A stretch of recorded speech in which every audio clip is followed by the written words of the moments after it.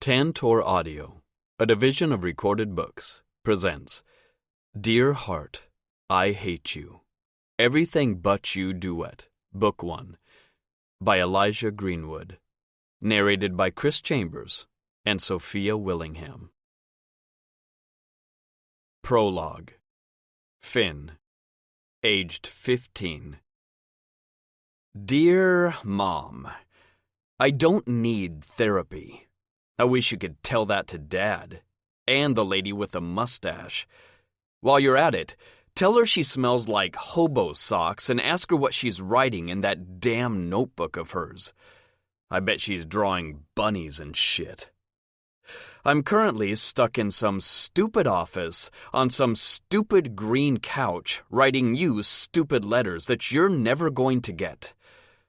I tried telling hobo socks that you're gone.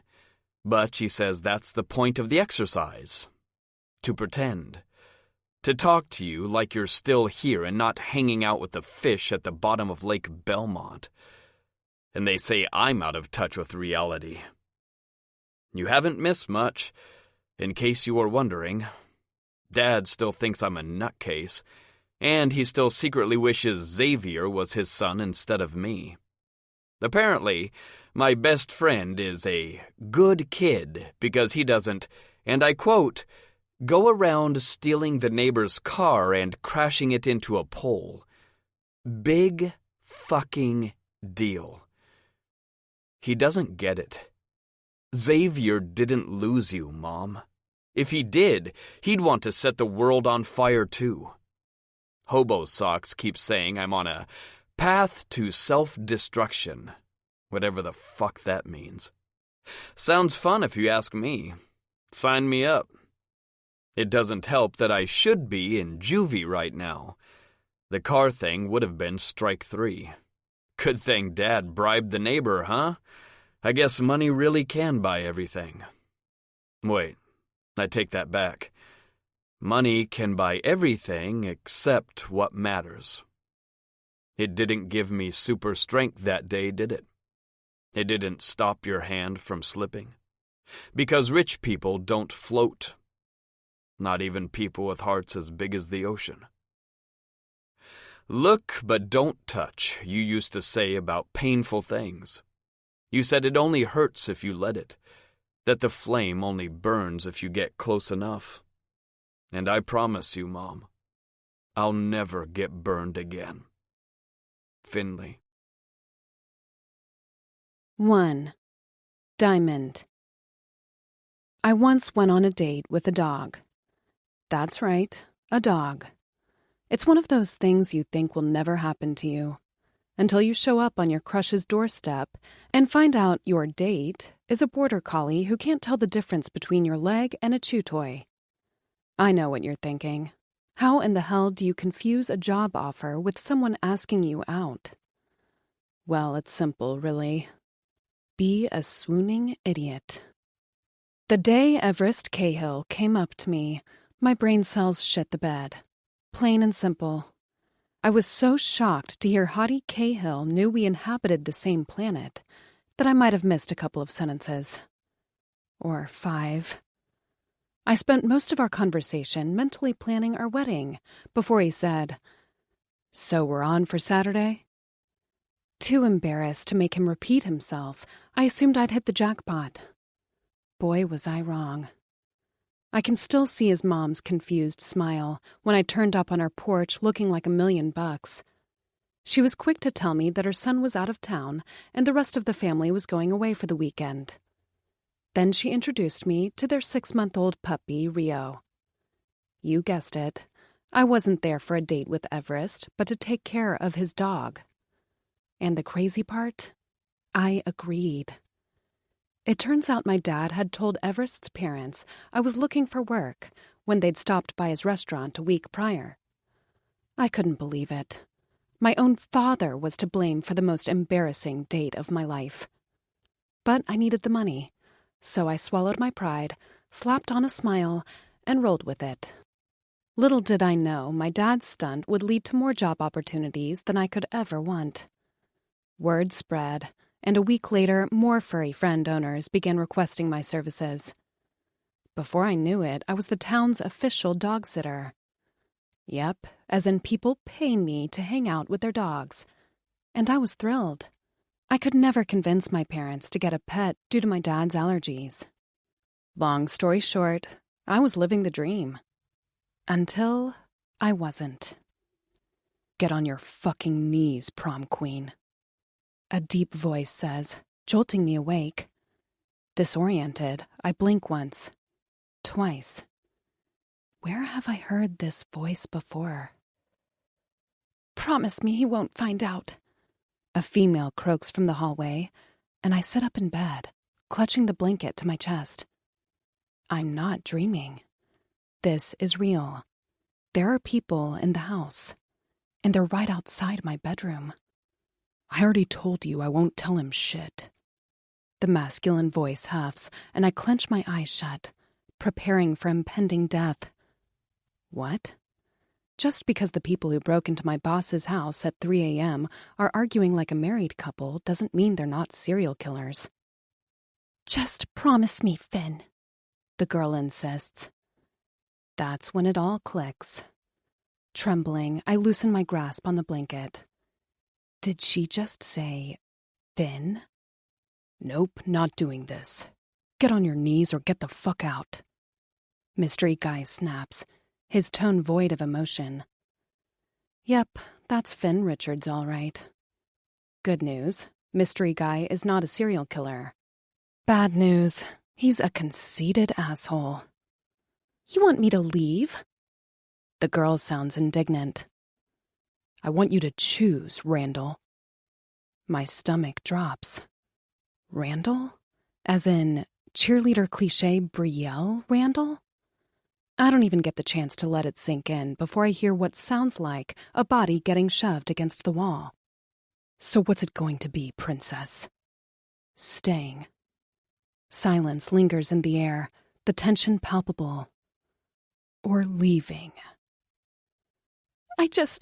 I feel so awful, Brielle bleats. Do you think he'd ever forgive? I'm positive he just smacked his hand to her mouth when he grits out an annoyed, keep it the fuck down. My dad hired some cow to take care of the house for the summer.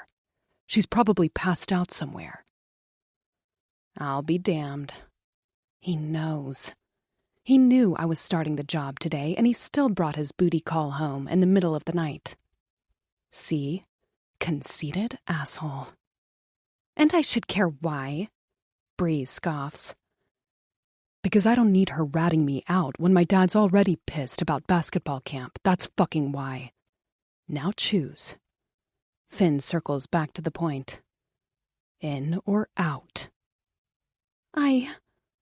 Bree falters. Maybe this will help. The sound of a zipper is the only clue I need. Fuck. A raw moan rips from Brielle's throat, muffled by Finn's palm, and I cringe deep in my bones. You hear that, cheat? Finn taunts, his voice low and gravelly. Your pussy's fucking begging you to stay. My throat closes up at her arousal. Someone get a mop, because I'm not cleaning that up. It's not cheating if he doesn't find out. Brielle squeaks in between moans. I almost laugh. The girl's been dating Xavier Emery, the school's star basketball player, for over a year now. Not only are these two Easton High's it couple, but it's also common knowledge that her boyfriend and Finn Richards are practically brothers. They grew up together. Hell, they share everything. Same basketball team, same goals, same inhuman good looks. Same girl. This is what I get for trying something new. I could have stuck to dog sitting on the weekends this summer, but no, I just had to take a house-sitting job for the most fucked-up family in Silver Springs. In my defense, the gig sounded too good to be true. Great money, room and board, 2 months living in a mansion. Not to mention the ad said no house guests except a golden retriever named Lexi. My boss assured me his eldest son, Brody, had moved out and his youngest, Finn, was away at basketball camp for the summer. Away for the summer, my ass. Bedroom. Now, Bree urges. Dread claws at me. Mr. Richards told me to treat myself to the biggest room in the house while he's away, but there's just one problem. I picked Finn's bedroom. Shit. I consider sneaking out through the opened window before remembering that I'm on the second floor and have as much stealth as my deaf grandma trying to hear bingo numbers. A plan. I need a plan. The door to the bedroom swings open the next second, and I opt for the only course of action I can think of. Hide under the blanket and pretend I don't exist. The cheaters stumble into the room, neither of them taking notice of my presence as they undress each other. It takes me a second to realize that I could go undetected all night. The room is pitch black, and this bed could fit all of my imaginary boyfriends combined. I'm not sure what's worse, getting caught half naked in my boss's son's bed, or being forced to listen to the cool kids have scandalous sex. I shouldn't have removed my shorts earlier, but it was as hot as the fiery pits of hell. Safe to say my see-through tank top and lace panties wouldn't make the best first impression. I worry my heart is going to tear through my chest when two tangled bodies sink down next to me. This is it. I'm going to witness a cheerleader deep throat a jock. Worst first day ever. Severing the kiss, Bree chokes out a weak, This is never happening again. Finn cracks a low, deriding laugh. Sure. I mean it, dickhead. You meant it last time, too. Hold on. This isn't the first time they've hooked up. My throat aches. Poor Xavier. A long moment of silence ensues. Normally, this would be when it sinks in. The looming self-hatred that comes with betraying your oldest friend. If this Finn guy has even a sliver of humanity, he'll come around before betraying Xavier. Again. Fuck the blowy. Lift up your skirt. Finn commands. Nope. Still a sociopath. God, you're so hot. I love a guy who takes charge. I must have missed it. Finn cuts her off. Missed what? She questions. The part where I tell you to fucking talk. Holy shit. I can't help laughing in my head. What the fuck? That's when I realize that I'm an idiot. And what I did just now? Definitely not in my head. The lights come on immediately, and I wonder if I could get away with pretending to be asleep. Then I decide that if talking in your sleep is weird, laughing in your sleep is downright terrifying. From the moment my sight adjusts to the light, I see Bree jolt to her feet, her dark red hair a tangled mess, followed by Finn, who leaps off the bed in a knee-jerk reflex. Not a word is uttered for the next 5 seconds, but it feels like 30. Bree and Finn don't move a muscle as they stare at me, like I'm some feral creature waiting to pounce. Bree is wearing a black push-up bra and a short denim skirt, while Finn is just annoying. I knew Finn Richards was hot from seeing him at school, but I didn't know shirtless Finn Richards was the kind of gorgeous you want to punch in the face on behalf of average-looking males everywhere. I scan him from head to toe, starting with the silver chain hanging down his neck, the black jeans falling an inch too low around his hips, and the deep V-line pointing to his, downstairs neighbor. And those abs. Lord have mercy. Tousled brown hair drapes down his forehead, concealing sharp hazel eyes where pits of darkness are brewing. Sleeves of tattoos snake up his arms, the ink covering every inch of his biceps. Top that with a jaw so sharp it could draw blood, and you have yourself a dirty, cruel temptation with a bow on top. The big guy definitely worked weekends making this one. Who the hell is that? Bree glowers at me, elbowing Finn in the ribs. Finn doesn't say a word, mouth hanging as he stares me up and down. Anyone in their right mind would apologize in this scenario.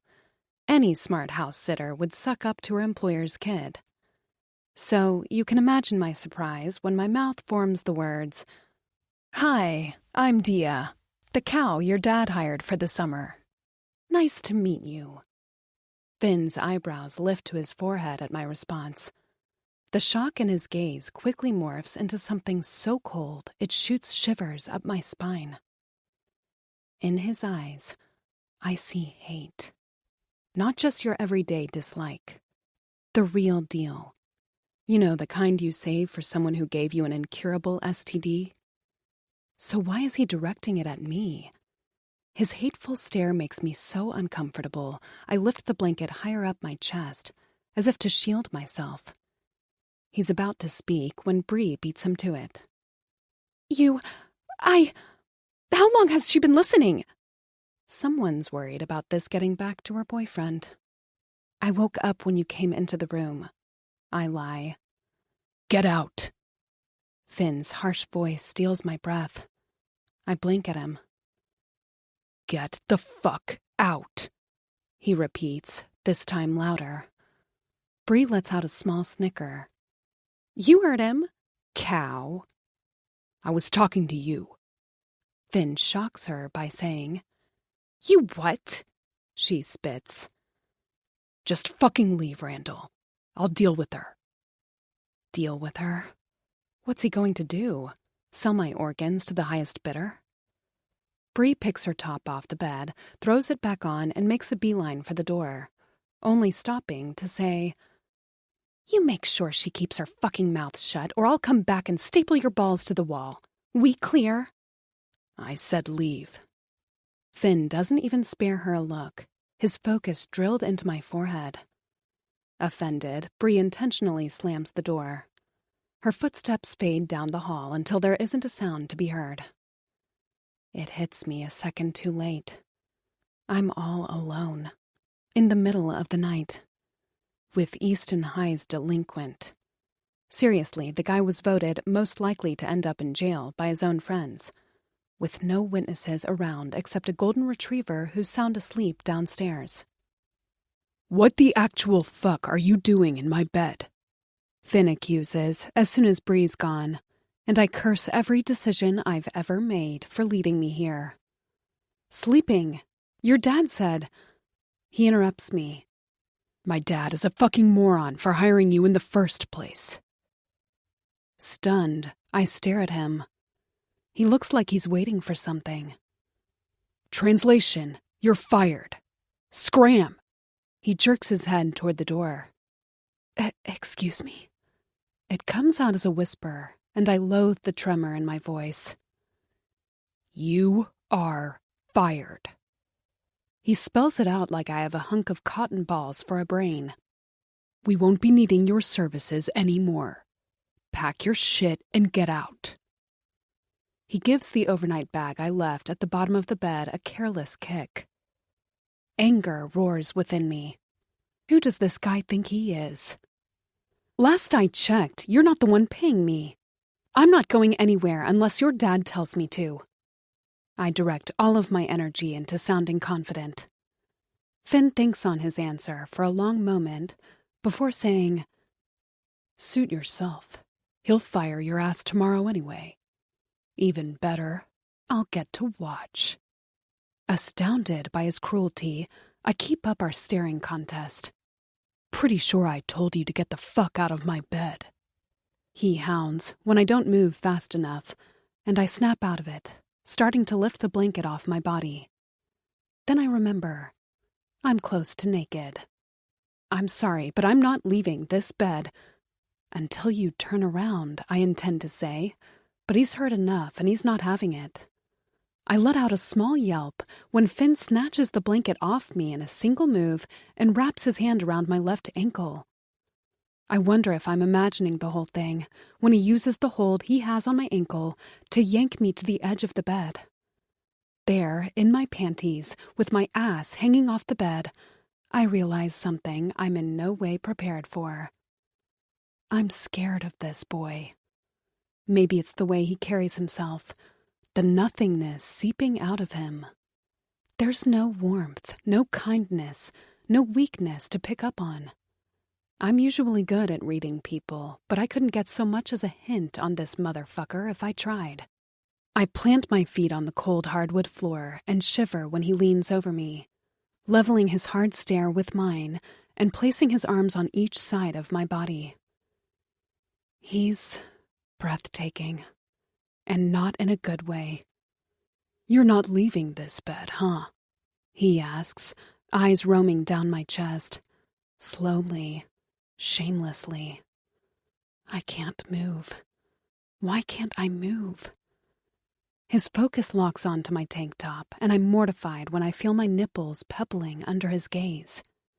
And the worst part, he seems to notice because he smiles. The logical part of me wants to disappear, run back home, and never set foot in this house again. But the other feels a pull in her stomach. The kind I shouldn't. Then what? What's the plan, sitter girl? Stay in my bed while I beat my cock? My mouth dips open. Watch me finish what you so rudely interrupted.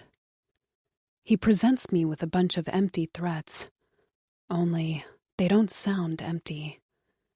He leans even closer and whispers, "Because that's exactly what's going to happen if you don't get your tight little ass out of my bed in the next 5 seconds. You'd think the bastard is hoarding every bit of oxygen in the room. Or did you want to put that pouty mouth to use?" He stops, his focus aimed at my lips. "Can't promise you a raise, but you sure could get one out of me." His eyes drift to his crotch for clarification, and my cheeks heat up. He's just putting on a show now, trying to send me packing, to disgust me out of this job. Whatever works. Too bad I need the money more than this boy needs therapy. My next move as clear as his superiority complex, I rise off the bed, guide my palms to his broad shoulders, and smile at the question marks plaguing his eyes. His skin is flaming hot. Soft, too. And he smells good, but I'd rather drink toilet water than acknowledge it. Then, I knee him in the balls. Hard. His groan of pain is nowhere near as satisfying as the look on his face when I push him off me and stuff my legs into my pajama shorts. He bends forward, holding his crotch and staring bullets through my skull as I pick up my bag of clothes. Let's make something clear. I look him dead in the eyes. The only thing this mouth is ever going to do for you is telling you to fuck off. With that said, I grab my phone on the nightstand and haul ass out of there. I'm sauntering to one of the many guest rooms in the Richards' house when I realize I just did that. I just kneed my boss's son in the balls on my first day on the job. My hands trembling, I lock myself into an empty bedroom 3 doors down and think back to the hatred in his eyes when I walked out. There isn't a doubt in my mind that I can kiss my quiet summer by the pool goodbye. I know better than to think Finn Richards won't get me back twice as hard the moment I let my guard down. Because I didn't put an asshole in his place. No, what I did in there was declare war. 2. Finn. A house sitter. A fucking house sitter. My old man's had his fair share of bad ideas in his days, but this one takes the cake by far. I'm gone 1 week, and he lets a complete stranger into the house to watch Lexi, while he's off sipping cocktails with some gold digger in Santa Monica. Dude, will you just get that broom out of your ass? Axel, my moronic friend, drags a hit of the joint in his hand. Worst case scenario, the girl stays and you get a plaything for the summer. Boo fucking who. That's not the point, shithead. I lean back into my driver's seat, kicking my feet up on the dash. The point is, my dad ran off to the beach house and left Lexi alone with some rando the first chance he got. Bro, you really need to see someone for your obsession with that dog. That shit can't be healthy. Axel snorts, guiding his lighter to the bong on his lap. He seals the opening with his mouth and inhales a gust of smoke. I smack him on the back of the head, sending him into a coughing fit. The guys love to say I'm too attached to my dog to mess with me. And fine, maybe I am overprotective of Lexi. So what? It's not like Mom's around to take care of her. Ignoring Axel's choking, I open the window on his side to release the smoke irritating my lungs. I scan the parking lot by the town springs. It's empty. No surprise there. Silver Springs isn't exactly famous for its entertainment. And yes, that's just a nice way of saying my hometown is fucking boring. It's even worse now that Xavier, the asshole I call my best friend, is off at basketball camp for the summer. Admittedly, I should be there too. Too bad they kicked me out. It turns out giving wedgies to other players isn't the camp's definition of team spirit. It's probably for the best. If I'd known Lexi was going to be stuck with the psycho in my house all summer, I would have ripped off Ridge Garcia's underwear from the get-go. Letting my head droop against the headrest, I pluck my phone out of my pocket and select my dad's number. The faster he kicks this gemstone girl, or whatever her name is, to the curb, the better. The phone rings 5 times before he picks up. Hank's phone. Either Dad got a voice transplant, or I'm talking to the blonde parasite leeching off him. I cut to the chase. I need to talk to my dad. Oh, hi. Xavier, is it? I'm Sonia. Your dad's told me so much about you. I wish I was even the tiniest bit shocked, but I'm not. My dad talking some bimbo's ears off about my best friend instead of his own kid? Sounds about right. Wrong person. Shit. Brody, then? She says nervously. This is getting ridiculous. I'm Finn. Brody's my big brother. The line goes quiet for a moment. Finn, of course. Your father talks about you all the time. I cut in. Selma, just give him the fucking phone, will you? It's Sonia, she corrects. Any day now. Offended, she blows out a bitter, just a minute. Shuffling erupts down the line, followed by a marriage of distant voices. I hear what sounds like water, waves. The sea? He's out on a yacht, isn't he? On some new boat with some new girl? What's next? Renaming Mom's boat after one of his whores? Hey, kiddo. Sorry, I was out swimming. Dad says on the other end. Everything okay at home? You mean apart from the raging bitch living there? A deep sigh flares down the line. I told you about the house sitter. You did, and it was fine when I wasn't home. But I'm back now. Feel free to fire her. There's a beat of silence. That's not happening. Did he just say, I'm sorry? I'm not firing her, Finley. But you don't fucking need her. I'll take care of the house, like I always have. And allow what happened last summer to happen again? Here we go. It was one party. Dismissing me, he continues. Kid, you didn't even make it 1 week at basketball camp before starting shit. What am I supposed to do with that? Rage boiling in my stomach, I mutter, Fine. What about Brody? Your brother's taking summer classes. So? He can't come back on the weekends? Bullshit. And leave Lexi alone 5 days out of the week? She won't be alone. She'll have me, I argue. Look, son, no offense, but you don't exactly have the best track record these days. Maybe if you knew better, like Xavier, That's my snapping point. When the fuck did this become about Xavier? It's not. Dad sighs again. It's about you not being ready to take on responsibilities. So, you don't trust me, I gather. That's not what I said. That's what you meant? My accusations don't faze him. Listen, the Mitchells are good people. They raise their daughter right. And you'll have someone to take care of everything, so you can go out with the guys without having to worry about Lexi. It's a win-win. So, you've made up your mind? I have. I'm sorry, bud, but she's not going anywhere. Not unless she quits.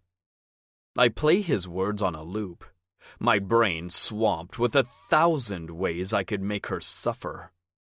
Fine. Just as I'm about to hang up, Dad stops me. Finn? What? I spit. Have you gone to see her yet? I immediately know what he means. My guys said she's as good as new, he adds. A fire ravages my insides, burning the little respect I had left for my father to a crisp. Some things never change, even when they should. I squeeze my fists so hard I lose feeling in my joints. I told you, the only way I'm ever getting on that fucking boat again is to sink it. Then I hang up.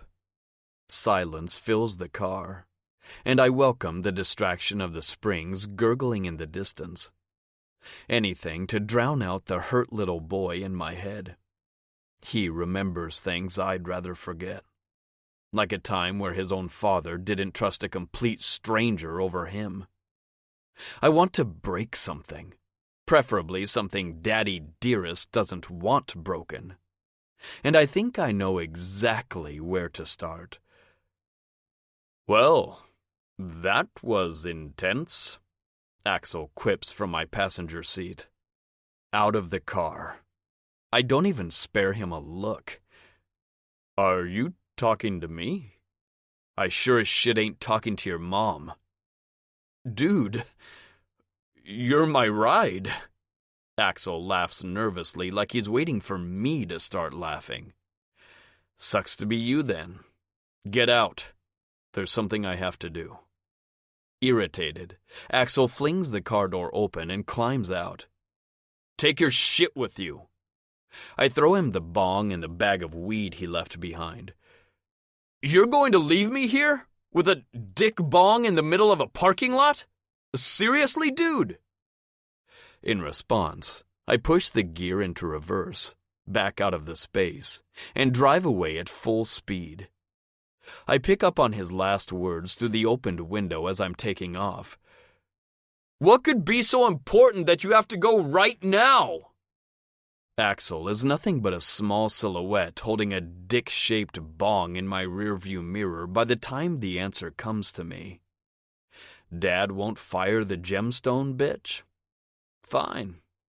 But that doesn't mean I can't get her to quit.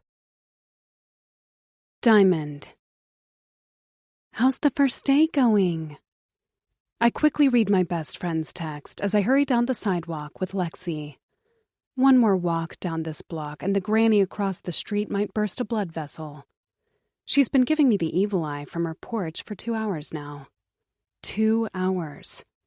She's definitely one of those people who thinks dogs only exist to piss on their lawn. Okay, I'm stalling.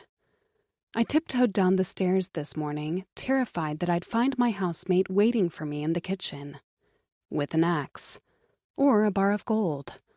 Or whatever weapon rich people use. I felt good about sticking up for myself last night. But daylight, Dia? She isn't quite as confident, especially after my phone call with Mr. Richards this morning. He apologized for failing to warn me about his son's return, then offered me more money to keep working for him, no questions asked. You know you're in for one hell of a summer when even your boss knows his kid is a nightmare. I couldn't turn him down.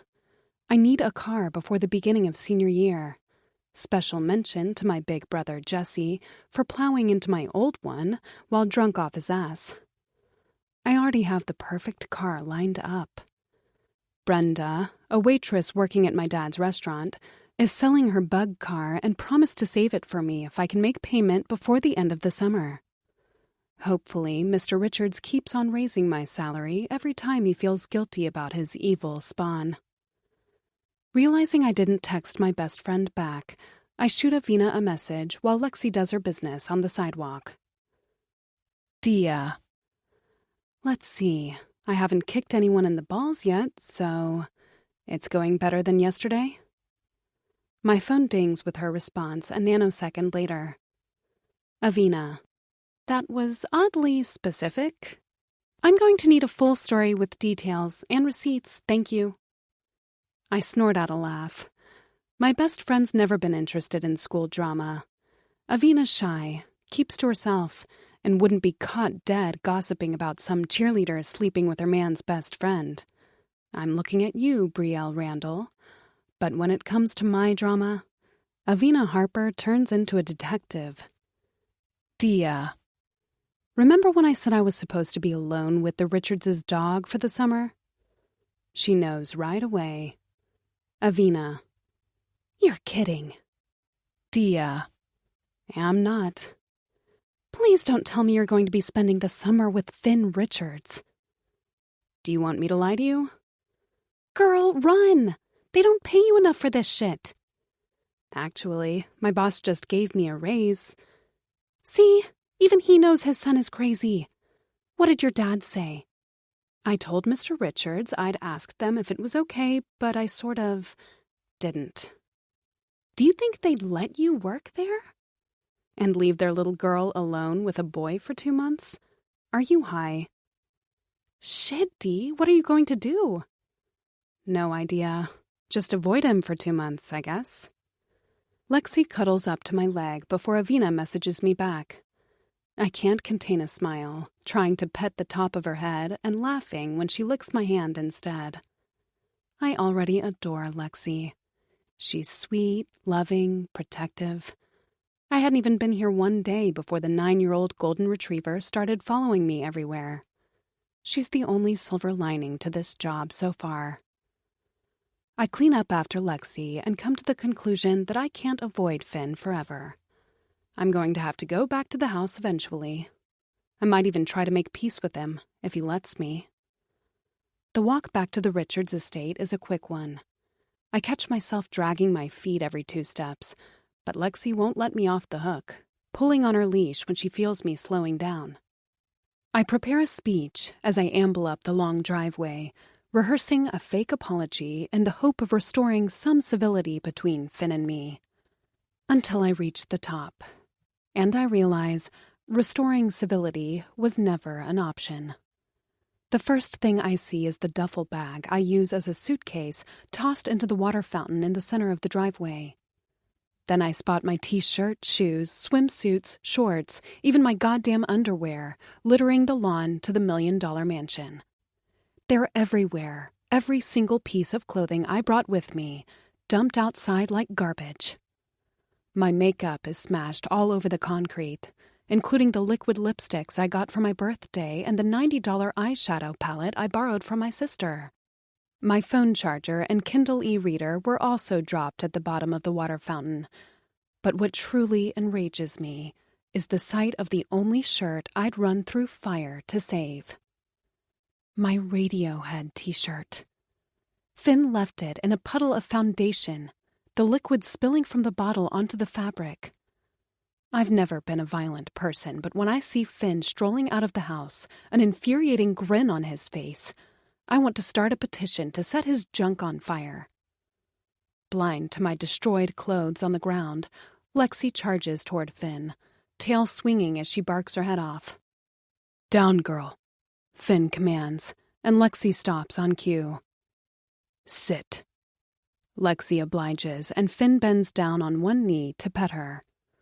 Lexi jumps at the chance to swipe her tongue across his cheek. How could a dog so sweet love a boy so cruel? "Come here." Finn scratches Lexi under the chin and rubs her belly when she rolls over on her back to greet him. Only then do I understand. He's not cruel, at least not to her. I stand there for a moment, watching them reunite, until Finn jerks the front door open to let his dog inside. As soon as Lexi bounds into the house, the ability to keep my cool leaves my body.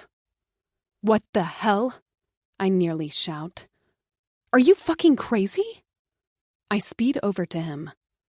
Unbothered, Finn looks down at me and folds his arms over his chest. "Oh, this?" He gives me a shit-eating grin. "Hope you don't mind.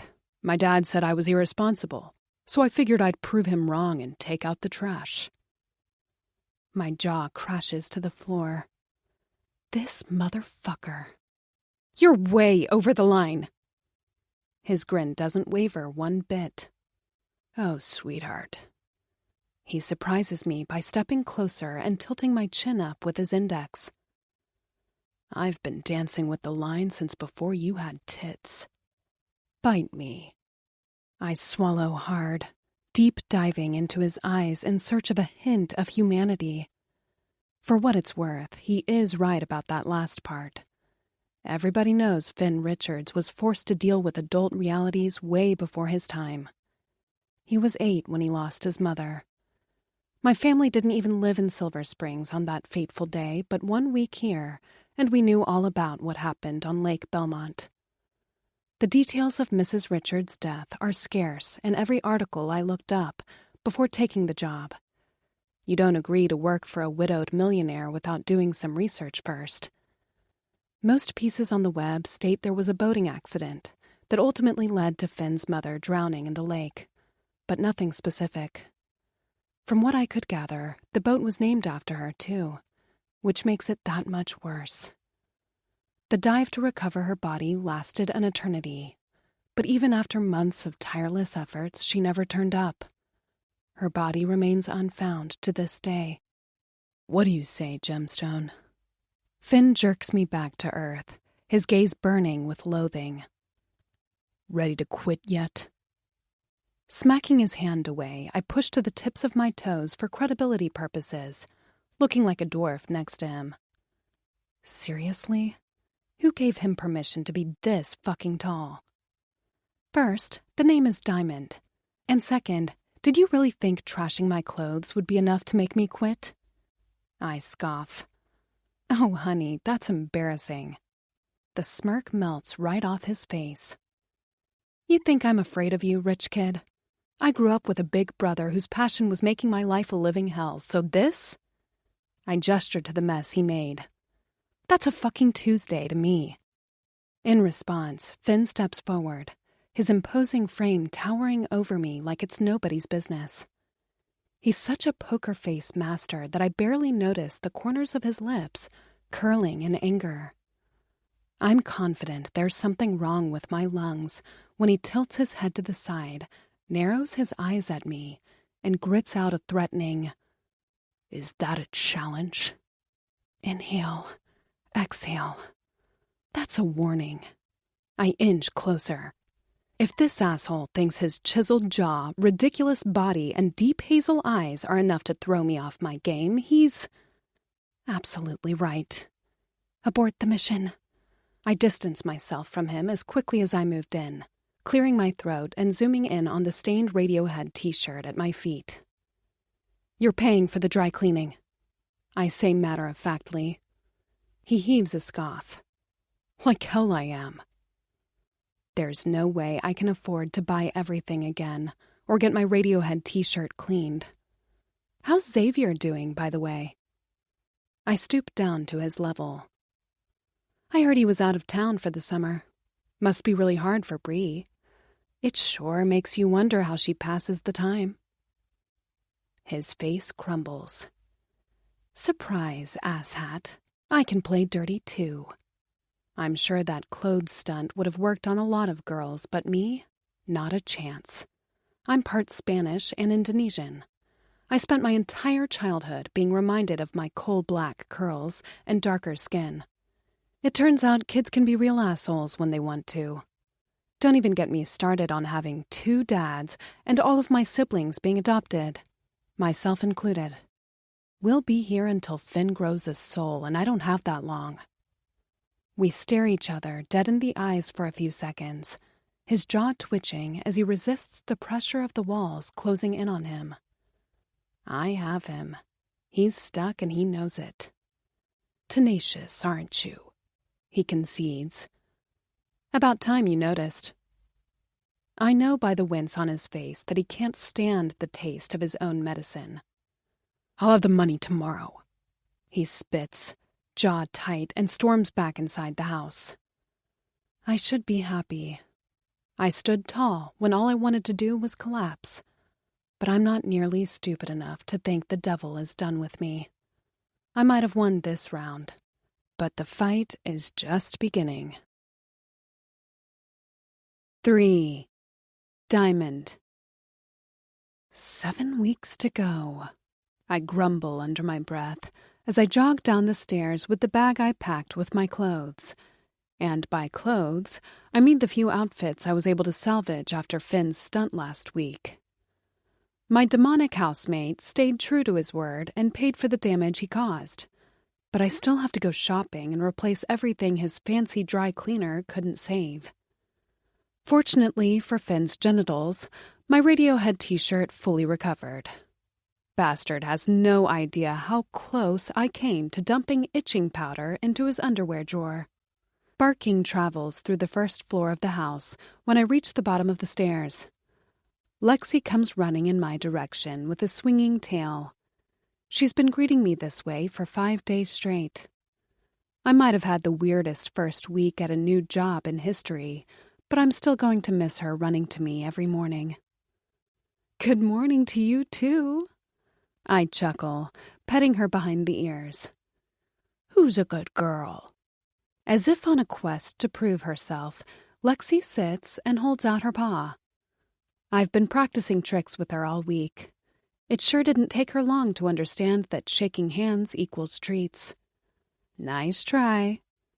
I squint at her, but she doesn't budge, ogling me with those big, adorable brown eyes. I hate playing bad cop, but I'd rather Mr. Richards didn't come home to find his dog has gained 30 pounds. Stay strong, Dia. Resist. Run to the kitchen and give her a treat. I'm back to my feet in an instant and maneuvering my way to the kitchen to give her a goodbye treat. Mr. Richards suggested that I take my weekends off for the rest of the summer. He said his son could hold down the fort for 2 days out of the week, and I deserved a break from Finn.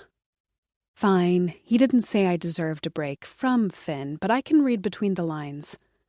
He's been checking in nonstop, asking me how things are going like he half expects me to cry him a river about his awful son. Worst part is, even if I wanted to snitch, I can't. My silence is the only thing protecting me from Finn's cruelty. He read me loud and clear when I insinuated that I'd tell Xavier about his betrayal. Finn lay low for the rest of the week, staying out all night, then grunting in disgust whenever I walked into the room. He'd been avoiding me like the plague, but there haven't been any more ruin-your-life schemes. Yet. I put on coffee and grab Lexi's treats in the cabinet above the fridge. Last one. I'm serious. I fake scold, and Lexi devours the treat off the palm of my hand. A pet rock has more authority than you. I flip my head to see Silver Spring's Killjoy standing in the doorway. Finn is shirtless, wearing gray shorts and balancing a basketball against his hip.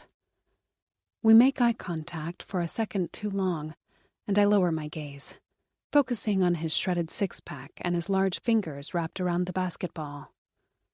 He has big hands. Dia, stop. He's not even worth the calories you're burning checking him out. Hey, Rumi. I flash a smile, which, to my disbelief, isn't forced.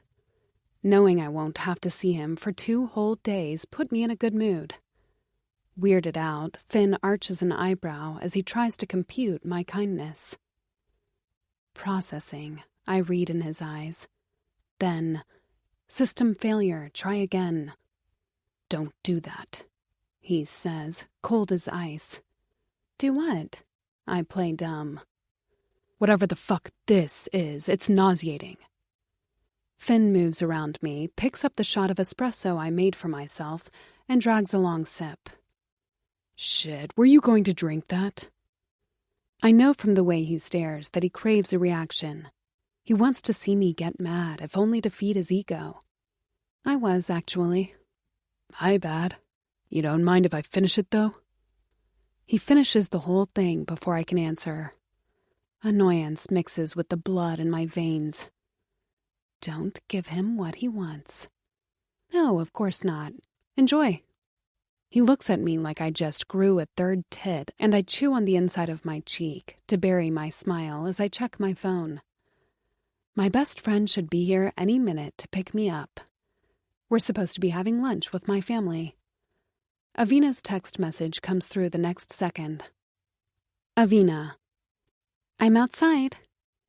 Shoving my phone in my jeans back pocket, I saunter toward the front door with my bag dangling down my shoulder. Finn's gaze shadows me across the room. Have a nice weekend, I tell him, and pry the door open. I've barely taken a step before his voice cuts through the air. Wait. I glance back at him. He's put down the espresso shot and is now spinning his basketball on his index finger without breaking a sweat. Show off. You coming back next week? He asks. I'm stunned, fairly certain that I hallucinated the question. Why would he ask me that? Does he want me to come back? Is he finally putting down the weapons and allowing us to be civil? Yes. Then he shoots my foolish hopes dead with one sentence. Then I won't have a nice weekend. Fucker. A whole week? I didn't think you'd last this long. Damn, sis. My brother, Jesse, comments as he rests the potato salad dish on the kitchen table. Silly me, thinking I could get through one meal without being hounded with questions. Damn? Charlie, my 3-year-old brother, repeats, tasting the word on his tongue for a bit before deciding that he likes it. Damn, damn, damn. Don't say that, sweetie. It's a bad word. Gayton, my dad, scolds, throwing Jessie a murderous glare. Avina snickers in her chair, tilting her head forward and hiding behind her caramel brown hair. Honey, give Charles some milk, will you? Gayton asks my other dad, Dave. It gets confusing, so I call them by their names to differentiate them.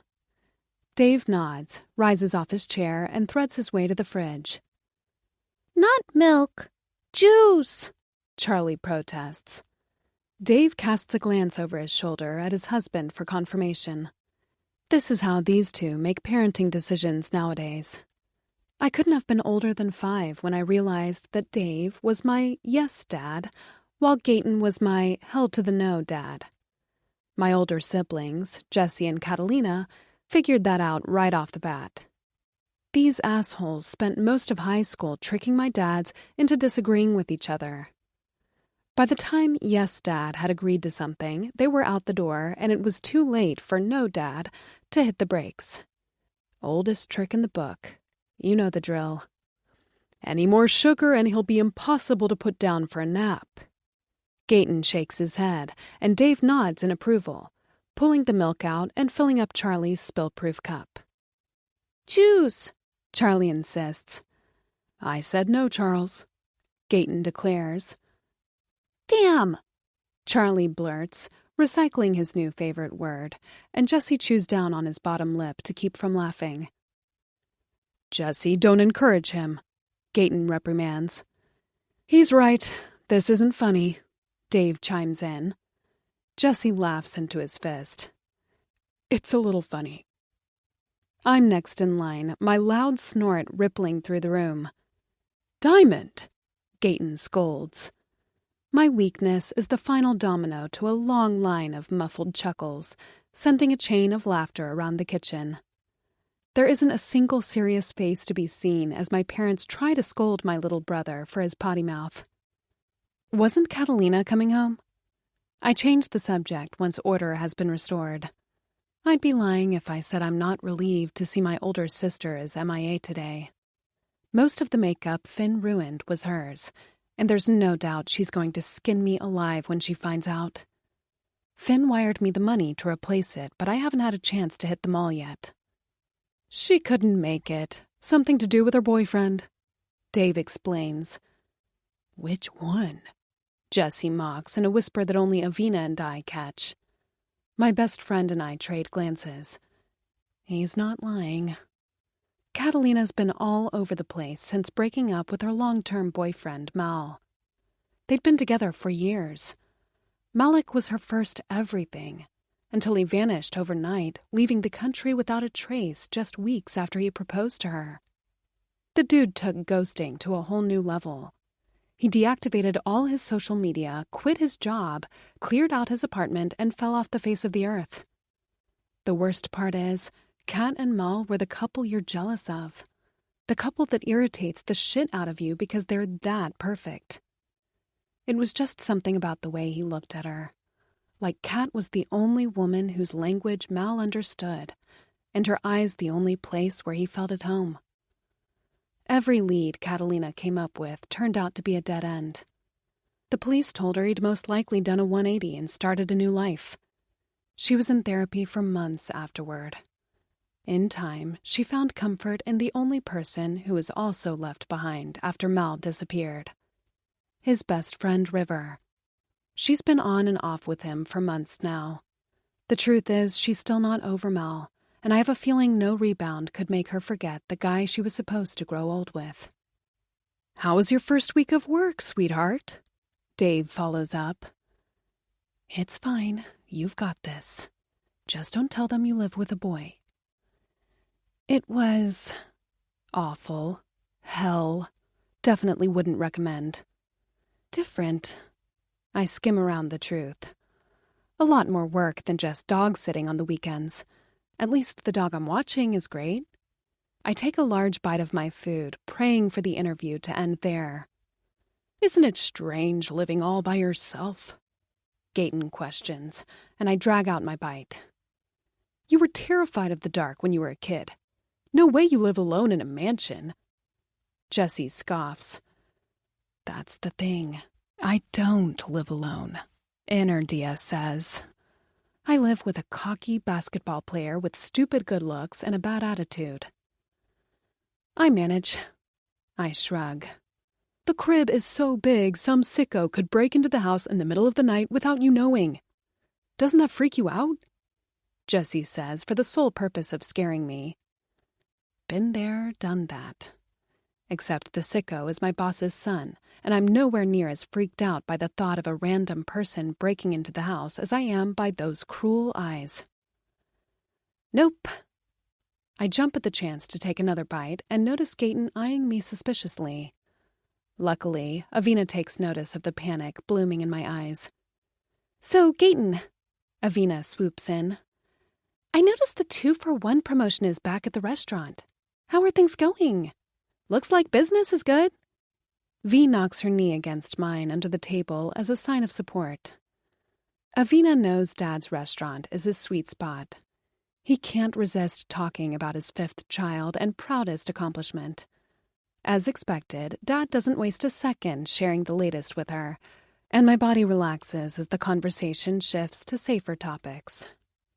If you were ever wondering if Avina Harper is a good friend, there's your answer. V and I are worlds apart sometimes, and yes, lately, I feel like we differ in opinions. She has absolutely no interest in the male population, for starters. But her loyalty? That will never change. The girl's practically a professional fixer, both at home and in her social life. She's been acting as an assistant to Ashley, her music prodigy sister, for years now. I'm surprised her mom even allowed her to have lunch with us. Ashley's schedule is just as packed on the weekends as it is on the weekdays, and Davina rarely gets a break. Just one of the downsides of having a talent show winner for a sister. Gaten goes on about how the promotion is bringing in more customers than ever for 10 minutes, and Davina listens with a smile on her face, nodding along to his story. "Oh, I almost forgot," Gaten remembers, just as he starts clearing the table. "Diamond, Jesse will be driving you back to work tomorrow." My mouth parts. "He what?" I blurt. "I'm what?" my brother says at the same time. Jesse and I exchange looks from across the table. "In fact, he'll be driving you every Sunday until you get a car," Dave chimes in. "But Sunday's my only day off work. Can't she just walk?" Jesse counters. "She could, but she wouldn't have to if you hadn't totaled her car," Dave cuts in. "It's about time you learn your actions have consequences, don't you think?" Heavy silence wraps us up. It's no secret that my dads have had enough of Jesse's shit. My big brother's always been on the reckless side, losing his license, ditching school, sleeping with girls he has no intention of calling. But his plowing into the back of my car at the end of my junior year was the last straw. Jesse likes to say that if they could, our dads would travel back in time and leave him to foster care in the dirt-cheap home where Jess and I had wound up when they found us. Get a refund on his rebellious ass. His words. I don't remember my life pre-adoption, but I think my being an infant at the time gives me a pass. Everything I know my dad's told me. Story has it, Jesse and I lived in a shitty foster home with an even shittier foster family. How did I end up there in the first place, you ask? Cue the tragic backstory. My biological mother died giving birth to me. She didn't have any relatives to take care of a baby, and my father was a no-show. The end. I don't know how old she was when she had me or where she was from, but my parents told me she was a kind soul trapped in a life she didn't deserve.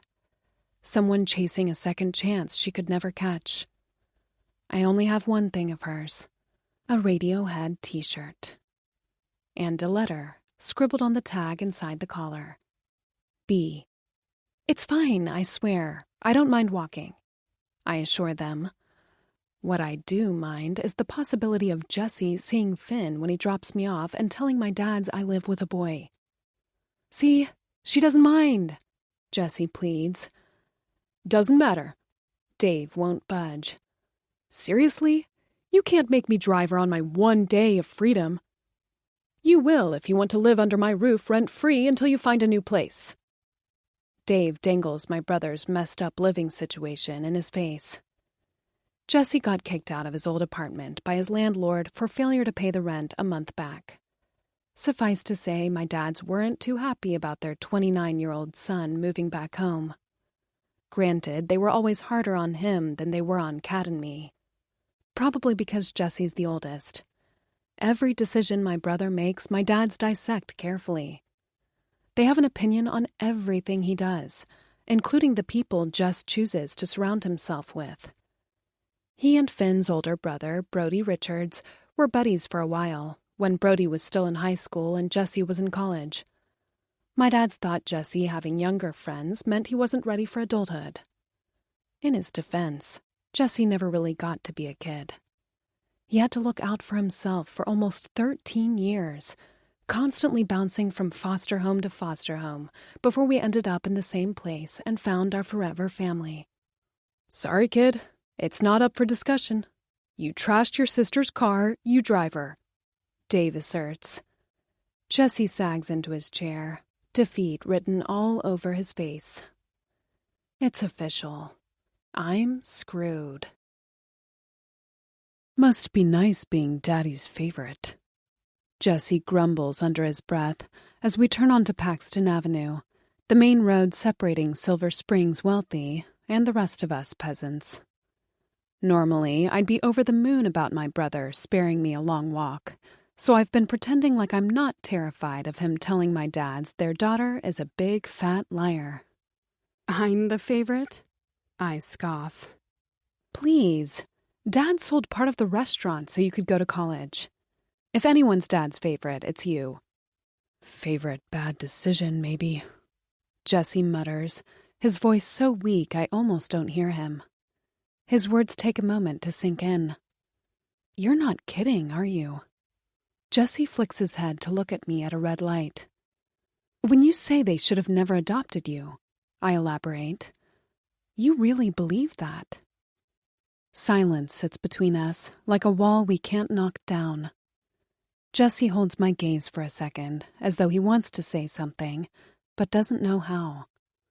I'm just saying they might have thought twice if they'd known the shit they were getting into. There it is. For as long as I can remember, Jesse's felt unworthy. When he was a kid, he'd look at my dads like they'd moved heaven and earth the day they took him home. Like he didn't understand how they could possibly choose him. People said he was too old, that families wanted babies. Not teenagers with trauma coursing through their veins. But my parents disagreed, and Jesse's spent every day since then trying to prove them wrong.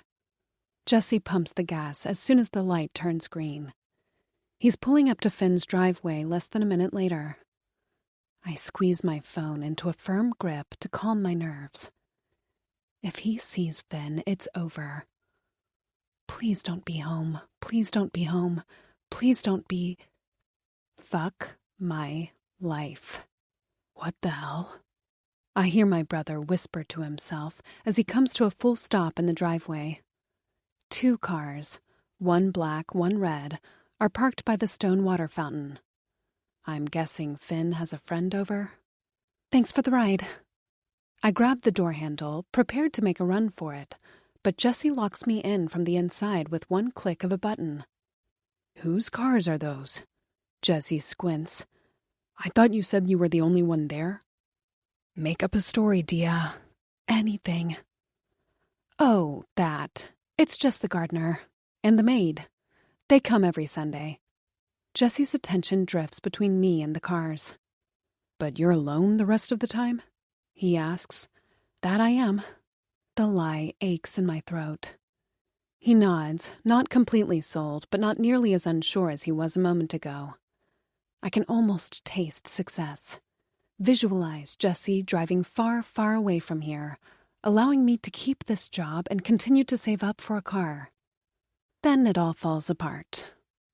The glass door to the mansion opens and my worst nightmare trails out of the house, shadowed by Theodore Cox, a black-haired basketball player I know from school. Finn spots my brother's car instantly and stops. He stares for a bit and then pads to the red car parked out front. They both lean against the hood as Theo lifts a blunt to his lips to drag a hit. My brother's face decomposes in slow motion. It's not Jesse's first rodeo with the Richardses. He spent most of college tight with Finn's older brother Brody, and while they stopped speaking years ago, he refused to tell us why. He could never wash down the sour taste that family left in his mouth. Mind telling me what the fuck he's doing here? I thought he was supposed to be gone all summer? Jesse asks. Join the club. Coming to terms with my fate, I manage a week. Plans changed. Plans changed? Jess blurts. That's it? That's all you have to say to me? I'm going to need a bit more than that, sis. I exhale a deep sigh. He got kicked out of basketball camp and showed up out of the blue a week ago. What was I supposed to do? Well, you sure as fuck weren't supposed to lie to everyone about it.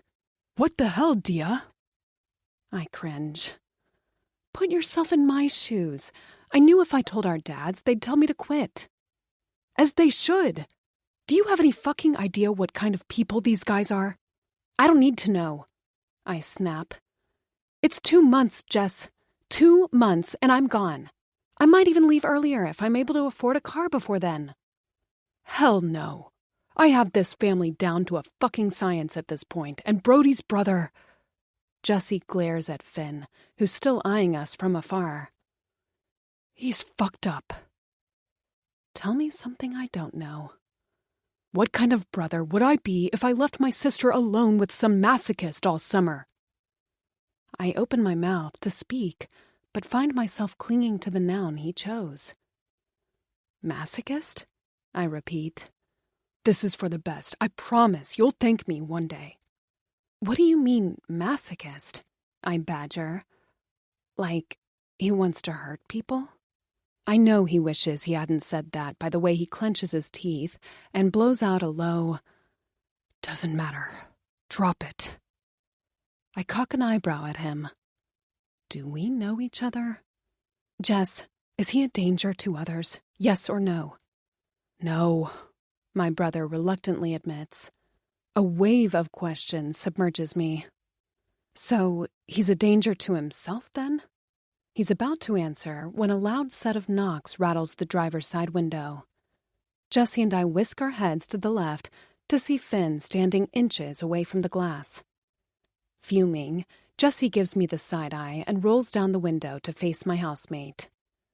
I've barely had time to prepare for whatever stupid shit is about to come out of Finn's mouth when he says, "Sorry to interrupt, sir. I just thought I'd come over and introduce myself. I'm Finn. Your daughter works for my dad." I understand when he holds out his hand to Jessie with a wicked grin that he only came over because he saw we were in a fight and thought to himself, hey, I should go make shit worse. Jessie doesn't even bat an eye at Finn's hand held out to him, staring bullets through his head. 1,000-pound silence weighs me down, and I feel the need to speak before Jessie jumps down Finn's throat. He's not my dad, I correct. Don't pretend like you don't remember me, punk, Jessie accuses, and Finn pulls back an inch, assessing my brother thoroughly. His eyes light up a few seconds later. Holy shit, Jessie? My brother doesn't confirm his identity, but his glare speaks for him. Long time, man, Finn adds. Not long enough, Jessie says bluntly. Ignoring my brother's comment, Finn leans forward to brace his forearms on the window frame. A familiar glimmer of hate streaks through his gaze when he spots me in the passenger seat. A little young for you, don't you think? Finn makes a vomit-inducing assumption. Jess shares my disgust. Oh, fuck off. She's my sister. Shock merges with the cockiness in Finn's eyes. Your sister, huh? Is that so hard to believe? Jessie spits. Nope. Small world, that's all. Finn plays the nice guy act to a T. Well, no introductions needed then. I'll leave you two to finish your talk. He fails to conceal his smile, knowing damn well the appropriate word here is fight. Finn gives himself a push and starts to walk away, but halts 2 steps in. Oh, and sitter girl? Our eyes lock across the driveway. Welcome back. He tops it off with a smirk that's full of ulterior motives. Yep, you're coming home, Jessie declares the instant Finn is at an acceptable distance. As though he can feel his master plan working, Finn glances at us over his shoulder, flashes a conniving smile, and gestures for Theo to follow him inside. You do realize he did that precisely to piss you off? I point out once the boys are out of sight. Well, it worked. Let's go. Jessie starts the car, and my hand jerks to the ignition. Jess, please. I really need this job. He shrugs. You can get another one. Not one that pays this well, I argue. I don't trust him, Dia. He wants to get in your pants. I'd sooner die. So? Even if he did, do you seriously think I'd let anything happen?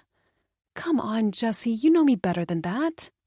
The muscles in his jaw twitching, Jessie sags into the driver's seat and thinks long and hard on his response. I just want to get through the summer, buy a car, and forget any of this ever happened. Please. Dead quiet, my brother runs a hand through his dark, untidy hair before releasing one of his, I'm going to regret this, sighs. Fucking hell. Fine. He gives in. Did he just agree? Wait, so you're not going to tell on me? I cover my bases. An eternity later, he says, No, All I can do in response is extend my arm around my brother for a brief side hug. Thanks, Jess. I owe you one. But you keep me updated, got it? You call me if he tries anything, and you come back home every weekend. No exception. Yes, Dad. I joke as I pull away, but Jesse doesn't laugh. The ice walls around him back up in an instant. I mean, yes. Now get out of here before I change my mind. Copy that. I nod and hurry out of the vehicle. Jesse watches me like a hawk as I gather my luggage from his back seat, throw the strap of my bag over my shoulder, and speed walk toward the mansion. He doesn't drive away until the exact moment the front door closes behind me. Barking is the first thing I hear when I step inside the house. I spot Lexi in her dog bed and smile. She sits up, her tail wagging, and rushes down the hall to meet me. She's so excited she nearly slips on the hardwood floor in the process. Dropping my bag, I kneel to give her a proper greeting, and Lexi throws her paws over my shoulder. Her body wiggling from left to right, she alternates between licking my face and barking. Did someone miss me? I chuckle. She's so hyper I can barely pet her, and my heart swells. It isn't long before Lexi gets tired of our reunion and retreats to the living room to nap. She circles multiple times before dropping down on her dog bed. Milking every drop of courage in my body, I kick off my shoes on the welcome mat, pick up my bag, and trail toward the kitchen. I can hear the boys laughing in there, but I haven't had lunch today, and nothing, not even ass-face Richards, will stand in the way of me and the tuna casserole I left in the fridge last week. The conversation gets dry the moment I enter the room, and I glance at Finn just in time to see his dimpled smile slip off his face. He proceeds to glare at me, as though he's hoping he'll stare me out of the door. We're about 2 seconds away from ranking a solid 10 on the awkward scale when Theodore Cox, named Theo by everyone at school, cracks a hint of a smile. Told you, Theo snorts, unfolding his hand in front of Finn. Hand it over, fucktard. Cursing beneath his breath, Finn digs into his pocket and lobs something into his friend's face. A $20 bill. These assholes. They bet on me quitting, didn't they? They probably thought Finn's stunt to infuriate Jesse would seal the deal. Or maybe they thought I wouldn't show today after everything Finn put me through last week. To be fair, most girls wouldn't have come back for round 2. But most girls don't desperately need a car. I'd take 5 more summers like this over having to ask my dads for rides everywhere until I leave for college. Classy. I mumble under my breath and edge my way to the fridge to grab a plate of food. The beeping of the microwave cuts through the kitchen just as I'm pulling the refrigerator door open. Finn rises off his seat to get whatever unhealthy shit they're eating, but I don't think much of it. Until I rummage through the fridge for my casserole and realize it's not their food that's ready. It's mine. What the? I say and swivel around to see the boys inhaling the tuna casserole, going through their plates like they haven't eaten in decades. I spot the dirty glass container dumped in the sink. I spent an hour making this before I went home for the weekend so that I wouldn't have to worry about meal prepping for at least a few days. And now, it's all gone. It was at least 6 servings. You mean to tell me Finn went through the whole thing in just 2 days? How? Maybe he wasn't alone? Who told you you could eat my stuff? I'm fuming as I watch the basketball players munch their way through my food. Neither boy answers me or even looks at me, for that matter, taking their sweet time finishing the food I've been thinking about all weekend. Riled up, I march to the kitchen island and slam my palms on the counter. Finally, Finn's eyes snap to mine, his face still an unsolvable riddle. Who told you to come back here?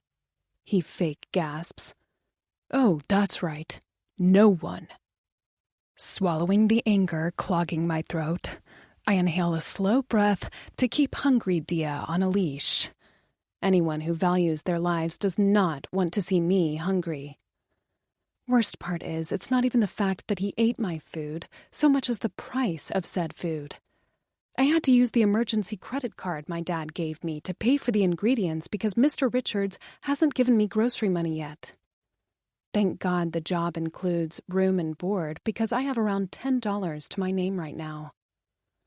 Theo's phone rings the next second. His deep laugh travels through the kitchen. Yep, you're on your own. He lifts off his stool and walks to the sliding glass door in the dining room. Don't kill each other before I come back. With that said, Theo steps out onto the patio. Silence envelops the kitchen, and while Finn and I don't say a word for a short moment, our eyes say plenty. Neither one of us is backing down. I'm the first to speak up. You're going to pay me back, or what? Finn knocks the breath out of me by pushing to his feet. Fucking what, sitter girl? You're going to blackmail me again? He's crossing over to my side of the kitchen before I can blink. He's getting closer and closer. Okay, that's close enough, I want to say, but my housemate clearly doesn't give a damn about personal space because he's still charging toward me.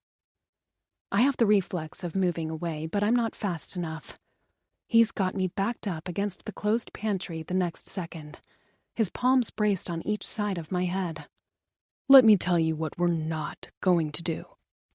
His words hold no trace of a threat. He's not trying to scare me anymore. He's stating facts. We're not going to pretend like you have any fucking leverage over me when it's clear as shit that your brother had no idea I was back from camp. Fuck. I'd also bet a kidney your parents don't know their little girl is living alone with a boy, do they? His breath tickles my cheek. My mouth falls open at his assumption, but I clamp it shut, refusing to give him an answer. Only he doesn't seem to need one because he scoffs. That's what I thought. It doesn't change anything, I croak. You want to know what I think? He twists a strand of my black hair around his index. I think it changes everything. I think it means I don't have to be nice to you or pretend for one fucking second that I want you here. In fact, I don't even have to worry about your snitch ass ratting me out anymore. I try to come up with 100 counterpoints, but can't find a single one. Because he's right. He's got me backed up in a corner, metaphorically and literally. The possibility of me telling Xavier Emery about Finn hooking up with his girlfriend was my only advantage. Without it, Finn is free to return to his old ways. So, why don't we make a deal?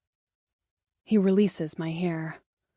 I've given up on breathing like a normal person at this point. You don't tell my best friend I know what his girl's pussy tastes like, and I don't tell your parents their daughter is a dirty fucking liar. How's that? I don't speak for a long moment, attempting and failing to calm my racing heart. Deal? Or do I need to call your daddy? I pretend to think about it, well aware that I have zero ammunition right now. He grows impatient. Last chance, Jem. My heart pulsing in my brain, I break one of Hollywood's biggest rules. Never negotiate with terrorists. Granted, Finn isn't a terrorist, but I swear right now, with the way those merciless eyes observe me, like he has every intention of setting my world on fire and dancing upon the ashes, he sure as hell feels like one. Deal. I choke out and push him away. He barely stumbles back a step, and I squeeze my way past him to reach the stairs, growling stomach be damned. Oh, and Jem? He calls a second later. He's never going to remember which gemstone I'm named after, is he? I stop in my tracks, but don't look at him. My friend Theo will be staying with us for a while. I don't make a sound. Unless you got a problem with that? He baits. He's testing me, making sure I know where my place is. I want to rain hell down on him, but I know I can't refuse. Well, I could, but it wouldn't do squat. I have the short end of the stick now. If I snitch on him, he could lose his best friend. It'd piss him off, but the guy clearly doesn't love anyone, so he'd get over it. But if he tells on me, I could lose my parents' trust. And after everything my dads did for me, from plucking me out of a terrible home as a baby to giving me a great life, I couldn't stomach it. Fine, I grumble. That's when he gives me a look. One that swaps the blood in my veins for ice. His eyes are still packed with hate, disdain, and resentment. But this time, there's also a glimmer of interest. A drop of curiosity that wasn't there before. He looks at me like I'm a ticking time bomb he finally knows how to detonate. And as I glide up the stairs with my luggage, I know I'm in for the worst summer of my life. 4. Diamond. Cold. I'm cold. No, not cold. Freezing.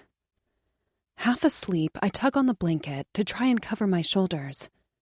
It doesn't help warm me up, and I groan in annoyance, driving the blanket over my head. What the hell? My teeth chatter, and I pry my eyes open, analyzing my surroundings to make sure I didn't magically teleport to Antarctica. I'm in the exact same place I was when I fell asleep, curled up in the queen-sized bed of the guest bedroom, but there is one major difference. The temperature. I reach for my phone on the nightstand. It's 8:05. I set my alarm for 8:15 to take Lexi on her morning walk, but there's no way I can sleep 10 more minutes in this ice age. I check the weather app on my phone and frown at the digits on my screen. It's 80 degrees outside. A warm, gorgeous day I have every intention of spending by the pool with Lexi. So then, why is it so cold in here? I climb out of bed and wince when my big toe meets the chilly wooden floors. The thermostat in my room reads 60 degrees when I know for a fact that I set it to 68 last night. Maybe it's a glitch? It would make sense, seeing as the house is filled with smart devices. Thermostat, blinds, lights, even door locks. Weird, I say under my breath before pressing the touch screen to raise the temperature. A loud beeping sound startles me, and a message appears on the fancy thermostat. Locked. Please enter passcode to adjust temperature. I know that I was wrong instantly. It's not a glitch. It's him. You've got to be fucking kidding me. I dial a handful of number combinations, all of them followed by the same message. Locked, locked, locked. I swear, this boy has a death wish, I say through clenched teeth. I throw on an oversized hoodie that stops just above my knees and storm out of my bedroom. I rush down the stairs, ready to rip Finn a new one. I thought maybe he'd only changed the temperature upstairs, since he has access to every room from the controller in the kitchen. But the rest of the house is just as cold. The fucker is trying to force me out the door by making me freeze to death. I'm surprised to see Lexi isn't downstairs waiting for me when I reach the living room. Poor baby, she must be freezing too. I get that he'd want me to freeze, but his dog? What kind of monster does this to his own pet? Turning the corner in a hurry, I search for Lexi but can't find her. Worry creeps under my skin as I wander into the kitchen and call her name a few times, with no result. I stop short at the sound of her familiar barking. It's coming from the backyard. Rubbing the goosebumps on my arms away, I dash toward the large windows and release the biggest sigh of relief when I see Lexi running down the lawn. She's chasing after Finn, playing fetch and living her best life. At least he had the decency not to let her freeze. I glance at the rope hammock near the pool house and spot Theo napping in it. He's bathing in sun rays with his forearm and dark hair covering his eyes. Right, I forgot. He lives here now. Chills skitter down my back, a reminder that I'm still freezing my tits off, and I swing the glass door open to walk outside. I know he heard the door close, but Finn doesn't glance my way, throwing Lexi a dog bone. Aw, he thinks he can ignore me. Cute. Change it back. I cross the yard in a few strides. The silver chain he always wears is clasped around his neck, and he's shirtless, sporting black sweats with a backward baseball cap that makes him look so damn good it's infuriating. His stupid, glorious body basks in the sun, his veiny forearms and tattoos holding my eyes captive. His eyes are small too, like he just rolled out of bed.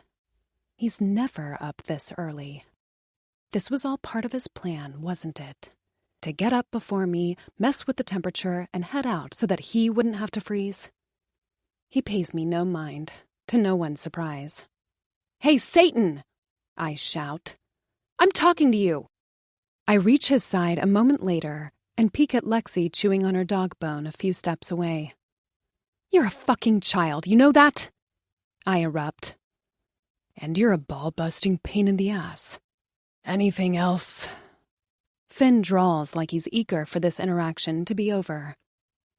"A password? Seriously?" I scold, but he denies me eye contact. Irritated, I leap in front of him, giving him no choice but to look at me.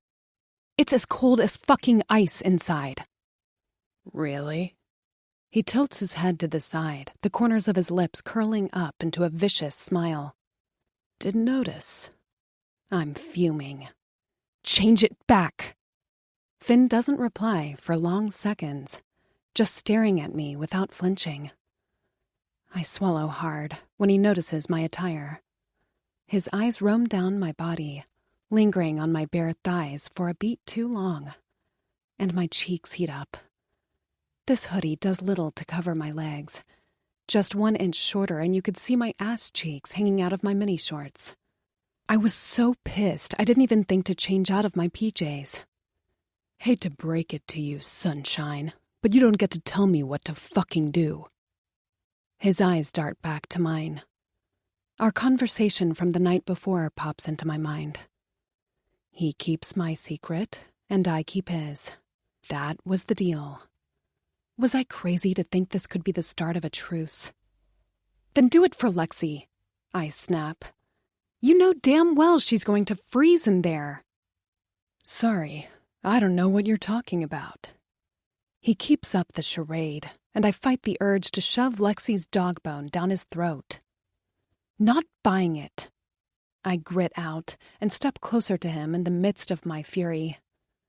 Standing this close to Finn, the height difference is highly noticeable, and I have to stretch out my neck to meet his eyes. I want to move away as soon as I realize my confidence disappeared when the gap between us did. But I also don't want him to think he affects me. Because he doesn't. He's just a rude boy rotting on the inside. Doesn't matter that the outside is the most beautiful thing I've ever seen. "You can't keep it like that forever," I point out. I see the muscles in his jaw quiver. We're way too close to each other now, and I try to hold my breath, not to smell that delicious, earthy cologne he wears. Then he drops the act. "Watch me." His voice is darker, rougher, and my traitorous heart climbs up my throat. "Eat my ass, Richards." I turn away. "My pleasure. Bend over," he calls behind me. Unbelievable. I don't bother replying and flip him off over my shoulder. I hear him laugh at my parting gift just before I head back inside the freezer he calls a house. There's a pit in my stomach. A big one. He didn't tell me anything I didn't already know, but I'm more worried than ever before, because now I know our deal didn't change a thing. He still wants me gone, and he's not going to stop until I break. Finn. Was the tape really necessary? Theo sneers from the kitchen, his head inside my fridge as he sifts through it. Tossing the video game controller in my hand onto the living room table, I sag into the couch we haven't left all morning. Considering the girl can't take a fucking hint, yes, it is. I spent most of last night labeling nearly everything in the house, including the food in the fridge, as mine. I couldn't find sticky notes, so I settled for masking tape instead. The house sitter was getting too comfortable for my taste, and if my name in black Sharpie everywhere doesn't remind her that she's in my fucking house, I don't know what will. I was hoping yesterday's thermostat ploy would do the trick, but the girl was right about one thing. I couldn't keep it like that forever. It was cold as fuck in the house, and when it started hailing in the afternoon, we were forced back inside. I must have lasted 2 hours before wussing out and removing the passcode. I could handle being cold, and I couldn't have cared less about Theo bitching that his balls were turning into icicles. But then I saw Lexi shivering in her dog bed, and I knew it was over. No prank is worth Lexi feeling this way. Ever. "You don't have shit in there, Richards. I'm starving." Theo complains for the 3rd time today. "You're crashing at my place rent-free, asshole. Now I have to feed you too?" I scoff. But deep down, I'm right there with him. The last time I had an acceptable meal was when the house sitter cooked that casserole. Best food I've had in a hot minute. But I'll die before telling her that.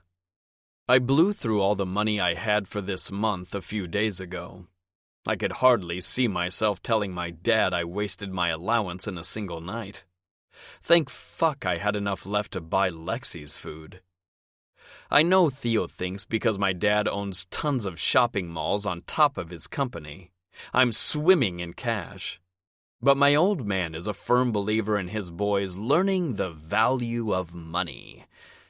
Brody, my big brother, had to start working when he was 13 to pay for his shit. It was different for me, though. Dad wouldn't let me get a job. He said he wanted me to direct all of my focus into basketball. He probably thought his delinquent son couldn't focus on sports, get a job, and keep it together. Theo and I have been eating ramen noodles and whatever snacks we could find in the pantry since he got here. Not that Theo minds. As long as there was something even remotely edible in the house, he didn't say shit. Anything is better than living with his parents. But we're out of even the most basic stuff now. Hopefully, Gem Girl buys more food before we starve. Theo comes back from the fridge empty-handed, plopping down on the leather couch.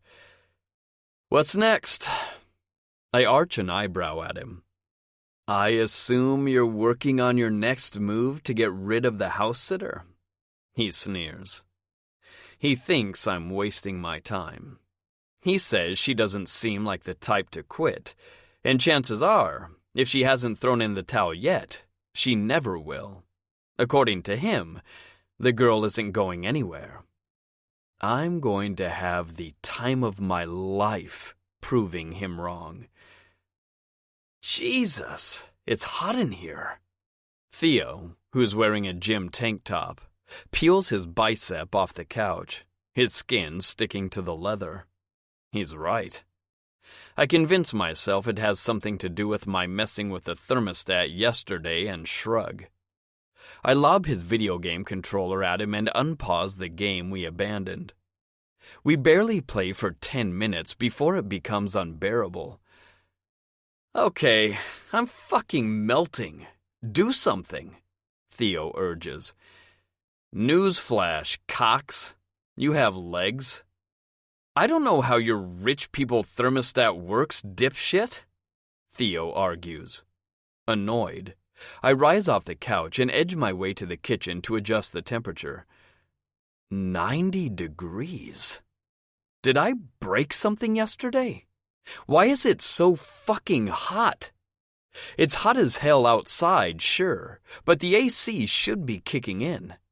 I press the button to lower it back to normal levels, but an alert message pops up on the touchscreen. Locked. Please enter passcode to adjust temperature. My mouth drops. She didn't.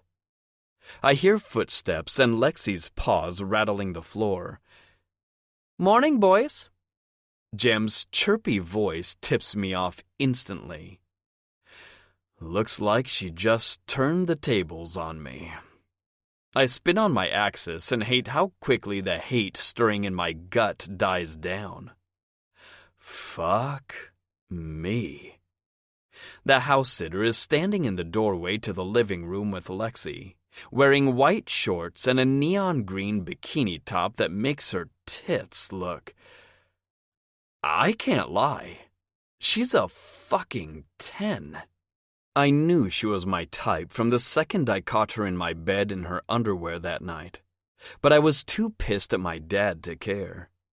She's curvy in all the right places, with full, pouty lips I want to fuck, and a noticeable birthmark above one of her breasts. Her long, curly black hair is thrown over her shoulder, cascading down her tan stomach. My dick jerks in my pants as I imagine myself gripping that waist and ramming myself inside her from behind. Fuck, Finn. Stop. I hate her. I really do. I just wish my cock hated her too. "Beautiful day, isn't it?" Jem saunters to the living room table to grab the few beer cans we didn't get around to throwing away. I can't take my eyes off her as she huddles up the empty cans into her arms. Still in the kitchen, I peek at Theo on the couch, and I know he's having the exact same thoughts from the way his eyes flare. Jem glances at Theo sweating like a pig, and her plump mouth curls into a smile. She's enjoying this way too much. Her gaze shifts to me, but she immediately tears her eyes away when she realizes I was already staring. Avoiding my glare, she ambles to the dining room table. "I was thinking of going for a swim, then running to the grocery store this afternoon. You guys want anything?" She pulls a grocery list out of her pocket. Hell yeah! Theo pushes off the couch and grabs a seat at the dining room table with her. He starts walking her through all the items he wants, and I can't even blame him. Theo is broke. Not a dollar to his name broke. He's worked for his parents his whole life, but decided to quit shortly before summer started. He said he needed a break, and not just from his job, from his whole family.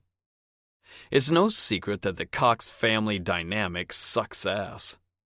Theo gets kicked out of his house by his parents on the regular for failing to be the academic success story they'd hoped for.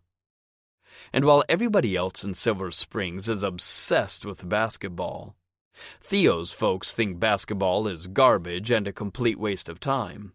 In their eyes, their son is setting himself up for failure by thinking throwing a ball into a hoop is more important than his grades. It also doesn't help that Theo's parents have been at each other's throats for as long as he can remember. At this point, he's just waiting for one of them to grow some balls and pull the plug on the marriage. Propping my elbows on the kitchen island, I scroll on my phone, listening to Theo flirt with the house sitter so shamelessly I roll my eyes to the point of eye strain. I'm going to vomit. "Great. All set then." Jem rises to her feet and walks to the sliding glass door that leads outside, giving us a shot of her perfect fucking ass in the process. She jerks the door open, Lexi not far behind. Just as she's about to step onto the patio, I remember something. "Hey, sitter girl." She stops. "Give me the code first." I don't need to explain for her to know I'm talking about the thermostat. In response, she looks me dead in the eyes, nudges a strand of her curly hair away from her face, and flashes an innocent smile. "Sorry? I don't know what you're talking about." Then she's out the door. Floored, I watch her stroll to the pool with Lexi and realize there's a hint of a smile on my lips. She just used my own words against me. And what's worse, I can't even be mad. She might have just beat me at my own game. But I taught her how to play. 5. Diamond. Whoever came up with the kill them with kindness approach is a genius.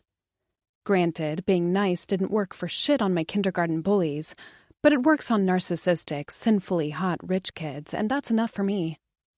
3 whole days have gone by since I switched up the narrative on Finn and became Little Mary Sunshine. As much as I loved watching the boys sweat their asses off, I couldn't take another second of this heat and eventually removed the code. The result? No more pranks. Not even one snarky comment. Well, Finn did brand everything in the house with his name on masking tape, because everybody knows Finn Richards is the picture of sanity, and the nasty looks are still an everyday thing, but I can handle a few looks if it means he's going to let me do my job in peace. I'm surprisingly grateful for Theo living with us.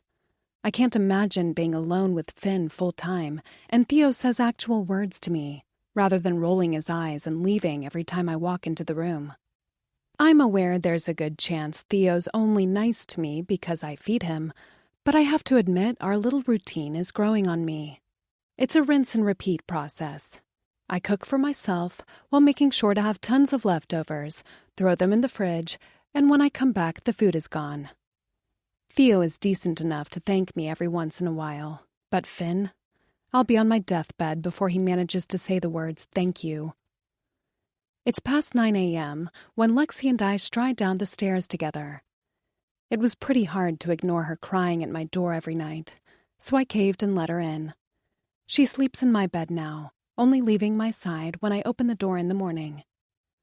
I hear what sounds like shuffling in the fridge as soon as my feet connect with the main floor. Must be Theo eating last night's leftovers. "Damn it, Richards. You ate the last slice of pizza." I recognized Theo's voice and stopped to think. I didn't feel like cooking yesterday, and Mr. Richards finally wired me the money for food, so I ordered a large pizza for dinner, with extra olives to piss off Finn. He told me he hated olives as I was ordering because he knew he and Theo would end up finishing it. He even went as far as to say if there was even one olive on the pizza, he wouldn't touch that shit with a stick. But apparently he ate it? In what world does that make sense?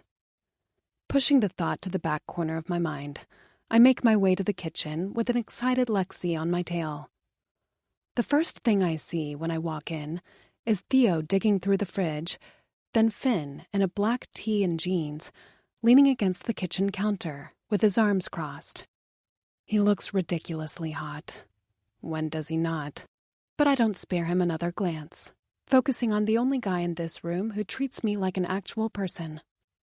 "Morning," I tell Theo, and watch Lexi charge toward Finn, seeking a good petting, which Finn gives her without a second thought. She might like me now because I take her on multiple walks a day, but I know for a fact that I could never top Finn in her eyes. She only came crying at my door a few nights ago because Finn didn't let her into his own room.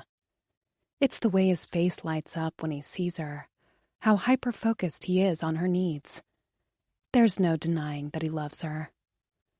Theo greets me with a flick of his chin, and Lexi parts from Finn to find her food bowl by the entryway. I trail to the espresso machine. Problem is, Finn slid back into his previous position, arms crossed, leaning against the counter, and is blocking access like a fucking brick wall. "Move," I say bluntly, but feel my confidence shrink when his cold eyes snap to mine. "Oh, am I in your way?" He taunts with a small, devious smirk I want to punch off his face. "Yes." I swallow my nerves and expect him to step aside. Instead, he stares down my face, positions his lips next to my ear, and rasps a satisfied, "Good." I should be annoyed, mad even, but all I can think about is how close he is to me right now. His breath crashing against my earlobe and the shivers crawling up my spine. I wonder what his mouth would feel like sucking on my neck, marking me all over. What the hell was that? I snap out of it and pull back an inch to regain my composure. He's batshit crazy if he thinks he can stand in the way of me and my morning coffee. Move. I'm not going to ask again. He ignores me, wetting his mouth by running his tongue across his bottom lip, and my eyes follow the motion. Fine, I huff, deciding it's too early to plan a murder. An alarm rips me from my thoughts.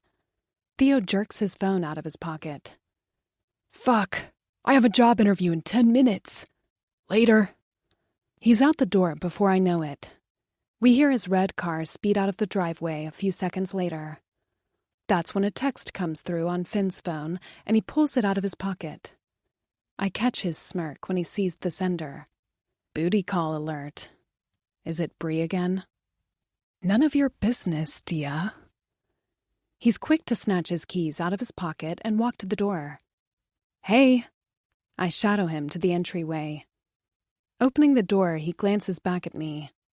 Why do you eat it? I ask. He frowns. Eat what? The pizza? You said you hated olives. He bites back a smile from the moment the words slip out of my mouth. I lied. I knew if I told you I hated olives, that's exactly what you'd order. My mouth goes slack, but he exits the house before I get a chance to react. The boy played me like a fucking marionette. Clever bastard. Lexi's tongue sweeping across my palm brings me back to reality, and I pet the top of her head while she presses her cheek to my leg. I'm going to shower. Then we're going for a walk, okay? I ask, as though she understands me. I'm halfway to the upstairs bathroom, linked to my bedroom, when my own phone chimes with a text. From an unknown number. Unknown number. I rearranged your bathroom a bit. Thought you could use more counter space. You're welcome. It's Finn. Has to be. And according to the blaring sirens in my head, he did a hell of a lot more than just rearrange my bathroom. My pulse accelerating, I bolt up the stairs and swing the door to my bathroom open.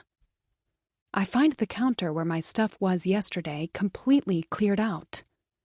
How could I miss this? Wait, I used the downstairs bathroom this morning, didn't I? I cringe when I notice the toilet seat is up and run to it. It's all there, sitting at the bottom of the toilet. My makeup bag, my hair straightener, hair ties, expensive face cream, even my fucking toothbrush.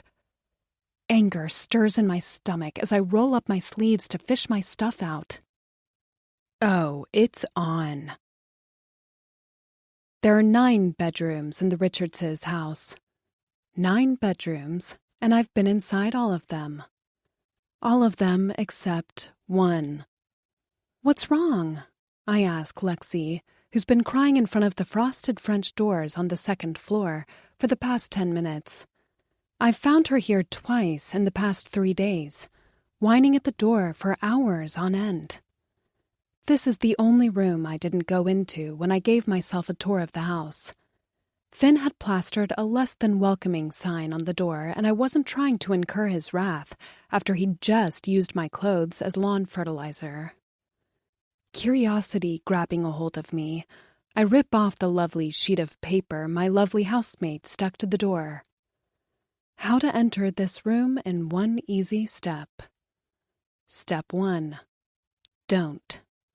On any other day, I would heed his warning, but I just spent an hour sanitizing my things after pulling them out of the toilet, and I'm feeling vindictive. Hesitantly, I pull on the black knobs, sucking in a breath when the doors creak open. Lexi charges inside the room, and the million scenarios I cooked up come to a screeching halt. I was wrong. It's not a bedroom. An impressive oak desk sits in the center of the room, a sewing machine, and a handful of stackable storage bins on top of it. The wall facing the entrance is painted a gorgeous cream color, and a rustic jewelry organizer is mounted to it. Colorful necklaces, bracelets, and rings hang from the organizer's hooks, and a fabric roll rack is fixed to the wall on my right. The jewelry/sewing room is illuminated by end-of-day sun rays peeking through the window, the dust particles in the air visible to the naked eye. I can tell from the look of things that the room has been kept clean over the years, and I wouldn't be surprised if the maid was the last person in here. I venture deeper into the room, soaking up a memory I know doesn't belong to me, and skim the pad of my fingers over the fabric rolls on the wall. A small letter is engraved into each roll. N. N as in Nora Richards? I know I shouldn't be in here. Odds are, if Finn finds me in his mother's office, I'm as good as dead. But there's something fascinating about a moment frozen in time. A story you can still read long after it ended. I wonder what kind of mother she was. If this was her job or just a hobby. If she's the one who made the silver chain her son never takes off. The storage bins on her desk contain wire cutters, precious and semi-precious stones, clasps, all the tools you need to make jewelry. I glance over to see Lexi huddled up in a velvet dog bed by the window. It looks natural to her, like a habit she never grew out of. The thought of her lying there while Finn's mom worked all those years ago makes my chest tighten. I feel like an imposter when I sit down on her leather office chair, like I'm trapped in a dream she never got to wake up from. But my dad's always told me you can create something beautiful from even the most devastating stories. So, with my heart in my throat, I reach for the storage bins on Mrs. Richards' desk, remove the lids one by one, and create. The clock reads 11:20 p.m. when I step out of Finn's shower. I've been home alone since the boys left this morning, and I wasn't about to miss the opportunity to shower in the biggest, nicest shower in the house. Who cares that said shower is connected to Finn's bedroom? In a hurry, I dry my body and hair with a towel, then throw on a pair of silk shorts and a loose t-shirt. I'm about to head out of the bathroom when I spot the black onyx bracelet I spent hours making on the bathroom counter. I've been carrying it around since I finished it earlier. I wasn't too sure what to do with it at first. I could hardly see myself wearing it, knowing none of the materials were mine. Then I realized it only made sense for Finn to have it. He's the one who lost his mom. Maybe this way he can carry a piece of her with him. I'm not even sure why I made that bracelet. I went into Nora Richards' office with the intention of hurting Finn and walked out with this overwhelming sadness for him.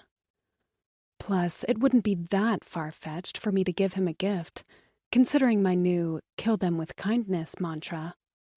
I slide the bracelet over my wrist to remind myself to give it to Finn the next time I see him and start to turn around. What the fuck do you think you're doing? I shriek in surprise, dropping the wet towel in my hand on the bathroom tiles. A grumpy Finn stands in the doorway to the bathroom, his hard stare filled with daggers and poison-laced bullets. The words won't cooperate. You what? He says dryly. Get a grip. What's it look like, smartass? I was showering. I fire back. Familiar with our bickering, Finn cocks an eyebrow at me and flashes a small, here we go again, grin. I know what you were doing, Jem. What I want to know is why. Jem. I wish he'd stop calling me that. Sometimes, like right now, it sounds nice. Affectionate even. Like it could be our thing instead of what it truly is. A reminder that he couldn't be bothered to remember my name. I stick my hands up. You've got the best shower in the house. Sue me. Bracing his shoulder against the doorway, Finn gives me a once-over, and my arms erupt in goosebumps. I assume he's looking for the perfect insult to throw in my face, until he shrugs. Whatever. Whatever? I don't let myself overthink it and squeeze past his broad frame to exit the bathroom. I've barely taken 2 steps before I remembered that I left the towel on the ground and swivel around. Finn seems to have had the same reflex because we both reach for the towel at the same time, our fingers touching for a split second. My pulse quickening, I withdraw my hand, taking the used towel with me and blinking up at him. He's staring at me too. Hard. Only, it's not my face he's looking at, but the black bracelet around my wrist. Finn. I've always known the house-sitter lacked common sense. I mean, come on. Anyone with half a brain would have run for the hills the day I dumped her luggage into the water fountain. But when I see the black stones clasped around her wrist, the innocent look in her deep brown eyes, I realize it's worse than I thought. She doesn't just lack common sense. She also lacks basic human decency. What the fuck? My voice cracks on a mix of anger and disgust, but there's also a pinch of pain I want to smother to death. Jem staggers back a step at my words, and I watch it sink in. The realization that she broke all of my rules and boundaries, and there's no going back. Right, I stumbled upon your mom's office today, and I made this for you. Her voice trembling, she glides the bracelet off her wrist and hands it to me. I see red instantly. You touched her stuff? I spit, but it comes out as a question. I'm shocked, in disbelief. I feel like she just dropped a massive fucking bombshell on me. She touched her stuff. I shift to autopilot, my fingers clutching the bracelet and ripping it out of her hand violently. I throw it across the hall so hard the house-sitter shrieks. Her chest heaving up and down, she struggles to speak. I thought it'd be nice for you to have something of hers. I almost laugh. My mom left me plenty of things when she died. PTSD, nightmares, never-ending guilt. But I sure as hell don't need a bracelet made by a stranger. She starts to move away, but I stop her, reaching for her wrist and yanking her body to mine. The worst part is, I know she meant well. She's so full of light, kindness, good intentions. But right now, with her chest pressed against mine, I want to suck her dry. So fucking bad. I want to bend her over and plunge inside her until she tells me how sorry she is. Make her beg, cry in pleasure as she comes and hates herself for it. I shift my hips a bit so that she doesn't feel how rock hard I am, but I'm pretty sure she feels it anyway, because she stops breathing for a second. Fuck. This girl is my worst nightmare. Something I hate just as much as I crave. Do you think I've been mean to you? I shock her by saying. She swallows hard. Do you? I insist. Her exhale's uneven. She nods. Then mark my words.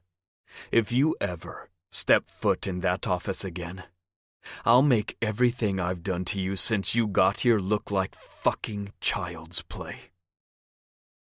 She's not looking at me anymore, and I need those eyes. I need to know what's going on in her head. Got it? I clench my teeth and lift her chin with my index. A few tears are beginning to form in the corners of her eyes, and it makes me even harder. Fuck. There's no way she doesn't feel that. We stay this way for long seconds, staring into each other's souls, until finally she chokes out a weak, barely audible. Got it. Next thing I know, she's pushed me off her. I hear her scamper down the hallway. Then her bedroom door slams in the distance. For a moment today, I thought maybe, in time, I could grow to tolerate having this girl in my house after all. Spoiler alert, I was wrong. 6. Diamond. Since the day I moved into this house, I've heard Lexi cry 3 times. The first was when she cried at Finn's bedroom door, then mine at night to be let in. The second was when she parked herself in front of Nora Richards' office for hours. And the third is now. Drowsiness weighing me down, I groan and pat the mattress beneath me in search of Lexi. She's not here. Weird. She always sleeps in my bed. My eyes are screwed shut, and it takes superhuman strength for me to pry my lids apart. The room is dark, and I check my phone to see it's 3 a.m. The house is quiet, with the exception of Lexi wailing in the distance. Rubbing my eyes, I sit up in bed and listen. I've never heard Lexi cry like this. There's despair, distress in the way she howls, and I know something is wrong when I spot the small gap in my bedroom door. She snuck out on her own. But why? Worried, I drag my ass out of bed, slide my feet into my slippers, and venture into the hallway. Am I supposed to believe that no one else heard that? Theo, I can believe. He sleeps in one of the first-floor guest bedrooms, far enough not to be woken up. But Finn should be up looking for her. Where the hell is he? My sight still blurry, I follow the noise. I sigh in relief when I turn the corner and spot Lexi by the double wooden doors at the end of the hallway. I know where these doors lead, and I can't make sense of her crying in front of an empty library. Lexi, what's wrong? I say softly and approach her. She runs to me the moment she sees me. I pet the top of her head, which she barely lets me do, and her cries grow louder as she leads me back to the door and barks again. She's trying to tell me something. The question is what? It's okay, baby. You're okay. I tell her, hoping it isn't a lie, and reach for the doorknob. I think I'm going to have a heart attack when I open the door. My first instinct is to scream when I see him, but a voice in my head instructs me not to make a sound. He's standing in the opened window with a booze bottle in his hand, looking down at the void below him in utter silence. We're on the highest floor. What if he falls? Or worse, what if he jumps? Lexi runs to her owner to check on him. How she knew he was in trouble, I'll never understand. He doesn't spare Lexi a glance, ignoring her barking as he stares blankly into the night. Dia, say something. Finn? My voice breaks around his name. What are you doing? These are the first words I've spoken to him since the night he threw away my bracelet. 2 days went by after he went apeshit on me, and we've made a profession out of ignoring each other. I haven't been able to stop thinking about his hand gripping my wrist, those deep, soulless eyes plunged into mine, and how hard he felt against my thigh. God. Finn, I repeat when he doesn't respond. Answer me, or I'm calling the police. Then he laughs. He fucking laughs. It sounded real, too, and I don't know what to make of it until he whisks his head back and looks at me over his shoulder. There's a barely there smile on that wicked mouth. Relax, I'm not going to jump, is all he says before returning to his stargazing. Great, then you won't mind getting off the window. I cut to the chase, but he doesn't react. I try again a few seconds later. Get off the window, Finn. This time, he glances back at me, and our eyes lock across the room. Please, I beg, my throat aching terribly. He thinks about it for a moment and shrugs. Fine. I can't breathe, think, or speak as I watch him take a seat where he first stood, his feet hanging in the emptiness. I'm telling you, you don't know what getting a breath of fresh air feels like until you try this, he says, like me finding him standing in an open window at 3 a.m. is normal. Lexi, who's still watching her owner like a hawk, seems to decide the situation is under control because she lies down on the floor next to him. As for me, I'm speechless. Are you going to say something or creep on me all night? He taunts when my silence becomes too loud for his liking. You could fall. I state the obvious. In response, he scoffs. And that would be tragic, right? Will you just get off the fucking window? I nag. Annoyed, Finn huffs. Come here. My heart starts racing, but I'd rather get a fucking cardiogram than admit he's the reason why. What? Come here. He gestures to come closer. So, I do. My footsteps hesitant and my legs wobbly. I shiver once I reach his side, a frisky gust of wind rippling on the insides of my clothes. Look, he commands. It's not nearly as high as you think it is. He points at the void beneath his feet. His inebriating cologne fills my nostrils as I inch closer to him to peek over his shoulder. A wave of nausea immediately washes over me. I don't know what the hell he's on, but we have very different definitions of not that high. You do realize I'm not leaving until you get off that window? He flashes a lazy smirk. Then pull up a chair, because you're not going to bed anytime soon. With that said, he motions to the leather sofa by one of the tall bookcases in the library. The taste of defeat fresh on my tongue, I make my way over to the sofa and plop down onto the cushion. I don't know how he can just sit there in a t-shirt, with the night breeze blowing all over him. I'm wearing sweatpants and a long-sleeved Duke University sweater I stole from my brother, and I'm freezing. 1,000 questions flood my mind when I see him tip back the bottle of booze he placed on the window frame. Are you drunk? I ask. No. Are you stupid? He laughs. Probably. Silence descends over us. I wanted to apologize. His deep voice cuts through the air. Did I hear that right?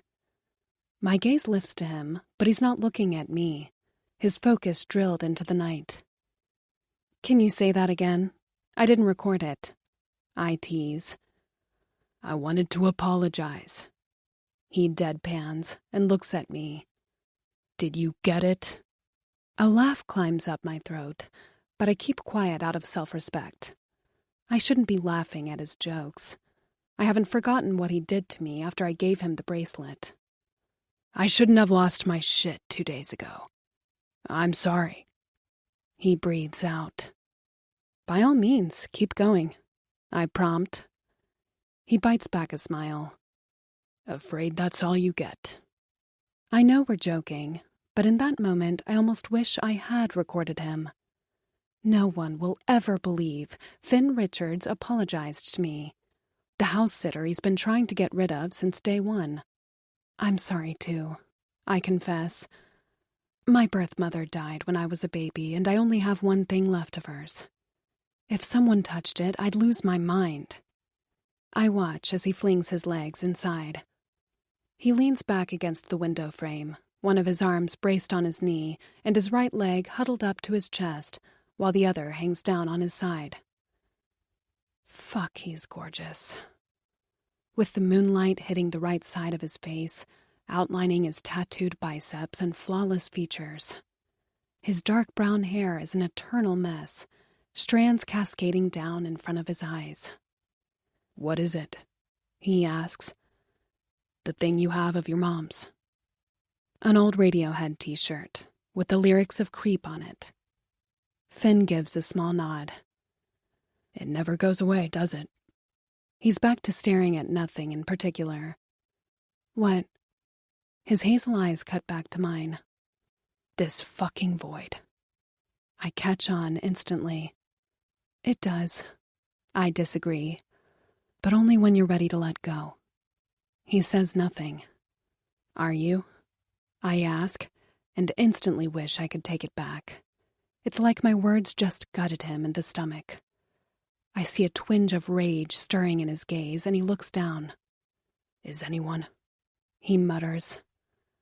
His phone pings with a text before I can reply, and he pulls it out of his pocket. It's past 3 a.m.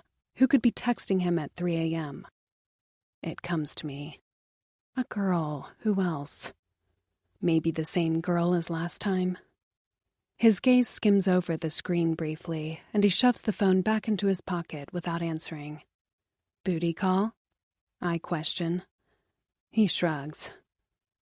Not sure she counts as a booty call. What is she then? His special friend? I assume you're talking about Bree? Nosy much? He taunts. Very much. I own up to it. He cracks a small grin, seemingly surprised by my honesty. Don't stay here on my account. By all means, go see her. He pauses. What makes you think I want to fuck Bree again? Apart from the fact that she's a stick-thin, drop-dead gorgeous red-haired goddess? Gee, Finn, I don't know. Hey, I'm not judging. I snort, my stomach churning. It's just, last I checked, making good decisions isn't exactly your strong suit.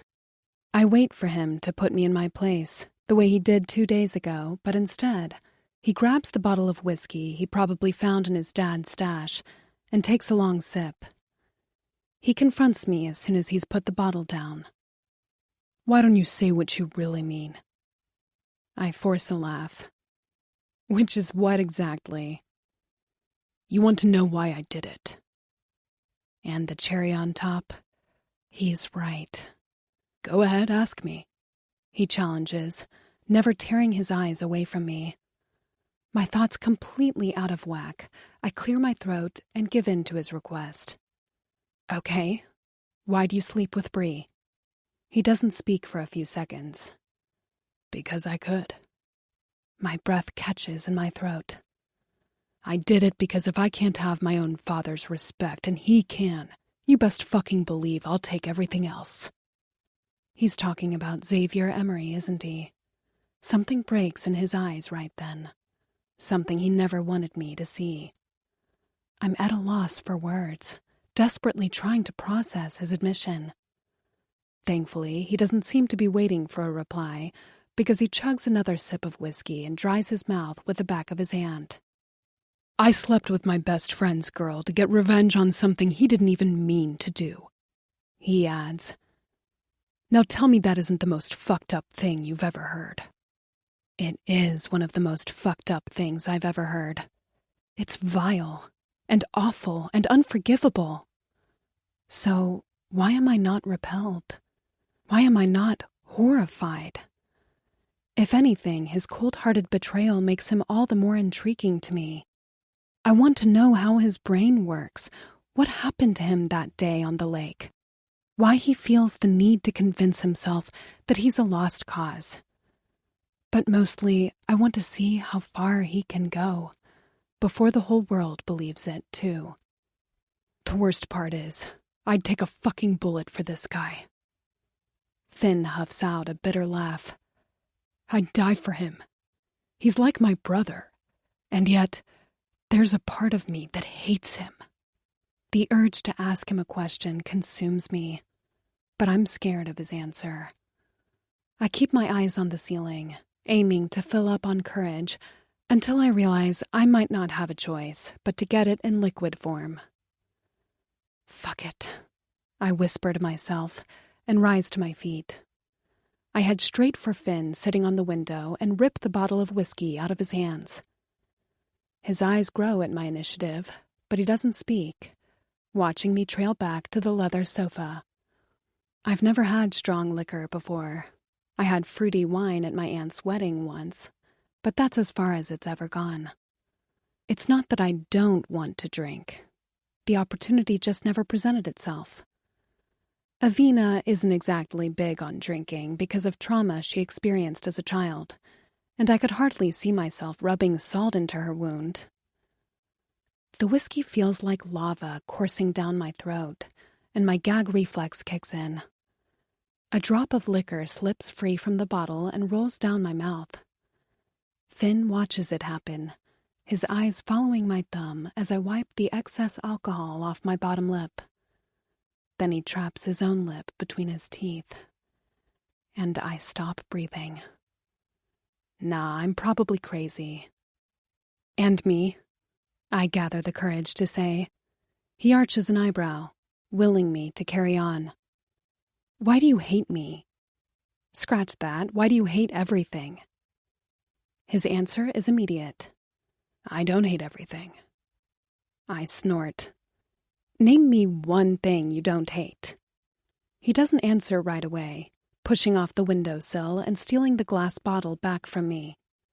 He only speaks once he's regained his seat on the window. I'll have to get back to you on that. I gasp. Shocker. I assume our conversation has reached its natural decline until he adds, and I don't, by the way. Don't what? Hate you. I don't. He clears up. His pranks, harsh words, and nasty looks beg to differ.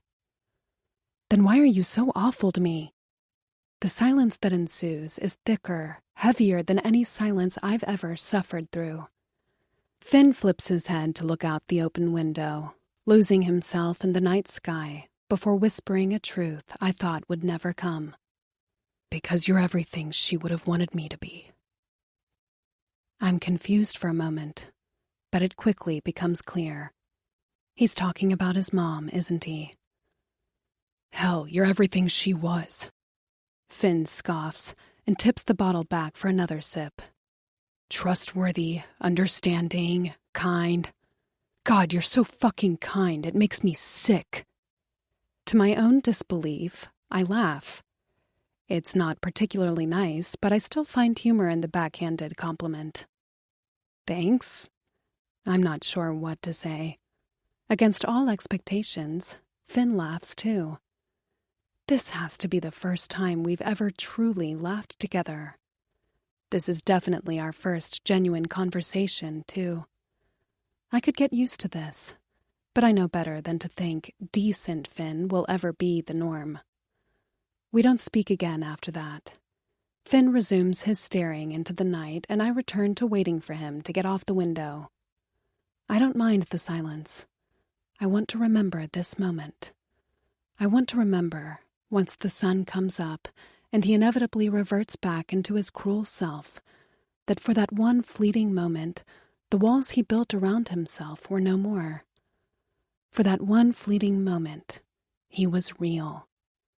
And maybe, just maybe, Finn Richards isn't the monster I made him out to be. 7. Diamond. Jem? The masculine voice is but an echo in my head. Jem? Someone is shaking me. My eyes are heavy, feeling almost screwed shut, and I can't scrape up the energy to open them. Jem, wake up! His voice has a certain urgency to it. My brain trapped in a thick fog, I open my eyes a crack to see Finn leaning over me in the darkness of the library, his hand planted on my shoulder. Shit, I passed out, didn't I? How long have I been asleep? What time is it? I sit up straight and realize a blanket is covering me. Did I fall asleep with a blanket? I can't remember. Almost 5, Finn answers. I don't think I had a blanket before. Does that mean Finn put it on me? It's been fun having you play bodyguard and all, but I'm going to hit the sack. Thought you'd like to spend the rest of the night in your bed. Finn adds. His kindness is nothing short of a miracle. You mean to tell me he's been nice to me for 2 consecutive hours? I should buy a lottery ticket. Thanks, I say, still out of it, and start to rise off the sofa. My blood pressure drops from the moment my feet touch the ground, and a sudden tide of dizziness scolds me for getting up too fast. Thankfully, Finn catches me at the last minute, his hands flanking my waist with a grip so tight, my knees buckle for an entirely different reason. We stand there for long seconds, his hands on my hips, our gazes fused together and our bodies too close for my brain to comprehend. We're both breathing harder than we were a second prior, and I catch myself zeroing in on his mouth. He's usually despicable, but right now he's nice, and I hate that it's making me blind to all the times he wasn't. You can let go now, I say, even though my body is dying for him to hold me like this for 2 more minutes. I expect him to listen and back away, but he only holds on tighter, directing his focus onto my lips. I could. He shrugs without a fuck given, and I'm pretty sure my heart skips a beat for every extra second he keeps my chest flush with his. It's the darkness of the night, the quiet of a town that's sleeping while we're awake. It's dangerous. Alone in this library, it's easy to forget that we have to get up tomorrow and go back to hating each other. Why don't you? The answer terrifies me. He usually has an answer for everything, but this time he seems hesitant to share. I wait and I wait for him to drop it on me, but he never does. Instead, he releases his grip on my waist and starts to leave. Don't ask questions you can't handle the answers to. He's back to his cold self in the blink of an eye. Every fiber of my being screams at me to do something as he approaches the door. Who says I can't handle it? I call behind him. Fuck, what am I doing?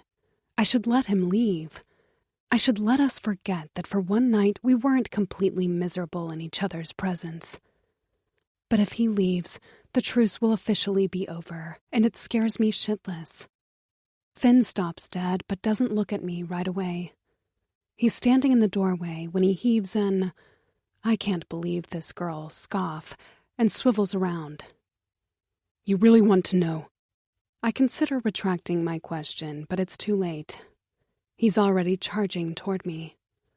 I'm backed up against the large bookcase behind me in a matter of seconds. The space between us is but a few inches now, and my focus dips to his mouth. His tongue glosses over his bottom lip as he glares through my soul. His lips are sultry, and shit, they look soft. I just wish the words coming out of them weren't so brutal all the time. You really want to know what I'm thinking about right now? Finn warns like he's trying to prepare me for impending doom. I swallow hard and manage a small nod. My silent answer causes him to move even closer, our mouths nearly touching as he destroys the wall of hatred I'd carefully built between us. I'm thinking about the 1,000 ways I could make you come right there on that rug. Just like that, there's no more air in the room. There's no more truce or peace offering or waving of a white flag. He's ready for battle, and I'm scared I'll have to surrender. I'm thinking about the 1,000 times I've wanted to back you into a corner and eat that pussy until you were soaking my whole fucking face. He doesn't even flinch. Oh my God. My mouth falls open at his admission, and he smirks, running his thumb over my bottom lip and driving any resistance I had left to this attraction into the ground. I think about you begging me not to tell your boss you like what his fucked up son does to you with his tongue. The silence that follows makes me reconsider everything I thought I knew. He's still looking at my mouth. Scratch that, he's downright devouring my mouth with his eyes, and I hate myself for it, but if he wanted my first kiss right now, I'd give it to him. I fear my heart might pop like an overinflated balloon, when Finn grabs my cheeks with one hand, squeezing my face and bringing me closer until his mouth is hovering near mine. And that, Jem, he pauses. That's the reason you can't handle it. Then he walks off. No further explanation, no apology for his bluntness. Nothing. He just leaves me there in the middle of four walls that heard a confession I'll never be able to forget. I spent the following weekend trying to reprogram my brain. Wasn't easy, but the articles online did warn me it would take a fair share of discipline. The main goal? Stop thinking about Finn. I'm not quite there yet, but his words are no longer playing on a loop in my head, so baby steps? I was strangely relieved to find the main floor empty after Jessie dropped me back at the house yesterday. Finn wasn't home. Neither was Theo. It was just Lexi and me. I jumped at the chance to watch a cheesy movie on the living room flat screen while the boys weren't around to roast me. Then I crashed and didn't leave my room again until this morning when I pulled myself out of bed to make breakfast. "Please say there's some for me." Theo's voice carries through the first floor, and I spin my head to see the tall basketball player dragging his feet to the kitchen. He looks like shit. His black hair is a tangled mess, his green eyes are rimmed with circles so dark I can see them from here, and his skin is pale, bordering on ghostly. Someone had too much to drink last night. I swallow a laugh, turning away from the omelet I'm cooking on the stove. "Damn, Theo, you look good for a dead guy," he finishes and plops down on one of the stools around the kitchen island. I snicker and focus on flipping my omelet.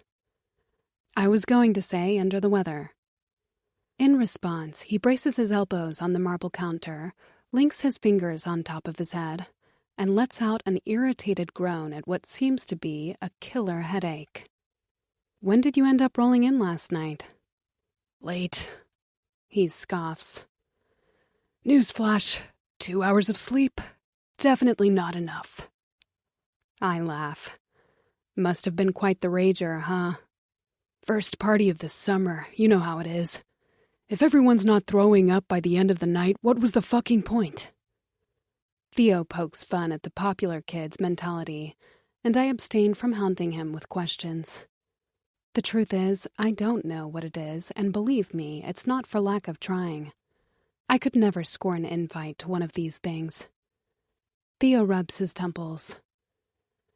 "Finn was so fucked up, he's going to need a whole-ass liver transplant." Finn was at the party, too? That would explain why he wasn't home last night. "Did he come home with you? I'd rather not have to tell my boss his son might be lying in a ditch somewhere." I choke on my excuse. I'll never admit it, but I'm curious. Hell, I'm even a little bit worried about his reckless ass. Why do I even care? "Nah, he left with some girl in the middle of the party." Oh. I don't reply, grabbing a plate out of the kitchen cabinet and sliding my omelet onto it. I've barely settled down at the kitchen island with Theo before I catch him eyeing my food. Next thing I know, I'm leaping off my stool and pulling out another plate and fork. Feeding these boys is becoming a ritual at this point. "You can have half. That's it," I scold. Theo's eyes light up. "Have I ever told you you're my favorite house sitter?" He smirks, watching as I split the omelet with a fork and transfer it onto his plate. "Eat before I change my mind." With that said, I put on coffee and find my seat around the kitchen island. Theo doesn't think twice, taking a big bite and offering me a thumbs up. I'm about to have a taste when Finn pads into the room in joggers. He's not wearing a shirt, like the compulsive show-off that he is, and while he does look like last night's party kicked his ass, he doesn't seem as hungover as Theo. "What's for breakfast?" Finn says, his voice husky, probably from drinking himself into the grave, and shoves a hand through his morning hair. He's hung over, and he still looks flawless. I'm starting to think the only way I'll survive this summer is if I throw a paper bag over this boy's head. Too late, bro. I got half her omelet. Theo brags, and I suppress a smile. Finn stares me dead in the eyes. Damn, guess I'll have to find something else to eat. I feel my throat tighten, memories of the night in the library flashing in my mind. You want to know what I'm thinking about? I'm thinking about the 1,000 times I've wanted to back you into a corner and eat that pussy until you were soaking my whole fucking face. Every nerve ending in my body spurring to life, I break the eye contact and drive the fork into my mouth. Did he do that on purpose? Is he even aware of the reference? Dia, you're overthinking it. Man, you look like a bag of dicks. Finn comments on Theo's appearance, and I stop paying attention, minding my business, until Finn makes his way over to us and leans against the kitchen island as he talks to his buddy. That's when I see the black stones around his wrist. Is he wearing my bracelet? He is. He's wearing my fucking bracelet. I don't have the guts to interrupt their conversation, so I keep the gazillion questions in my head on a leash and go rinse off my plate when I'm done. Theo follows suit, putting his dish away. Where are you going? Finn asks when Theo ambles to the back door. To try and catch up on 20 hours of sleep. Cheerio. Theo lifts his hand to his forehead in a salute and steps outside. I see him make a beeline for the hammock. The words slip out of my mouth the second Theo's out of range. You're wearing my bracelet. Finn whisks his head to look at me. Good eye. He mocks and makes his way to the fridge. Why? I confront him. He went apeshit on me for making this stupid thing, and now he's wearing it. Why not? He dodges my question, grabbing a water bottle from the fridge door and uncapping it. I thought that was gone. I distinctively remember not being able to find the bracelet when I attempted to look for it in the hallway after he threw it away. I assumed the maid had tossed it. He shrugs. Yeah, well, you also thought taking this job was a good idea, didn't you? Wow. I thought maybe we could put the rivalry behind us after our therapy session in the library, but clearly that was wishful thinking. My face must give away how weird I find his change of heart about the bracelet, because he lets out a quiet laugh. What? He sticks his hands up. It brings out my eyes. I have to force myself not to laugh. A text pops up on my phone on the kitchen counter, and I reach for it. Avina. What time are we meeting tonight? My sister has a music thing, so I can't make it before 6. V and I have this habit of eating at my dad's restaurant every year for her birthday. That's right, today is her birthday, and she's still stuck driving her superstar sister around like a modern world Cinderella. By the way, I'm going out tonight. I changed the subject. I already asked your dad, and he said it was fine, but I thought I'd let you know. Finn steers the water bottle to his mouth for a sip and pauses, looking at me in utter silence. Why? He couldn't be more blunt if he tried. Why what? Why are you going out? He interrogates me. Why not? I give him the exact answer he gave me a moment ago, and he flashes a heart-melting smirk at the irony. Can I trust you not to burn the house down while I'm gone? I'm only half joking. No promises. He shrugs. I kind of like the thought of my dad being forced back into town. And why is that? His smirk expands in size. Because then we wouldn't need you anymore. Duh. That shower was amazing. You're all out of towels in the upstairs bathroom, by the way. A female giggles down the hallway. It only takes a second, but it's enough for every foolish hope of a changed Finn to be drained out of my system. He brought the girl from the party home. Typical. Shit, hide me. Finn mouths. Even if I wanted to, which I don't, I couldn't.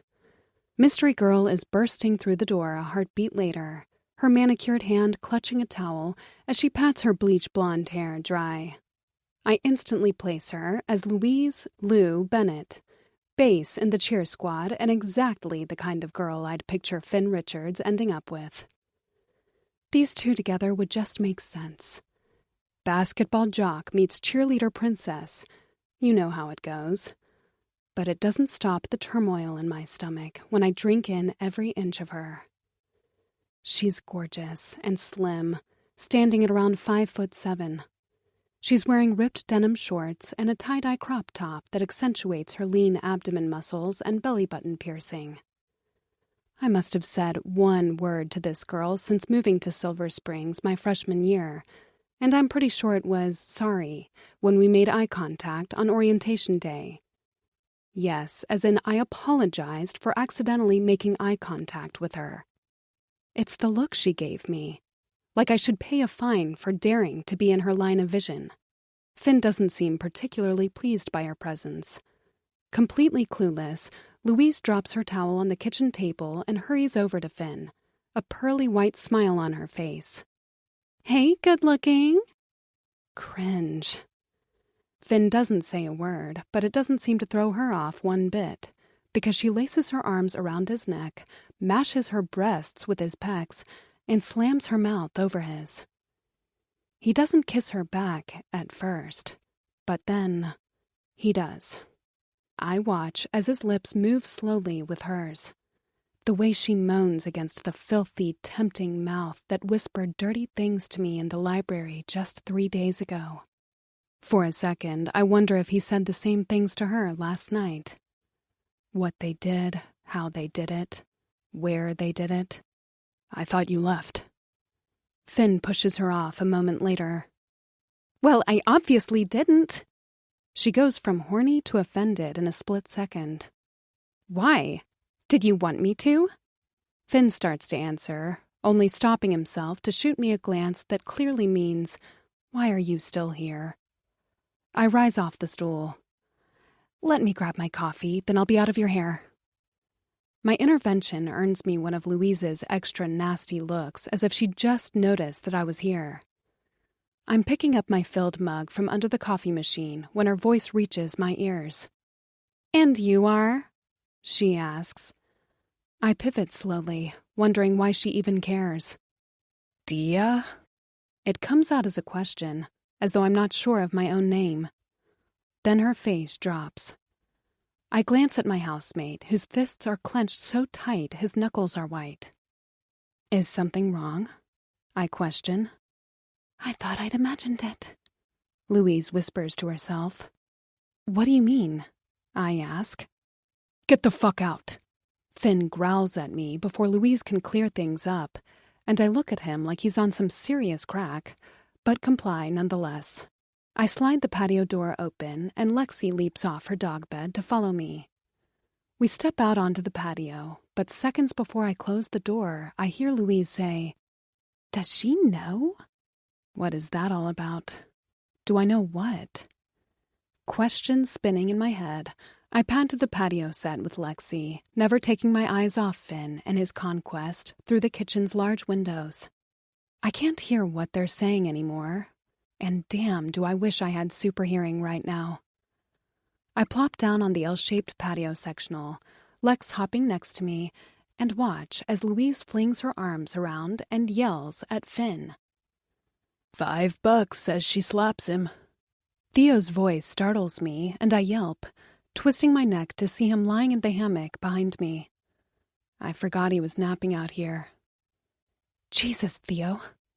I bring my hand to my racing heart. I'm sorry. Did I interrupt your creeping? Theo snorts, and embarrassment taints my skin. Busted. What do you think they're saying? I ask, and Theo sits up in the hammock for a better view. Ew, Finn. I can't believe you used a dirty sock when we ran out of condoms, Theo says in a high-pitched voice to imitate Louise's, and a laugh rips from my throat. Would you prefer I use aluminum foil next time? I reply in a strained, deep voice to imitate Finn. Ironically, our timing is spot on, and we snicker like kindergartners. It occurs to me, as I watch the scene unfold, that just a few days ago, Finn was playing with Lexi in this very yard, lying with her in the sun, treating her like his whole damn universe. And now, he's stamping on a cheerleader's heart. How in the fuck do you go from rolling in the grass with your dog to kicking a girl to the curb? I wonder aloud, and Theo sags back into the hammock with a breathy laugh. Yeah, well, that's Finn Richards for you. Only fucking thing he loves in this world is his dog. Oh, and Remy. My breath gets trapped in my lungs. Remy? My voice cracks, and I clear my throat. Who's that? A girl? A boy? Theo snorts. What do you think? His car, of course. Ah. Why'd he name his car Remy? I think Remy is a friend of his. Not sure who. Whoever it is must be important, though. Theo shrugs, lifting his hand to his forehead to block the sun. And Lexi? What's the story there? His mom gave her to him as a gift when he was a kid. Around the same time she gave him that chain he always wears. You know, before she... Theo pauses, the term making him uneasy. Drowned? I complete. Yeah, that. So, Lexi's the only living reminder he has of his mother. Not to mention she made the matching chains he and Xavier Emery have worn, as far as I can remember. Does he ever talk about it? I question. Nah, but who would? His mom's body is rotting at the bottom of a lake, and he thinks it's his fault. Not exactly small talk material. Why would it be his fault? I push my luck. Theo opens his mouth to reply, but closes it again almost immediately, staring at the fight that's gotten way worse since we last checked. Louise is in tears now, smacking her palms onto Finn's hard chest to push him. Theo and I exchange glances. Oh, it's bad, I state. Really bad. Here comes the slap. Theo guides his fist to his mouth as if to brace himself. 3, 2, 1. As though she was waiting for Theo's cue, Louise takes a swing and strikes Finn across the face. Finn takes it like a champ, keeping whatever pain he's feeling locked up tight and staring at her until she storms off. Ouch, Theo comments. Meh, he had it coming. Part of me feels bad for poor Louise. The girl might not be a ray of sunshine, but no one deserves to have their feelings smashed into 1,000 pieces. Finn marches out onto the patio the next minute, halting our gossiping in its tracks. Damn, dude, what'd you say to her? Theo calls him out. Finn pads all the way to the hammock and gestures for Theo to move with his chin. Theo arches an eyebrow but doesn't budge, which results in Finn sitting on top of his buddy without a care. Theo groans as Finn's elbow plows straight into his abdomen. Not sure you're aware, Richards, but you're no fucking lightweight. No shit. Finn makes it clear he's here to stay, and Theo starts trying to push him off. They're wrestling like kids before I know it, and I can't help the smile forming on my lips. Out of breath from laughing, Theo caves, hoisting himself off the hammock and flipping Finn off. Theo plops down on the sectional with me, and Finn lies back into the hammock, propping one of his arms under his head. I asked you a question, fuckface, Theo reminds him. What'd you say to her? I told her what she already knows. Finn shrugs, eyes fixated on the clear sky above his head. That breakfast is a no-no, and I don't want her ass around unless it's sitting on my face. My stomach drops. I sip on my coffee that's growing colder by the second and cast a glance in his direction. I realize, when I see how unapologetic he is about what he just put Louise through, that I needed this reminder.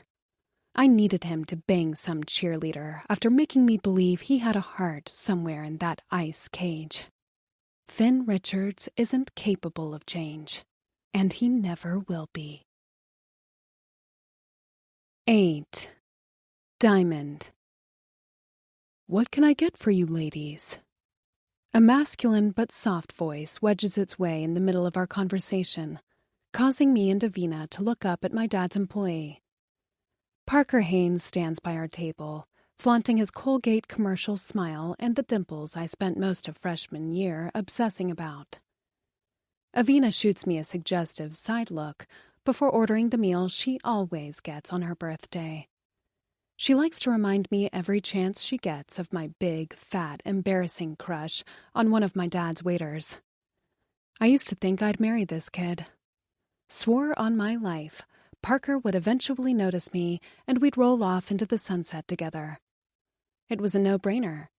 Parker's sweet, handsome, in a golden boy type of way, has the shiniest curls I've ever seen, and most importantly, he knew I existed. Granted, I could hardly see him ignoring his boss's daughter and coworker. If it wasn't for me scoring my first gig as a dog sitter and quitting my job at the restaurant, I'd probably still be fantasizing about what our children would look like. To my surprise, when I give Parker my order and peer into those blue eyes with specks of gold, I feel nothing. No butterflies, no heat rushing to my cheeks, not a sliver of attraction. Parker would never be the kind of guy to back me up against a wall and describe the 1,000 ways he wants to get me off. He'd never stand in an open window and risk his life just for a breath of fresh air. He's not like Finn. Not that Finn Richards is what I want in a man. Fuck no. You hear that, me? I don't want him. Now stop giving me dirty thoughts about him, grabbing my throat and kissing me until my lips bruise. Awesome, Parker says once we're done ordering. Be back with your drinks. He leaves us with a charming smile I'm sure earns him plenty of tips. I spot my sister speed-walking through the restaurant as soon as he leaves. Dark circles sit under her eyes as she edges her way through the crowd. She's most likely running late for her shift. Again. Catalina's been slacking on the job lately. Between her new relationship with her ex's best friend, her full-time job at my dad's restaurant, and her studies, she's walking, talking proof that you can seem physically fine and be a complete mess inside. In her defense, we've all been there. And by we, I mean all of my siblings. We've all worked at my dad's restaurant at least once. Well, except for Charlie, but his time will come. We've all turned up late before, broken a bunch of plates, and gotten an earful from my dad who does not give his kids special treatment. Shit! Avina's voice rips me back to reality, and I glance at my best friend from across the booth. She's got her eyes fixed to her phone, a worried scowl slapped on her face. Something wrong? I question, and V drops her phone on the table. Ashley needs me to get some herbal tea for her voice. She's got a performance tomorrow. Oh, hell no. And it couldn't wait until after your birthday? My mom says it's urgent, Avina explains. Nope, not happening. Give me that. I pluck her phone from the table and turn it off. Tia! V releases a sigh, but it doesn't sound genuine. She sounds like, deep down, she's relieved. Damn near happy about my intervention. They can manage without you for one night, I argue. Look, your phone is going in my pocket for the rest of the evening, and you can have it back when we leave. Deal? V sinks her teeth into the inside of her cheek, considering her options. I can tell she's so used to playing errand girl for her sister that leaving her on red feels unnatural. Avina hit pause on every aspect of her life after her father passed when she was 9, from going to parties and dating to experiencing even the most mundane things in a teenager's life. I keep clinging to the hope that she'll find someone to put her first one day, someone to remind her to chase her own dreams. Hopefully, before we leave for college and she turns into a sex-deprived cat lady. Deal. Avina has no choice but to say when I squeeze her phone into my back pocket. I must wish her a happy birthday 100 times that night. We talk, eat, gossip, and laugh as the restaurant gradually empties. I'm also careful not to mention Finn wanting to eat me out on the library rug. We eventually migrate to the bar to keep chatting while the staff cleans up. Gayton's, being the only restaurant in Silver Springs with a bar section, closes at around 2 every night, and as long as we don't try to drink, my dad doesn't mind if we stick around until closing. The restaurant is deserted, with the exception of the staff and us, by the time we take a look around. The clock reads 1:49, and the exhaustion is starting to creep in. I rub my eyes. I'm going to call it a night. My phone chimes in my jeans, reminding me that I still have Avina's phone in my pocket. I give it back to her before checking my screen. I have 2 text messages. From Theo.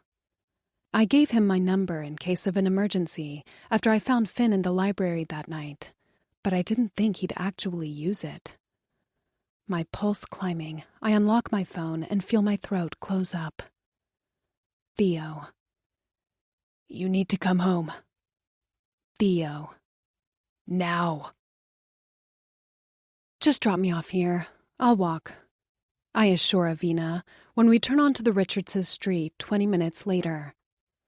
I've never seen my best friend this nervous before. She hasn't said a word since we left the restaurant, gnawing on her bottom lip the way she does whenever anxiety takes a toll on her. And the worst part? It's my fault. As soon as V turned her phone back on, she realized her mom had been calling her for hours. And from the look on her face as she skimmed through her texts, she's in for quite the welcome when she gets home. Turns out her daughter celebrating her birthday wasn't a good enough reason for Mrs. Harper to give her the night off. You sure? Avina worries, but she's already slowing down to drop me off a block away from the house. Her mom made it clear she wants her home now. I'm sure. I unbuckle my seatbelt and open my arms to give her a hug. Happy birthday, V.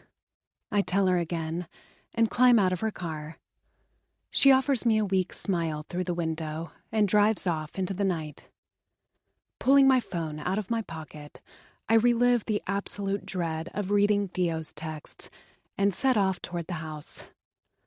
The closer I get, the bigger the pit in my throat becomes. I eventually see the metal gate to the mansion wide open for anyone to walk through, and know something is very wrong. Very wrong. Mr. Richards was careful with his words when I landed the job. The gate is to remain closed at all times, no exception. It wouldn't be opened unless people needed to come in and out as they please.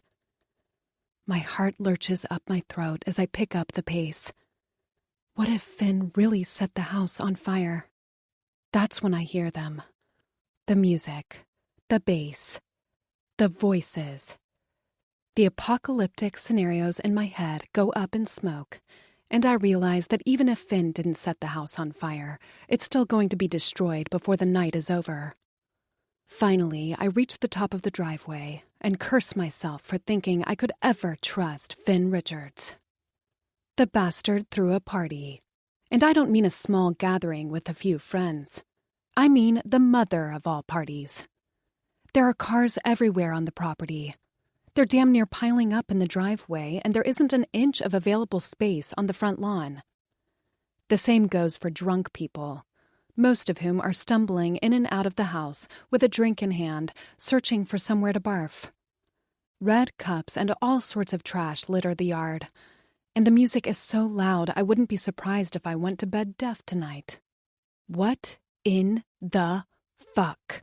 My thoughts spinning out of control, I select Theo's name in my messages and text him back. Dia. Just got home. What the fuck is going on?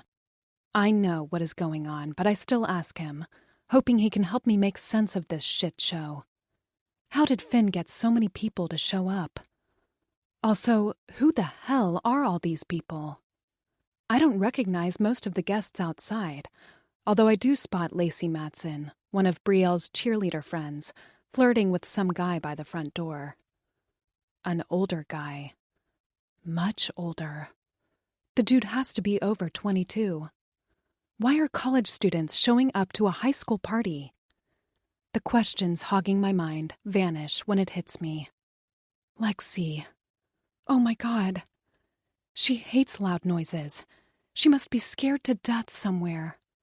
That's all it takes for me to storm inside the packed house in search of her. If I thought the outside of the house was bad, I wasn't ready for the clusterfuck that's the first floor. There's glass everywhere in the entryway, probably from some wasted loser dropping his beer, and trash covers every flat surface in the living room. People are dancing, making out, taking shots on the kitchen island. I can't see Finn anywhere, but I'm pretty sure if I did see him, he wouldn't get out alive. I'm tearing through the crowd toward the staircase in no time, pushing drunk idiots out of my way. I reach the second floor and make an instant beeline for my room to see if she's in there. 2 guys pass me in the hall as I close in on my bedroom. They're laughing, both holding trash bags in their hands. We make eye contact for a split second, and the taller one smirks, but I'm so focused on getting to Lexi that I only realize how sketch the whole thing is when the boys disappear down the stairs. I stop dead in my tracks, replaying what just happened on a loop, until it all becomes clear. My room is at the complete end of the hallway. The only way they would have been walking in the opposite direction from me was if... That's where they were coming from. I can't see my feet touching the ground as I bolt down the hall and swing the door to my bedroom open. As I expected, everything is wrecked. My clothes are scattered over the floor, my luggage emptied out all over my bed. But it's the opened drawers to my bedside table that send me spiraling. I'm on my knees in front of my nightstand in the blink of an eye, digging through the drawers with a painful throat and tears burning my eyelids. No. My voice breaks in 1,000 fragments. No, no, no. I search and search, but the box I left my electronics in is gone. I figured I'd be stupid to leave my expensive Kindle e-reader and AirPods out in the open after Finn's assault on my belongings, my first week here. So I threw everything in a locked box and hid it in my nightstand. And in it was my Radiohead t-shirt. The one thing I truly value. My birth mother's shirt. It's gone. I want to scream, bulldoze through what is left of my room, burn the house to the ground, but all I can do is just sit there in silence with my mouth open and tears coursing down my face. In that moment, I'm faced with a choice. Scour the house in the hope that I can find the 2 dickheads that stole my shit before they're never seen again, or go find Lexi and get her the hell out of here. The choice is easy. My heart aching with every miserable beat, I focus all of my might into delaying my breakdown and dash out of my room. I swing open every door I see and call Lexi's name, not even blinking when I catch Axel Fletcher, a guy I know from school, and some girl fucking doggy style on Finn's bed. Good. Finn deserves it. A sob escapes me when I finally find her. Lexi's huddled up in a corner of the library, alone in the dark. Her food and water bowls were dumped next to her, along with a toy she doesn't even like. Lex, I croak. Lexi, baby, it's me. She doesn't come to me, her whole body trembling as she stares at me in utter terror. Oh my God, Lexi, I'm so sorry. I whisper, running to her and dropping by her side. I instantly feel the puddle beneath me. The floor is wet. Shit, did she peed herself. She was so scared that she fucking peed herself. Yep, he's dead. Finn Richards is dying tonight. My fingers are trembling as I reach out to pet her. I hesitate, but she seems to notice because she fills the gap between us and rubs her cheek against my palm. I must apologize 5 more times before I make the decision to call my brother. It's past 2 a.m., but he picks up right away. Dia?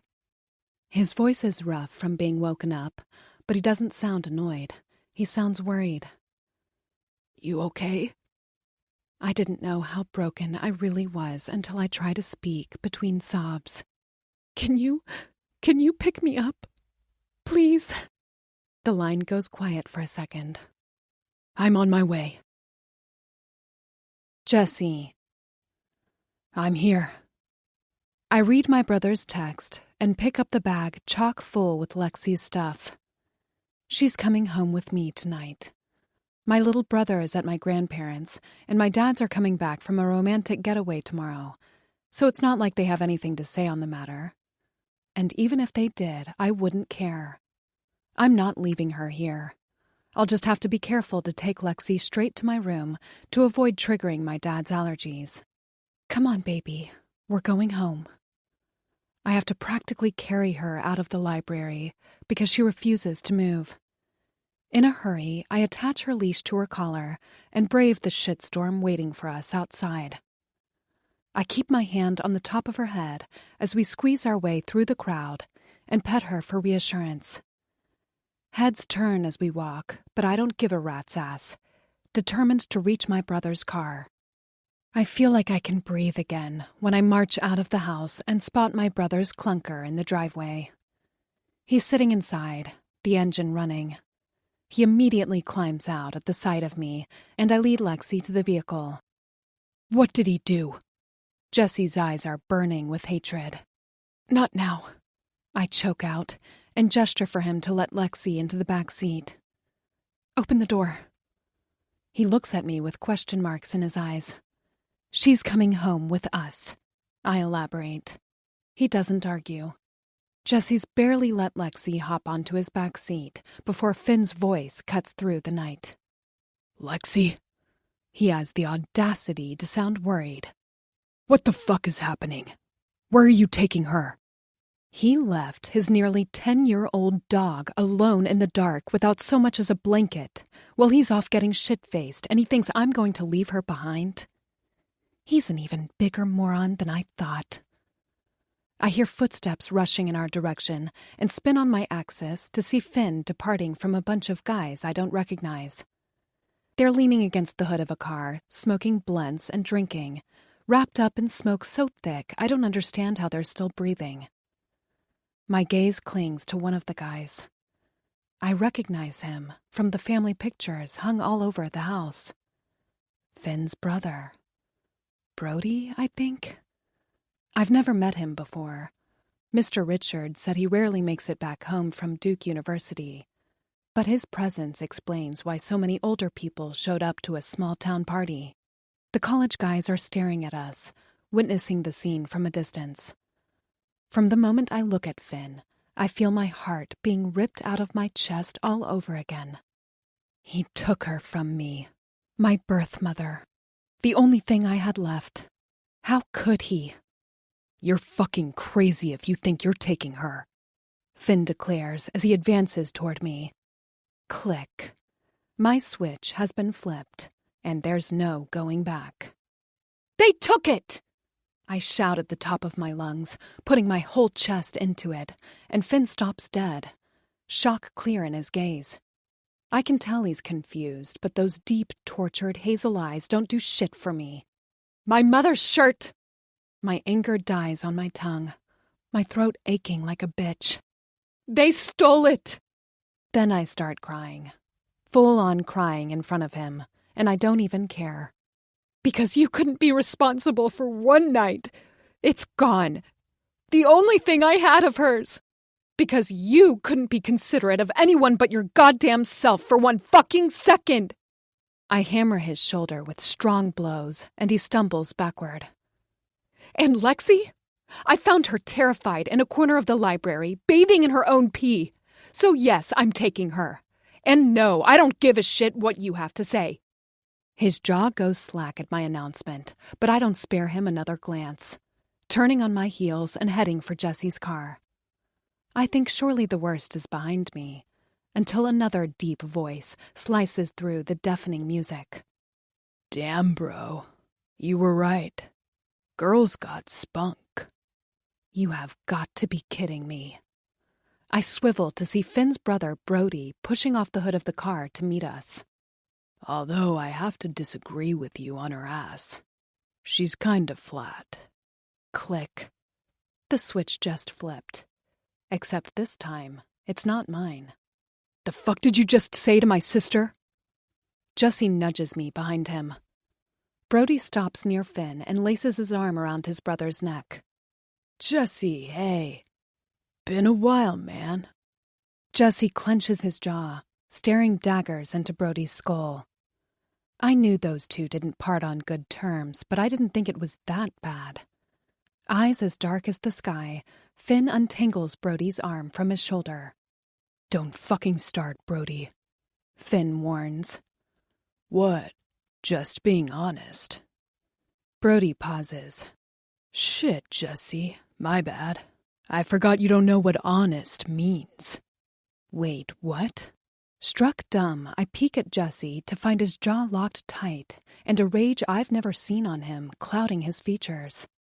What is that supposed to mean? I question, waiting for my brother to deny Brody's claims. Why don't you ask your brother? Brody shoots Jesse a cruel glare that reeks of blackmail. I get the feeling that he knows something Jesse didn't tell anyone. Is that why they stopped being friends? Brody, I'm not fucking kidding. Finn repeats, and his brother takes the hint. All right. Relax. Brody sticks his hands up and turns away, only to give me a parting glance over his shoulder. It was nice meeting you, Dia. Maybe do some squats. You know, for your problem. I have to hold Jesse back from smashing Brody's face against his windshield. People have started to amass outside, drawn to the chaos. I recognize Theo in the crowd. Jesse, let's go. Please. I tug on my brother's clothes. Get me out of here. Jesse doesn't listen until my third plea, glaring at Brody from afar. At last, I manage to drag him to the car. I glance into the rearview mirror as we drive off and discern Finn's silhouette standing completely still in the middle of the driveway, watching us leave. Sneaking a peek at Lexi in the back seat, I feel the weight of the world lifting off my shoulders at the thought of waking up in my own bed in the morning. There isn't a doubt in my mind. Tomorrow, I'm quitting. 9. Diamond. I've never been afraid of making phone calls. While most kids my age are embarrassed to make dentist appointments by themselves, it never occurred to me to pawn it off on my dad's. I didn't understand how one tiny conversation could possibly make someone this nervous. Until I had to quit my job in a 10-second voicemail. Sitting on my front porch's squeaky swing with Lexi, I fidget with my phone, trying to drum up the perfect resignation speech. I've been getting Mr. Richards' voicemail all morning, but I couldn't bring myself to leave a message. Lexi hasn't left my side since we stepped foot inside my house last night. She was nervous. How could she not be in a new environment? But I can tell by the way she clings to me for dear life that she trusts me to protect her. She knows I'd never do anything to hurt her. I can't help thinking that if I pull the plug on this job, I'll be betraying that trust, abandoning her. As if she can feel my inner conflict, Lexi rests her chin on my shoulder and gives my cheek a big, wet lick. A small laugh slips from my lips, and I wrap my arm around her for a long side hug.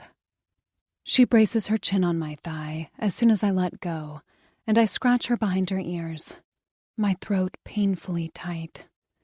God, I can't, I whisper. I can't leave you.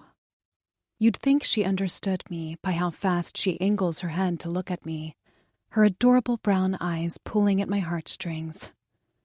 If last night is anything to go by, Finn can't be trusted to take care of his dog, and I can't imagine myself dropping Lexi back at the house and returning to my life as though nothing ever happened.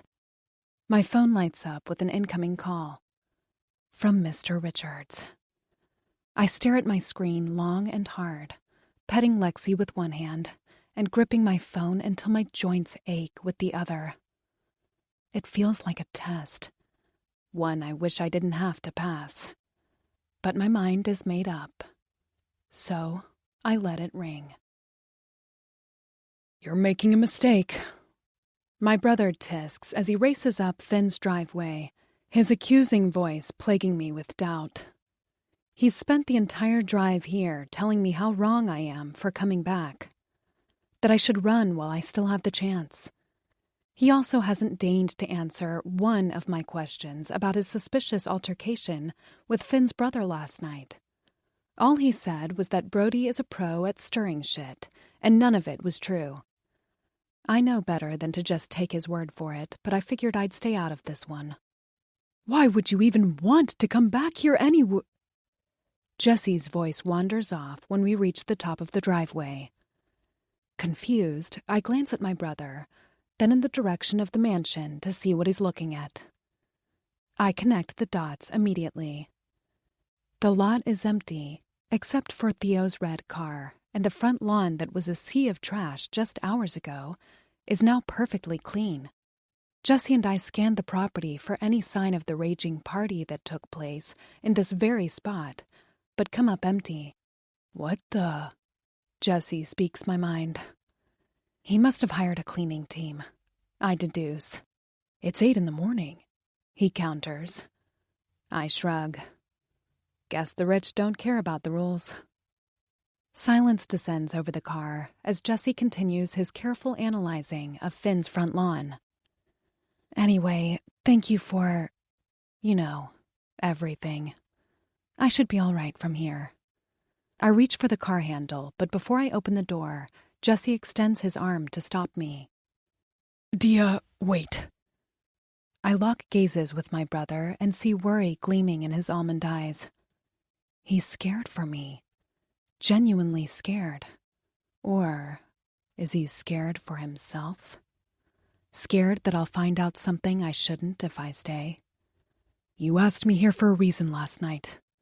Don't forget that. He's right.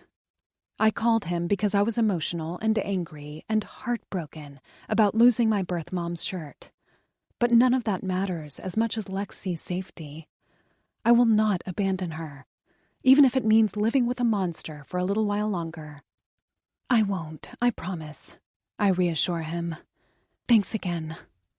With that said, I climb out of his car, swing Lexi's door open, and book it to the house to assess the damage inside. I can't see much of the house through the glass door due to the sun rays reflecting off it. What's waiting on the other side? Drunk people on the floor? Broken bottles everywhere?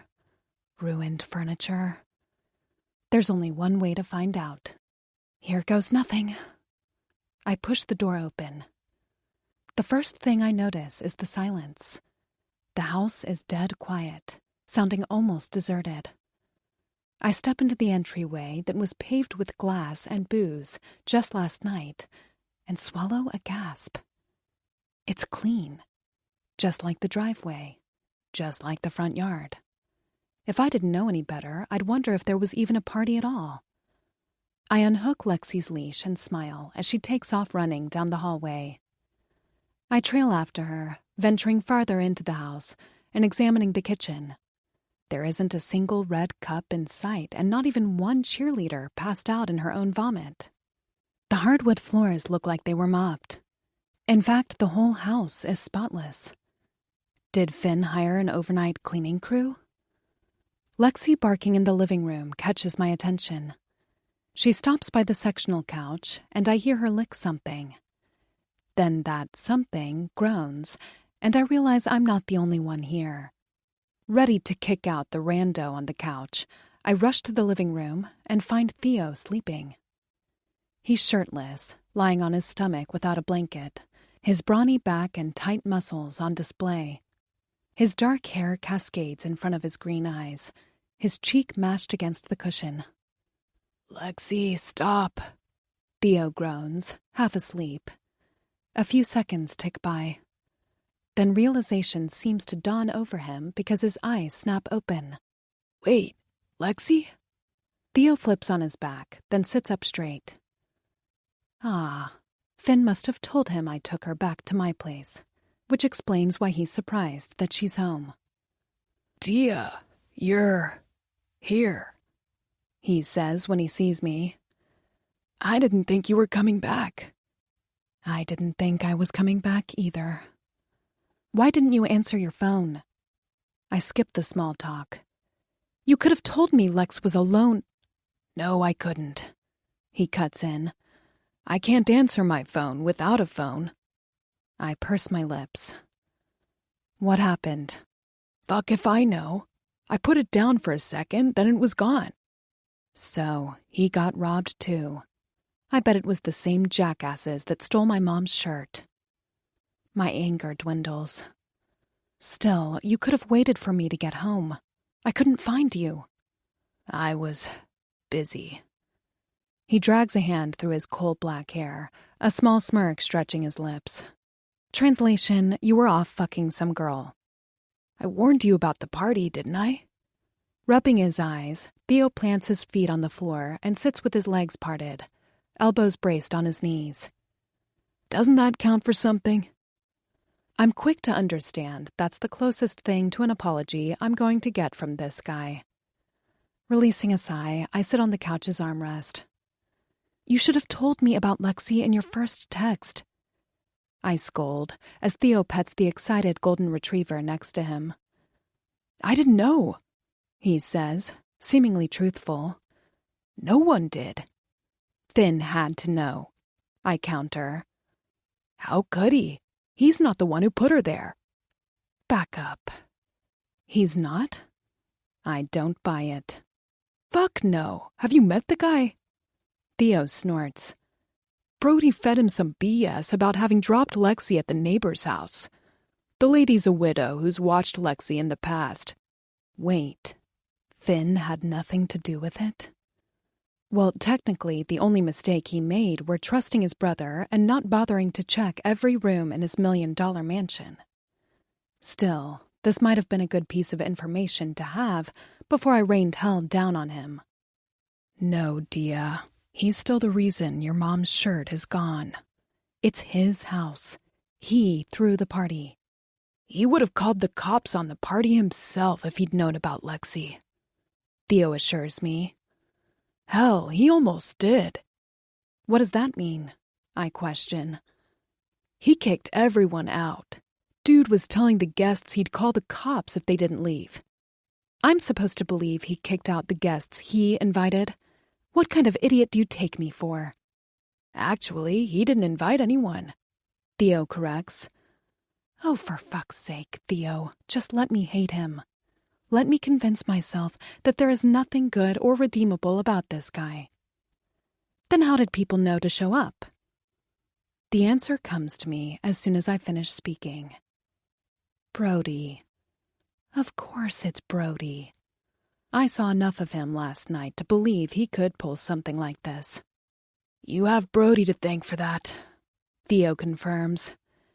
He and like 7 of his college buddies showed up while we were out. Brody told Finn he'd hit up a few people to hang out while he was in town, but a few people turned into 30, then 40, and, well, you get the gist. I was so certain Finn was to blame. I didn't even consider for 1 second that he could be the fall guy. Thanks for all this. I gesture to the spotless house. I didn't clean it. Theo rises off the couch and stretches. Then who did? Theo's eyes connect with mine. Who do you think? The fury and resentment wreaking havoc in my chest taper off in the snap of a finger. Finn started as soon as people cleared out. He didn't stop until he was done. This must have taken him all night. I don't know what you and your brother told him, but he was furious at Brody. I recall Theo stumbling out of the house right as the argument was coming to an end. How do you know he was my brother? Theo lets out a low scoff as he heads for the kitchen, Finn told me. Not to mention your brother almost ripped Brody to pieces for talking shit about you. You two seem close. We are, I whisper. I've always felt closer to Jesse than the rest of my siblings. Not surprising, considering I knew Jesse before I even knew my dad's. My parents claimed Jesse was my absolute favorite as a child. All that changed when puberty hit and Jesse started acting out. He went from protecting me from bullies to bullying me himself. He couldn't stand me for years. To be fair, I was the annoying little sister who followed him around. We may fight and bicker, but at the end of the day, we'd do anything for each other. I'm lucky to have such a great family. I just wish I didn't wonder about my other family. My parents strictly refused to tell me anything about my biological parents. They told me my birth mother is dead, but kept the talk about my dad to a minimum. Every time I ask about him, they either change the topic or dodge the question. It isn't lost on me that Finn would set the world on fire for one more minute with his mom, while my own dad could be living his life somewhere, just waiting to be found, and I'm not doing squat about it. Is it that my bio dad didn't want to know about me? Or that he didn't know about me, period? What if he has no idea he has a daughter out there? Granted, this is the only scenario that could justify his absence, but maybe it's one that's worth fighting for. The time on the stove shows 2:25 a.m. when I drag my feet down to the kitchen for a glass of water. I haven't slept a wink, waiting for the sound of Finn's tires screeching against the driveway. He's been MIA all day. Theo says he hasn't heard a peep from him either. My room faces the front yard, so I cracked a window open to make sure I'd hear him come home, only to end up lying awake, listening to my blinds chattering in the wind, with Lexi snoring next to me. I want to apologize to him. Finn Richards might be an asshole sometimes. Okay, all the time, but last night, he was merely collateral damage from his brother's selfishness. He apologized for lashing out at me once. The least I can do is return the favor. The sounds of keys jingling, then being inserted into the lock, startle me a minute later. I stiffen up at the thought of Finn bursting through the front door. Except, there's no bursting. It happens slowly. I hear a groan, a low, gravelly shit that's tainted with pain, and the door closing with a thud. I don't move a muscle, waiting for him to reach the kitchen and see me, but it takes him a while, and a few more groans to even cross the hallway. Is he limping? Every hair on my body stands on end when he turns the corner, and we come face to face. Finn spots me leaning against the kitchen counter, gripping my water for dear life. My feet sink into the ground when we make eye contact. Shock colors Finn's hazel eyes for a fragment of a second, his eyebrows lifting upward like he didn't expect to find me in his kitchen ever again. And yet, he remains quiet. I let out a small gasp when I get a better look at him. He's bloody. From the crease of his eyebrow to his cheek and bottom lip, nothing's been spared. A purplish wound colors the edge of his jaw, and the worst part, none of it even comes close to dimming his beauty. Even with a ripped shirt that's covered in blood and dirt, he looks like a work of art. I notice he has a gray duffel bag drooping from his shoulder, but don't question it, too horrified by his bruises to think twice about it. We just stand there, staring at each other across the kitchen. Then, without a word, he turns away, his pain rendered obvious by the strain in his moves, and disappears up the stairs. I drop on my bed next to a sound-asleep Lexi shortly after. I stare at the ceiling for what feels like an eternity, until I hear Finn's door creaking open down the hall. The wooden floor squeaks as Finn pats down the hallway toward my room. Wait, why is he coming toward my room? I go from breathing quickly to not breathing at all. his footsteps proving me right when they halt in front of my bedroom. I can see the shadow of his feet through the crack beneath the door. He stays there for long seconds, like he's debating on his next move. Finally, he knocks and walks away. Okay. I hear him returning to his bedroom and shutting the door again. I'm not sure what to make of it, but every nerve in my body is telling me to open that door. Creeping out of bed, not to wake up Lexi, I slowly open the door. But there's nothing there. My gaze dips downward, and I squint to find the gray duffel bag Finn was carrying when he came in on the floor. My mind racing at 1,000 miles per hour, I drop to my knees, unzipping the bag. Right then, it all makes sense. The mysterious bruises on his skin, his disappearing act today, the blood on his clothes. Inside the bag are 3 items I thought I'd never see again. My Kindle e-reader, my AirPods, and my Radiohead t-shirt. 10. Diamond. Lexi, no! I know my yelling was pointless from the moment the pool swallows the golden retriever whole.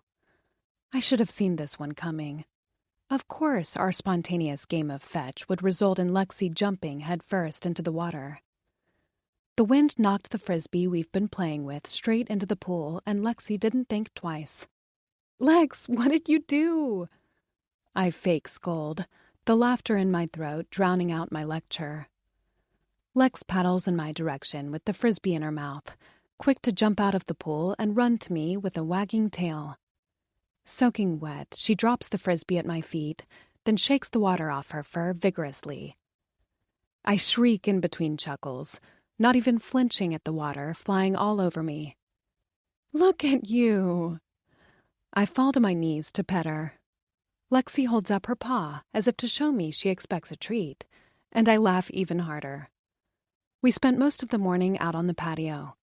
I went for a quick swim, then played with Lexi to tire her out. Come here. I peck the top of her head, and she reciprocates the affectionate gesture by planting sloppy kisses all over my mouth. Let's get you dry for the vet. I scratch her under the chin and rise to my feet. I'll be back with some towels.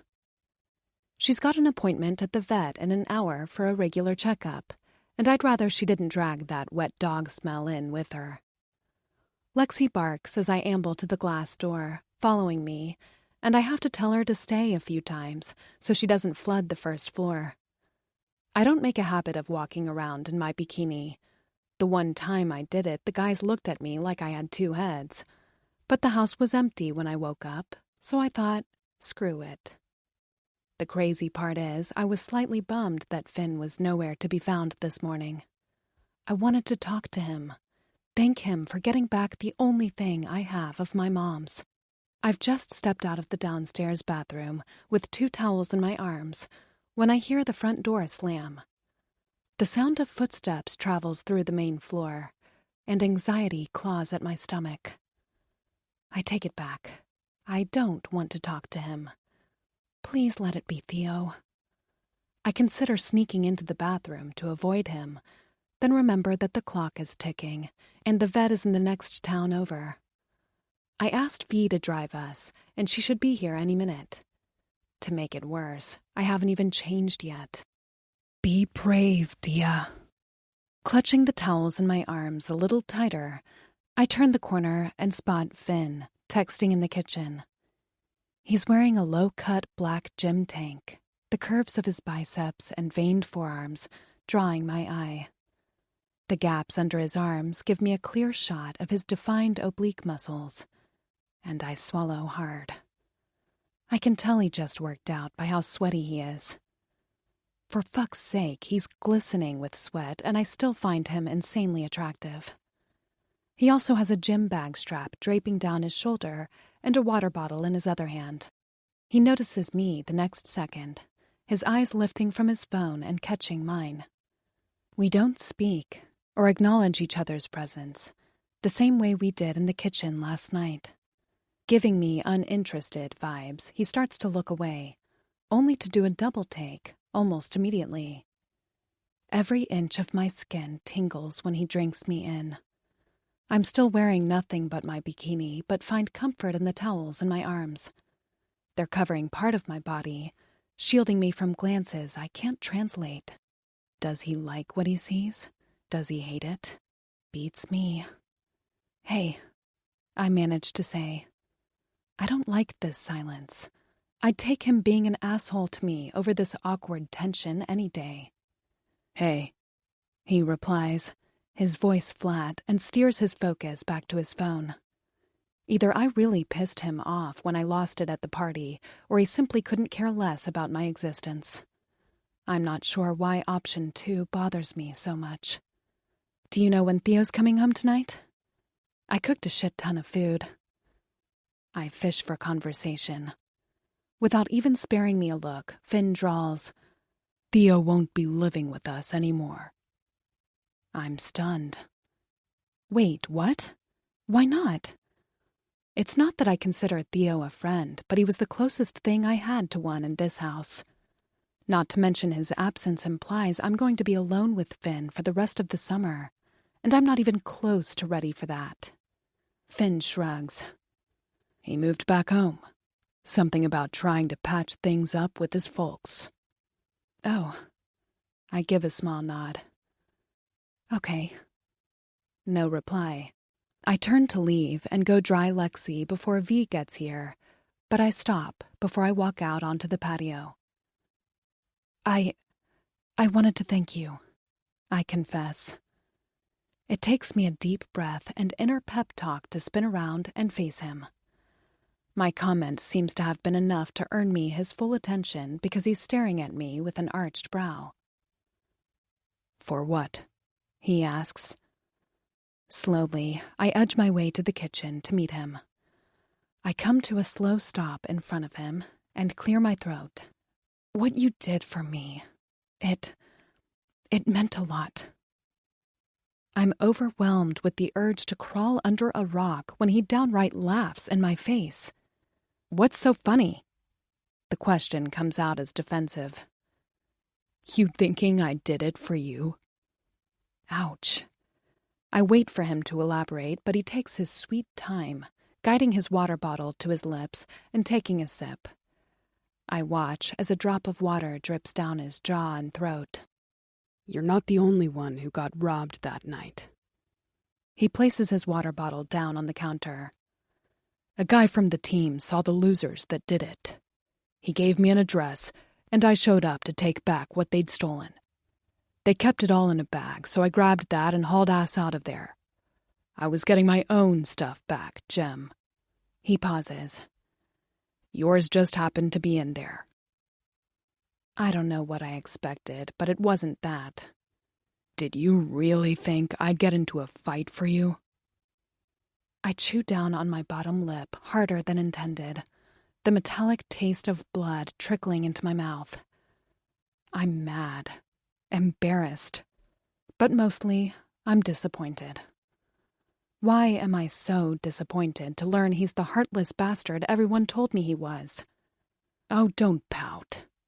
Finn crowds my space, stretching his arm to nudge a loose strand of my hair behind my ear. You still got your stuff back in the end, didn't you? As much as I despise him in this moment, I hate that I stopped hating him even more. For a moment there, I thought I'd gotten through to him. But now, I know without a shadow of a doubt. The only way I'm going to survive this summer is by hating him as much as he hates me. I'm cursed. No other explanation. You'd think I'd be used to this by now, being woken up in the middle of the night only for something to go terribly wrong. But nope, I'm just as shocked as I was the night I found Finn standing in the library window. Lexi barking is my first clue. The sound of a key being inserted into the front lock is my second. Lying on the couch with widened eyes, I grip the blanket that's wrapped around me. What was I thinking, falling asleep on the couch? I know it's not Finn. He came home and went up to his room long before I put on a romantic comedy and passed out. Can't be Theo either. He showed up to gather the rest of his stuff around dinner time. Who else could have a key? Brody, perhaps? Lexi barks louder when the front door squeaks open and two unknown voices pervade the entryway. Lexi's barking quickly evolves into growling. Fucking hell, A masculine voice huffs. get her to shut up. Another deep voice, this one husky, cuts in. Lexi, come here, girl. The growling stops instantly. I hear Lexi's paws rattling the wooden floors as she runs to the stranger without a second thought. And I understand. There's no way that's a stranger. She knows him. She's licking his face, jumping on him, the whole shebang, as I lie there, stiff as a plank. They can't see me since the couch faces away from the kitchen, but I'm not taking any chances. I know. I've been gone for a hot minute, huh? Jesus, Emery, how do you do that? I can't pet her without her trying to bite my dick off. The other guy comments. My brain short-circuits at the mention of his name. Emery, as in Xavier Emery, Finn's best friend. That's how Lexi knows him. I thought he was away at basketball camp. And that would be a bad thing because... Xavier heaves a bitter scoff, earning himself a fuck you from his companion. They've barely taken a few steps into the kitchen before Mystery Guy asks, Where did Finn say he was again? Wine cellar. He's waiting for us. Xavier replies. That's what this is about? Finn hitting up his friends to raid his dad's wine cellar in the middle of the night? Why am I even surprised? Staircase is down the hall, Xavier instructs, and the footsteps gradually fade. I hear the door leading to the basement opening and shutting in the distance. Then nothing. That was a close one. Lexi is back on the couch in an instant, prepared to doze off, but I can't seem to do the same.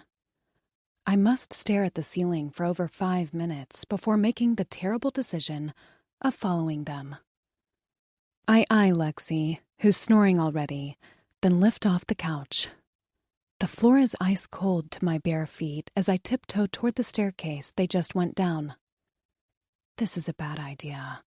A very bad idea. But I still find myself at the basement door, my hand hovering near the knob. My breath trapped in my throat, I slowly open the door, careful not to make a sound. I've only been in the basement once, but I remember how creaky the stairs are. My heart races faster with every step I take down the staircase, a gust of fresh air engulfing my body as soon as my feet touch the ground. It's frisky down there, and the crop top and leggings I fell asleep in aren't doing much to warm me up. Turn around. You shouldn't be here, a voice in my head warns. But I pay it no mind, sneaking to the wine cellar. The door is open an inch, but it's more than enough for me to hear the conversation on the other side. I catch the boys sitting on the floor of the wine cellar through the small gap. They're downing wine, laughing, passing a joint around. Freezing my tits off, I take cover in the corner behind the door to listen. Stop hogging the joint, Richards. You fucked Lou Bennett on my bed, Fletcher. I'll hog the joint if I want to. Finn retorts. Only then am I able to identify the guy that came in with Xavier. His name is Axel Fletcher. He's a basketball player, an absolute pig with the ladies, and an overall crappy person. I saw him and some girl going at it on Finn's bed the night of the party. That was Louise? She slept with Axel in Finn's bed just a few days after Finn turned her down? Harsh. He's got you there, man. Xavier laughs. For fuck's sake, it's not like you were dating the girl, Axel argues. The irony of Finn having slept with his best friend's girl himself isn't lost on me. To think Xavier has no clue. Poor guy doesn't even have an inkling of what happened while he was away. I don't give a shit who you did it with, asshat. It's the where that's the problem. Finn makes it clear he couldn't care less about Lou. Lou, who looked at me like I'd taken a dump in her bed the morning I told her my name. I still don't know why it triggered her so much. Look at it this way. Your stupid-ass dog ambushed us when we came in. Call it even? Axel snorts. A long moment of silence ensues. Call my dog stupid one more time, Fletcher. Finn warns. Dude, relax. I was kidding. Axel blows out a nervous laugh. It's just a fucking dog. Jesus. What was that? Finn snaps. Hey, assholes. I didn't come back from camp to drive your sorry asses to the hospital. Play nice. Xavier intervenes. Something tells me this isn't the first time Xavier has had to play mediator.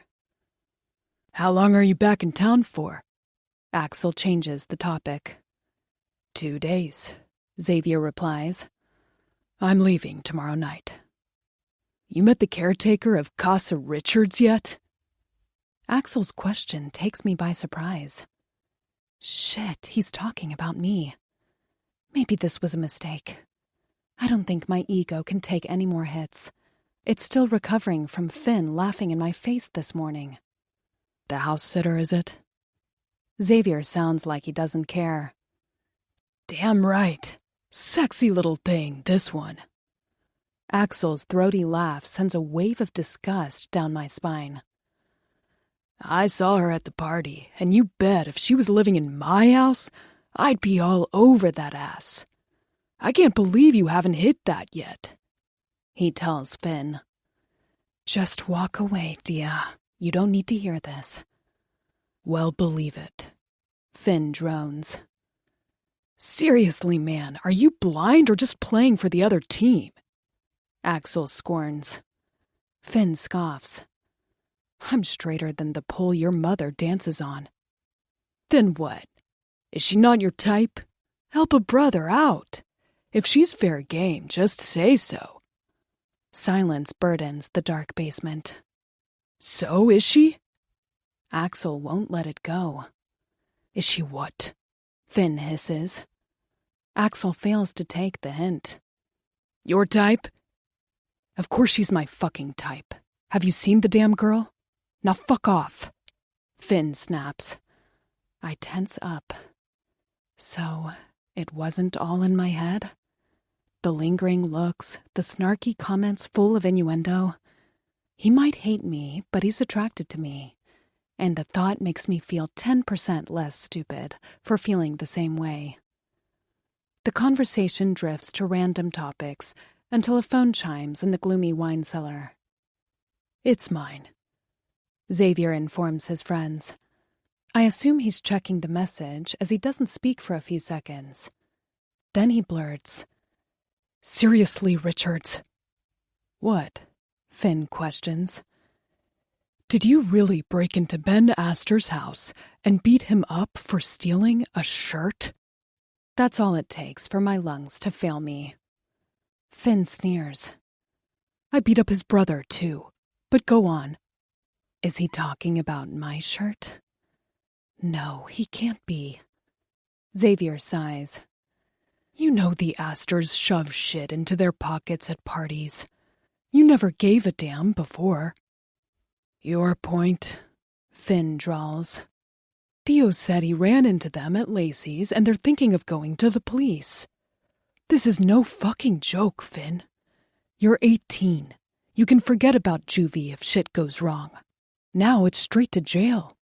It's obvious that Xavier's the level-headed guy here. The golden boy who gives his all to basketball and his dreams, while his best friend is off self-destructing and setting shit on fire. I have security footage of them leaving my house with 3 trash bags full of our shit. Let them go to the fucking cops. Finn counters.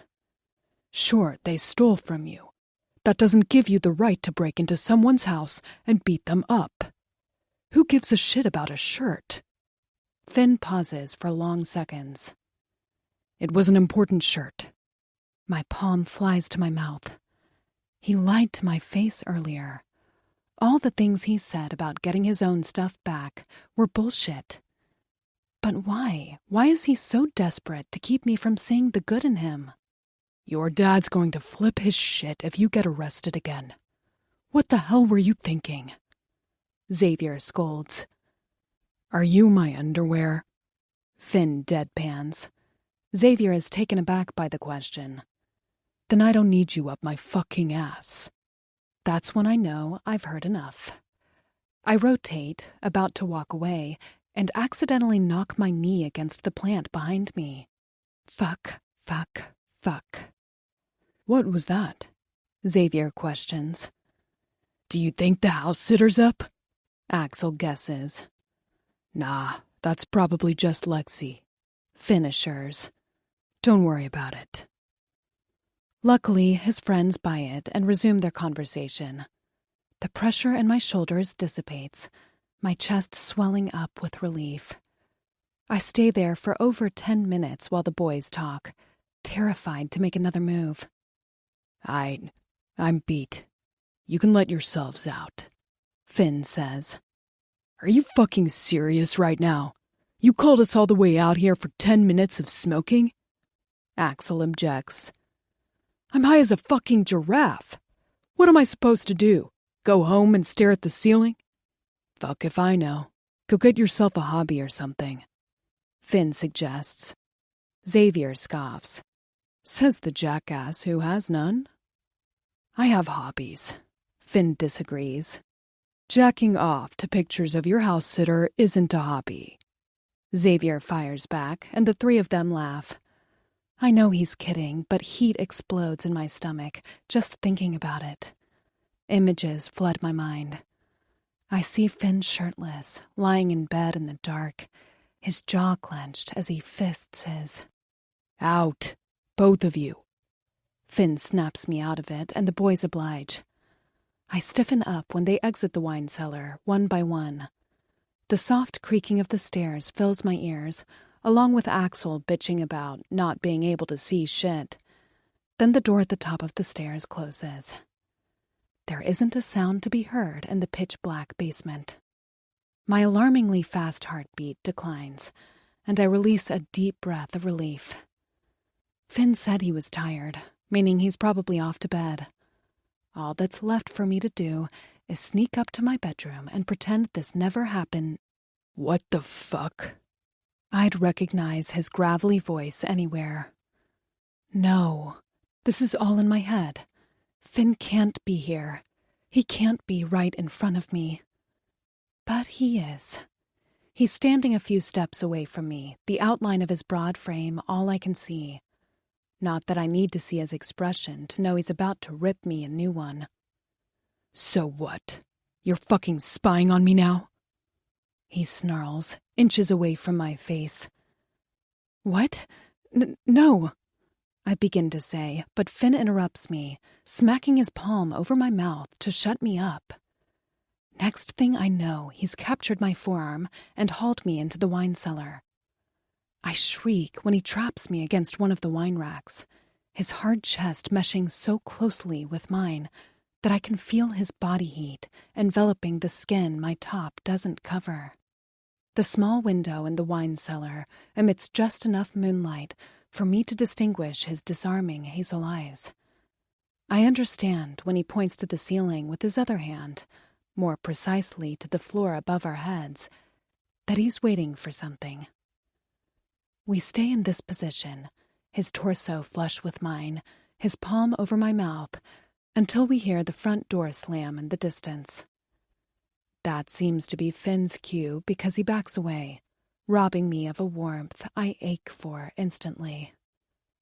I'm quick to understand he was waiting for his buddies to leave before raining hell down on me. How thoughtful. You have 5 seconds to explain yourself. He folds his tattooed arms over his chest. I heard voices and came down to check. I improvise. An angry scoff leaves his throat. He's not buying it, but he doesn't argue. How much did you hear? he asks.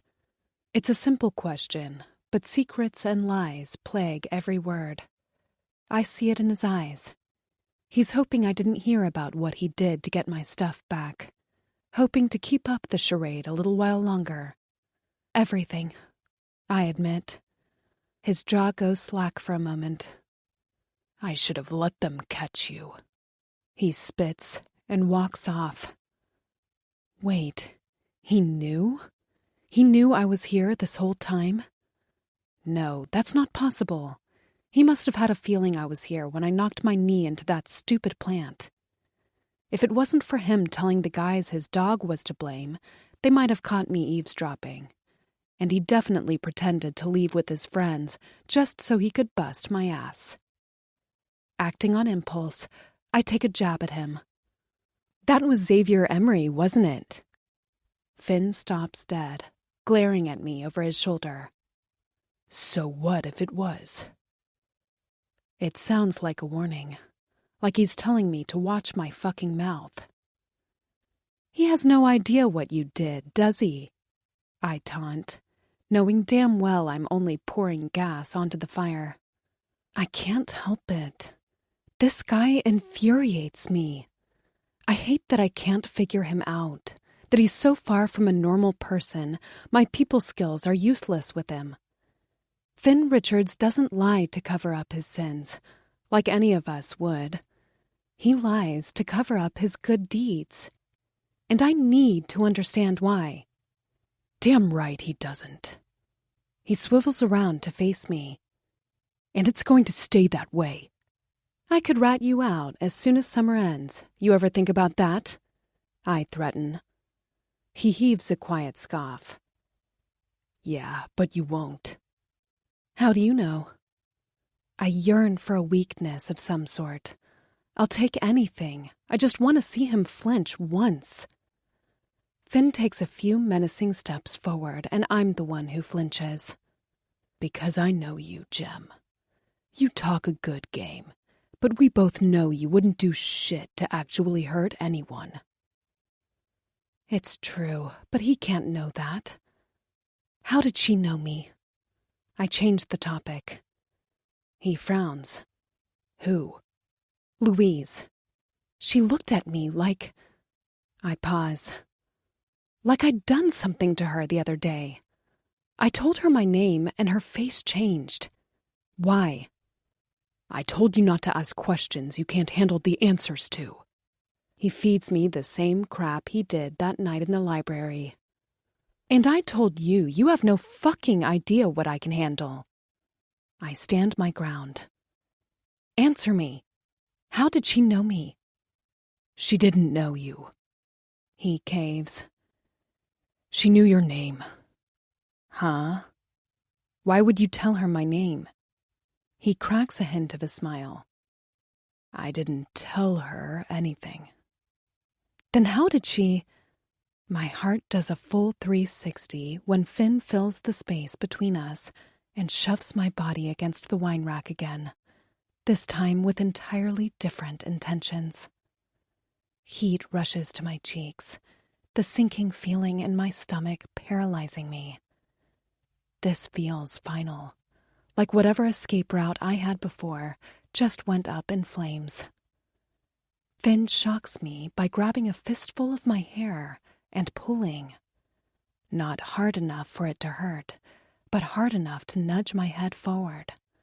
Then he positions himself near my earlobe, his hot breath tickling my skin, and whispers, She knew your name because I fucking moaned it. Pretty sure my soul leaves my body right then. You what? There's no way. No way Finn really said that to me. Did I imagine it? The answer becomes clear when he pulls away. You heard me. Finn grits through his teeth. He sounds angry at himself, like he's sick of fighting a war he's bound to lose. You were the one in my fucking head while I was blowing inside another girl. My jaw crashes to my feet. It was your perfect fucking mouth wrapped around my cock. Your innocent eyes looking up at me. Because it's always you these days. It's always fucking you. He stresses every word, staring me dead in the eyes before saying, "Is that what you wanted to hear?" I'm floored. No better word for it. You're disgusting. The lie makes my vocal cords ache. I asked you a question. Finn lets go of my hair, bracing his palm against the wine rack behind me and caging me in. We're so close, his lips would graze mine if I just nudged my head forward. He smells as good as the night he found me in his bed, and he's just as devastatingly beautiful. But there is one major difference. He's not the only one I'm scared of anymore. I'm scared of myself, too. I said, "Is that what you wanted to hear?" He urges, his gaze falling to my lips for a moment that pushes me dangerously close to the edge. God, I want to kiss him. I want to kiss him so bad. What's wrong with me? It is. I can tell. Finn flashes a satisfied smirk, and my ego slams the brakes. How can you be so sure? His confidence doesn't waver one bit. Then he finishes me off. Because you're parting your fucking legs for me. I'm mortified when I glance down at my thighs. He's right. I am parting my legs for him, branding myself as open for business without realizing it. I dare hope he'll spare me further humiliation, but of course it doesn't end there. And because if I were to kiss the shit out of you right now, you wouldn't stop me. I should run. Why am I not running? You forget that I hate you. He laughs a bitter laugh and whispers, You forget that I can hear your breathing. Kill me now. Again, he's right. He's got me all hot and bothered. You'd let me kiss you, Jem. And what's worse, you'd like it. I want to yank him to me and find out. You're batshit crazy if you think I wouldn't stop you. Really? Finn mocks. For a fragment of a second, time stands still. Until Finn strips everything away with 3 little words. Then stop me. His mouth descends over mine so fast and hard, I lose all form of balance. Finn wraps his arm around my waist before I fall, but my back still crashes against the wine rack behind me, the impact rattling the wine bottles like an earthquake. I've imagined my first kiss many times before. The perfect kiss with the perfect guy. Prince Charming was supposed to be kind, caring, gentle. But the boy ravaging my mouth, the devil destroying each and every one of my expectations. He's everything but. Finn is hungry, demanding, possessive in the way he claims my mouth, and I'm happy to let him lead, despite the ear-splitting alarms blaring in my head. I know it shouldn't be him. He shouldn't be my first kiss. He's not the guy I saw in my dreams. And yet, when his tongue pries its way between my teeth and his hand circles my throat roughly, I want Prince Charming to fuck off so I can hold on to my villain a little while longer. My knees almost cave in when I suck on his bottom lip, nibbling on it clumsily, and a primal groan tears from somewhere deep within his throat. Tell him to stop. What are you waiting for? My body demotes my brain to the sidelines, and I embrace the 1,000 ways we will inevitably crash and burn. But nothing, not even the gruesome images of our flaming hearts blowing into 1,000 pieces, is enough to repel me. God, he's such a good kisser. I feel like I could collapse at any moment, like my body can't possibly sustain his kiss. And I wind up grasping at his rich kid shirt like he's a life raft. We're clawing at each other's hair, clothes, faces, chasing a fix that's set on eluding us, and we don't even react when a bottle of wine slips off the rack and hits the floor. I barely hear the bottle shatter. I barely notice the liquid pulling at my feet. All I can feel is Finn disrupting the kiss for a moment, then banding his hands around the backs of my thighs to lift me up into his arms. My legs loop around his waist as Finn slams our bodies against the rack once more, his palms gripping my ass cheeks for support. Then he's kissing me again, and again. I always thought my first boyfriend would take it slow, but now that I'm giving my first kiss to the monster sleeping down the hall, I don't want slow. I want rough. I want hard. I want everything I shouldn't. I can't stop myself from whining in disapproval the second his lips disconnect from mine to drag torturous kisses all over my jaw. I hear him laugh a raspy laugh at my desperation before running his tongue up my neck slowly, all the way to my earlobe. Fucking hell. I shiver deep in my bones when his teeth sink into my earlobe and he tugs on it hard, luring a shy moan out of my throat. One moan. That's it. One moan, and I feel him harden against my leggings. Before I know it, he's straining against the fabric of his sweats, and I part my legs like his own personal fuck toy. I hate myself for it, but it doesn't deter me from tightening my ankles behind his back. I know the friction I seek will put us on a collision course with disaster, but I couldn't care less. Fuck, Dia. Finn hisses through his teeth. Did he just... He said my name for the first time. He said my name. Not Gem, not Sitter Girl. Dia. Why does it sound so good rolling off his tongue? Operating on lust, I begin to move back and forth, rubbing myself against him until... Holy shit. My mouth dips open at the pleasure zapping through my stomach. He's rock hard now, his covered shaft hitting every single nerve ending in my clit with each thrust of my hips. This can't be happening. I lock eyes with Finn in the darkness of the wine cellar. Only then, when I drink him in, his mouth hanging open, his hazel eyes flaring with bad intentions, do I realize what I'm doing. I'm dry humping him.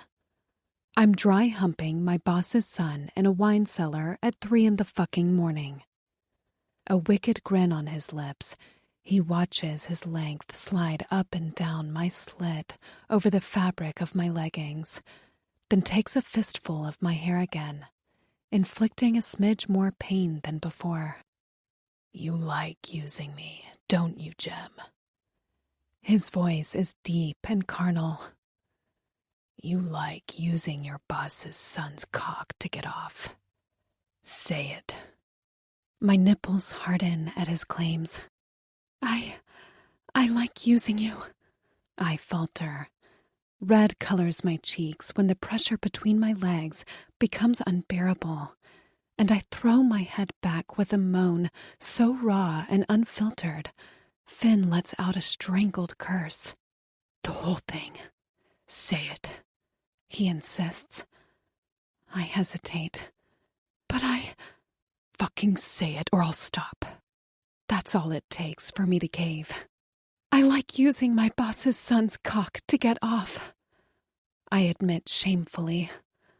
That's my girl. Finn grunts in appreciation. What have I become? As if to reward me, Finn grabs himself at the base and slides the head of his cock faster and faster against my clit for several minutes, until my thighs clench. I start wiggling in his embrace. Shit, am I about to come? But he didn't even touch me. Well, not really. We're still fully clothed, for fuck's sake. There's no way I'm about to... Finn! My mouth drops open. It sounds like a cry for help, like I don't know what to do with myself or this pleasure. And he reads me loud and clear. You're going to come, aren't you? He rasps, harnessing the hold he has on my hair to force me to look at him and squeezing my throat. You're going to come for me like a good fucking girl. His dirty talk tips me over the edge, but as soon as the overwhelming pleasure washes over me, so does the guilt. Reality catches up to me, the fear of losing not only my job, but also my heart soaring in my chest. Finn picks up on my anguish right away, slamming his lips over mine and whispering in my mouth, Stay with me. Breathe, Dia. Fucking breathe. Here and now, Dia. Nothing else, he adds, drilling his words into my brain and watching as I reach the point of no return. Here and now, I croak, surrendering to my orgasm and the regrets I know will surely follow. I'm seconds away from coming undone when Finn's sinful mouth trickles open too. Oh, fuck. His jaw flexes as he speeds up his thrusting. Fuck, Dia. He calls again, his body jerking against mine. No fucking way. He sounds like he can't possibly believe what's happening. Like the thought of him blowing into his sweats without having been touched directly is inconceivable to him. I'm a goner before I can overthink it. Finn nestles his face in my neck, breathing faster as we ride out the waves of our orgasms together, knowing damn well that as soon as we plummet back down to earth, everything is going to change. And sure enough, from the moment our breathing steadies and the consequences of what we did sink in, the metaphorical gap between us grows 500 miles.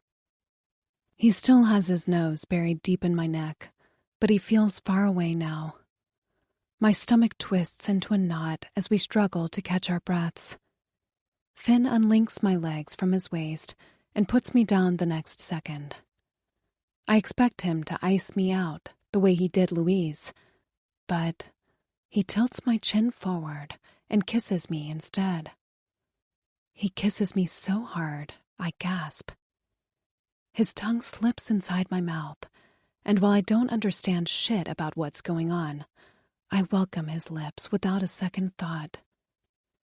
That's when the spell breaks. He backs away, like he just got zapped, like he just realized what he was doing, and it wasn't a part of the plan. Slowly, hatred spills back into his sharp eyes, and his features revert back into the scowl I've grown to hate. Finn, I whisper, foolish enough to hope we can talk about what just happened. But he's not having it.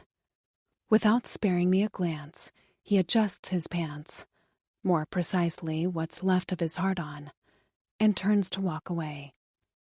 Don't follow me, he spits. Then he's gone. 11. Diamond. How many blisters can you have before your feet just stop working? My first guess was 8, but I'm bordering on 10 and, well, still walking.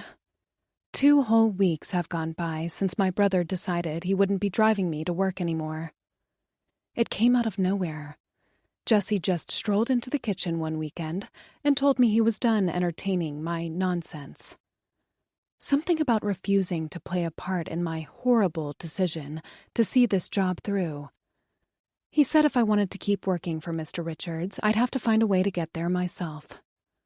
I thought about telling my dads, but was nervous Jesse would retaliate and snitch on me for living with a boy.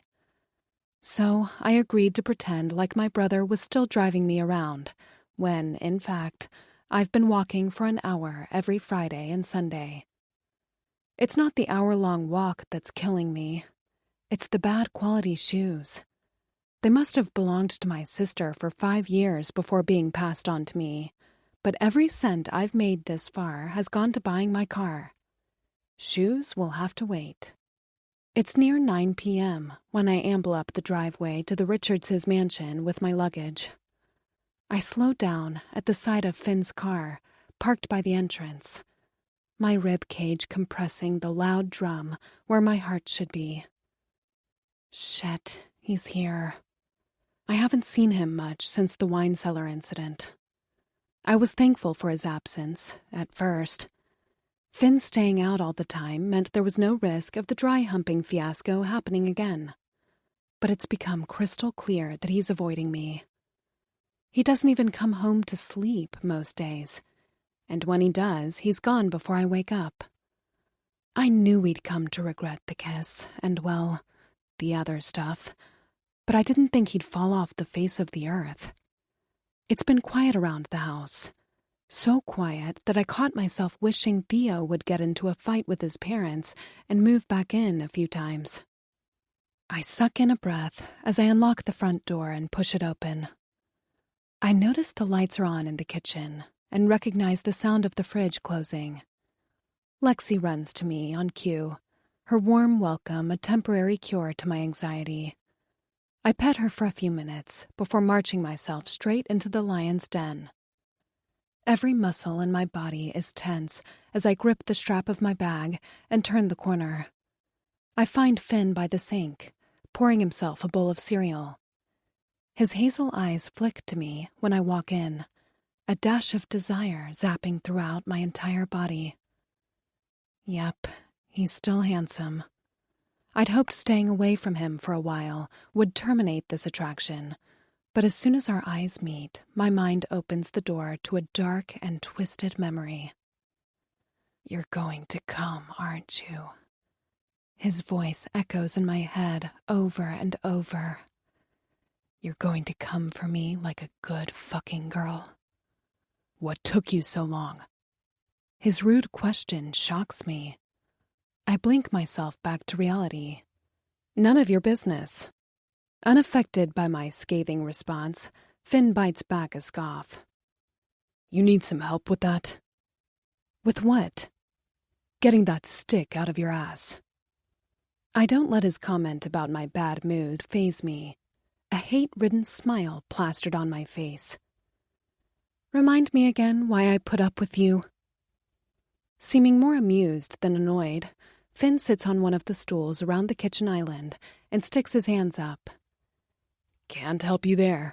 I've been trying to figure that out since the day you got here. Not that it concerns you, but I'm saving up for a car. I enlighten him. He doesn't reply, eating his cereal as though I'm a ghost trying to communicate with the living. All right, then. I swivel to leave, ready to jog up the stairs. Jem, he calls behind me. I spin to glance at him, and his mouth opens for a second. I get the feeling that he wants to say something important, and for a moment there, I'm dumb enough to think he might be ready to acknowledge what happened. Let me know if you plan on showing up this late every Sunday. I'd rather not starve. On that note, he continues to eat his cereal and treat me like a piece of furniture. Of course. Me getting here late on Sundays means no more meal prep for the week, hence no more food for His Majesty. Irritated, I don't waste my breath answering and hurry up the stairs. I'm bursting into my bedroom and dumping my belongings on my bed a few seconds later. Everything is officially back to normal, and the boy who whispered dirty little secrets in my ear, he's not coming back. I'm the worst dog sitter ever. Seriously, what kind of dog sitter takes a 9-year-old dog on a walk in the middle of a heat wave? To be fair, I didn't know when I decided to take Lexi for a walk this morning that Silver Springs would turn into a furnace. We've been walking around town for almost 2 hours. We had to take multiple breaks not to die of thirst, and I'm beginning to wonder if I should just call Avina and beg her for a ride. We're all out of water, too.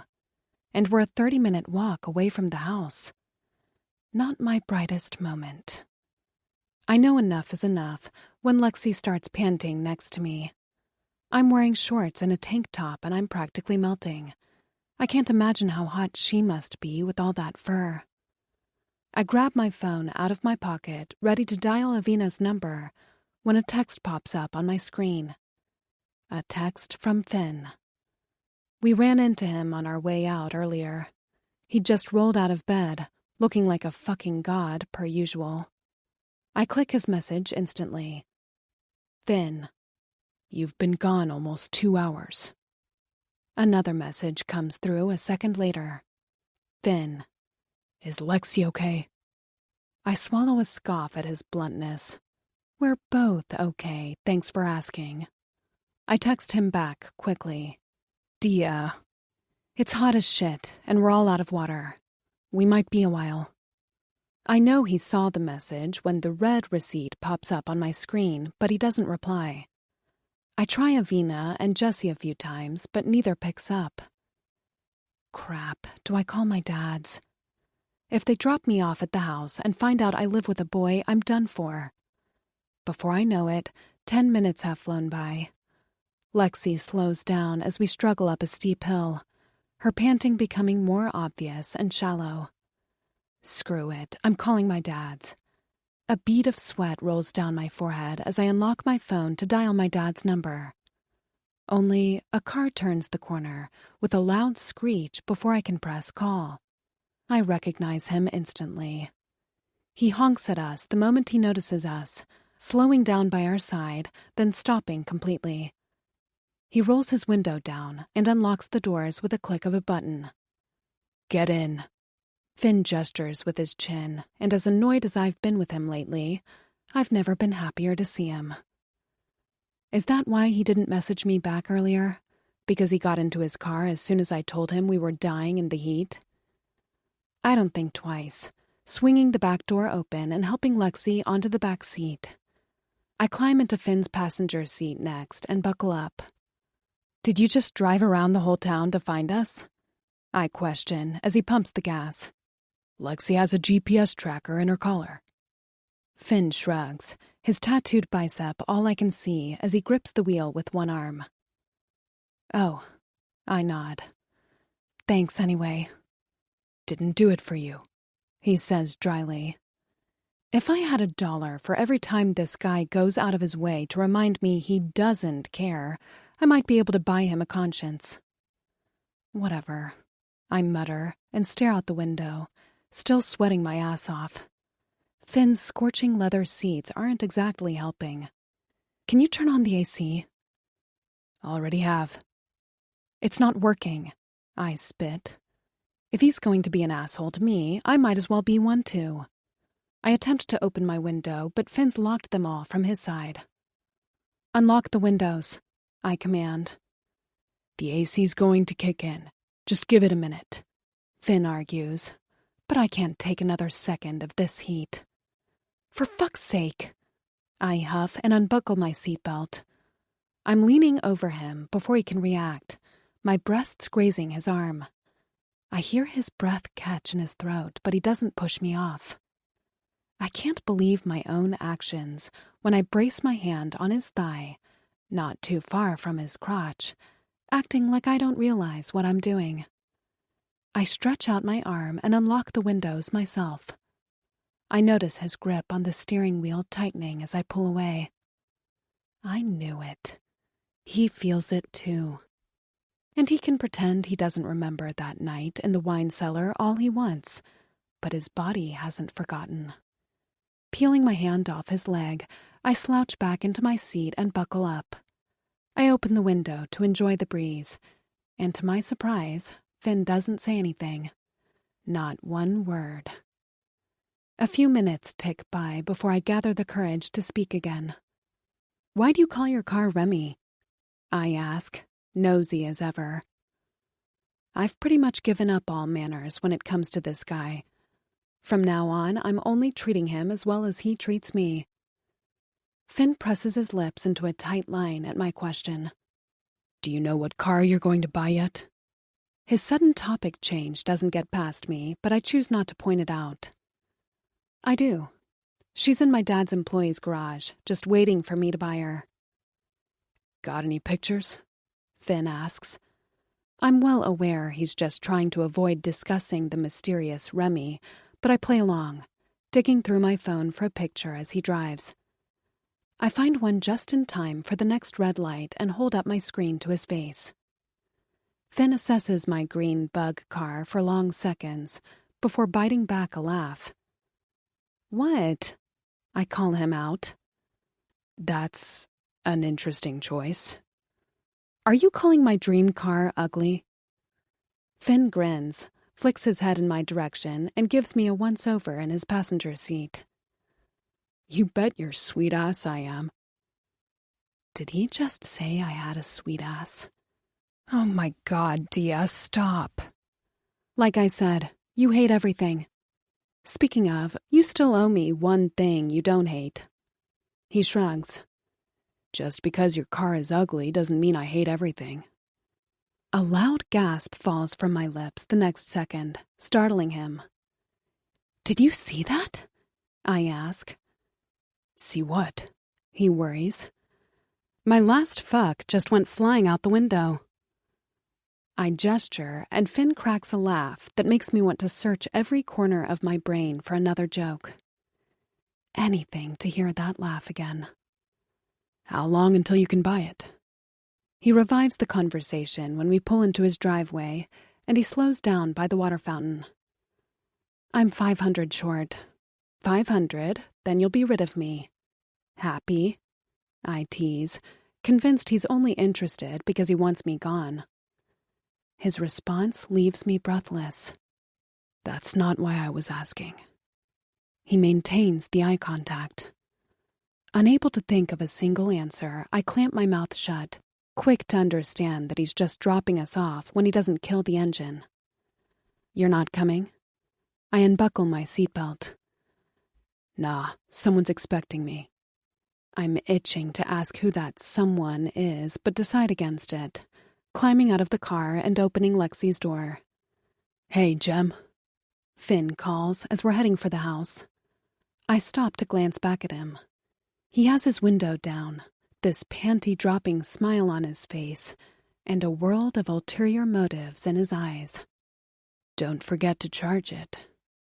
Then, without further explanation, he drives off. Wait, what? 12. Finn. Brody. Did the girl with the flat ass quit yet? The sky is pitch black by the time I park in my driveway and read my brother's text. Brody Richards is an idiot. It's common knowledge at this point. I just didn't realize he was a blind idiot. The house sitter is a lot of things. Stubborn, cunning, feisty.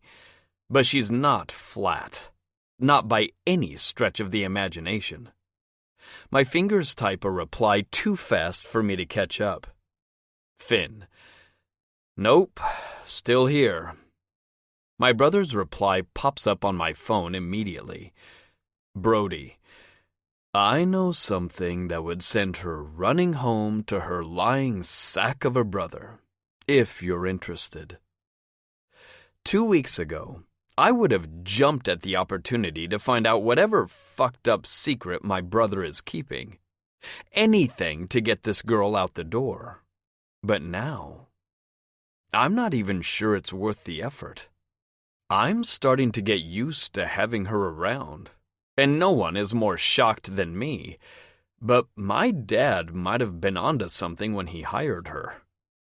Her presence allows me to do whatever I want without having to worry about Lexi. I couldn't have stayed at Theo's until midnight tonight if it weren't for her. The asshole needed me. Well, needed someone, even though he'll never admit it. Shit is getting pretty bad over at the Coxes. I know Theo only invited me to hang because he was hoping his parents would get off his case with me there. And he was right. They bit their tongue for most of the evening, And Theo did a marvelous job at pretending like his relationship with his folks wasn't a dumpster fire. Leaving my brother's message unanswered, I shoved my phone in my back pocket and dragged myself out of the car. Lexi greets me at the front door, and I'm a tad surprised to see her there. It's past midnight, and she always sleeps in Jem's bed.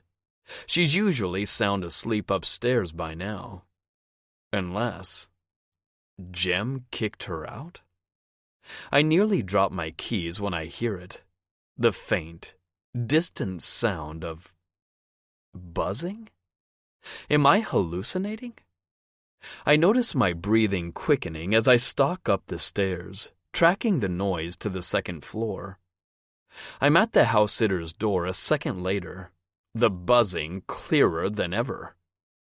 Her bedroom door is open a crack, and under the moonlight, I see her lying in bed, wearing a lace bra, her lower body concealed under the covers, and her pouty mouth hanging open. Holy hell. She's using it. She's using the sex toy I gave her. I packed a vibrator in a box today and left it on her bed with a note saying to rub one out and fix her mood swings. I was just trying to mess with her. She's been irritable all week. But I didn't think she'd actually touch it. Well, touch herself. Fuck. I should leave. But I'm hard. I'm so fucking hard my cock strains against my pants, yearning for freedom. Her breathing is heavy, her chest hauling up and down as she rotates the toy underneath the blanket and chokes on a moan I'm afraid might kill me. The hallway is soaked in darkness, and she can't see me watching her, nor can she see me slipping my hand inside my briefs like a fucking creep. Jesus, Finn, stop. But I can't. I can't stop. I suck in a sharp breath when she palms her left tit over her bra. She's flawless, point blank. She's what my sweetest nightmares are made of. An innocent, cunning little thing I'd do anything to taste.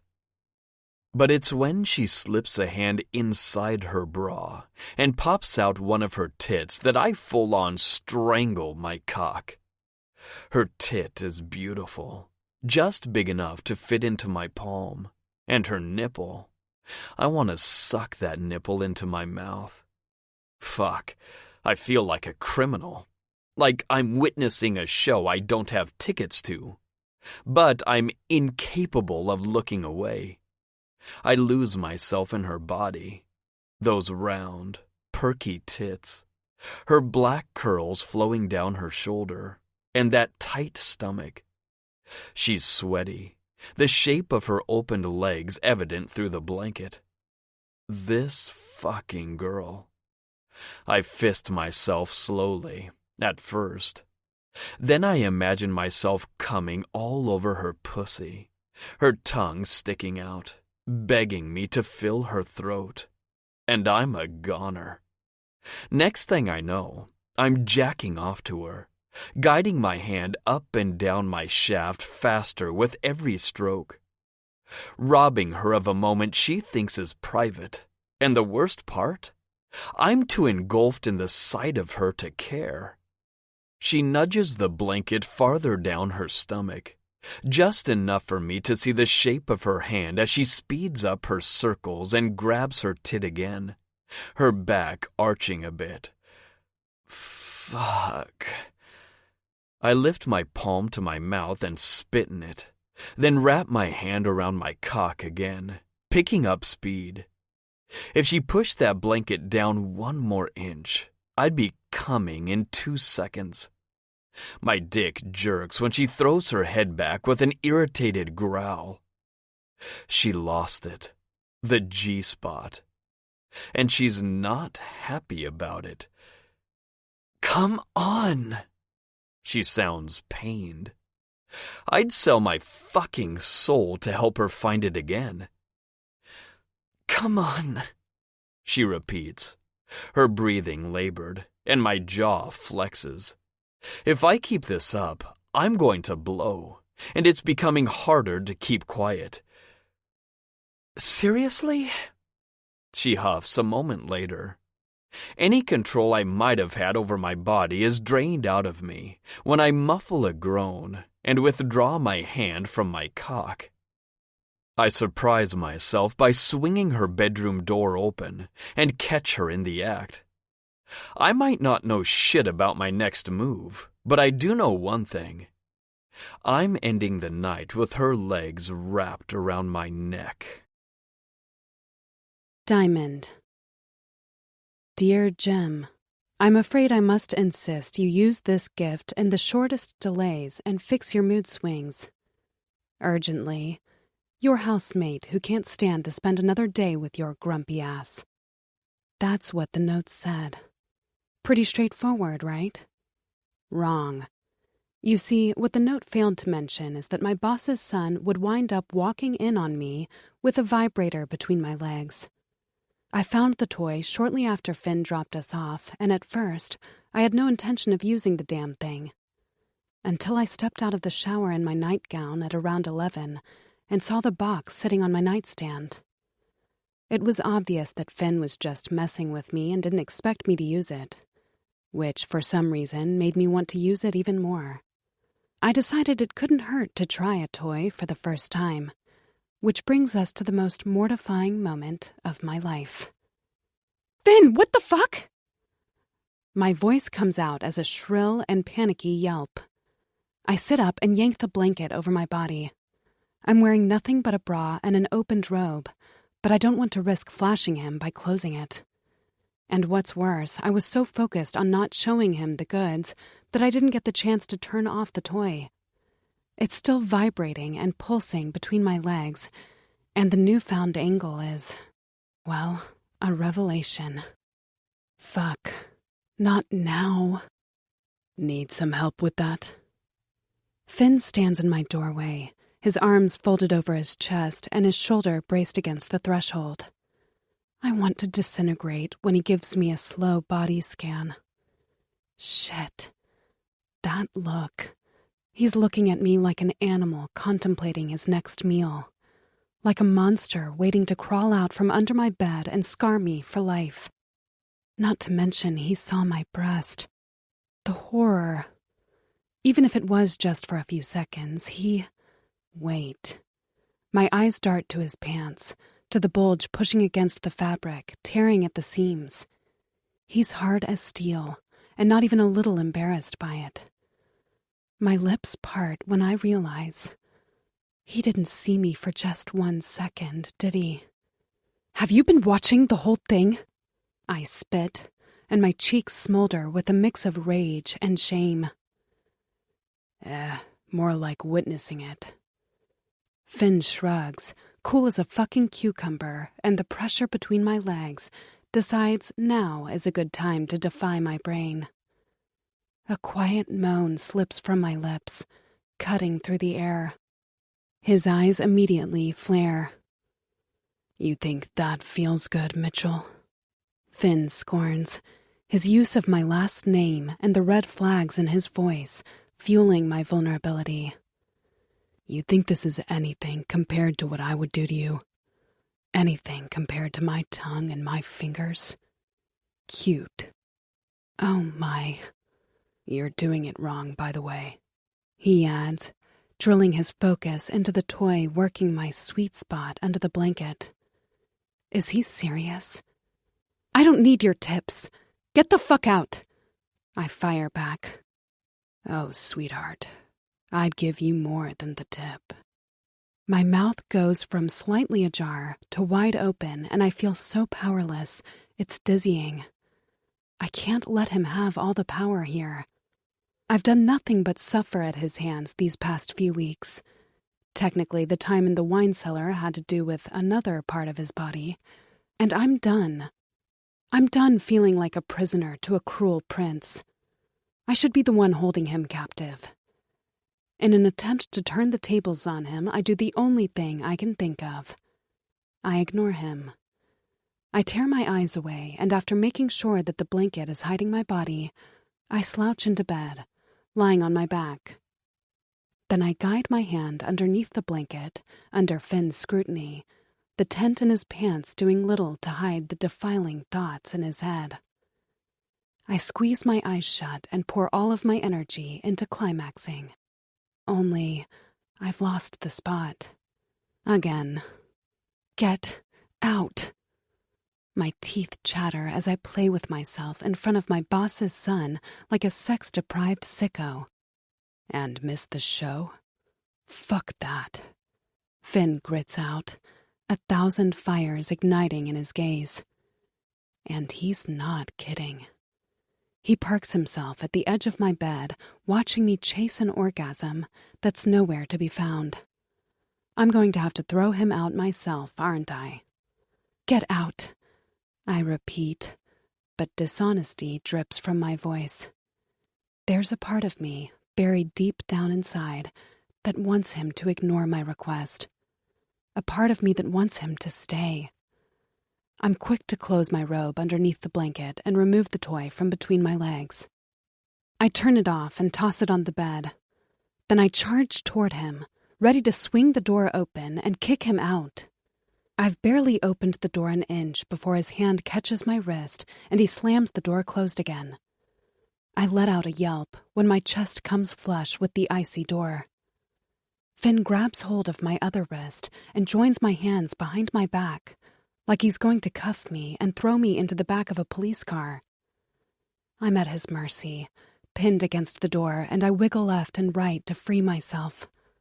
Get off me! I snap over my shoulder, and Finn lets out a low, ruthless laugh that makes me shiver everywhere. I'm trapped. He's got me tangled in his web, and there's no way in hell he's letting me go. I inhale a breath when he closes the gap between us, pressing his hard chest to my back to keep me firmly in place. Get off, I repeat, in a pride-driven attempt to save face. Finn's breath skitters down my spine as he positions his mouth next to my ear. Make me. I oblige, wriggling against him, seeking a way out, but he won't budge. I feel every inch of Finn's hard-on against my ass. The more I squirm, the harder he gets, and I'm terrified, because I don't feel trapped at all. I feel alive, turned on, and mostly embarrassed by how much I love hearing his groans as I accidentally rub against his crotch. Look at you, rubbing your ass all over my cock like the filthy fucking liar that you are. Finn grunts against my neck, his grip around my curls tightening. Tell me you don't want me to make you come right here against that door. I fucking dare you. Like you could, I say to provoke him. He doesn't speak for a bit. Was that consent? He teases, and I chew down on my lip. I don't have the courage to say it out loud, so I opt for a quiet approach, stroking him harder with my ass. Fuck, dear. He sounds pained, as though he can't take another minute of this. I rock back and forth against him, quietly telling him what he already knows. I, Diamond Mitchell, want my boss's son to do unholy things to me against my bedroom door. Let's just say I won't hold my breath for Employee of the Month. Fuck, I bet you're soaking wet, too. Finn guesses right, and I respond by spreading my legs for him. That's it. I must be possessed. Another laugh rolls off his tongue. Give me a yes, Jem. Dia, don't go there. Don't go down that road with him. Don't. Yes, I choke out. Too late. That's a good girl. He breathes out and drags a finger up my thigh. I can't suppress a gasp when he lifts up my robe, stopping inches from a place no one's ever touched before. Wider, he instructs, and I oblige, offering more of myself and quivering with anticipation. I nearly fall apart when Finn jerks my robe out of the way and slides a finger inside my slit. This is happening. A guy is touching me for the first time. And it's not just any guy. It's Finn fucking Richards. So fucking wet. He groans, and my eyes roll back as he guides his index deeper to test the water. He runs his finger up and down my crease slowly. Pleasure thunders through me every time he grazes my clit, but he never stays there long enough to put out the fire. Come here. He grunts, his right palm wrapping around my throat from behind. My heart nearly bursts out of my chest when his lips crash down on mine. I kiss him back over my shoulder in an instant, the sensation of his tongue mingling with mine, overriding my senses. Jesus, is it always like this? Does every boy kiss like that, or is it just him? My questions crumble when Finn thrusts a finger inside me. Just like that, he takes another one of my firsts, filling me with not one, but 2 fingers, and making me gasp in his mouth. The sensation of fullness is overwhelming, and he's stretching me to the limit. But his thumb landing on my clit and rotating hard and fast trumps the pain in no time. I can hear my own arousal as we kiss, feel the result of his fingers pumping in and out of me, coating the inside of my thighs. Less than 2 minutes later, I'm backing up into his hand for more. I don't recognize the girl moaning in the dark. She's a stranger to me. Dangerous, impulsive, reckless. She doesn't think, she just feels. And if I weren't so busy riding my housemate's hand and hating myself for it, I'd be trying to exorcise her out of me. What do you want? Finn urges. You want me to stretch that tight little pussy wider? Tell me. The promise I made to my brother to never get involved with Finn that first week pops into my mind, and my conscience challenges my heart to a duel. You know what I want? I whimper. Newsflash, my heart won. Fuck yeah, I do. That's his cue to stop going easy on me. I smack my palms to the door as if to brace myself for mind-blowing pleasure, and, sure enough, he starts finger-fucking me and rubbing my clit with so much intensity that I cry out, muffling my moans with my hand. I gasp when his palm leaves my throat and he jerks my robe down completely. The fabric cascades to my feet, and Finn plants a trail of kisses up and down my shoulder blades. Goosebumps immediately join the party. Next thing I know, he's cupping my breast inside my bra, taking a handful and twirling the pad of his finger around my tight nipple. Finn's mouth crashing over mine again temporarily makes me forget that this is the first time I've ever been naked in front of a guy. Well, almost naked. I'm still wearing a bra. Things are moving too fast, but the last thing I want is for him to stop. My moaning is hindered when he wraps his hand around my wrist and spins me around, my back slamming against the door with a thud. His fingers slide back into position, and I squeeze my eyes shut instinctively. I don't have it in me to look at him. It's one thing to have your boss's son finger you from behind. It's another to have to look him in the eyes while he sets fire to all the promises you made yourself. From the first time I saw him, I've known I was attracted to him, and while a part of me would go to the end of the world to pretend that's all this is, a stupid, meaningless attraction, I'm terrified I'll look him in the eyes and find out it's more. Even if it's just more for me. I keep my eyes closed for a while, whimpering and squirming as Finn's thumb works my clit at maximum speed. Then, minutes later, the pleasure reaches its apex and I begin to tremble. Fireworks explode in my toes, shooting up my legs, and increasing moans speak for me. Yes! Oh God, yes! I claw at his chest, digging my nails into his tattooed shoulders. No. Finn's firm voice startles me. What does he mean, no? What? My eyes snap open. I said no. You're not coming.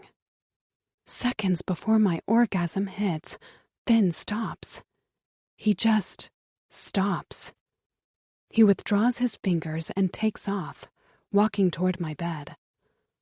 The pleasure dies down instantly, and my body jerks a few times, the space between my legs feeling awfully empty. What the hell? I whine.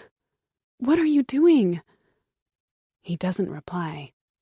You're such an asshole. Uh-huh. Finn heaves a laugh. He's back before I know it, but he's holding the sex toy now. That's what he was doing? The buzzing of the toy informs me that he just turned it on. My back arches off the door when he positions it onto my clit and selects the highest setting. Top it off with his fingers plunging deep inside me, and I know whatever orgasm I thought was coming before is going to seem dull in comparison. I'm right back to where I started a minute later. Finn! I sound like I'm begging him, and I hate it. Now, he grants me permission. Come for me, Dia. Come all over my fucking hand. I squeeze my eyes shut again, but my attempt to protect my heart backfires because he kisses me roughly and says, Open your eyes. I pretend I didn't catch that. Look at me, Finn urges. Fucking look at me when you come. So I do. I force my eyes open and take it all in. Those demon-ridden eyes, that dirty, vicious mouth, the dark aura surrounding him, clashing with the light in mine. And my heart cries out in realization as I come on his fingers. He doesn't stop his thrusting until I'm boneless against the door. Finn gives me a moment to catch my breath and cracks a small smirk, staring straight into my soul before saying, That's how you do it. He finishes with a thrust that draws a shrill moan from my mouth and pulls his fingers out of me. Then he gestures for me to move, opens the door, and leaves me there. Just like that. My thighs covered in my own juices, I pick up my robe that's collecting dust on the floor and throw it back on. My legs are still shaking as I plop down on the end of my bed, losing myself in the verdict I read in his eyes. It's just an attraction, for now. But if I allow myself to dig deeper, to see a good person where everybody sees a monster, it could become more. And there's only one solution. As soon as I have enough for a car, I'm out of this house. 13. Diamond. My dad's always told me to be careful what you wish for, that sometimes getting what you want is the worst thing that could possibly happen to you. I thought they were exaggerating, but I can practically hear the numbers on my phone laughing at me as I stroll up the driveway with Lexi on a leash. My bank statement says I'm about 200 short of my goal. A few more days working for Mr. Richards, and I'll have more than enough for a car. And that's a good thing. I should be happy. After all, I promised myself when Finn was taking another one of my firsts that I'd be out of this house as soon as my wallet allowed it. But leaving now would mean saying goodbye to Lexi 3 weeks earlier. Packing my bags would equal to never seeing her again. I doubt Mr. Richards will want me around once he returns from his vacation. The house is eerily quiet when we march inside after our afternoon walk. I only saw 2 cars parked in the lot on my way in, A red one I know for a fact belongs to Theo, and a silver one I've never seen before. Is Theo back for good? Or just visiting? I've barely unleashed Lexi before she aims for her dog bed. She plops down on the cushion and dozes off almost immediately. She seems tired these days, which isn't surprising considering her age, but her energy drop is becoming harder to ignore. She's been breathing more heavily on our walks, too, like she's struggling. First time it happened was the day we got trapped in the heat, so I didn't think much of it. But it's been happening more and more.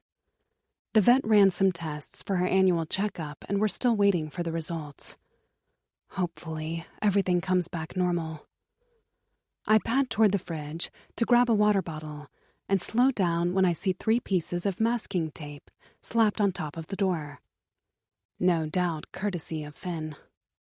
Words are scribbled over it, and I recognize his handwriting from the note he attached to the vibrator 3 days ago. Theo's moving back in. Thought you should know. P.S. If he tells you I ate all the cookies you made, he's lying. P.P.S. Fine, I ate them. A scoff shoots out of me, and I press my lips together as if to stop it from evolving into laughter. I'd rather not be on good terms with him when I leave.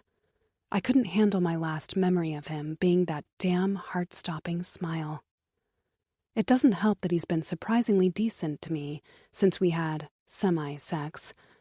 We exchange small talk and greetings when we run into each other, not to mention excel at pretending like he never finger-fucked me to high heaven. Shoving Finn out of my mind, I reach for my water and shut the fridge. I'm wandering onto the patio with the intention to bask in the sun for a bit when I realize someone beat me to it. Lacey Matson, to be exact. The girl is well known around school as captain of the cheer squad, Brielle Randall's friend. Everybody knows they secretly hate each other. And last but not least, Theo's groupie. Rumor has it she and Theo were friends with benefits for most of junior year, until a pregnancy scare quite literally scared Theo away. He freaked out, distanced himself, and they've been on and off ever since, occasionally winding up in bed together at parties. Avina, who's lived in Silver Springs much longer than I have, says Lacey's been obsessed with Theo since the 3rd grade, but post-puberty, Theo could never see her as more than a convenient side piece. Now that I think about it, I'd bet good money she's the one Theo ran off with the night of Brody's party. Their fuck-buddy relationship would also explain her presence here. In a purple bikini, Lacey relaxes by the pool on a sun lounger. A messy bun sits on top of her head, her phone next to her on the lounger. She peels her eyes open when she hears the glass door close. Lacey blinks at me for a moment, her sun-kissed face indecipherable. I'm not sure what to do. Do I introduce myself? Ask her what she's doing here? If my interactions with Brielle and Louise are anything to go by, Easton High's cheerleaders aren't big on non-popular humans. I assume she's going to ignore me the way every member of the cheer squad would. But then... Hi, I'm Lacey. I immediately scan the backyard, as if to make sure she's talking to me. She chuckles at my behavior, sitting up straight. Yes, you. She laughs again. You must be the house sitter. Diana, is it? If it were any other cheerleader, her question would feel like an insult. A sick, twisted way of making me feel inferior by calling me the wrong name. But that's not the vibe I get here. It sounds like an honest mistake, and I decide to treat it as such. Diamond. I correct her with a smile. But most people call me Dia. Shit, sorry. She gestures for me to come closer. Get over here. I'll be damned if I don't at least meet the superhuman who's been putting up with Finn Richards all summer. I chuckle, stalking toward the sun lounger beside her. Sit. She pats the empty chair, and I comply, the pit in my throat warning me to stay alert, as though she could switch on me and reveal her true colors at any moment. Because a girl who has absolutely everything in life can't possibly be this nice, can she? Girl, how do you do it? I have to know. She nudges me with her elbow. I need a car, that's how, I admit. She grins. For what it's worth, you have all my respect. Theo told me Finn's been a major ass to you. Speaking of, do you happen to know where the guys are? I sit cross-legged on the lounger. Nope. Lacey reclines back down, then lowers her sunglasses in front of her eyes. Theo told me to meet him here, then he took off with Finn like 2 minutes later. They haven't been back since. Wait, he asked you to come here, then he just left you? She nods. Dick move, I comment, and she chuckles. Believe me, I'd be very offended if Finn didn't have a heated pool. I laugh. Any idea where they went? She shrugs. I think I heard them say something about settling a debt. No clue what it means, though. Settling a debt? Must be Theo's debt. Fat chance that the son of a millionaire would settle for anything. Your hair is gorgeous, by the way. She peeks at me. Seriously, I'd die for those curls. Oh, wow, thank you. I stammer, taken aback by the compliment. I wait for the conversation to die. Only, it doesn't. We discuss Finn being an asshole some more, then Theo's parents being harassing bullies that kick their son out to the curb on the regular.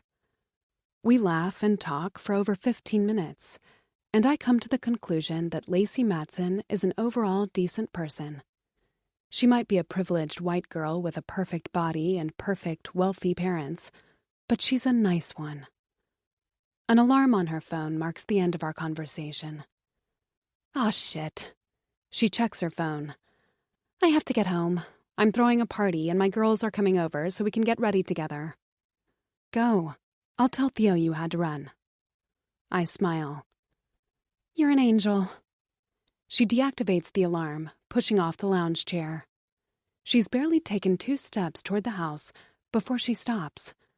My first thought is that she forgot something, until she spins around, her clear eyes gleaming with an idea. Do you want to come? She doesn't seem to be joking. My brain functions ditch me. To the party? No, to Disneyland. Yes, to the party, dummy. She cracks a laugh. It'll be so much fun. I'll introduce you to my people. We'll dance and have a great time. What do you say? She's trying to convince me. I repeat, Lacey Matson, captain of the cheerleading team, is trying to convince me, has one friend, Diamond Mitchell, to come to her party. It's not like I've spent all of my high school years wishing I'd score an invite or anything. Sure, why not? Great! She squeals. Give me your number. I'll text you the address, although you can probably catch a ride with Theo later. The text containing her address pops up on my phone a minute later. See you tonight! Lacey offers me a parting smile and trails off. I can't move a muscle, watching her leave and wondering if I imagined it all. Except I didn't. I didn't imagine a thing. And tonight, I'm going to my first party. Wait for me! My voice carries throughout the house as I hurry down the stairs with my heart in my throat. Theo texted me that they're heading out soon, and I sure as hell didn't spend 3 hours getting ready to miss my ride. I catch my reflection in the hall mirror. I'm confident enough to say that I look good. I straightened my hair, which thanks to my thick curls took a decade, and went all out on the makeup. Mascara, eyeliner, lipstick, the whole deal. I'm bursting into the kitchen a moment later, wearing high-waisted jeans and an off-the-shoulder top I wasted 40 minutes picking out. Finn and Theo surround the kitchen island, eyes pointed at their phones. Theo is the only one to look up when I come in. Damn, Dia. It's a party, not prom. Theo teases, and I flip him off, fueling his smile. Finn's gaze snaps to mine at Theo's remark, and I see his throat bob as he gives me a once-over. I almost expect a compliment, until his features harden. You're not coming. It's cute that he believes that. Try and stop me. Finn shocks me by smashing his phone face down on the counter. Did I fucking stutter? You're not coming. Yes, I am. I match his tone. Lacey invited me. He scoffs. That's called pity. Nobody wants you there. My stomach sinks at his cruelty. You do realize that knowing you don't want me there makes me want to go even more, right? Fuming, Finn doesn't argue, rolling his fists into firm balls and letting out an irritated, I'll be in the car. The front door slams behind him, and Theo and I lock eyes, startled by his outburst. He left me a funny note on the fridge just a few hours ago, and now he's making a scene because I want to go to a party I was invited to? Why is he so hell-bent on keeping me away from this party? Theo plucked his keys out of his pocket and, gesturing to the door, halts my spiral. I have no idea what this night has in store for me, but hey, it can't possibly be worse than the way it started. Can it? Lacey. Text me when you're here. Clutching my phone into my fist, I shadow Theo and Finn inside Lacey's house and consider two equally plausible possibilities. 1, Lacey invited me here because she genuinely enjoys my company and wants to be my friend. Or 2, my life just turned into a bad remake of Carrie, and Lacey invited me for the sole purpose of humiliating me. Maybe Bree put her up to this? Or could it be Louise? Last I checked, neither loves me very much, and considering that Finn moaned my name while in bed with Lou, and that I cock-blocked Bree and Finn on my first day on the job, I wouldn't like me either. All I know is I don't belong here, and it took me marching into the most chaotic party in history to realize it. The house is jam-packed, dense smoke and a mixture of sweat and vomit triggering my gag reflex as we push through the crowd. The music is also ear-splitting, but I'm not nearly as bothered by it as I am by the suffocating heat. Cox, Richards, get your asses over here. We need you. A basketball player in the middle of a beer pong game calls on Theo and Finn from the moment we enter the room. I'll text you when we're leaving. Theo, being the designated driver, tells me before setting off to meet his buddies. Finn follows suit without so much as a glance in my direction. I watch Finn's friends hype up his arrival, hitting his shoulder as though he's a god amongst men. That's when I realize I'd rather risk being humiliated by Lacey and her mean friends than spend the entire night alone. I would have invited Avina, seeing as she's my only friend in the world, but I know V would rather choke at every meal for the rest of her life than show up to a party. That and the smell of alcohol makes her queasy. I'm on my own, for better or worse. I'm here, I text Lacey, my stomach twisting into a tight knot. Her response comes through right away. Lacey. Where? I message her back. Dia. Kitchen. Less than a minute goes by before her voice slashes through the music. Dia! I spot her waving at me by the door, a bottle of rosé in her right hand. I slap on a smile, nudging my worries aside and making my way over to her. About time, she chuckles drunkenly, cluing me in as to how much she's had. Short answer, a lot. I'm surprised when she loops her arms around my neck for a hug. Maybe I was paranoid? Lacey isn't Bree, or Louise. From what I can tell, the girl has more kindness in her pinky than her cheerleader friends ever will in their entire body. I'm not saying she doesn't have her moments. She's been known to get into it with Bree once or twice, but she's like a breath of fresh air from the mean girl stereotype. Let's get you a drink. She grabs my forearm to guide me to the wine cooler that's filled with random drinks in the kitchen. You like vodka? Lacey grabs a vodka bottle out of the cooler and hands it to me. I have the reflex of uncapping the bottle and sniffing it. My nostrils burn at the scent. Jesus. I guess. I cringe and Lacey laughs. The look on your face. I'm not going to make you drink it plain. She's not. Come on. She leaps to her feet and heads for the fridge. Bloody Mary, all right? This one is a no-brainer since I've had this drink virgin at my dad's restaurant more times than I can count. Absolutely. I nod, and Lacey pulls tomato juice out of her fridge door. I watch as she gets to work, biting my tongue when she pours a little bit too much vodka in there for my taste. She tops it off with a celery stalk, wedging it onto the rim of the glass, and hands me the drink. This is weird. Being here, being offered my first real drink by Lacey Matson. I can't help feeling like I should be doing this with Avina. But then again, my best friend promised herself to never drink after witnessing her father's struggles with booze. I used to praise her for it, admire how she refused to make the same mistakes as her dad. But now, I realize I've been beating myself up for wanting different things. I thought if she didn't need alcohol, or boys, or parties in her life, I shouldn't either, but maybe I should be free to decide what I do and don't like for myself. Free to make my own mistakes and learn from them. Lacey claps in excitement and sings songs, "Try it, try it." I cave to her request and bring the drink to my lips. The first sip is overwhelming, the underlying taste of vodka stronger than anticipated, but I quickly adapt. "Is it good?" Lacey questions. "Delicious. You've got skills," I compliment, and she flips her hair over her shoulder for effect, making me chortle. "Come on, I'll introduce you to my girls."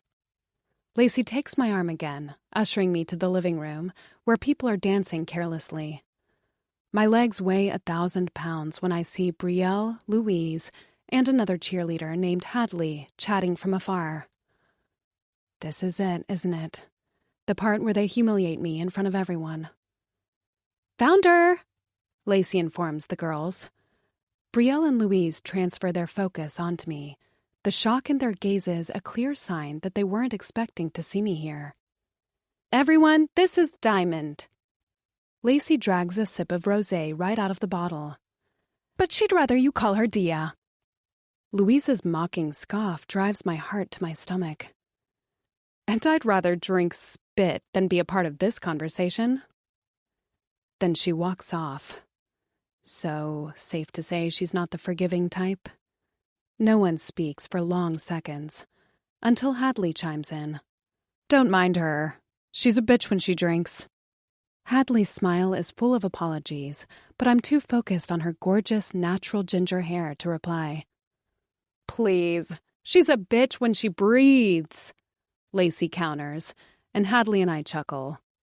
I always thought Hadley Queen was amongst Easton High's most down-to-earth and somewhat normal cheerleaders. Her mom owns a convenience store downtown. They're comfortable, but not rich like Lacey or Bree, and definitely not gross rich like Finn. She quit the cheerleading team last year to help out her mom after her twin brother passed in the one and only holdup Silver Springs has ever had. Word on the street is that she won't be here much longer, though. Her mom put the store up for sale after the incident. She couldn't bear to work where her kid died any longer. "You go to Easton High, right?" Hadley asks. I nod. "But you didn't grow up around here, did you?" She says it as a fact. I bet she knows every person she went to kindergarten with like the back of her hand. Small-town perks. "Yeah, my family moved here freshman year." "Fascinating," Bree huffs out. I thought maybe Bree would abstain from treating me like shit since I know her darkest secret and could ruin her life. But nope, still a bitch. "You guys want shots?" Lacey ignores Bree. Without awaiting our response, Lacey leads us to a room that seems like your typical man cave. Flat-screen TV, reclining leather chairs, sports posters, and mini-fridge in the corner. "I think I left some Jell-O shots in here." Lacey flings the fridge open and pulls out a tray of cherry-flavored shots. "Shit, we're missing one." She distributes the shots amongst us until we're down to the last one. "Go ahead." Lacey inches the tray closer to me. "Don't you want it?" "Nah, you live with Finn. Trust me, you need it more than I do." She laughs, and I blink a few times. The room's spinning. Man, my tolerance is crap. Actually, I'm good. I force a smile. Is she above drinking or some shit? Bree lets out defensively. What? No, Jesus, Lace, where'd you find this girl? Bree releases a scornful laugh, which results in every girl in the circle staring at me. Why do I feel like I'm failing some kind of test right now? Come on, don't be a prude. Bree pushes me, and I feel like they're deciding whether or not I can sit with them ever again. You'd think my armor is made of glass by how fast it crumbles under their scrutiny. In the snap of a finger, I abandon my convictions and grab the Jell-O shot. The girls cheer me on as I tilt my head back and down it in one go. That's what I'm talking about! Lacey cheers, throwing her arm around my shoulder for a hug. Axel Fletcher swings the door open the next second. Fucking finally, he says when he sees us. Randall, Queen, you're up for beer pong. Last chance. Shit. Coming. Hadley drags Bree with her, following Axel back to the kitchen. I want to dance, Lacey says as soon as the girls are gone, and guides me back to the living room.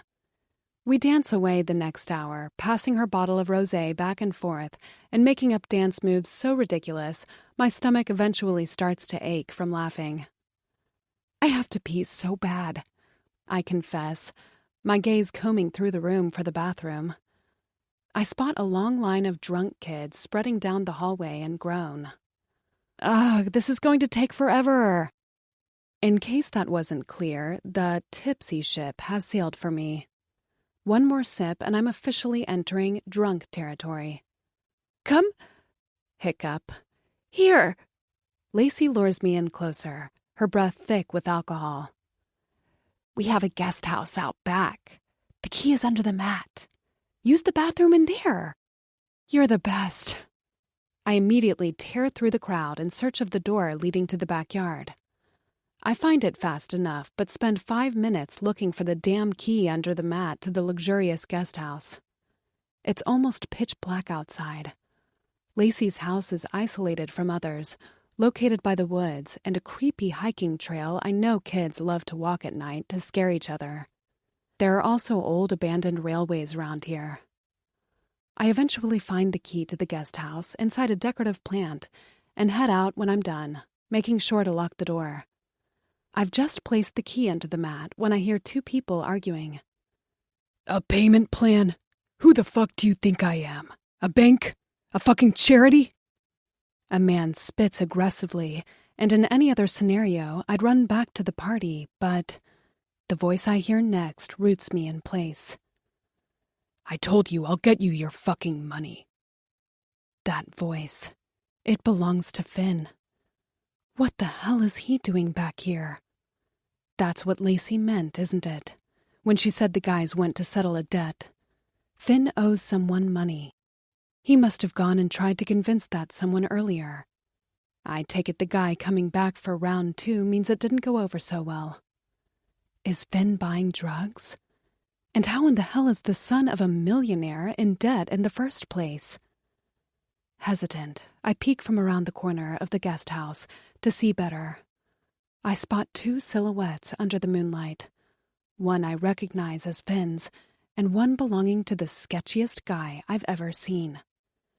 The stranger is wearing shabby jeans, a black hoodie, and a stalker baseball cap.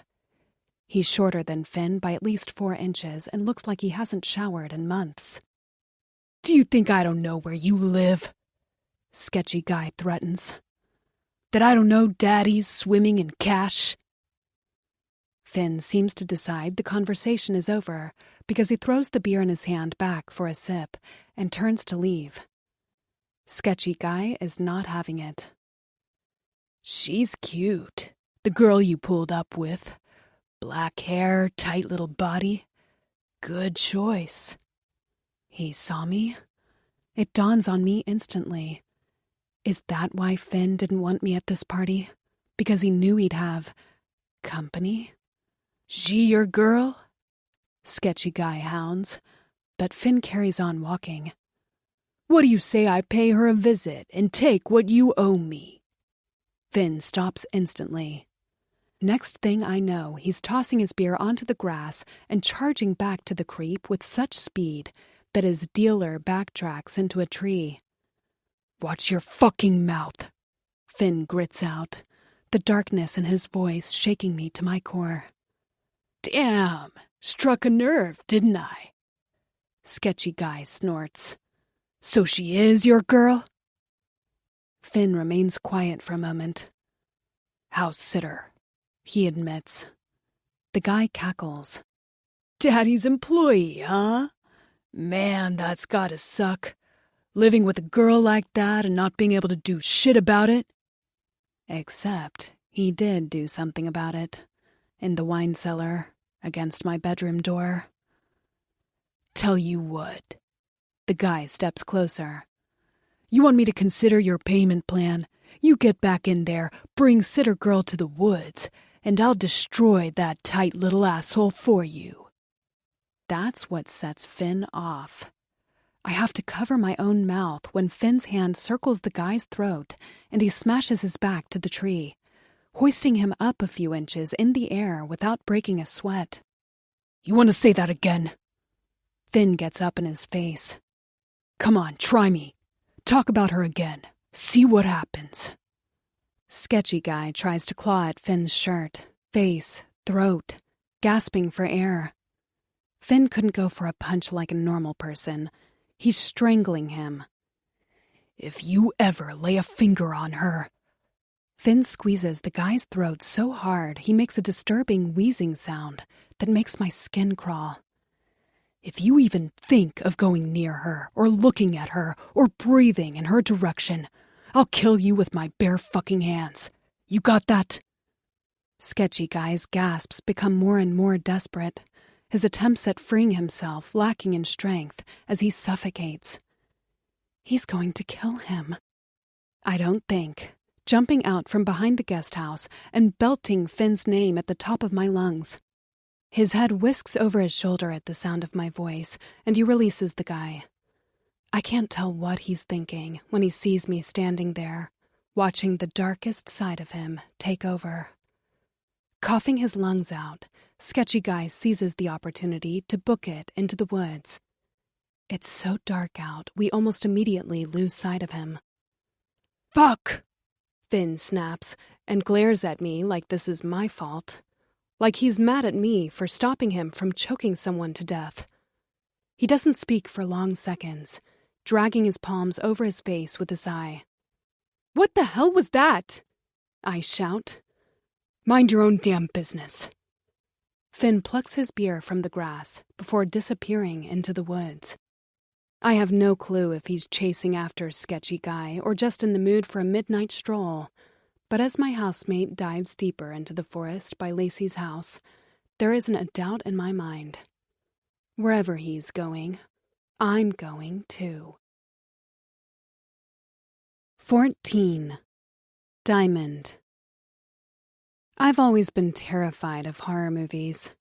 Grew up admiring the girls that can power through them without shitting their pants. But me? I'm not brave. What I am, though, is stupid. The kind of stupid that follows her boss's son into a forest in the middle of the night, only to lose him 2 minutes later with no service on her phone. On the bright side, no need to watch horror movies if you're living one. I've been wandering around the trail by Lacey's house for 30 minutes now.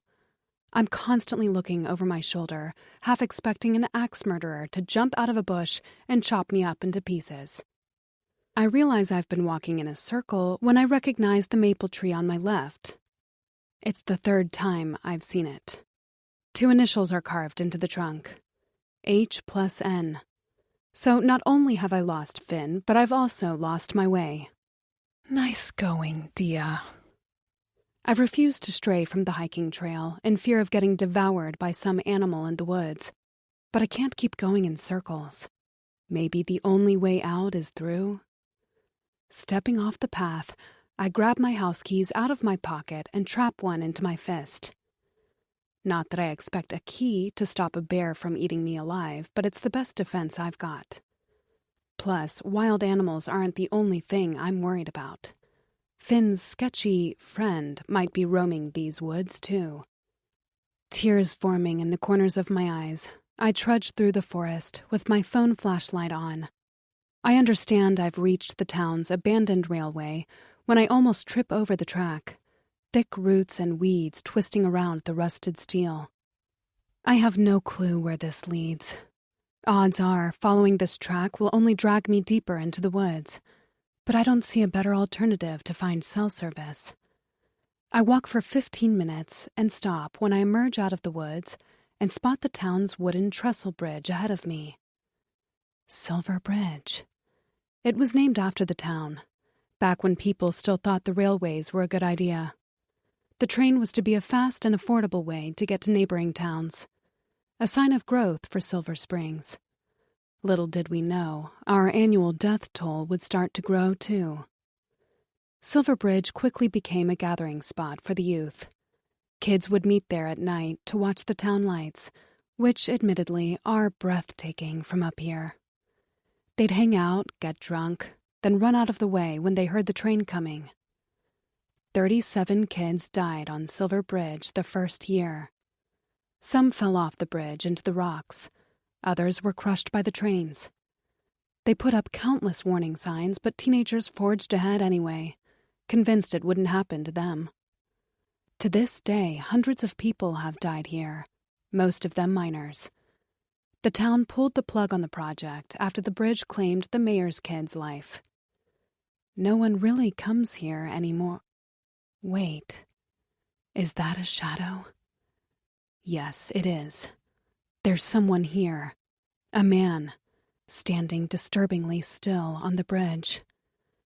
The moon, sea of stars, and distant town lights allow me to see the stranger's feet extending past the edge of the structure, eyes riveted to the horizon.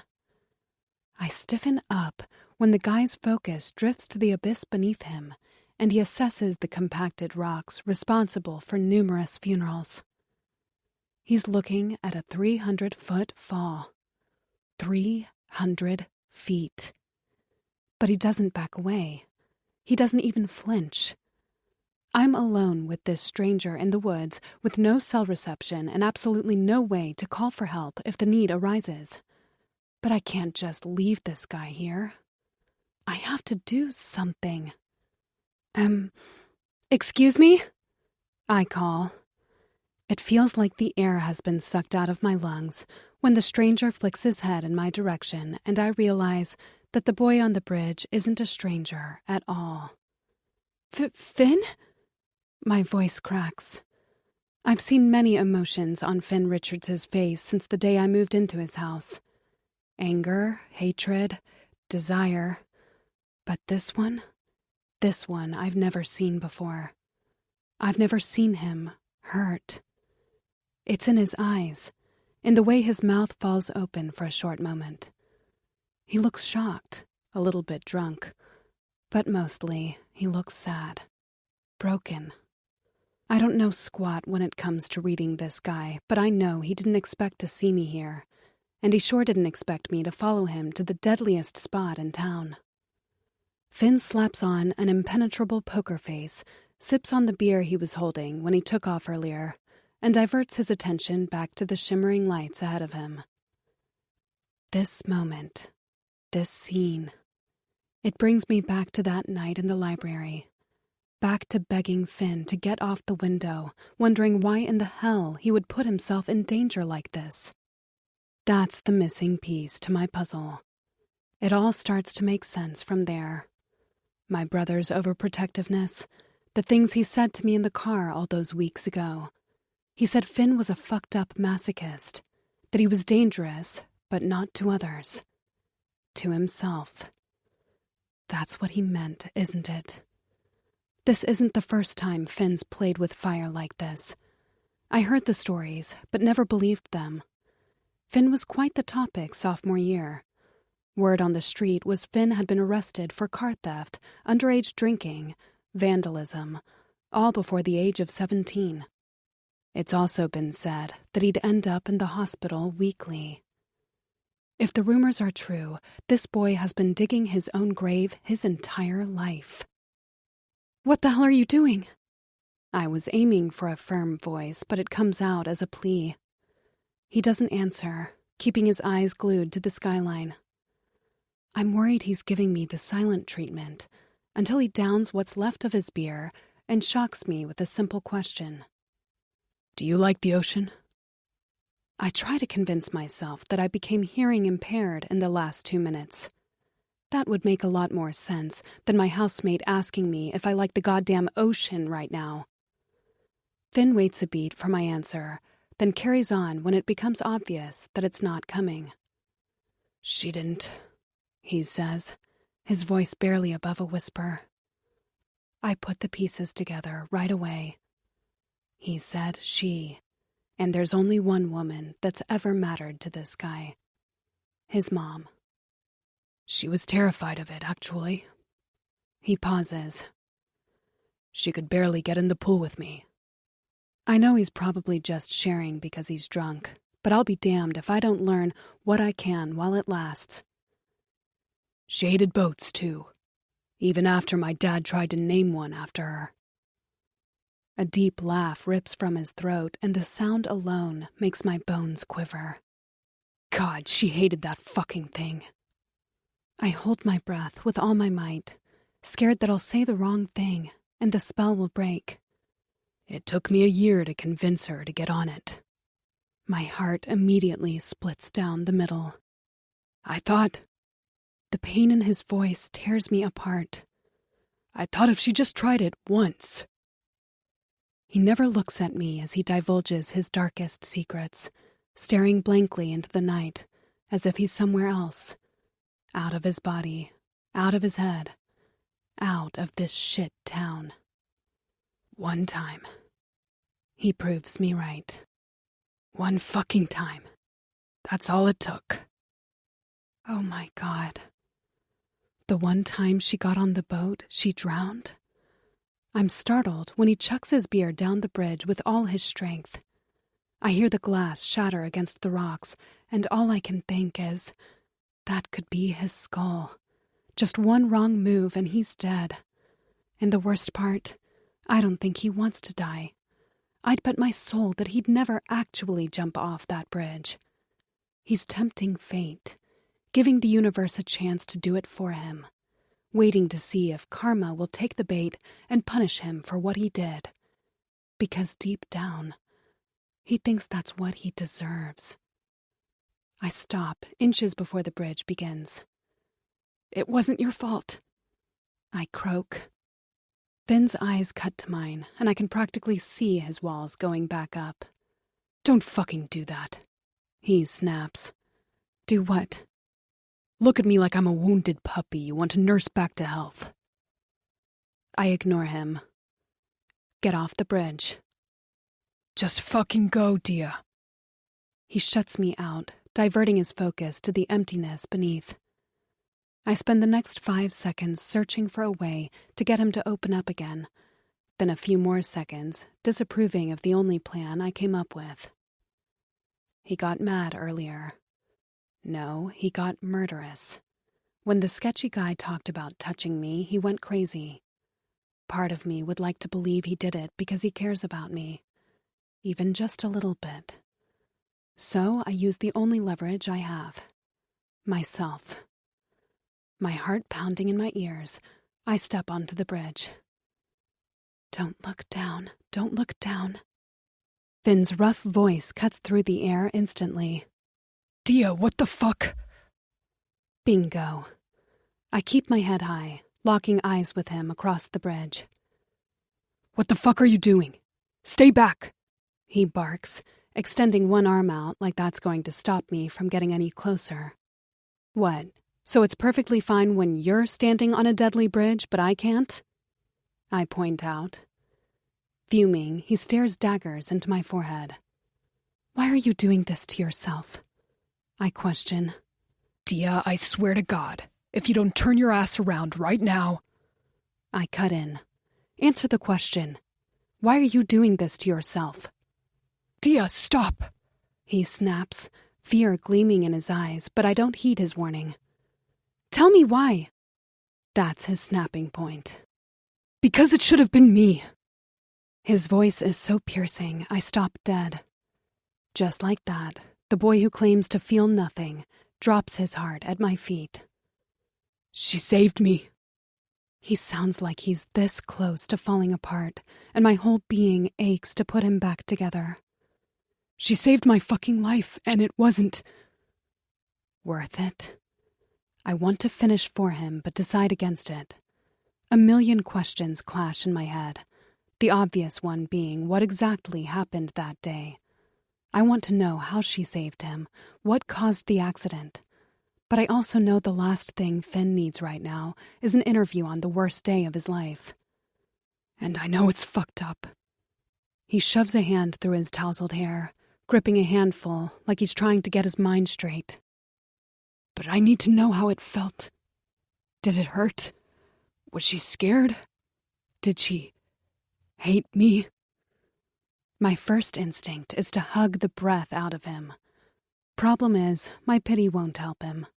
I'm sure the boy who watched his mother die has had more than enough people pity him in his lifetime. What he really needs is for someone to open his eyes. You're full of shit, you know that? He looks at me, shock all over his face. You act like you don't want this, but you like feeling this way, don't you? I close in on him and watch his shoulders sink under the weight of the truth. He doesn't speak, but the resentment in his eyes conveys the impact of my words. Why else would you keep putting yourself in these situations? I come to a stop before him. You like punishing yourself. You get off on it. He sucks in a breath when I cross the void between us and press my hand to his torso. I feel his chest heaving up and down, his heart hammering against my palm. The near proximity forces him to lower his head to look at me, the lines I drew between us getting blurrier and blurrier. The moonlight gleams in his eyes, and for a short moment, I almost forget we're 300 feet away from imminent death. You feel that? I apply pressure to his chest. The air filling your lungs? He waits for me to carry on. That's privilege. And what you're doing right now, it's wasting that privilege. There are tears in my eyes, but somehow they feel foreign, like they don't belong to me, like I'm feeling everything he refuses to. What happened to your mom? From the moment I bring up his mother, he pulls away, emotionally, physically, in all the ways that matter. He starts closing himself off, looking away. He starts to run, because that's what he's always done. Hey, stay with me. I recycle the line he used on me the night he took my first kiss, and surprise myself when I grab his face between my hands. What happened to your mom was not your fault. Do you hear me? It wasn't. He doesn't want to hear this, but he needs to. He needs to hear it before he does something stupid again and gets himself killed.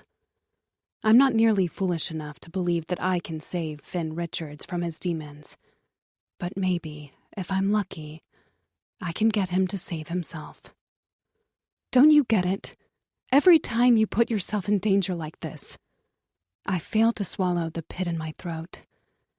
Every time you punish yourself because you think that's what you deserve, you risk throwing away the one thing she died to save. I know I'm getting through to him when he squeezes his eyes shut as if to stop himself from showing vulnerability. Don't you dare throw it away. I choke out. He peels his eyelids open at my words, and I flinch. His eyes, they're bloodshot, battling tears. Seeing him so vulnerable, so hurt, feels like a violent blow to the stomach. I could wish on every damn star in the sky for a colder heart, a soul that doesn't suffer when his does, but it wouldn't change the fact that I care. Somewhere along the way, I started caring about this idiot. In spite of everything. In spite of the whole world telling me he's a monster. We don't separate for long seconds, my hands cupping his face in the darkness, his breath crashing against my mouth as he stares me in the eyes. Relief creeps in when Finn presses his forehead to mine and whispers a small, heartbreaking, "Let's go." Snapping out of it, I nod in agreement and slowly withdraw my hands from his face. My breathing unsteady, I pivot and start leading the way back to solid ground. I'm 2 steps ahead of him when I hear it. The loud creaking of wood behind me. The devil laughing on my shoulder when part of the bridge collapses from under him. But the sound I hear on repeat, the noise I know will haunt me forever, is the scream leaving my lips when he falls. 15. Diamond. I couldn't tell you how many times I've wanted to kill Finn Richards. How many times I've pictured myself pushing him off a bridge for his cruel pranks. But now that he's really hanging on to a bridge, gripping the edge with his body suspended over a massive void, I know my parents were right. Be careful what you wish for. My screams sound like distant echoes when I kneel on the remaining part of the bridge. The snapping sounds erupting around me make it clear that the bridge is a ticking time bomb. But all I can think about is the rude boy holding on to a life he wasn't sure he wanted 2 minutes ago. There's fear in his eyes, panic, regret. Part of me wonders if this is the ultimate punishment for him. Getting a peek of death after flirting with it for years, only to realize it's the worst preview he's ever had. A wave of nausea rolls through my stomach when I see the emptiness beneath him. The sharp rocks just waiting to crush every bone in his body. If he hadn't caught himself, he'd be dead right now. Both his hands clutch the structure, but it seems slippery. From the moment he removes one hand, I'll have limited time to bring him up. "Give me your hand!" I shout, stretching my arm out as far as I can go. I have to lie flat on my stomach in order to reach him. Finn is petrified. He doesn't even blink. "Finn!" I cry out, choking on the pit in my throat. "Finn! Give me your hand! Please!" His arms begin to shake under the weight of his body, and the little self-control I have left spills out of me in the form of tears. He needs to snap out of it. "Trust me, please! You have to trust me!" I release the most piercing plea of my life. His eyes jerk open at the scream leaving my mouth. He's never fully trusted anyone, or trusted life, since it took his mom away. But he has to believe not everyone is going to let him down. He has to believe in me. "Finn!" A sob escapes my throat, kicking him into gear, and he squeezes his eyes shut for a second. I have hope again when he throws his arm in my direction, aiming for my hand. My scream echoes in the night. He missed. He's hanging from one hand now, his other arm drooping by his side. "Again!" I stretch my arm out all the way down to my fingertips. Finn nods and flings his available arm up with all his strength, letting out a deep wail of rage, fear, and pain that makes me ache bone deep. That's when his hand locks with mine, and I know it all comes down to this moment. The adrenaline kicking in, I pour all I have into pulling him up and cry out in pain when sharp debris cut into my arm. Still, I don't let go, ignoring the blood dripping down my skin. I choke on a sob when we fall backward onto the bridge and he collapses on top of me. We did it. The bridge trembles at the impact of our bodies crashing together, and the noises multiply at an alarmingly fast rate. We have to get the hell off this bridge. I don't waste a second lifting to my feet, trapping Finn's hand into mine and dragging him back to solid ground. We've barely charged off the bridge before half the structure caves in. The whole thing comes undone and crashes against the razor-sharp rocks below. I feel Finn's hand strangling mine as we watch one of the deadliest bridges in North Carolina go down. Then it starts to creep in. This really happened.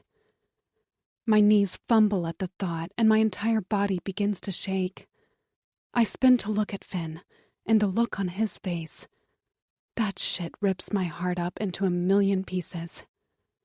He's pale, his hand limp in mine, with his mouth hanging open as he stares at the massive hole where the bridge once stood. It's hitting him, too. He almost died. For real this time. After playing with death for 10 years, he finally got his wish. I'm furious at him for putting himself in this situation in the first place, but it doesn't even come close to the worry I feel for him. Are you okay? I'm still sobbing as I clutch his face between my hands and scan him for an injury. Meanwhile, the cut on my arm is bloody and stinging like a motherfucker, but I can't bring myself to care. As though he's in some sort of trance, Finn doesn't speak or acknowledge me, staring blankly ahead of him. Then he falls to his knees in the dirt. I wonder what to do for a bit, but quickly drop to my knees as well, positioning myself in front of him so he has a clear view of me rather than what's left of the bridge. Under the moon and distant town lights, I swear I can see part of his demons burst into flames. My tears pick up again, my body making a decision my brain didn't get a chance to veto. Without a warning, I throw my arms around his neck, mesh my body to his, and hug the hell out of him. I hug him so hard I'm surprised he's able to breathe. But he doesn't push me away, stiff in my arms. I'm not even the tiniest bit offended that he doesn't reciprocate the hug. If anything, I only hold him tighter, giving up my pride entirely so that he knows he's not alone. He doesn't welcome my embrace, and I eventually take the hint. But as soon as I start to move away, his arms close around me, and he hugs me back. He holds me to his chest for dear life, one of his hands darting to the back of my head as he nestles his nose in the crook of my neck and inhales sharply. We stay in this position for long seconds, 2 kids hugging in the dirt next to a collapsed bridge in the middle of the night. Yes, I know it'll take a lot more than a near-death experience to completely heal this guy, to put an end to his self-destructive behavior. But tonight, he chose to hold on instead of letting go. Tonight, he chose to live in a world where his mom isn't. And it's not perfect, but it's a start. Finn. The grass is wet when I plop down on the ground in my backyard. Normally, I'd pass on freezing my balls off, but my clothes are already drenched from getting caught in the rain. Worst case scenario, the flu knocks me on my ass for a few days, and I get a break from the train wreck that's my own head. Sounds like a win to me. It must have started hailing less than 2 minutes after we pulled ourselves off the ground and decided to head back to Lacey's. The woods were cold and gloomy, but I much preferred the darkness over having to look Dia in the eyes. She saved me. She saved my fucking life. Meanwhile, I've done nothing but try to ruin hers. She disappeared up the stairs to take a shower from the moment we stepped foot inside the house. She was so cold her teeth were chattering, her delicate body shaking like a leaf. But me? I was numb. Tragically and miraculously numb. She's probably in bed by now.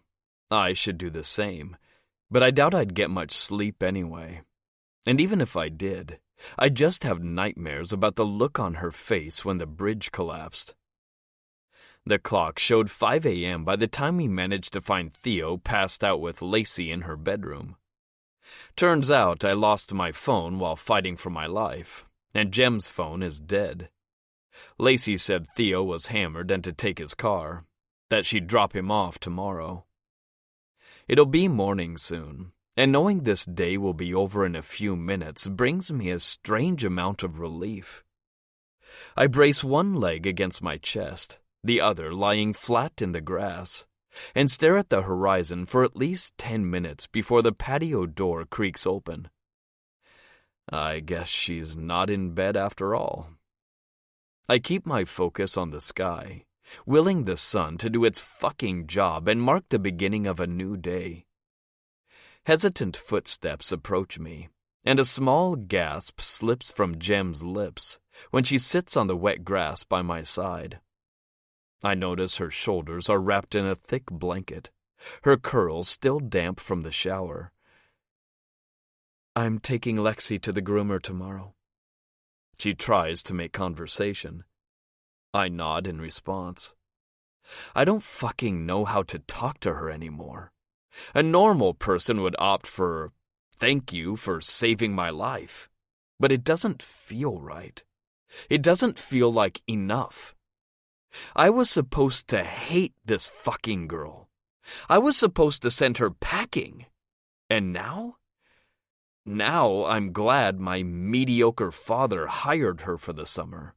That's right. I'm glad. What the fuck happened to me? When I don't answer, she picks up a dandelion poking out from the freshly mowed grass and offers it to me. Dandelion for your thoughts? She says quietly. I crack a smile and flip my head in her direction. Her big brown eyes are still a tad red and puffy from crying. Her mouth is pink, swollen from her nervous lip biting on the drive home. She looks up at me through a curtain of thick eyelashes, and I clench my fists to keep my impulses in check. Fuck. The things I want to do to this girl. Too bad I can never touch her again. I see it now. She's too pure. She's too good. Too innocent. For fuck's sake, she risked her life for me. When the bridge first caved, she could have left me there. Me, her boss's asshole son who loves making her life miserable. She could have run. No one would have ever known. I'd just be another sad story in a small-town newspaper. But she didn't. She stayed, knowing damn well the bridge wasn't going to last much longer. And she may act tough, but there is nothing but light in Diamond Mitchell's heart. I would break her in a second if I got my hands on her again. And she doesn't deserve to be broken. Not her. Sorry. I'll leave you to it, she mutters, following my lack of a response. She's pushed to her feet, ready to head back to the house, when my hand darts upward and I catch her wrist midair. I didn't even mean to do it, nor do I mean to sound like a world-class pussy as I mumble, "Thank you." She's stunned, but snaps out of it fast enough. For what? She questions like she genuinely doesn't know. Saving my life, I clarify. I can feel my fingers tugging on her wrist, willing her to sit back down, and wonder why my body is a defying asshole that won't listen to my brain. Taken aback by my silent request, she complies, regaining her seat by my side. She cracks a smile when she's sat down in the wet grass. What else was I going to do? Let you fall? You could have, I pointed out. After everything I've done to you, I wouldn't blame you. I expect her to feed me another nauseatingly nice line, but instead, she smacks me in the back of the head. Shocked, I blink at her. Did she just hit me? That's what you deserve for everything you've done to me, she shrugs. Not death. With that said, she directs her focus to the distant light and rosy colors casting over the hill. The sun should be rising at any moment now. She hit me. She hit me in the fucking head. And I'm smiling. This girl is a goddamn mystery to me. I scoff. You're something, Mitchell. She flips her head to look at me. A good something or a bad something? The kind of something I want to break and protect all at once. Jury's still out. I gently bump my shoulder into hers. Don't make me regret dragging your ass off that bridge, Richards, she teases. We don't speak for a few seconds, staring into the distance. She breaks the silence. I have a question. Shoot. What was that shady meeting in the woods about? I owed the scumbag money, I say. Oh shit, she snorts. What I meant was why. Aren't you rich? My entire body contracts at her question. I can't be honest. I want to, but I can't. She might think she's seen the worst of me with the thermostat and clothes in the fountain pranks. But she has no idea.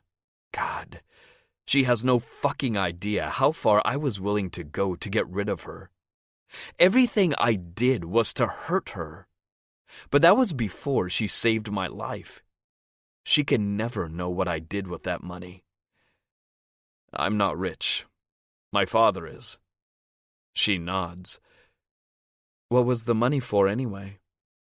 I think it was for weed. I honestly can't remember. I lie through my teeth. Also, why were you on that bridge? I laugh at her bluntness. You said one question.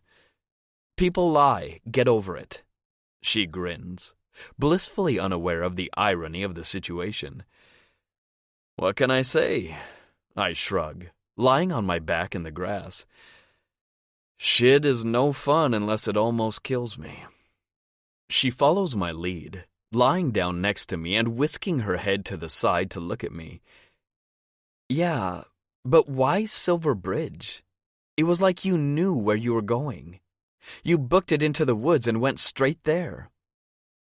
That's where my parents met, I admit, wedging my arm under my head for support. Silence. She doesn't know what to say, so I spare her the trouble of coming up with a botched version of, I'm sorry your life sucks so much. Those woods, the bridge, that's where it all started. I laugh. Funny, isn't it? All they fucking do is talk about people dying on that bridge. Meanwhile, it's the only reason I was born. Any other girl would pity me, but we're talking about the girl who called me out on my shit when I was standing on the edge of a fucking bridge. So I'm not surprised when she skips out on the pity party. How did it happen? Their first meeting? I grin. It was the 4th of July. Every year, kids would meet on Silver Bridge to watch the fireworks. Best view in town. She listens carefully. She just moved here. My dad spent the night getting shit-faced to work up the courage to ask her out. And when he finally got the nerve to walk up to her, he wound up projectile vomiting all over her shirt. A small laugh slips past her lips. Way to make a good impression. Hey, he must have done something right, or I wouldn't be here. I scoff and fidget with the silver chain around my neck. It's twisted and uncomfortable as shit. Jem watches me struggle for a moment before stepping in. Let me do it. She inches closer, pressing her tits to my arm, and starts to untangle the chain I never take off. My gaze finds her mouth instantly. She sinks her teeth into her plump bottom lip as she focuses on the task at hand. Not going to lie, she's fucking cute when she's serious. What the fuck did I just think? Did your mom make that? She pulls away, snapping me out of it. I'm not sure I want to go there with her, or anyone. I don't reply right away, debating on letting her see even more of my darkness. To be fair, she's already seen more in a single night than most of my friends ever will. I noticed Xavier has one too, she adds. Yeah, she gave us matching chains on my 8th birthday. I pause, a bitter scoff surging in my throat. Right before she got on a boat to her death. My dark humor seems to startle her because she doesn't laugh. Instead, she stares at me with soul-withering pity, the look in her eyes making me want to take a page out of my old man's handbook and hurl everywhere. On your birthday? She croaks. I cringe. I'm not surprised. That's the common reaction when I tell people my mom got on the boat as a birthday present to me. It's not like I can blame them either. Imagine your mom dying on your birthday because she agreed to get on a boat for you. Hell, I'd feel bad for me. Is that the day she got you Lexi? Dia asks. I arch an eyebrow. Theo told me she was a gift from your mom, she says. That blabbermouth. It was the day before, actually. A smile stretches over her lips. You must have been so happy. I nod. Over the moon. I'd been begging my parents for a dog since I was old enough to know what a dog was. How did they tell you? I'm the one smiling now. My mom said a surprise was waiting for me in the backyard.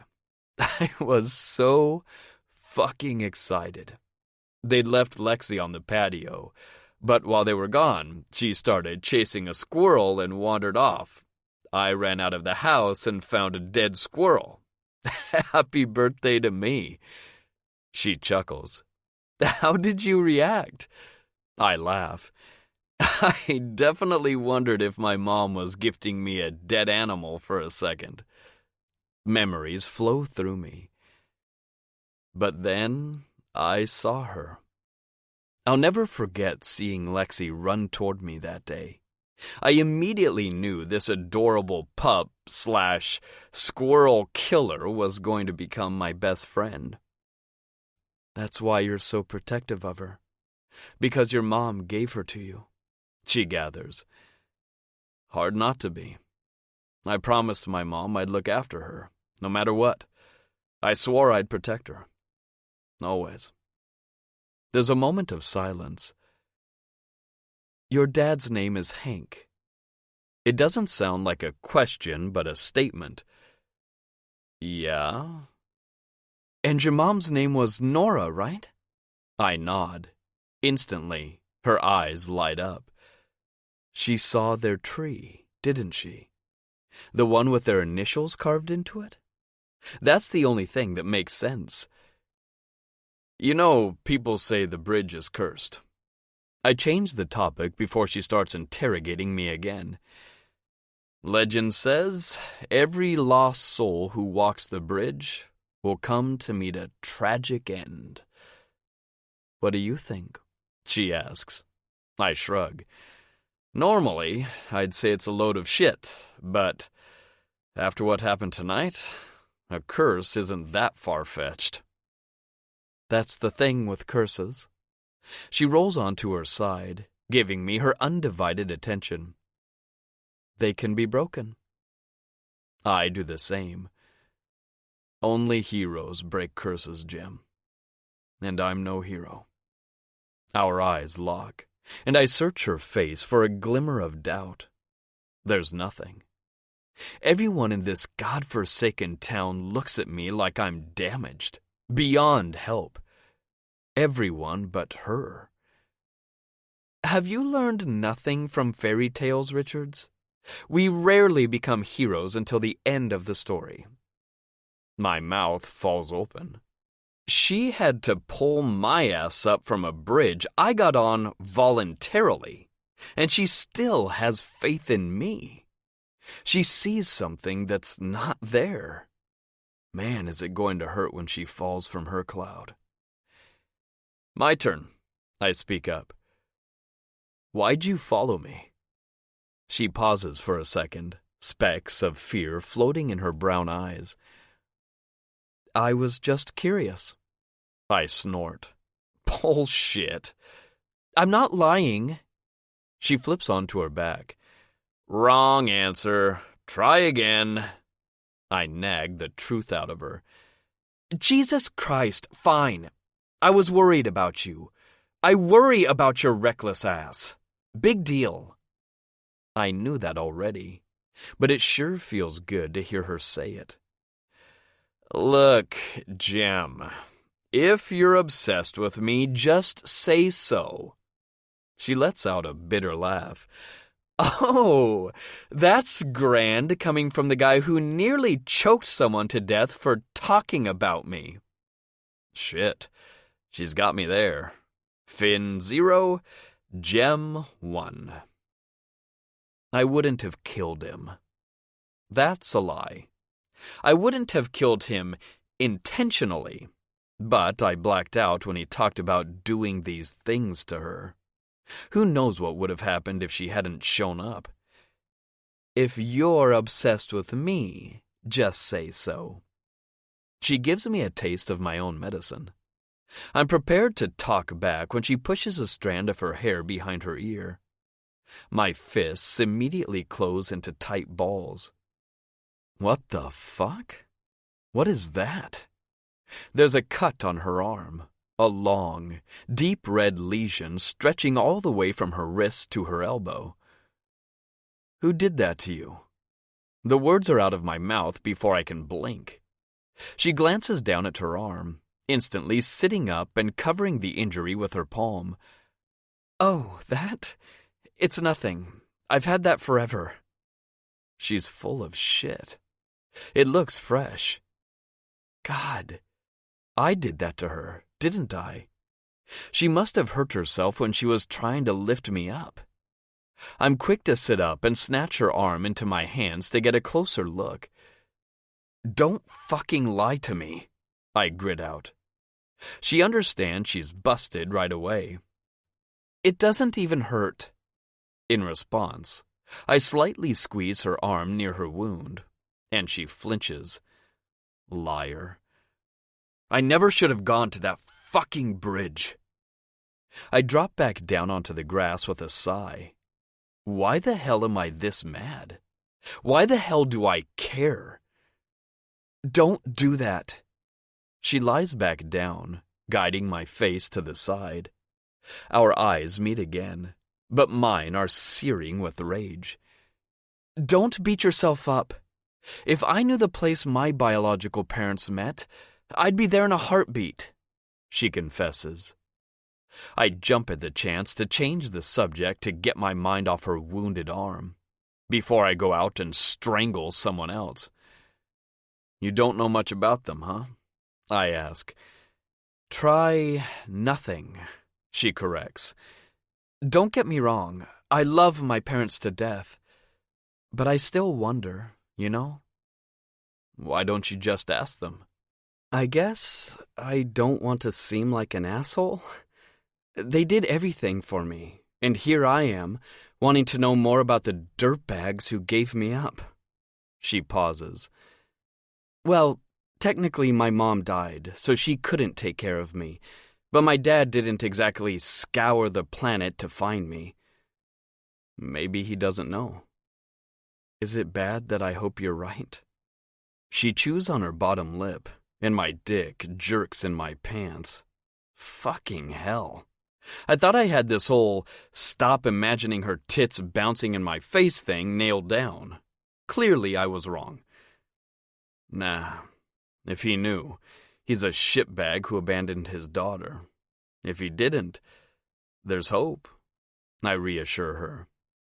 She smiles a grateful smile, as though she needed the validation that she's not a terrible person. Funny thing is, she's the least terrible person I've ever met.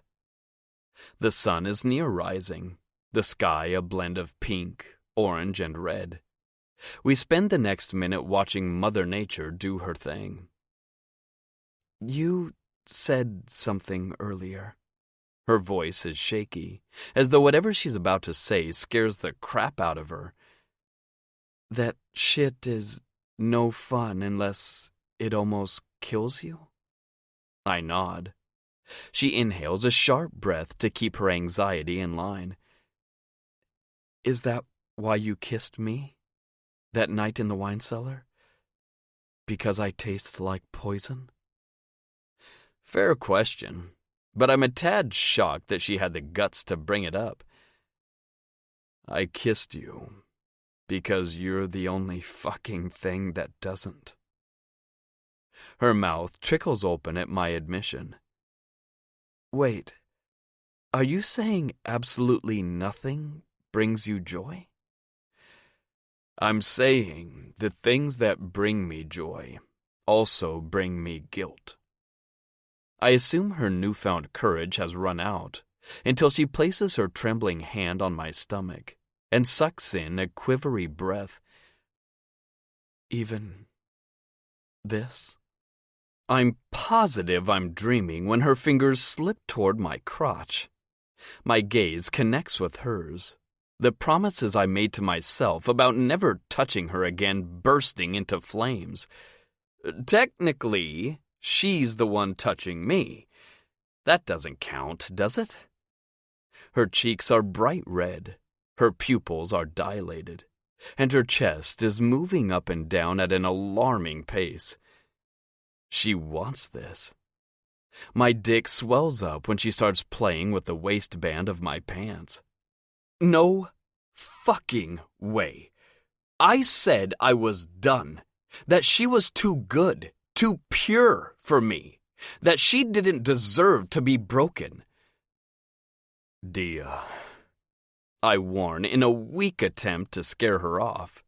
But she bats her eyelashes at me, so painfully clueless as to the dangerous road she's venturing on.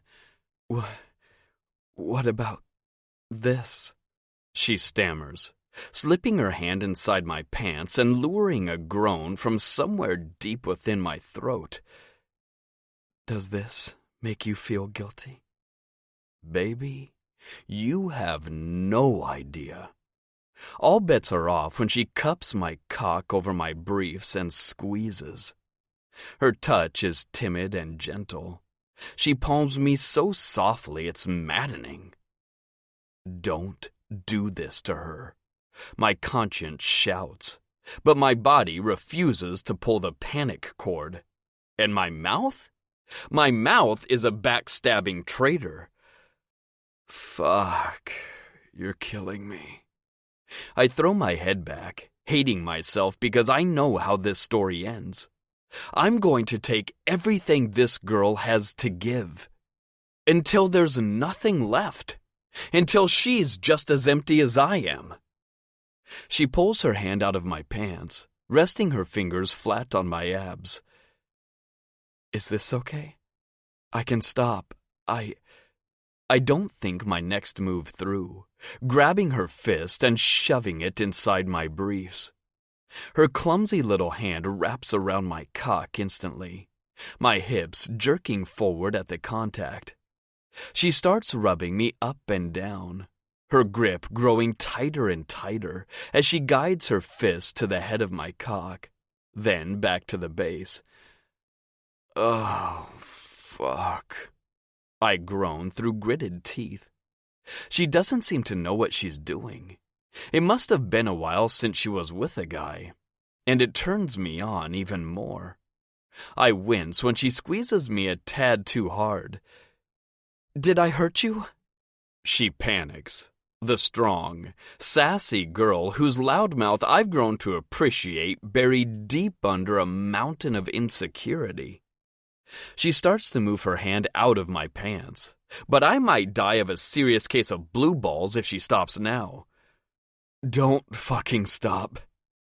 I'm practically begging her at this point, and maybe I'd give a shit if her hand didn't feel so good. The worst part is, it feels good because it's her. She continues her frankly awkward hand job for a few minutes. And if it were any other girl touching me, I'd probably find her technique to be on the meh side. She's holding back, a prisoner of her own head. She needs to stop overthinking it. She gasps when I reach for the back of her hair and smash my mouth against hers. There's a desperation in the way I kiss her, and it feels like a sin, like I'm corrupting an angel, securing her spot in hell, dragging her down with me. I nibble on her bottom lip for a bit, massaging her skull to help her relax, and she gradually eases her tight grip on my cock. My tongue darts out to lick the seam of her mouth as she opens up for me, moaning against my lips while I tug on her wrist and yank her closer. I've got her pinned to me in an instant, her right leg draped over my thighs as she continues to try to jerk me off in my briefs. "Tell me what to do," she croaks inside my mouth. I could come from just that. Fuck yes, I'll show you what to do. Still kissing the hell out of her, I nudge my pants down with one hand, the other lost in her curls. My cock bobs against my stomach, the tip slapping my abs when my underwear slides off. I'm so hard it's torture. She disrupts the kiss the next second, ogling me with this curious look in her eyes. I know damn well it's not because of my size. Let's just say I've never had a problem in that department, which leads me to believe mine is the first dick she's ever seen. Shit. Is she a virgin? Nah, not possible. I always assumed she'd been with at least one guy. I mean, for fuck's sake, look at her. But her clumsy hand job and the way she's devouring my cock with her eyes? I'm starting to think she's not just rusty. Wait, what if the wine cellar was... No, there's no way that was her first kiss. The question slipped my mind when she swallows hard and circles my shaft with her fist. "Now what?" she asks. "Spit in your hand," I instruct, and her cheeks flare, but she obliges, spitting inside her palm and lowering her fist back onto me. I groan as she speeds up and down my length, the sensation already 100 times better than when I was trapped inside my briefs. I picture myself fucking each and every one of her holes, delving into her possibly virgin cunt. And shit. I start shaking, throbbing between her fingers. "Fuck, Dia. I need your mouth. Give me your mouth, baby." I sound like a little bitch in agony to my own ears, and have no doubt I must sound even worse to her. I don't really expect her to do it. If I'm right and she's a virgin, she might not be ready for a blowjob. I nearly lose my mind when she kneels by my side and sucks the head of my cock into her mouth. Yep, I'm done. R.I.P. my balls. She's shy in the way she blows me, taking me deeper inch by inch until she accidentally chokes. "That's right, baby," I grunt, twisting her slightly wet hair around my fist. She moans at my comment, and I have to tap into every single drop of self-control in my body not to fuck her mouth. I mentally take back everything I said about her being a virgin when she twirls her tongue around me. There's no way she could suck my dick like that. This can't be her first time. I see the sun rising in the background as her head bobs up and down with each stroke of her tongue. I want to slap myself when I forcefully push down onto her head and make her gag. What the fuck am I doing? She immediately pulls back, her glare suggesting I've gone too far. "Do that again, and I'll bite it off." I withdraw my hand from her hair on cue. "Shit, I'm sorry. You want to stop?" I expect her to leave me hanging, or make good on her promise and bite my dick off, but she doesn't, hesitant to accept my apology. But I'm already losing my heart on. Knowing I forced her into something she wasn't into is enough to kill the mood. and she notices my cock shrinking. I didn't say I wanted to stop. Just don't push on my head again. She draws the line and guides her tongue back to the head of my cock. My erection is back in a microsecond, and fuck, I never thought I could be so turned on by a girl telling me off.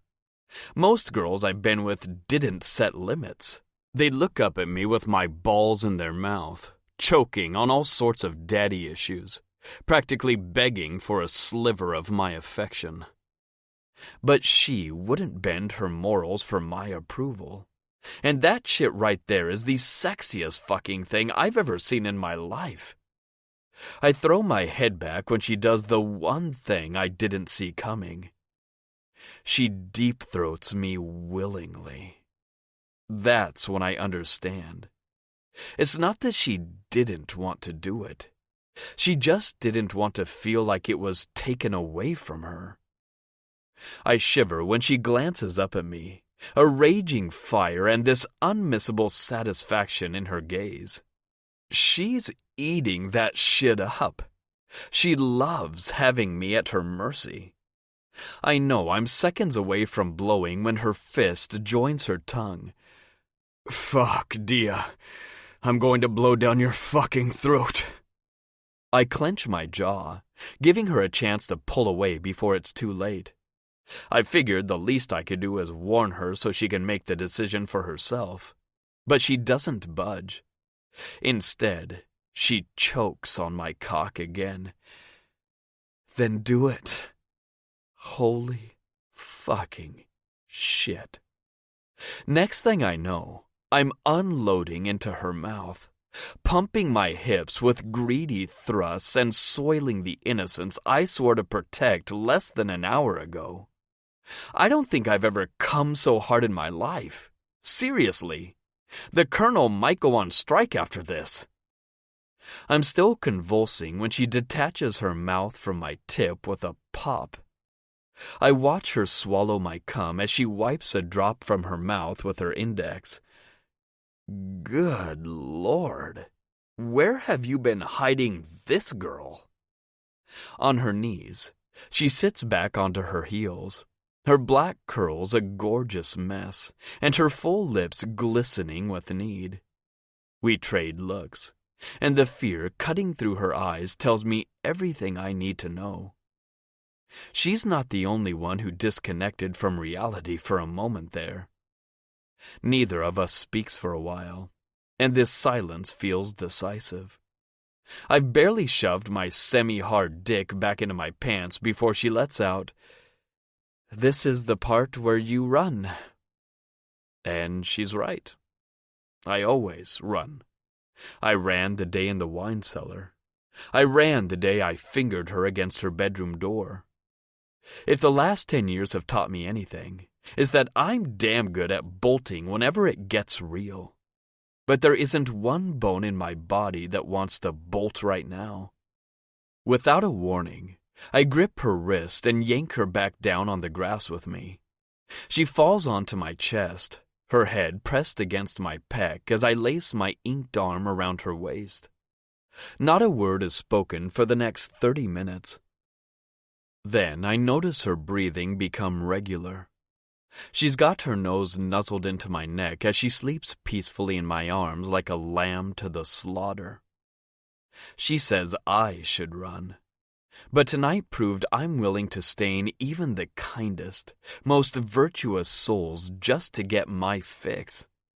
And if anyone should be running, it's her. 16. Diamond. There's something wet on my cheek. I try to open my eyes, but the light is blinding, and I wonder how I was even able to sleep in the first place. Shit, my back hurts. My eyes snap open as I sit up straight, my senses slowly reconnecting with my body. The first thing I see is Lexi tilting her head to the side before sweeping her tongue across my cheek. I'm surprised to find myself sitting on the grass in the backyard, but not nearly as surprised as I am when I look down and spot Finn sleeping soundly next to me. It all comes rushing back. The bridge, Finn falling, the other thing. Holy shit. Part of the blanket I had wrapped around my shoulders last night covers Finn, the other half spread over my lap. We fell asleep. But why is Lexi in the backyard? Someone had to let her out. What in the fuck? A masculine voice sends me into cardiac arrest. I flick my head back to see a hungover Theo advancing toward us. He looks like he crawled out from the fiery pits of hell. He must have just gotten home. Lacey said she'd be dropping him off in the morning.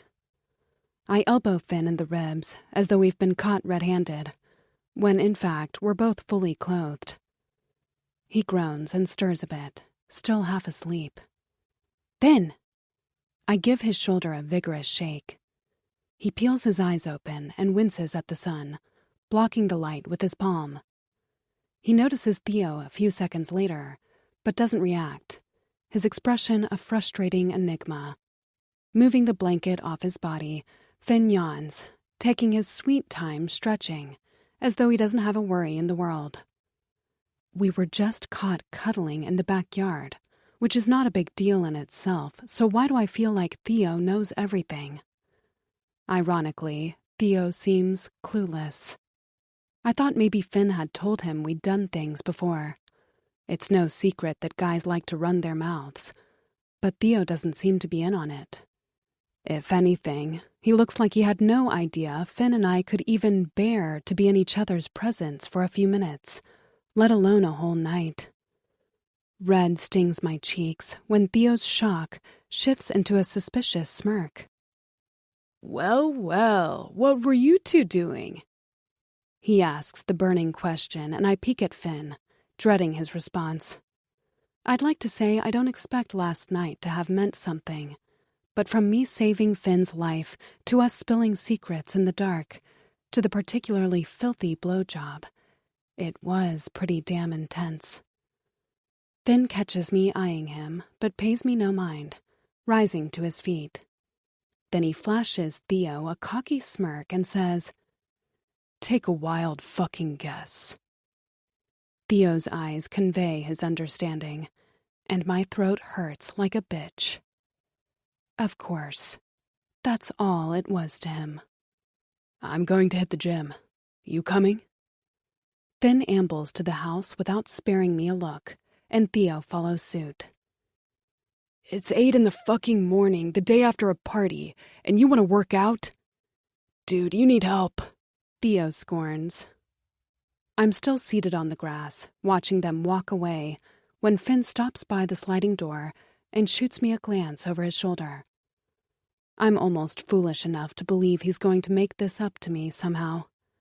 Maybe smile. Anything to help shake off the feeling of being used and thrown away. But his features remain as cold as can be. Don't forget to take Lexi to the groomer, he reminds me. After making it clear that I was never anything more to him than his errand girl, he trails back inside. I'm stunned, embarrassed, but mostly, I'm livid. I can't believe I gave this asshole so many of my firsts, and for what? He couldn't care less about me. The sad truth dawns on me as I push to my feet and ball up the blanket into my arms. I have to leave. I stayed for Lexi before when I thought Finn was a terrible owner. But Theo was right. The only fucking thing Finn Richards loves in this world is his dog. She's safe with him. My heart, however, not so much. A week later. I did the right thing. Words I've been force-feeding myself since the day I packed my bags in a hurry and left the Richards' house. I called Finn's dad to quit when I was walking home, except I didn't have the guts to turn in my resignation and ended up faking a bad cold instead. My performance earned me 7 whole days of lying in bed doing absolutely nothing. I told my parents I was sick, too. I knew my dads would get suspicious if I quit now, with only 2 weeks of work left, and I couldn't handle the questions. I've had a lot of time to think while a prisoner of my own bedroom, and I've come to the conclusion that I can't stomach the thought of never seeing Lexi again. I miss her. I miss her so much it hurts. I'm going to offer to watch her for free once Mr. Richards gets back into town. Chances are Finn will be crazy busy with basketball as soon as school picks up. I'm sure I can figure out a way to see her without running into him. Granted, I doubt I'll be able to avoid him now. Mr. Richards called me this morning to tell me a friend of his was in town and I could take an early leave if I wanted to. At first, I was worried maybe he wanted to get rid of me and he wasn't satisfied with my house sitter services. But then he gave me a huge bonus for work well done. I've decided to go back to the house to gather the rest of my stuff and see Lexi again before I officially close the book on this summer. Hey, Finn might not be the one, but at least he helped me gain a bit more experience. And he might have taken most of my firsts, but he'll never get the big V. My new car roars loudly as I drive up to the house for the last time. I finally had enough to buy my bug car from Brenda a few days back, and my dad's drove it home to surprise me.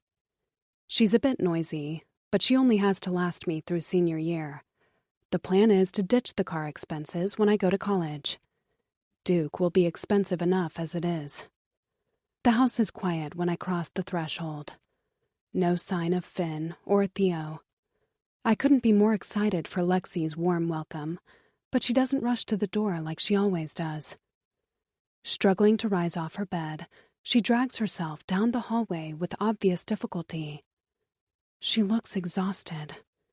She's been more and more tired lately. Come here. I meet her halfway and kneel in front of her. She puts all of her weight on me when I extend my arms around her, and she rests her head on my shoulder. Something's wrong. Lex, are you okay? I ask, like I expect her to answer me. I notice some sort of discharge around her eyes, and it takes all I have not to hop on the internet and scare myself to death by searching the cause. We didn't hear back from the vet following her annual tests, and I assumed everything was okay. But I'm starting to worry the tests just haven't come in yet. I spend most of the day lying on the couch with Lexi, trying to call her ridiculously expensive vet. Trying being the key word here. The line is busy every time, and I must leave over 7 voicemails asking for a callback. Lexi goes outside to do her business once or twice, retreating to the couch like clockwork. She also doesn't eat at all throughout the day. Around dinner time, I start to wonder if I should just get in my car and drive to every vet in a 200-mile radius until someone agrees to see her. I'm pushing off the couch, prepared to pick Lexi up and carry her to my back seat, when I hear the front door slam. A masculine voice erupts in the hallway, and I tense up, praying for the newcomer to be Theo rather than Finn. Lexi barely opens her eyes, too tired to acknowledge the company. Absolutely, we'll be there. Thank you. I recognize his voice before he even steps foot into the kitchen. Finn walks in just in time for me to see him hang up the phone. He makes a beeline for the kitchen, too engulfed in his own thoughts to notice me standing in the living room, and plants both his palms onto the kitchen island. His head hanging low, he releases a deep, heavy sigh, like he's on the verge of losing it, and squeezes his eyes shut to keep himself in check. Only, he fails. Every hair on my body stands on end when he lets out a rough, frustrated growl and chucks his phone against the kitchen wall with all his strength. His phone screen smashes on impact, chunks of glass flying everywhere. He just got that phone a few days ago after losing his first one on the bridge. His outburst holds anger, desperation, fear, and all it takes is one look in Lexi's direction for me to understand the root of his breakdown. It's her. It's got to be. I'm aware I should say something, make my presence known, but part of me is terrified of talking to him when he's in this state. I've dedicated the last week to convincing myself that Finn Richards is a heartless scumbag who only cares about himself, and I don't know if I can handle him proving me wrong. The choice is taken away from me when he angles his head toward the living room and notices me. Color drains from his skin. "You're back," he says, his voice raspy, but I get the feeling that he knew that already. He probably saw my car parked out front, but didn't think I'd be in the living room to witness his breakdown. "I am." "Why?" he immediately asks, as though he can't make sense of my return. Maybe, deep down, he knows the way he treated me a week ago was unacceptable. "To get my stuff," I admit. He nods, but doesn't answer, throwing open a closet and grabbing a broom to fix the mess. I'm fuming, loathing my foolish heart for wishing he'd ask me to stay or apologize as he cleans up the glass. "There's something wrong with Lexi," I inform him. Maybe a subject change will prevent me from falling apart. "I know," he sighs. "I've been trying to get her an appointment with her usual vet for 2 days. I found another vet willing to see her tomorrow afternoon." That's who he was on the phone with when he came in. Thank God, I breathe out. Finn makes his way to the couch to pet Lexi. "Has she been sleeping all day?" "Yep, I haven't left her side." "Go. I've got her for the night." He gestures to the stairs. I don't want to leave her, but I'm also desperate for a shower. "Are you sure?" "I've slept with her on the couch all week. Yes, I'm sure." Reluctant, I approached the stairs at a snail's pace, his silence when I told him I came back to get my stuff, plaguing my mind. He really doesn't care, does he?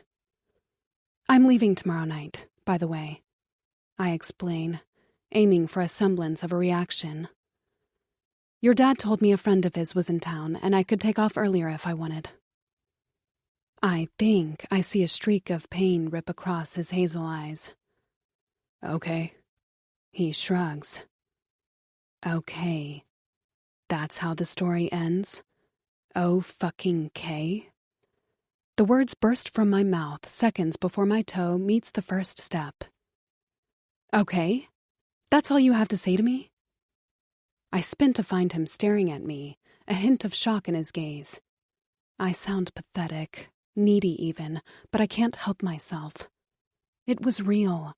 The night in the library, in the wine cellar, in the backyard. It was all real. There was a connection, and no, it wasn't love. No, it wasn't a fairy tale, but it was something. My pulse wilding out in my neck, I give him one last chance to make this right. He shoves a hand through his hair, glancing at his feet as he exhales. "What do you want me to say, Dia? It's called a summer job for a reason." Then he stakes me in the chest with the final straw. "After summer, it ends."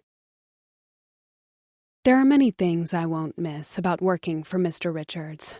For starters, I always hated having to walk to the nearby grocery store when I didn't have a car. Sure, it's just a 10-minute walk, but carrying those heavy bags felt like a whole damn workout. I remember thinking I'd never walk there again after I bought my car. And yet, here I am, braving the scorching heat for a final trip to the grocery store. I needed to get out of the house, do something productive, and move my body instead of sitting on the couch worrying about Lexi's appointment this afternoon. Not to mention I was alone and bored out of my mind. Finn texted me he was taking Lexi for a walk a bit before I woke up, and Theo's been MIA since yesterday. He's probably with Lacey working on another pregnancy scare. Glancing at the grocery bags in my hands, I try to drum up an excuse for my good deed. I won't be living with Finn much longer. Realistically, I won't even be there to eat the food I bought. But I couldn't take off knowing the guys are 2 weeks of ramen noodles away from starving. I even made a few casseroles and left them in the fridge this morning. I'm a minute away from the house when I check my phone screen and notice I have a new voicemail. From Lexi's vet. Shit, how could I have missed this? I don't waste a second unlocking my voicemail and pressing the phone to my ear. Static. A beep. Then a woman's voice. Hi, this message is for Diamond Mitchell. This is Charlotte's Vet Center. We have you as Finn Richards' emergency contact. Wait, what? Finn chose me as his emergency contact? We weren't able to reach him. We're calling to follow up on Lexi's blood tests and tell you we've found a rather, she pauses, abnormal amount of white blood cells in her blood count, which could suggest something is amiss. Further tests are required to know exactly what's going on. Please contact us as soon as you can at... I don't hear a word of what she says next, my eyes glued to the Richards' mansion across the street. The front gate is wide open, and there's a puddle of something smeared all over the street, covering most of the sidewalk and snaking up the asphalt driveway leading to the house. One of the grocery bags slips from my hands, its contents crashing against the concrete with a loud clatter. Because the puddle isn't water or mud. It's blood. 17. Diamond. A million scenarios flocked to the front of my mind as I shadowed the trail of blood up the driveway. There's only one vehicle in the lot. Finn's. The black car is exactly where it was when I left for the grocery store. He's home. He's been home this entire time. God, what if this blood is his? Panic blazes through my entire body like lava when I reach the top of the hill, the gruesome scene before my eyes compressing the oxygen out of my lungs. It's everywhere. On the stairs, on the porch, on the doormat. Blood creates a path toward the front door, a bloody handprint smacked in the center of the glass. Do I go in? Call the police? What if someone's hurt in there? Oh God, Lexi. She's already so weak and vulnerable. My pulse shooting up with each step, I reach for the knob, careful not to touch the bloodstains on the door, and push it open. The house is dead silent as I venture into the hall and follow the continuing blood trail into the main areas. I want to call Finn's name, or Lexi's, but I can't decide if making my presence known to a possible serial killer is the right move. I've barely stepped into the kitchen to grab a knife when I look out the window and spot them in the backyard. Then my soul leaves my body. I see Finn on his knees on the patio, his shirt, hands, and forearms covered in blood.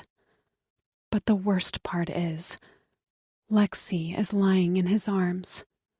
She's not moving, blood pouring from her stomach. No. Oh God, no. Lexi! I'm running to Finn's side in a heartbeat, falling to the ground and scraping my knees against the concrete. My white dress immediately soaks up the blood pooling at my feet. Where are your keys?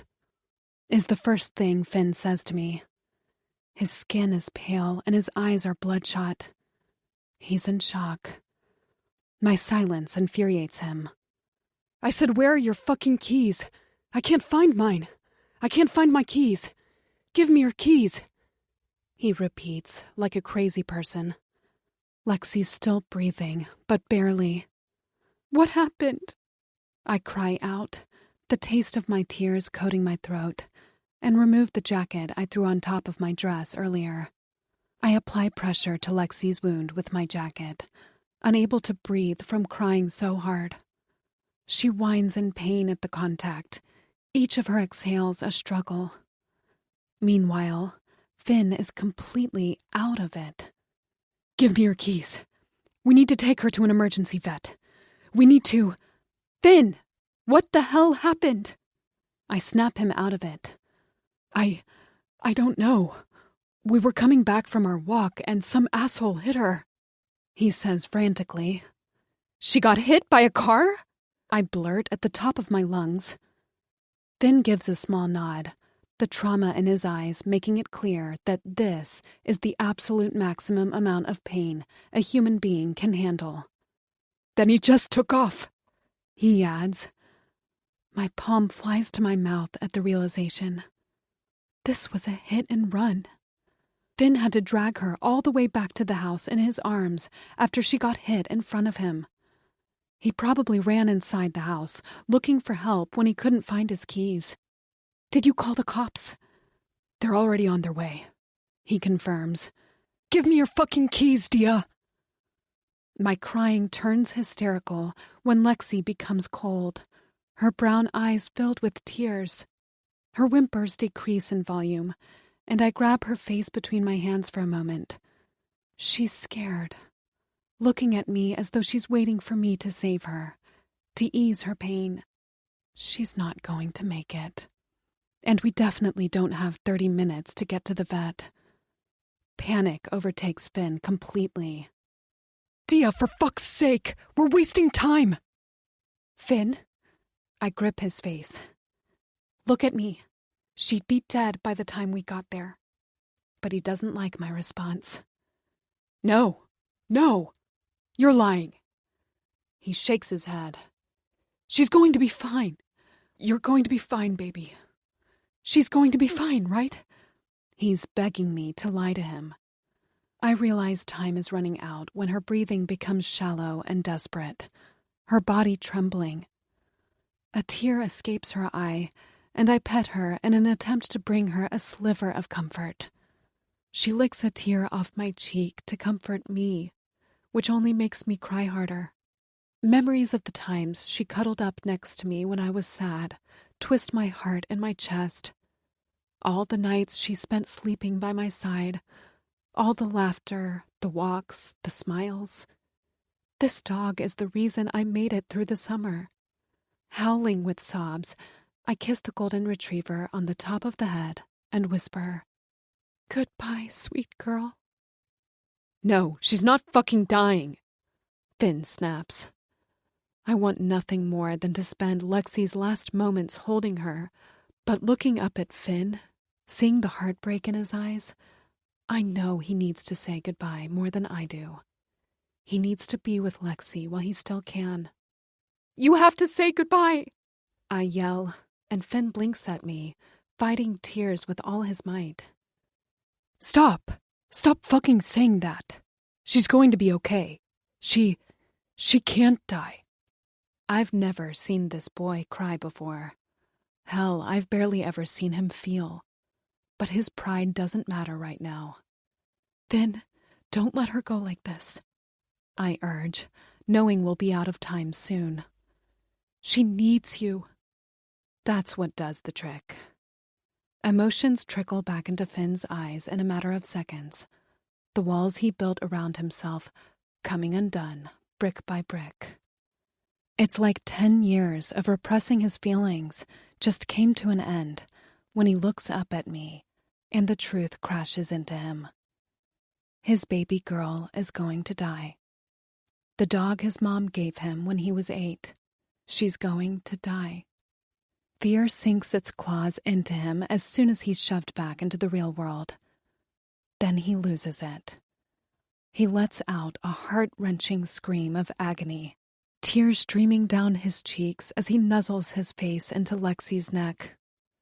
Please don't take her away. Please. He sobs into her fur, holding her to him with all he has. I'm so sorry, Lex. God forgive me. He says it like all of this is his fault, like he failed her somehow. Panic overwhelms him when her eyes start to close, her breathing slowing down as she lets out a final whimper. No. Finn cradles her head to his chest. No. Don't leave me, Lex. Please. Then she's gone. She just died in his arms. And as police sirens echo in the distance, slowly increasing in volume, I know for a fact a part of Finn just died too. They're done. My voice is but a whisper when I hang up the phone with the crime scene cleaners Mr. Richards hired. Tragically, there was enough blood to qualify for their services. Finn doesn't move an inch, his eyes drilled to the time on his car dashboard as he mutters something beneath his breath. I think he's counting, keeping track of how many hours it's been since she left us. The answer is 15.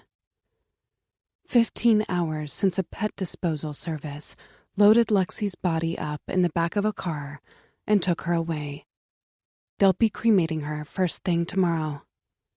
Finn hasn't shed a tear since the police ripped him off her corpse. It's like he switched to autopilot, permanently shutting off whatever valve was blown open when he fell apart in the backyard. The whole town knew about the hit and run by lunchtime. It started with a few nosy neighbors, then snowballed into a hot piece of gossip for widows and grannies to dissect over tea. My dads have been blowing up my phone, asking me why Finn was rumored to have witnessed the atrocity when he was supposed to be gone for the summer. I ended up telling them he'd come back into town the day before, which they found somewhat acceptable, considering tomorrow's my last day anyway. I know I'll have to come clean eventually, but I can't deal with them right now. The Richards estate was surrounded by police less than a minute after Lexi took her last breath. You'd think the Silver Springs Police Department deployed every damn car they had at once. And the worst part, it wasn't even about Lexi. They couldn't have given two fucks about the family dog bleeding out in front of us. The reason so many of them turned up is because the accident seemed personal. Calculated. Finn said he noticed a gray car with tinted windows following them for most of their walk. To make it worse, Lexi wasn't in the best shape, so he couldn't exactly book it down the street to lose him. He just convinced himself he was being paranoid when he and Lexi began crossing the street to reach the house. Then the driver pumped the gas and plowed into them at full speed. Finn barely managed to jump out of the way. Sheriff Daniels let slip that this isn't the first time Finn's family has been targeted. Apparently, there were quite a few incidents following Nora Richards' disappearance. Damage done to the property, attempted break-ins, even kidnapping threats on the kids. Something about Mr. Richards offering $1 million reward to whoever found his wife, back when they still had hope she'd be found alive. Her body hadn't turned up, and they thought maybe, by some miracle, she'd swam to safety or been dragged to shore by the current. The massive media coverage and large sums of money being dangled in front of less fortunate folks eventually earned the family a little too much attention. Some believed the family had the reward stashed somewhere in their mansion. Others thought they'd make bank by breaking in and stealing whatever expensive shit they could get their hands on. Even better if that expensive shit turned out to be one of the kids. No wonder the police are paying extra attention to this case. Mr. Richards was furious when he heard. He booked a flight home as soon as the cops contacted him. From what I could gather, he's willing to move heaven and earth to find the bastard who did this to Lexi. Finn, did you hear me? We can go home. The lie immediately begs to die on my tongue. Home. I'm not sure this house will ever feel like his home again. It's almost midnight. You need to get some rest. I brace a hand on his shoulder, and he flinches, shooting me an accusing glare that implies I've pulled him out of his safe place. That place in his head where he likes to hide. The dark corner where nothing hurts, nothing bleeds, and nothing dies. He doesn't want to come back, but he's been hiding in that very place since his mom's accident. I managed to pull him out that day on the bridge. Then again this morning when he said his goodbyes to Lexi. I won't let him go again. Finn, I whisper, pushing my luck and reaching for his hand that's nervously fidgeting on his lap. Can you take me home? Please? I convinced him to go for a ride while the cleaners got to work, and we've been parked in the Springs parking lot for hours. To think the town owes its name to those springs. Hell, they're famous in North Carolina, but barely 2 hours here, and I've seen enough of them for a lifetime. Finn's hand is icy, and I envelop his knuckles with my fingers, aiming to transfer some of my warmth to him. He doesn't react or reciprocate the gesture, but he looks alive again, like he just took a dive back down to earth, which is more than I could say a minute ago. At last, he gives a small nod, returning to a world he'd kill to escape, and ignites the engine. The drive home is as stressful as it is quiet. Neither one of us says a word, but the fear we share is palpable. We're both terrified to march into the house and realize today was real. That Lexi is not going to come running to us the moment we burst through the door. Because she's gone. Because she's dead. We must stay in the driveway for over 5 minutes, both lacking the strength to make the first move, until the urge to pee forces me to take action, and I jerk the car door open. Finn doesn't follow, but I don't push it. He'll come inside when he's ready. The blood on the doorknob is gone, so is the bloody handprint, but the images in my head are too fresh to erase. Air gets caught in my lungs when I walk into the pitch-black house. The smell of bleach burns my nostrils as I venture into the hall and flick the light on. I focus ahead of me, making a beeline for the kitchen. I'm scared to see something of Lexi's. Scared I'll crumble under my grief. Her bed, that's full of her favorite toys, catches my eye when I turn the corner.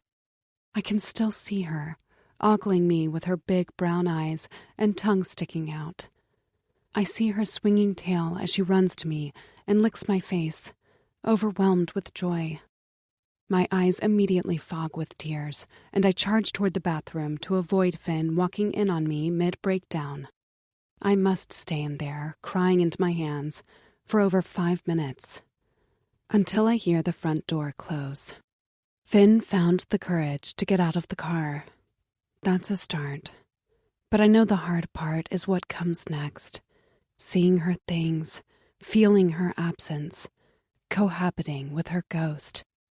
I start wiping the mascara and makeup staining my cheeks, but stop at the sound of rapid footsteps tearing through the first floor. What's got him in such a hurry? There's clatter, furniture moving around. As much as I want to go out there, I'd prefer not to be a snotty, weeping mess in front of him again. I need to be strong. One of us has to. I managed to get a grip on my feelings a few minutes later, padding out of the bathroom and into the kitchen. He's not here. Glancing around the room, I venture into the kitchen. Finn? No response. My jaw nearly hits the floor when I look out the window and find him standing still in the backyard, a pile of unidentified things at his feet. I notice he's holding something. A red can. My heart stops. Is that gasoline?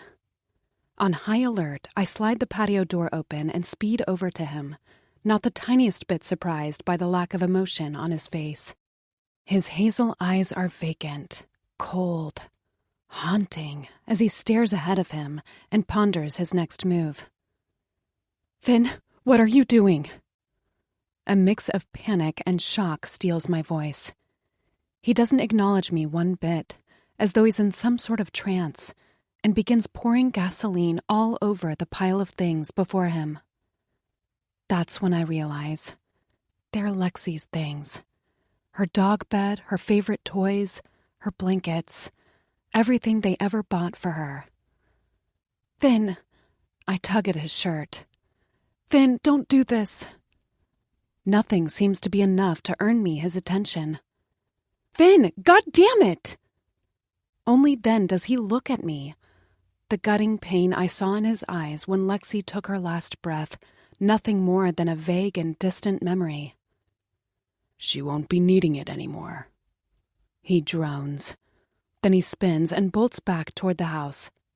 I match his every move, begging him to snap out of it as he starts searching the kitchen obsessively. "What are you looking for?" I yell, even if, deep down, I already know the answer. He finds what he was looking for seconds later. I leap into his way as he races toward the backyard door with a box of matches in his hand. He's so out of it, I wouldn't be surprised if he accidentally set the house on fire. "Look at me!" I grip his collar, stumbling backward when he attempts to continue walking. A glimmer of hope soars in my chest when his hand flies to my lower back to keep me from falling. There's still humanity left in him, even if just a drop. He keeps his eyes fixated on the pile of stuff in the backyard, dodging my gaze like it's a loaded gun. "Look at me!" I yell before cupping his face with both hands and allowing our eyes to lock. "This isn't going to bring her back." He swallows hard. "I see you. You're still in there. Come back." "Neither will keeping her shit in the house," he says, his voice flat, and detaches my hands from his jaw. I stop him from pulling the back door open. "Finn, please. This is insane." "Get out of my way," he warns through gritted teeth. "No!"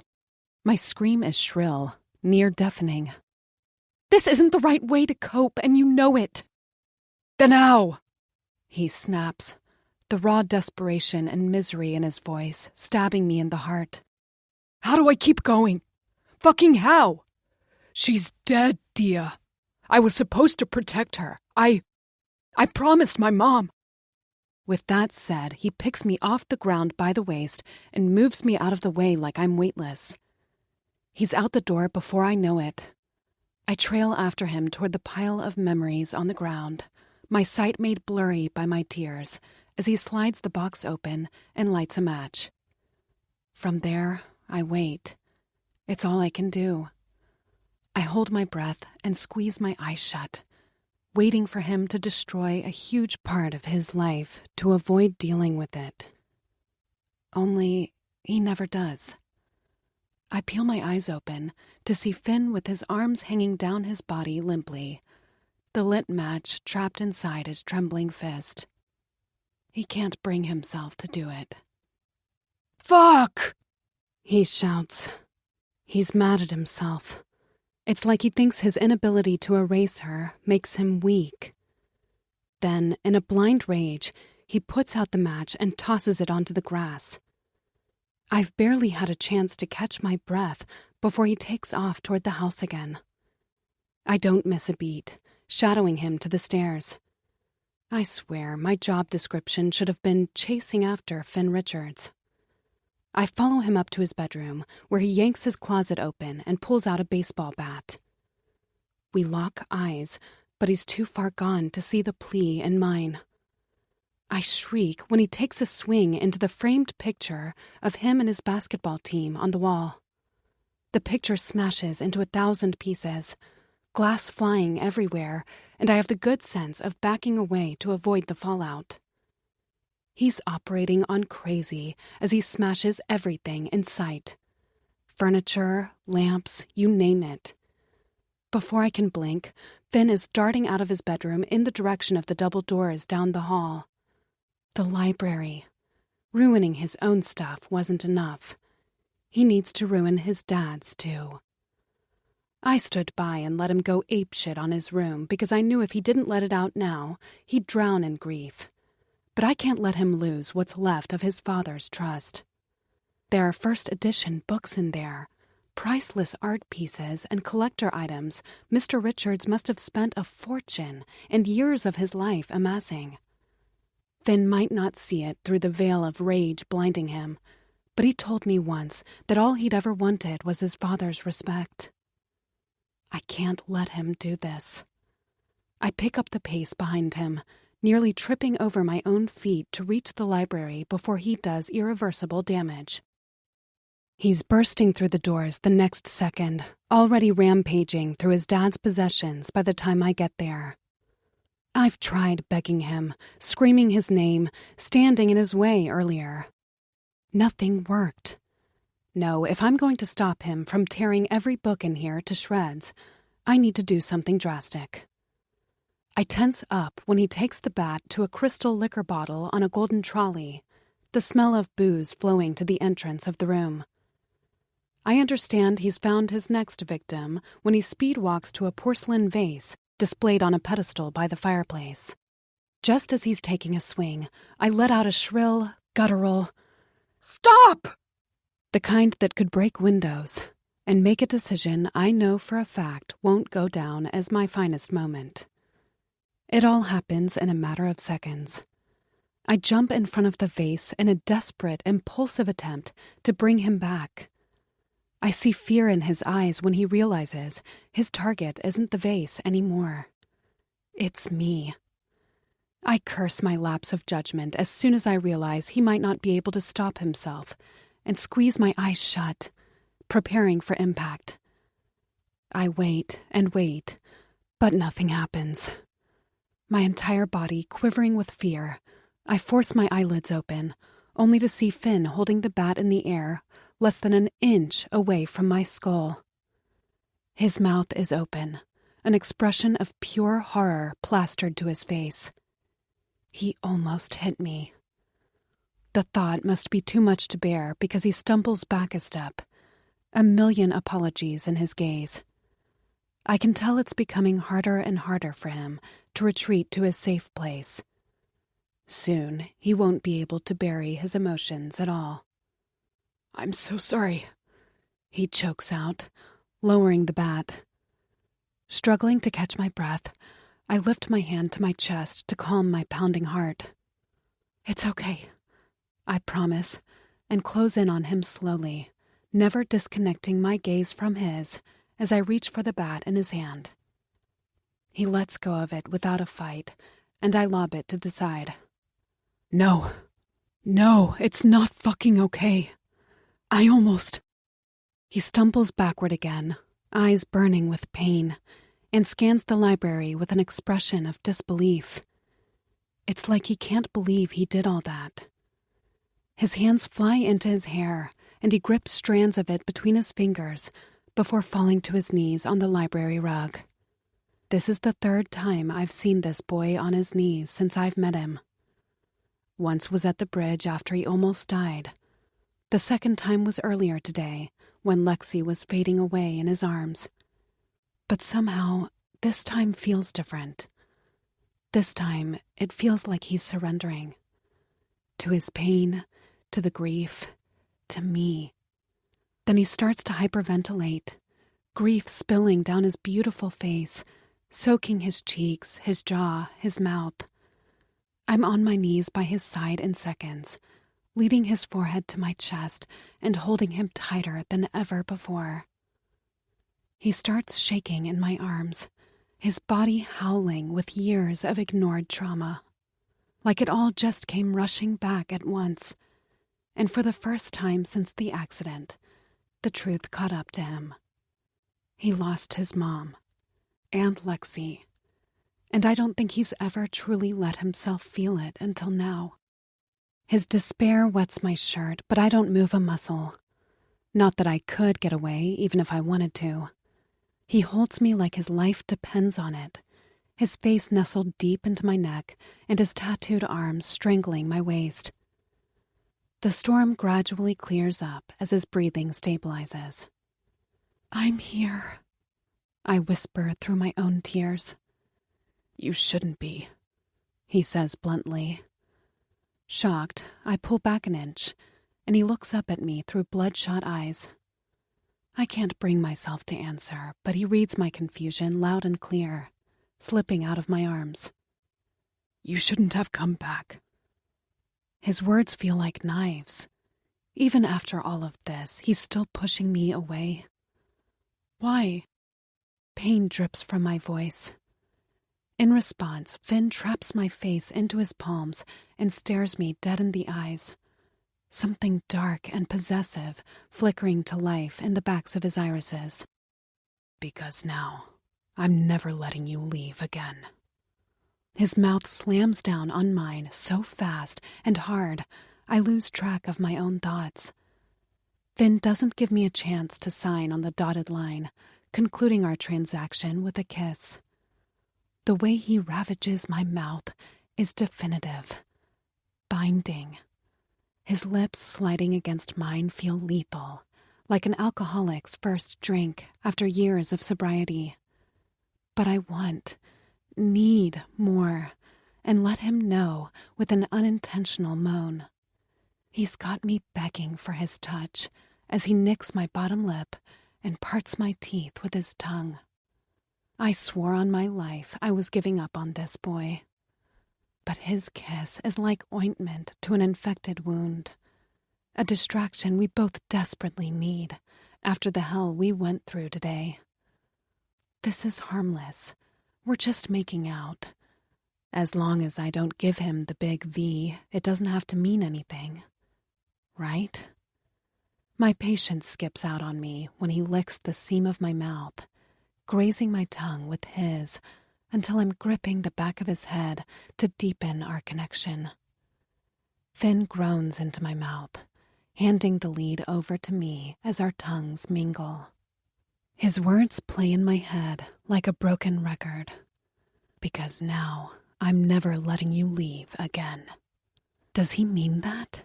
Is he just using me to get over his grief? I find comfort in knowing that no matter what happens here tonight, I'll be gone tomorrow. I gasp when Finn pulls me to his body with a jerk and pins me down under him, his hard chest caging me in. The night I found him standing in the window, he told me all about the naughty things he wanted to do to me on this rug. And here we are now, making out like animals in the exact same spot. Do you have any fucking idea how excruciating the past week has been? He sounds irritated. How many times I almost got into my car to drag your stubborn ass back home? My mind starts racing. He missed me. He missed me. He was just too much of a stubborn ass himself to admit it. He's inching closer, seeking another kiss, when I stretch my arm out to push him away. Then why are you such a dick? I spit, throwing his behavior in his face. You did everything you could to convince me you didn't care. Why? Because I didn't want to care.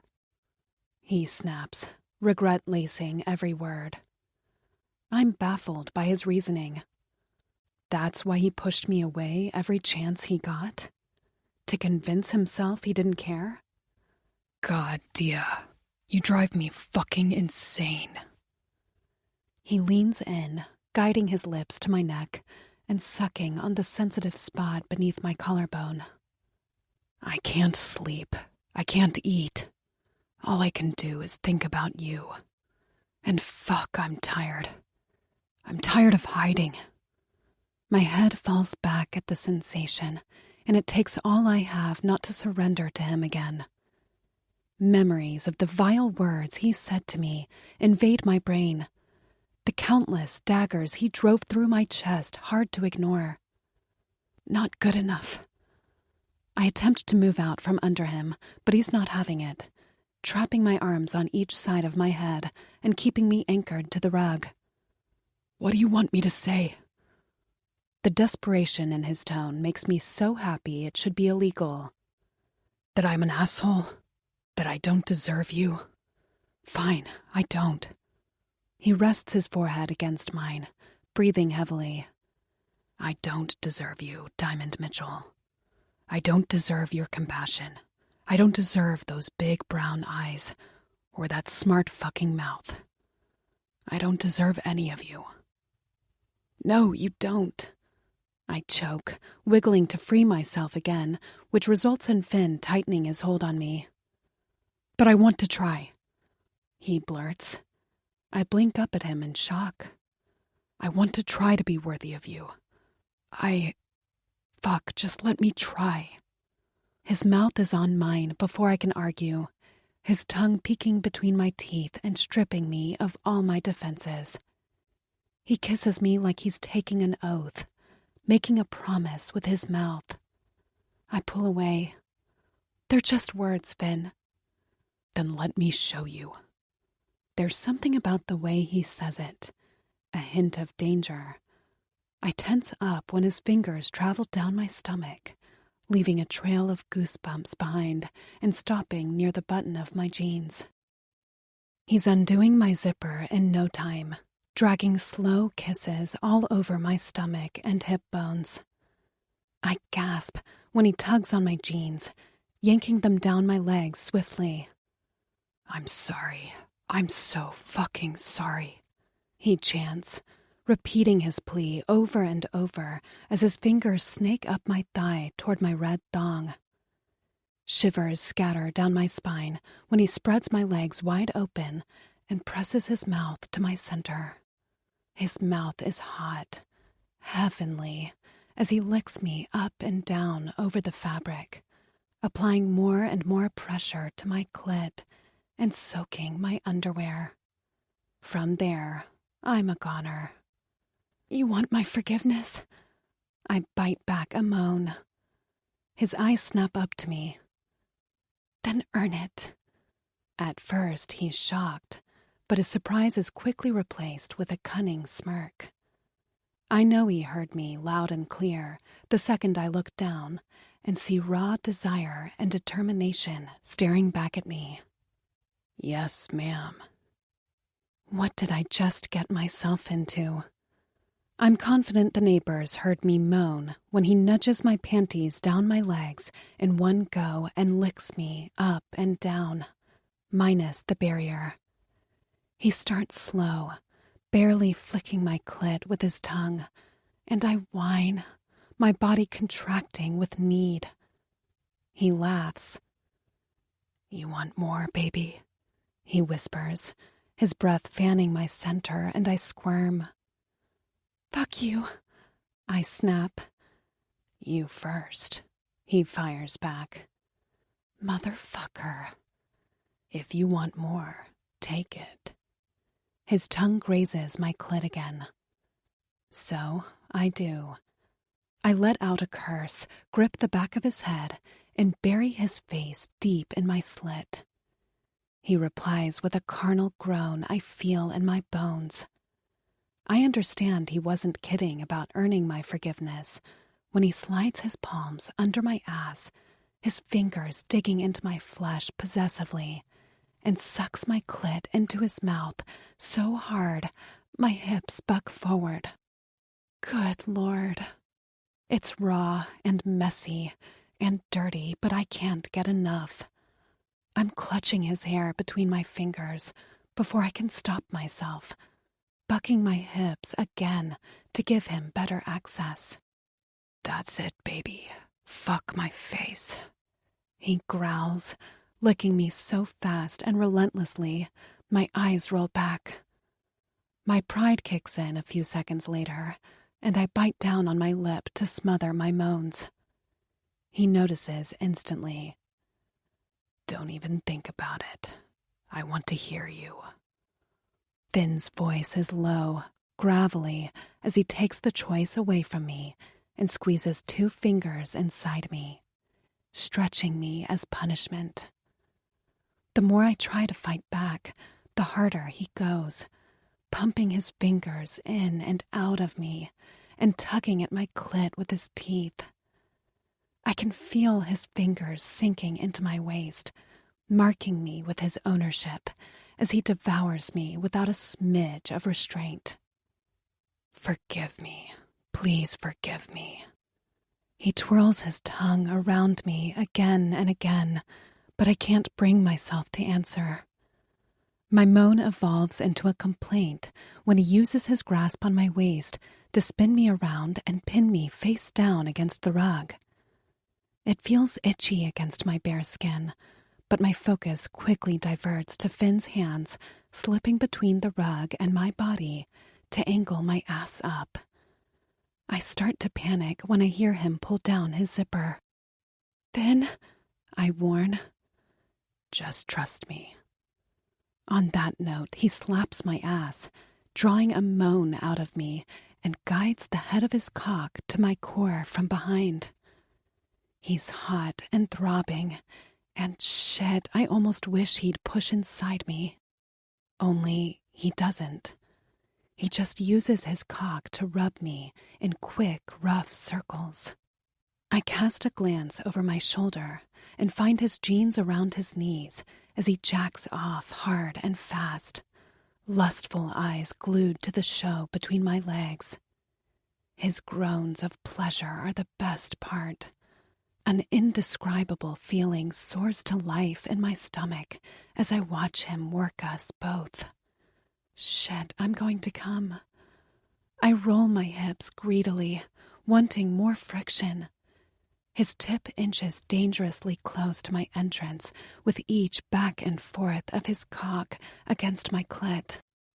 Finn throws his head back with a growl. Fucking hell, Dia. How much self-control do you think I have? But I can't help myself. Oh, God, yes.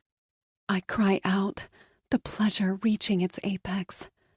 I feel him lean over me the next second, his chest blanketing my back as he grits out in my ears. Say that you forgive me. I don't say a word.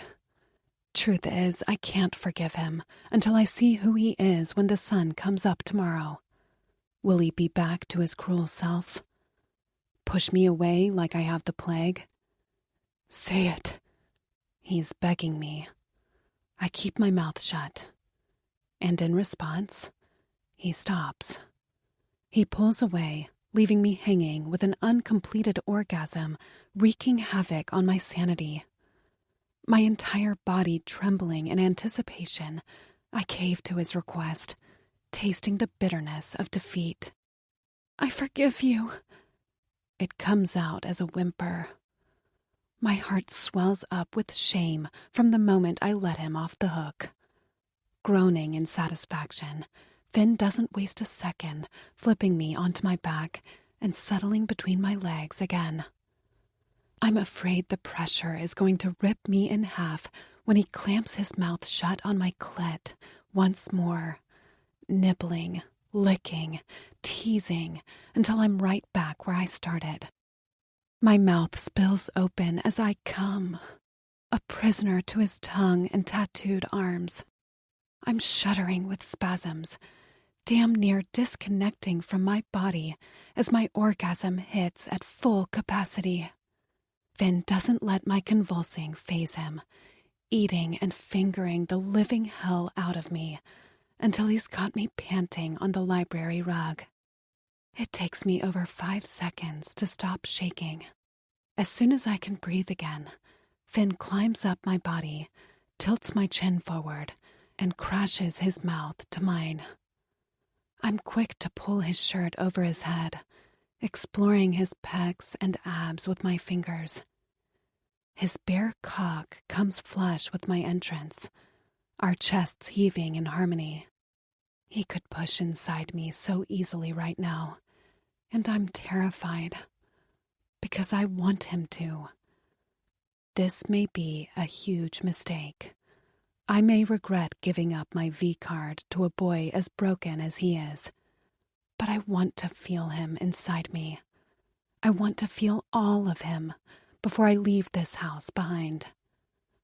There's a chance we'll go back to being strangers after this. Just 2 faces in a crowded hall. Me, the invisible girl, watching from the sidelines, and him, the basketball star, high up on his throne. There may not be a tomorrow for us, and I'm okay with that. As long as I have him now. Fuck me. I croak into his mouth. Finn stops kissing me on cue. He draws back, staring down my face to figure me out.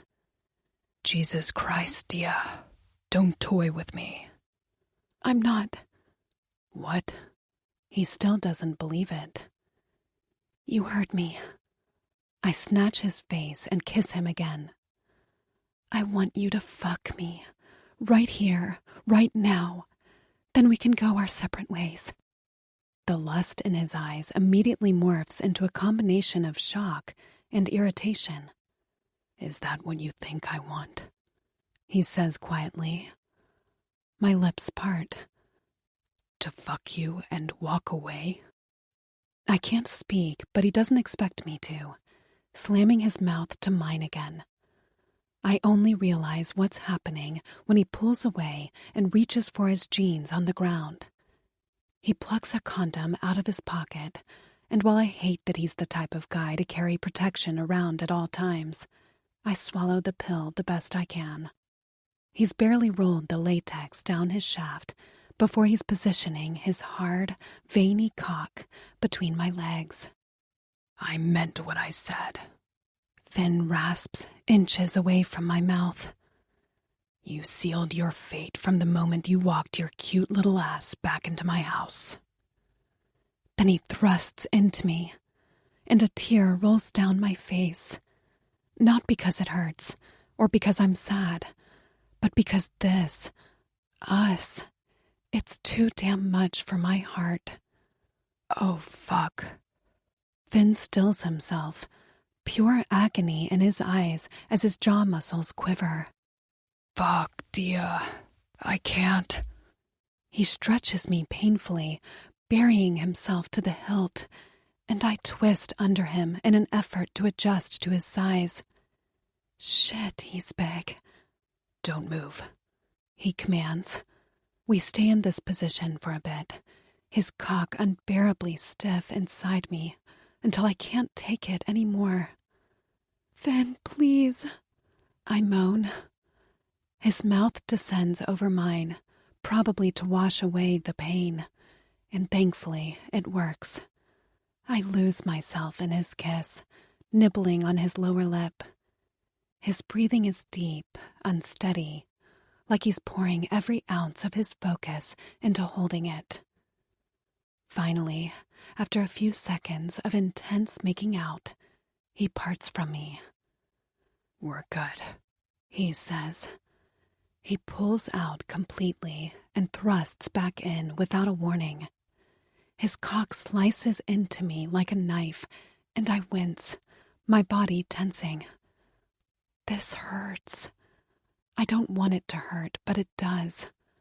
This is still my first time, and Finn isn't exactly average size. You'd think my thoughts are stamped across my forehead by how fast he stills again. "I'm hurting you, aren't I?" He knows right away. I'm tempted to lie, but decide against it. I don't want my first time to consist of me struggling to hide my pain, mentally begging him to slow down. His eyes light up in understanding before I get the chance to confess. "Tell me you didn't. Give me your virginity," is what he meant to say, but I can read between the lines. "I did," I choke out. He doesn't speak for a while. "Fuck, dear. You should have told me." He presses his forehead to mine. "Like I told you when you took my first kiss." I can't believe I just said that. His eyes widen at my confession. He remains silent for a while, memories clashing in the backs of his eyes until he whispers, "All of them." I know what he means without further explanation. "All of them," I admit. My first kiss, my first blowjob. I gave him my first everything, and he didn't even know it.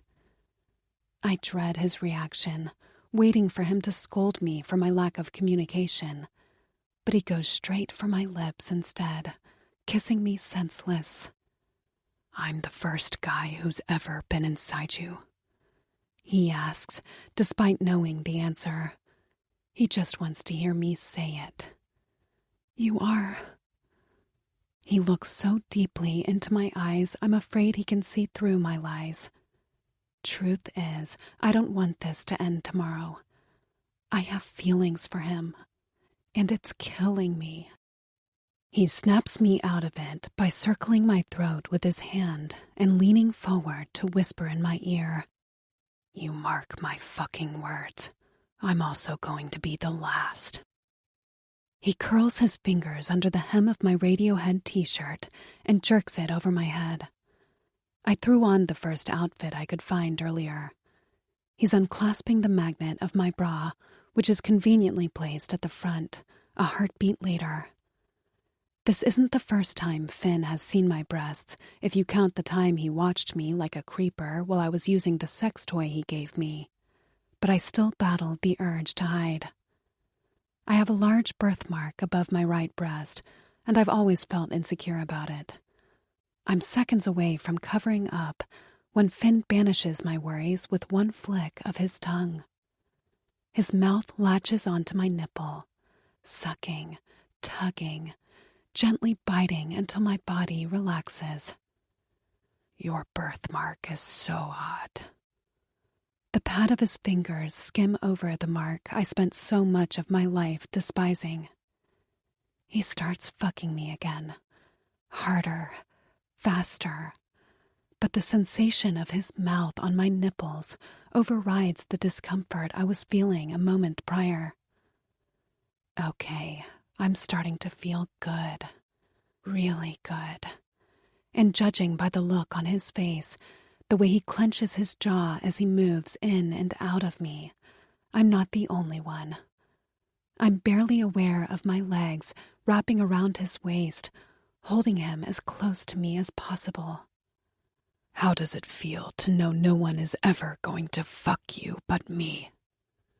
He grits out as he picks up the pace, pumping his hips faster. All your firsts are mine, you hear me? All fucking mine. I want to argue and say he already has them all, but his finger dipping downward to rub small circles around my asshole proves me wrong. The sensation makes my stomach contract, despite a voice in my head warning me as to his intentions. Never going to happen, Richards. He smirks. We'll see. My breasts bouncing with each of his speedy thrusts, I dig the heels of my feet into his back. He complies with my silent request, fucking me harder. Shit, that feels so good. I moan. Finn groans as he pounds into me for several minutes, like he's trying to fuck any boy I've ever looked at out of my head. He hoists my leg up on his shoulder to ram himself deeper inside me, triggering his own undoing in the process. Oh, fuck. His jaw contracts as his thrusting grows jerkier, uneven. Fuck, dear. Seeing the pure ecstasy on his face lifts me up higher than ever before. It's intoxicating, 10 times better than experiencing it myself, and I clench around him, nudging him over the edge. His mouth comes down on mine as he peaks, pumping into me one last time before blowing into the condom with a grunt. He collapses on top of me a few seconds later, and his words rush to the front of my mind, twisting my heart into my chest. He says no one else is ever going to touch me, that I'm his. And in that moment, as the boy I'm afraid to love plants luscious kisses all over my neck, branding me with promises of a tomorrow, I almost believe him. 18. Diamond. The next day rolls around faster than I would have liked. The room is quiet when I begin to stir, the morning sun rays caressing my face and easing me out of slumber. But there's something in the air. Something off. It feels like a pile of bricks is sitting on my chest when I jolt my eyes open, sitting up in bed and scanning the room. Finn's room. It feels like barely 2 hours ago, Finn and I were naked on the library rug, his length still deep inside me. I remember the fear rising in my throat when he spilled into the condom and pulled out. I had to tap into every drop of courage in my body to look him in the eyes after that, I thought this was the part where he picked up his baseball bat and smashed my heart into 1,000 pieces. Instead, he took my hand, pulled me to my feet, and threw me over his shoulder to carry me to his bed. We cuddled the rest of the night, the same way we did when we fell asleep in his backyard. We must have spent 3 hours kissing and bickering. He strictly refused to let me leave his bed to get dressed before we passed out around 7. It was great, but leaving me alone to wake up in his bed after he popped my cherry, not so great. He bailed. We had sex, and he left. As if it wasn't bad enough, his side of the bed is made. Almost like he woke up, saw me sleeping, and thought, let's just pretend she's not there. I don't know what I'm supposed to do from here. Just take off? I did say I was leaving no matter what.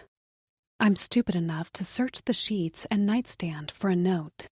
I even check my phone for an apology text message. Nada.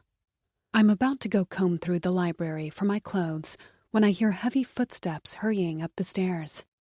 He's back. I managed to convince myself that he didn't run out on me. Maybe an emergency came up, or maybe he did chicken out, but then he came to his senses. All of that fades at the sound of a deep and croaky voice. "Stop fucking with me, Richards. I know you're here." A man calls from down the hall. My breathing halts, my heart pulsing dangerously fast. It's not Finn. It never was. "He's not coming back for you, Dia." My survival instincts scream to hide, to throw on whatever clothes I can find and climb out the window.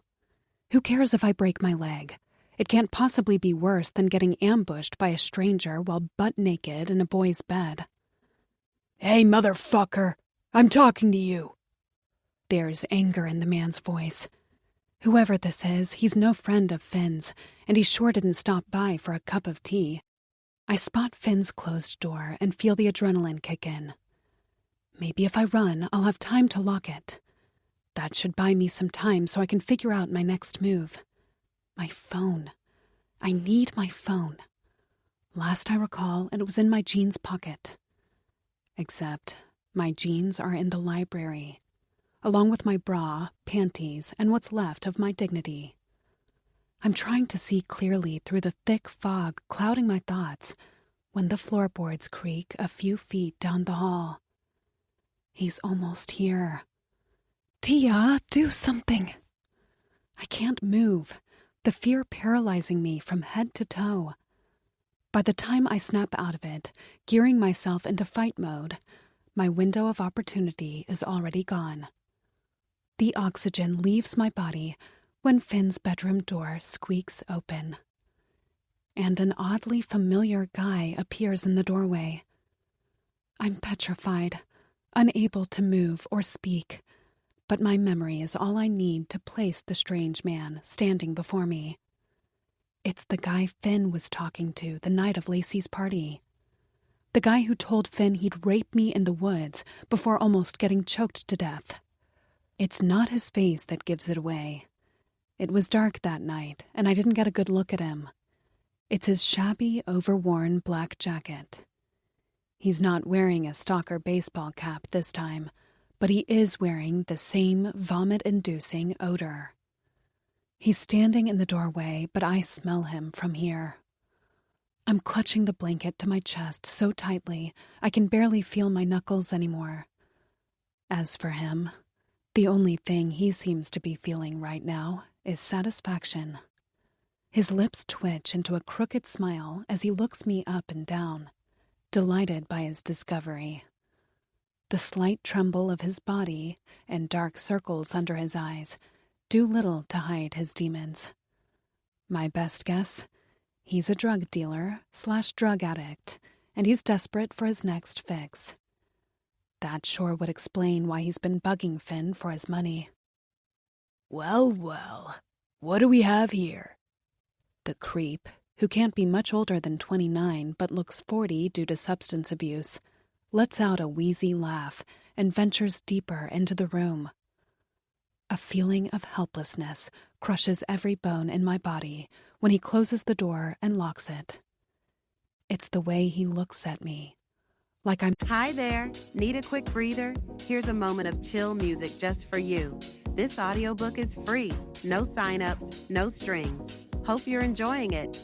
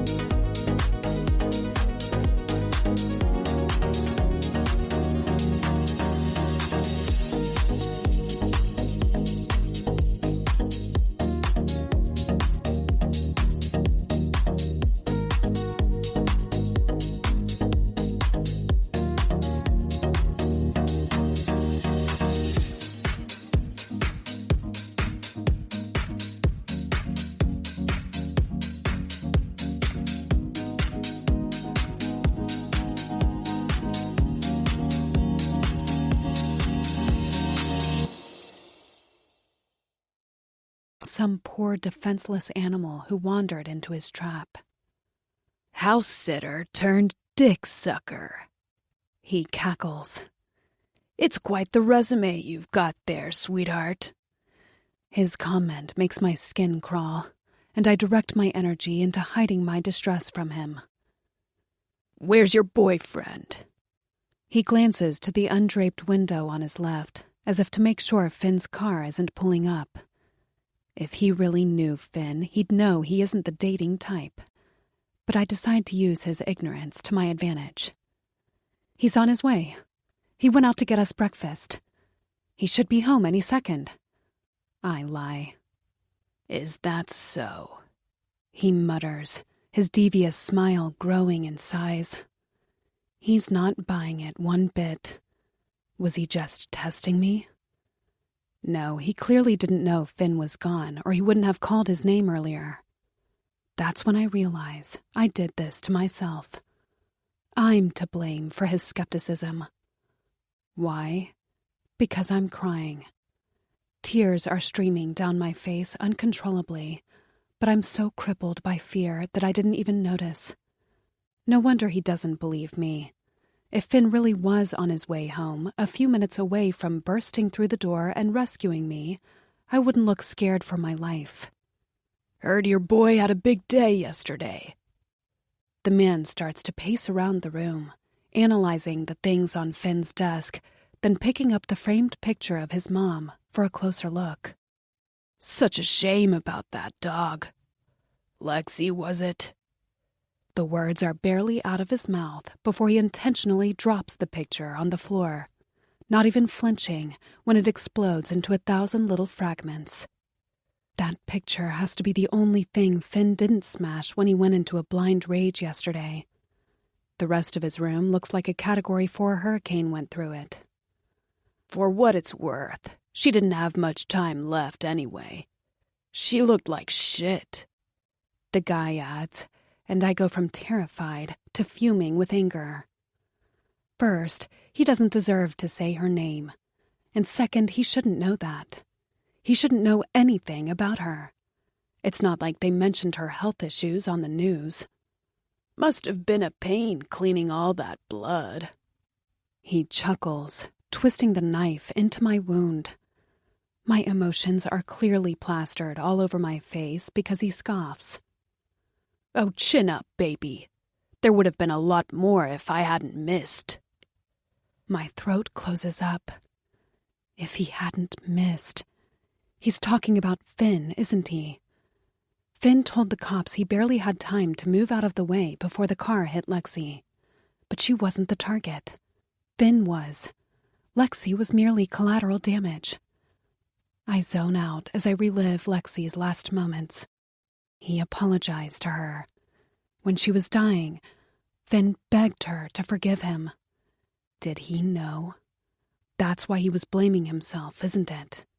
He knew he played a part in it. Enough chit-chat. The guy begins to approach me, cutting off my air supply in the process. Be a good girl and deliver a message for me, will you? My gaze roams around the room for some sort of weapon as he advances toward the bed. On autopilot, I grab the empty glass of water Finn got me when I got thirsty last night, ready to smash his head in, but his wrist flies out to catch mine. He easily overpowers me, ripping the glass out of my hand and chucking it away. His hand wraps around my throat before I can blink, pinning me down to the mattress. You fucking bitch, he growls and spits in my face.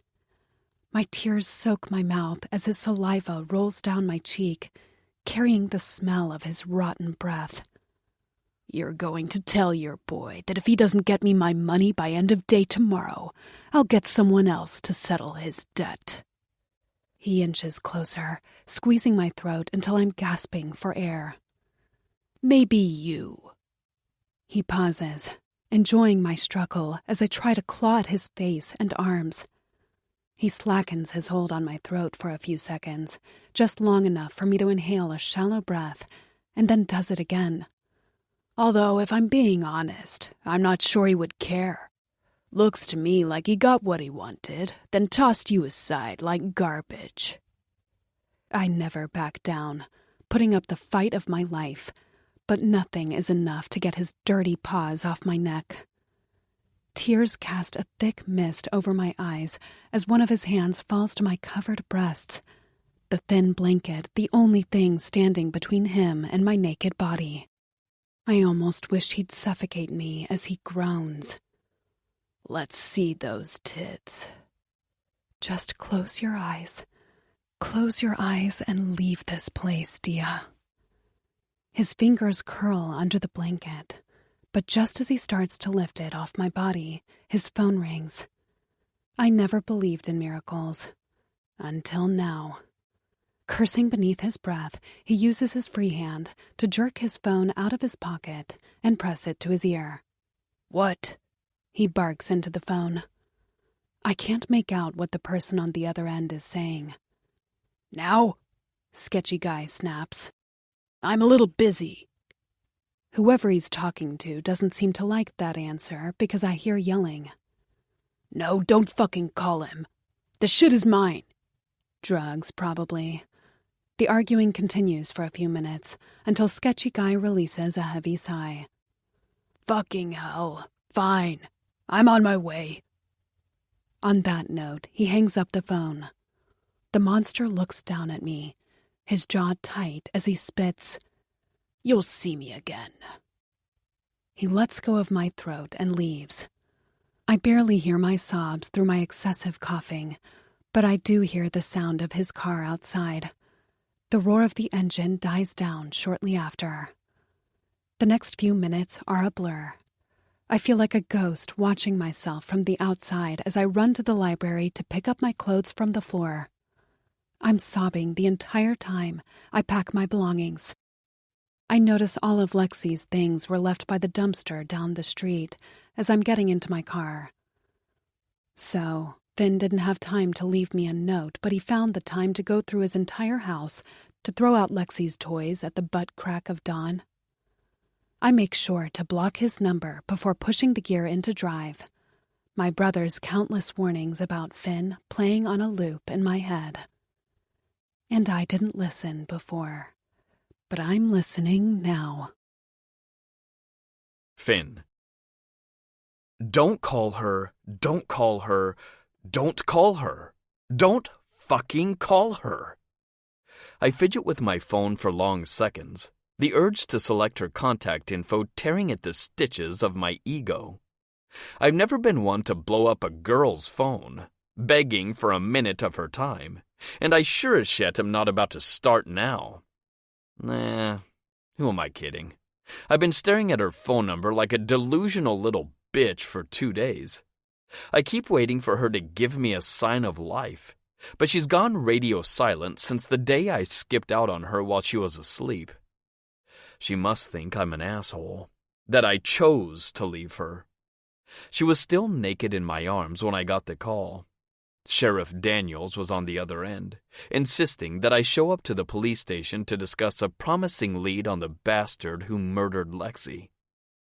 I was dumb enough to think I'd be back before Dia woke up. Worst case scenario, I'd shoot her a text and clear things up. But I hadn't charged my phone, and the stupid thing died on me as soon as I got to the station. The interrogation lasted fucking forever, and by the time I got home, she was gone. She'd packed her things and left. To be fair, I left first. Why can't I just text her? Get over myself long enough to apologize? Short answer? My pride is a pain in the ass. It won't stop calling me weak for wanting something that might not want me back. After all, she said we should go our separate ways after we fucked. But does she seriously think she can just walk out of my life? After I buried myself inside her on the library floor? This girl, this fucking girl, she haunts me. I can still see her, legs spread out, pussy glistening as I worked her with my cock, her shy little moans as I took her virginity, promising to never let another guy touch her. And I meant it. She's insane if she thinks I'm going to pretend I never had her tits in my mouth when I see her at school in a few days. What's her plan? Move on? Meet a nice guy? Give him the rest of her firsts? Dream the fuck on, baby. My best friend making his way to my car halts my spiral. Xavier's been back from camp less than 24 hours, and he's already cleaning up my mess. He came over to my house the second he heard about Lexi, and somehow got roped into getting my ass out of trouble. The way he always does. To be fair, my best friend thinks he's Dr. Phil or some shit. He knew something was wrong as soon as he came in. I eventually caved and told him about the police's discovery. Turns out the car that was following Lexi and me was stolen. It was found abandoned by a dirt road with only one thing inside. A baseball cap. What's worse, I've seen that cat before. On the scumbag dealer my brother hooked me up with at the beginning of the summer. Had I known Brody's guy was such a nutcase, I would have never borrowed money from him in the first place. I haven't been able to stop wondering if the lowlife could have something to do with what happened to Lexi. I even set up a meeting to pay him back, which is really just code for uncover the truth. Xavier and I are meeting him behind the abandoned movie theater across town in 10 minutes. The place is a dump. No one will see us there. But most importantly, no one will hear him scream. A torn expression on his face, Xavier opens the door and slides into my passenger seat. My mouth goes dry at the stack of money in his hands. He just sold one of his autographed basketball jerseys for me. The thing was worth a pretty penny. All so that I could pay back some fucking nobody. I'm aware there's a good chance the money will never make it into the guy's hands, but we wanted to be prepared, just in case the bastard is genuinely clueless and the person responsible for Lexi's death is still out there. That's all of it. Xavier hands me the cash. Thanks, man. My voice is laced with shame. He slouches into his seat. Don't mention it. I'm good at that. Not mentioning things. Like the fact that I fucked his girlfriend. Twice. To think I was this close to doing it again the day Dia burst into my life. I crack a smile remembering how she kneed me in the balls without blinking, promising that the only thing her mouth would ever do for me was telling me to fuck off. I hated her for that back then. But now, I realize I got off easy. If there was such a thing as karma, she would have ripped my balls off my body right then and played ping pong. I'm a terrible friend. Xavier Emery has done nothing but put out fires in my life since we were kids. And in return, I betrayed his trust in the worst way possible. One of those days, I'll come clean, tell him the truth, and let the chips fall where they may. But for now, I need him. I need him to be my conscience, since the only person who's ever managed to calm me down is currently ghosting my ass, and stop me if things go too far. If I find out the motherfucker is responsible for Lexi's death, I won't be able to stop myself from killing him. That's where Xavier comes in. The drive to the abandoned theater is a quiet one. We barely exchange glances. Worst-case scenarios thrumming through my system. We park in the back alley behind the run-down theater and wait for the scumbag to show his face. I alternate between bouncing my leg nervously and checking my phone every 5 seconds, hoping Dia might show me some fucking mercy and send me a text. It doesn't have to be a novel. I'll take anything. She can tell me to fuck off for all I care. As long as she texts me. Jesus, I'm such a pussy. Xav lets out a scoff. Fuck me. Theo was right. I look up from my phone. I don't even get the chance to ask him what he smoked before he adds, "Dude, just call her already." Wait, Theo told him about me and Dia? Jesus. Am I the only person on this goddamn planet that didn't know I had it bad for Diamond Mitchell? Call who? I act clueless. I knew from the moment Lexi left us that I didn't have the strength to push Dia away anymore. But admitting that I'm whipped to myself and admitting it to my friends are two very different things. Oh, for fuck's sake, give it to me. Xav huffs and reaches over to my side. He's grabbed my phone before I can react. At first, I think he's messing with me. Until he holds up the phone and presses the call button. Shit. You bastard! I climb over the center console to try and steal my phone back. Xavier dodges my arm, wrestling me for a bit before putting the phone on speaker and smothering a laugh. "It's ringing." He turns up the volume. And he's right. It does ring. But just once. Then it's straight to voicemail. The automated answering machine informs us that Dia hasn't recorded her outgoing message yet. The loud beep cuts through the air, and I've pissed off enough girls in my life to know what this one ring bullshit means. She blocked me. And, judging by the nauseating look of pity on my best friend's face, he knows it too. I'm quick to jerk the phone out of Xavier's hands and hang up. I'm almost happy to see two shady guys turn the corner the next second. Yes, as in I'd rather talk to a possible murderer than acknowledge that the only girl I've ever given a shit about just offered me a one-way ticket out of her life. I specifically told baseball cap dude to come alone. But then again, the bastard is no genius. "Remember what we talked about?" I gesture to Xavier's phone in his pocket with a flick of my chin. Xavier nods, quick to unlock his phone as I assess the guys before me. The rando tagging along is on the buff side and more imposing than his buddy, but I have no doubt Xavier and I could take them. I notice they both have their hands tucked into their pockets, as if to make sure they have quick access to something. I can't tell what they're packing. Knives? Guns? Whatever it is, they're not playing. And they've got us at a serious disadvantage. Doesn't matter. I came here to get a confession, and I'm not leaving without one.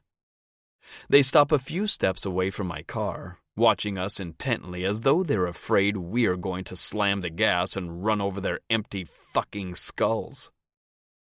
My fists clench as my focus drifts to the guy I nearly strangled to death the night of Lacey's party. Then the little doubts left in my mind go up in smoke. He's not wearing his baseball cap. I make the first move, pushing my door open and stepping out of the vehicle. Xavier follows my lead, not far behind me as I round my car and make a beeline for them. "I see you brought a friend," I drawl. Baseball cap dude flashes a rotten smile. "Consider him my insurance policy." I almost laugh. He's batshit crazy if he thinks this guy, or 100 guys, could ever protect him from me. "Where's my fucking money?" He cuts to the chase. "Admit it first." My response throws him off his game. He casts a glance toward his friend, who's just as much of a brainless fuck as he is, and cocks an eyebrow. "Admit what?" he asks. I scoff. "Spare me the bullshit. I know you killed my dog. Did you really think I'd never find out?" I expected many reactions from him, but I definitely didn't expect him to laugh in my face. His cackle ticks me off. "Is that a trick question?" His buddy laughs along with him. "Why else would I confess to your whore? I wanted her to tell you I'd run the bitch over. Not the brightest crayon in the box, are we?" My whore? What the hell is he talking about? The shock in my eyes must give away my confusion, because his lips curl into a twisted smile. "Your side piece didn't tell you?" He realizes. My side piece? Wait, is he talking about Dia? "I'm guessing that means she also didn't tell you about our little run-in?" He smirks. No. Fuck. They had a run-in? When? You should have seen her. He cracks a wheezy laugh, relishing in a memory I want to shove up his ass. Naked in your bed, helpless, vulnerable. Poor thing was heartbroken, thinking you abandoned her. I can't breathe, the blood sizzling in my veins. I get why you like her. She's a hot piece of ass. And fuck, those tits. I just might have to track her down and finish what I started once we're done here. He whisks his head back to tell his buddy, "You feeling a threesome? Girl's got 2 holes for a reason." Then I lose it. Plain and simple. He touched her. He touched her. I'm barely aware of how fast I tackle him to the ground. There's nothing around me, no voice of reason blaring inside my head, no survival instincts warning me about the weapon in his pocket. There's just red and blood. His blood. "You motherfucker! You think you can touch her? You think you can hurt her? You're dead. You're so fucking dead!" I shout to the point of straining my voice as I crash my fist into his jaw, over and over and over, until he's but a bloody, panicky mess under me. I grip his collar so hard, I squeeze the breath out of him but never stop pummeling his face with blows. His groans of pain do nothing but fuel my rage. He forced himself on her. Because I wasn't there. Because I walked out on her. Images of her waking up to his disgusting, sweaty body weighing her down blur together before my eyes. But nothing compares to the blinding pain I feel when something sharp slices through my arm. Then it's not just his blood anymore. It's mine too. A lot of it. He stabbed me in the forearm. The pain is enough to snap me out of whatever trance I was in. I have the reflex of removing the knife from my flesh, which, I'll admit, was a stupid idea because the bleeding immediately worsens. I take a look around to see Xavier rising off the ground where the guy that was supposed to be Baseball Cap's backup lies unconscious. Xav has the guy's gun in his hands. I didn't even hear them fight. My arm hurts like a bitch, but I try and ignore it, watching as the pathetic piece of shit beneath me chokes on blood, red staining his yellow teeth. I can see everything I lost in his eyes. Lexi, possibly Dia. "Finn." There's a hint of worry in my best friend's voice. "Which one was it, huh? Which one of your disgusting fucking hands touched her?" I lobbed the knife away and flipped the bastard around, blood dripping down my wrists. I straddle his back, pinning both of his hands to each side of his body. He starts to beg, choking down apologies, the blood in his mouth muffling every word. "I'm sorry, what was that?" I take pleasure in his misery. "Dude, he's had enough."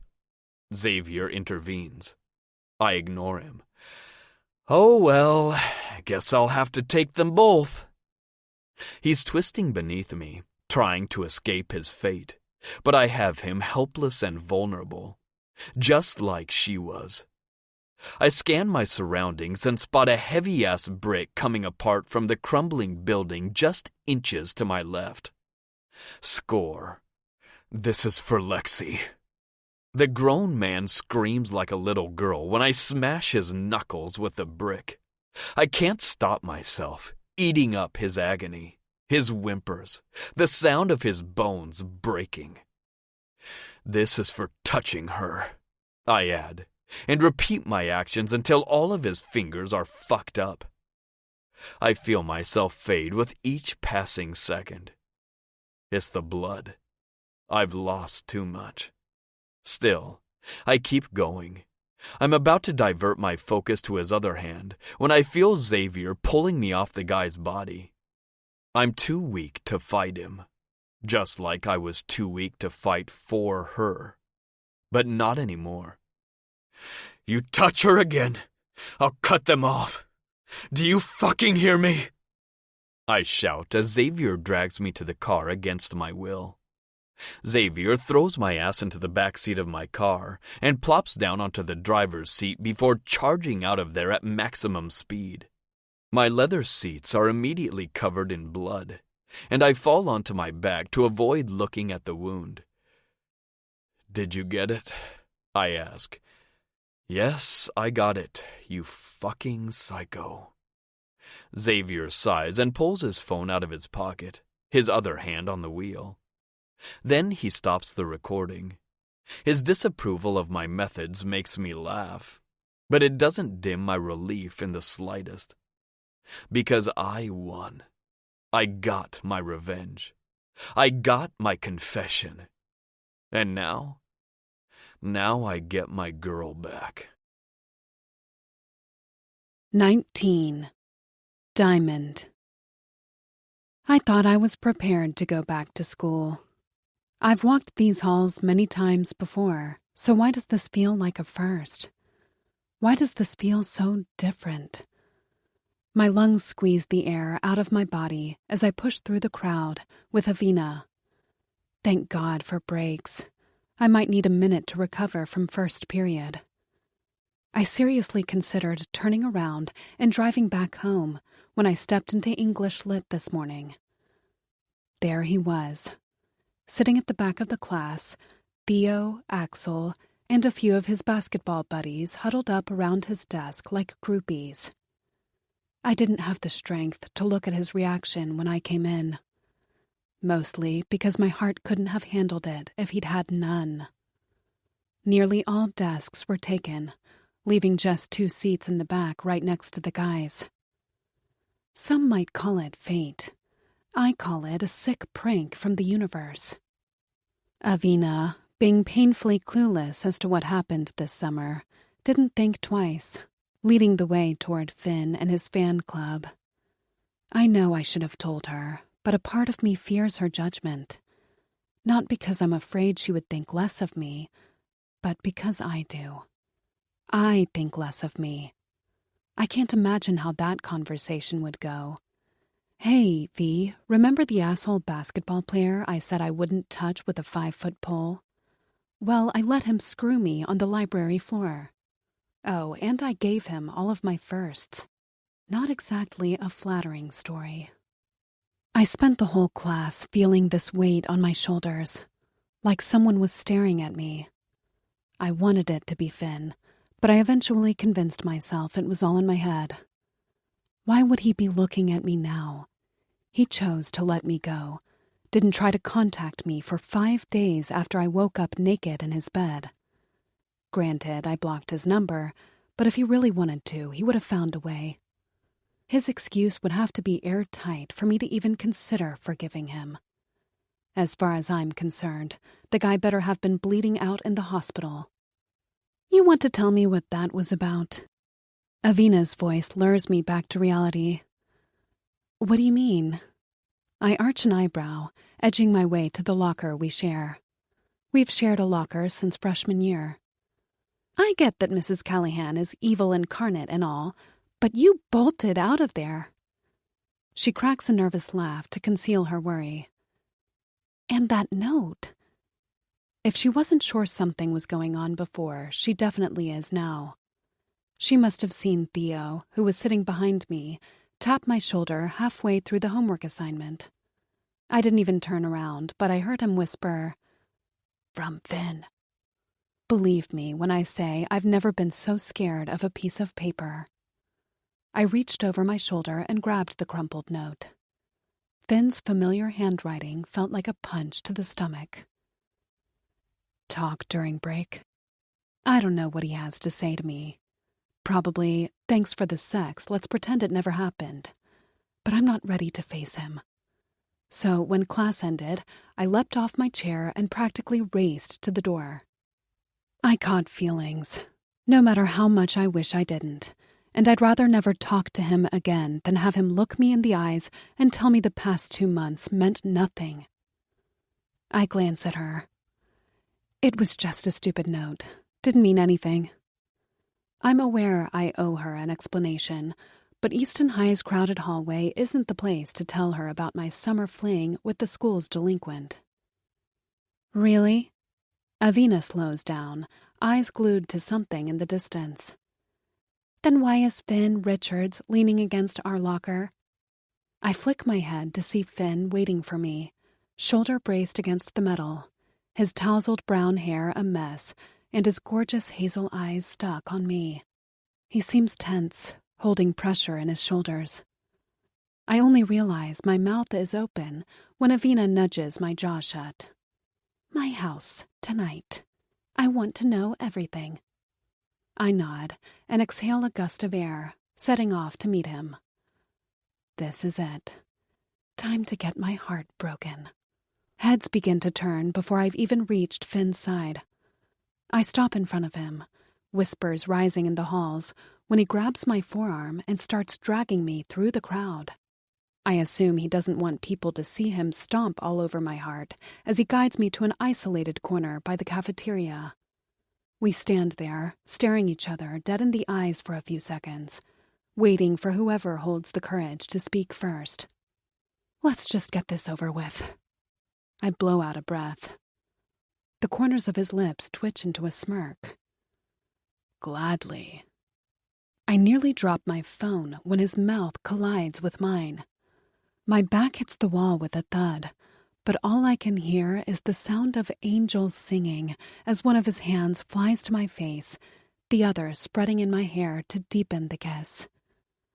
I gasp at his mouth moving with mine, and Finn uses my shock to slip his tongue past my teeth. I'm mad at him. I'm furious that he left me, but I'm also tragically happy that he's kissing me. How pathetic is that?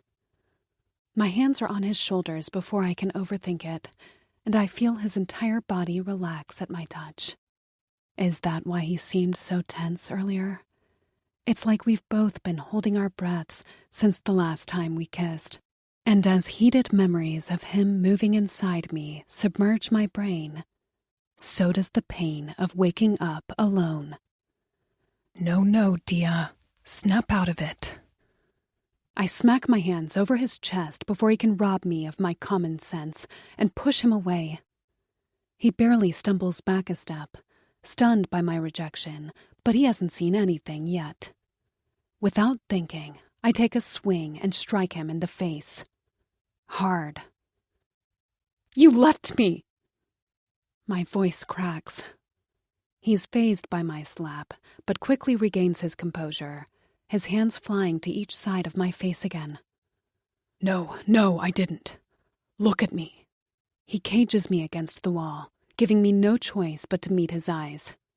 I didn't fucking leave you. I went to the police station. They called me before you woke up. I had to go, Dia. I had no choice. A tear rolls down my cheek. Is that really why he left? Because the police asked him to? I'll prove it to you. Want me to call the sheriff? I will. He pulls his phone out of his pocket frantically. He'll tell you I was there. My palm covers his to stop him from bothering the police. I have no idea why, but I believe him. I believe he didn't leave by choice. Then why didn't you tell me? Why didn't you send me a text or leave a note or... Because I'm a fucking idiot. He cuts me off. I thought I'd be back before you woke up. And then my phone died and I couldn't reach you. I'm so sorry. He exhales, pressing his lips to my forehead, then kissing every inch of my face in a gesture so disturbingly sweet that it throws me off. I'm sorry. If I didn't know any better, I'd say the time we spent apart finally woke him up as to what he wants. In the 5 days after that, what's your excuse?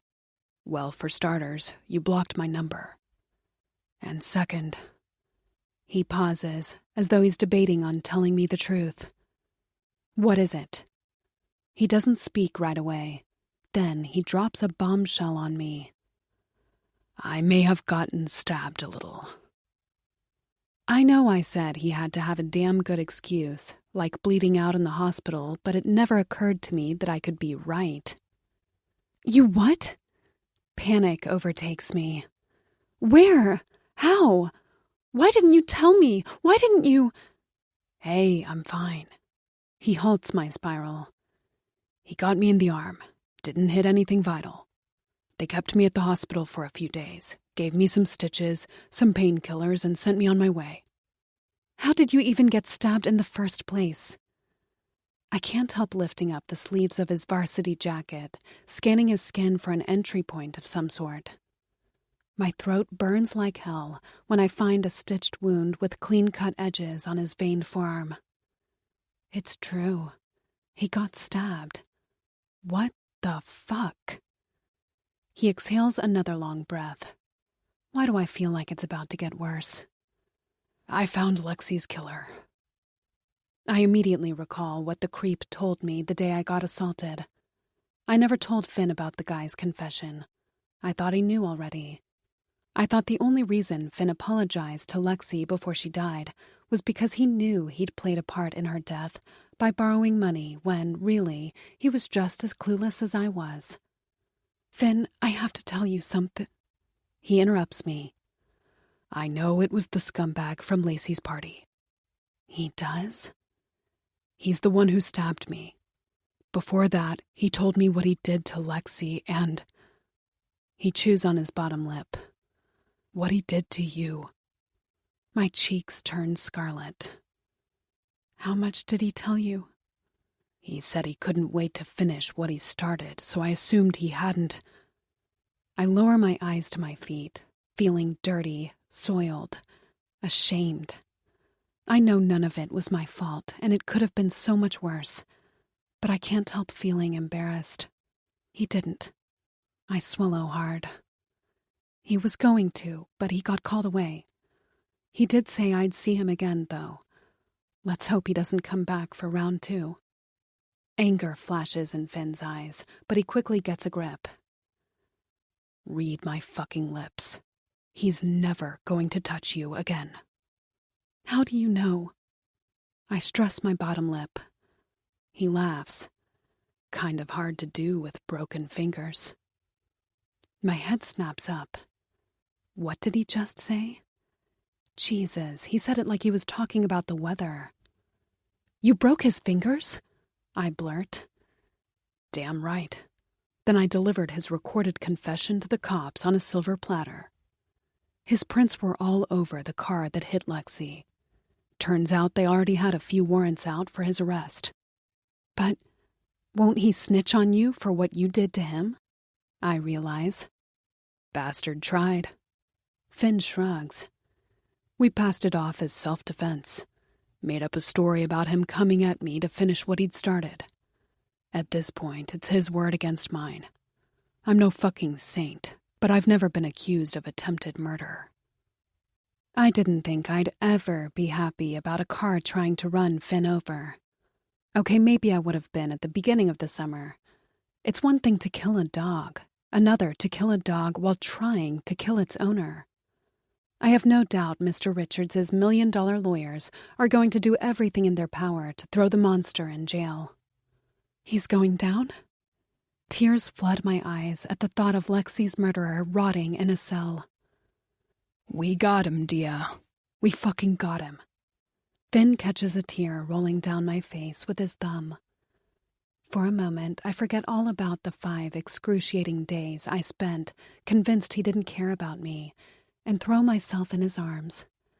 I push to the tips of my toes, mashing my chest closely with his, and reveling in the smell of his cologne. Lexi is going to get justice. This is the best outcome we could have hoped for in this situation. Finn doesn't waste a second wrapping his arms around me, holding me so tightly it's hard to breathe. His fingers brush hair off my neck as he drags a few desperate kisses up and down my collarbone, inhaling my scent like he's trying to memorize it. Everything is perfect. Until it's not. Then, Finn pulls away from me like he just got caught committing a federal crime. I whisk my head to see Xavier, Theo, and Axel ogling us from around the corner. Dude, come on. Not on school property. At least take the girl home. Axel laughs into his fist. I wait for Finn to tell him to fuck off, but he doesn't react. That's what he wants people to think, isn't it? That I'm a hookup? Because no matter how many times he promises to never let me go, Finn Richards still has an image to maintain. He's still hiding behind his heartless persona, protected by a facade I thought I'd knocked down. Let's go. Xavier intervenes before it becomes awkward. Fletcher, let's fucking go, he repeats, and ends up having to force Axel away. Finn's gaze finds mine as soon as we're alone again. I see it in his eyes. He knows he fucked up. I might be able to forgive him in unusual circumstances, like him getting stabbed, but I don't think I can handle a guy being ashamed of me. Dia. He tries to step forward, but I step back. You can't even hug me in public. I whisper, more to myself than him, and turn to leave. I have to go. His hand flies to my wrist in a split second, and he spins me around, yanking me back to his chest. Hold on a fucking second. What does this mean? He begs, searching my eyes for a clue. It means you were right. It takes all the courage in my body to detach from him. It's called a summer job for a reason. After summer, it ends. Then I leave him there. As I head back to my locker with a crumbling heart, I realize why being back between these walls feels so different. It feels different because I'm different. This summer changed me. Finn changed me. But in the end, I couldn't change him. Finn. The cafeteria is so loud I can barely hear myself think as Xavier and I edge through the crowd to meet the guys. Theo, Axel, and a few players from the team are already seated at our usual table, cracking jokes about people I know for a fact don't hold a candle to me. Truth is, I'm the biggest joke around. No, I'm a whole-ass comedy show for pulling away when she hugged me this morning. Why the fuck did I pull away? It's so easy when we're alone, when I have her backed up in a corner, big brown eyes blinking up at me. But in front of my friends? In front of the world? That shit feels like running through a battlefield naked. It's like I don't want people to know that I care. And it's not because I'm ashamed of her. If I'm honest, it's not even about Dia at all. It's about me. I spend the next 5 minutes playing with my fork and staring at the unappealing food on my plate. I'm briefly brought back to reality by Theo apologizing for his absence the day of Lexi's death. Something about his psycho parents taking his phone and locking him inside his room for 24 hours when he stopped by to get some of his stuff. I nod, accepting his apology, regardless of the fact that I didn't need it, and retreat to a faraway world. I've almost successfully drowned out Axel's sexist jokes when he says the one thing that could capture my attention. Her name. Fuck, she's hot. Dia, is it? My eyes lift from my food tray to Axel leaning back into his seat, staring at the cafeteria entrance. I follow his eyes to the large wooden doors, spotting her immediately. She's walking with Avina Harper, outshining every fucking girl in the room with her plump mouth and lustrous curls. I didn't know Dia was friends with Avina. Avina's mom and mine were tight when we were kids. Xavier and I would hang out with her every weekend and pull a bunch of sick pranks on her to make her life miserable. He refused to say it out loud, but Xavier had the biggest fucking crush on her. I remember giving him so much shit for it. I can't tear my eyes away as Dia saunters farther into the cafeteria, looking for a place to sit. And I'm not the only one staring. The whole table is. Hell, any guy who has eyes is staring. We must be pretty obvious, because Avina elbows Dia, gesturing toward us with her chin. Dia's head snaps up, and our eyes lock across the room. A twinge of pain colors her dark eyes for a fleeting moment, but she's quick to bury it, looking away. She finds 2 available seats shortly after. "Look, Richards, it's your girlfriend," Axel scorns. My fists contract into tight balls. That's what I was afraid of. The guys thinking that I'm whipped. And honestly, they might be right. "She's not my girlfriend," I grumble. He snorts out a laugh. "Do you hug all your fuck toys then?" My fuck toy. He thinks she's my fuck toy. If anyone's a toy, it's me. The girl's got me wrapped around her fucking pinky at this point. I may not be ready to show her off to my friends, but what she doesn't understand is I've never met anyone I wanted to introduce to them. She might have given me her first, but she's a first for me too. She was there when his dog died. They caught the guy and she was happy. End of story. Xavier drums up an explanation that's sure to get Axel off my back. Part of me wants to thank him, while the other wants to break his nose for fighting my battles. "Right, your dog." Axel clamps his mouth shut. "Sorry, man." I don't reply.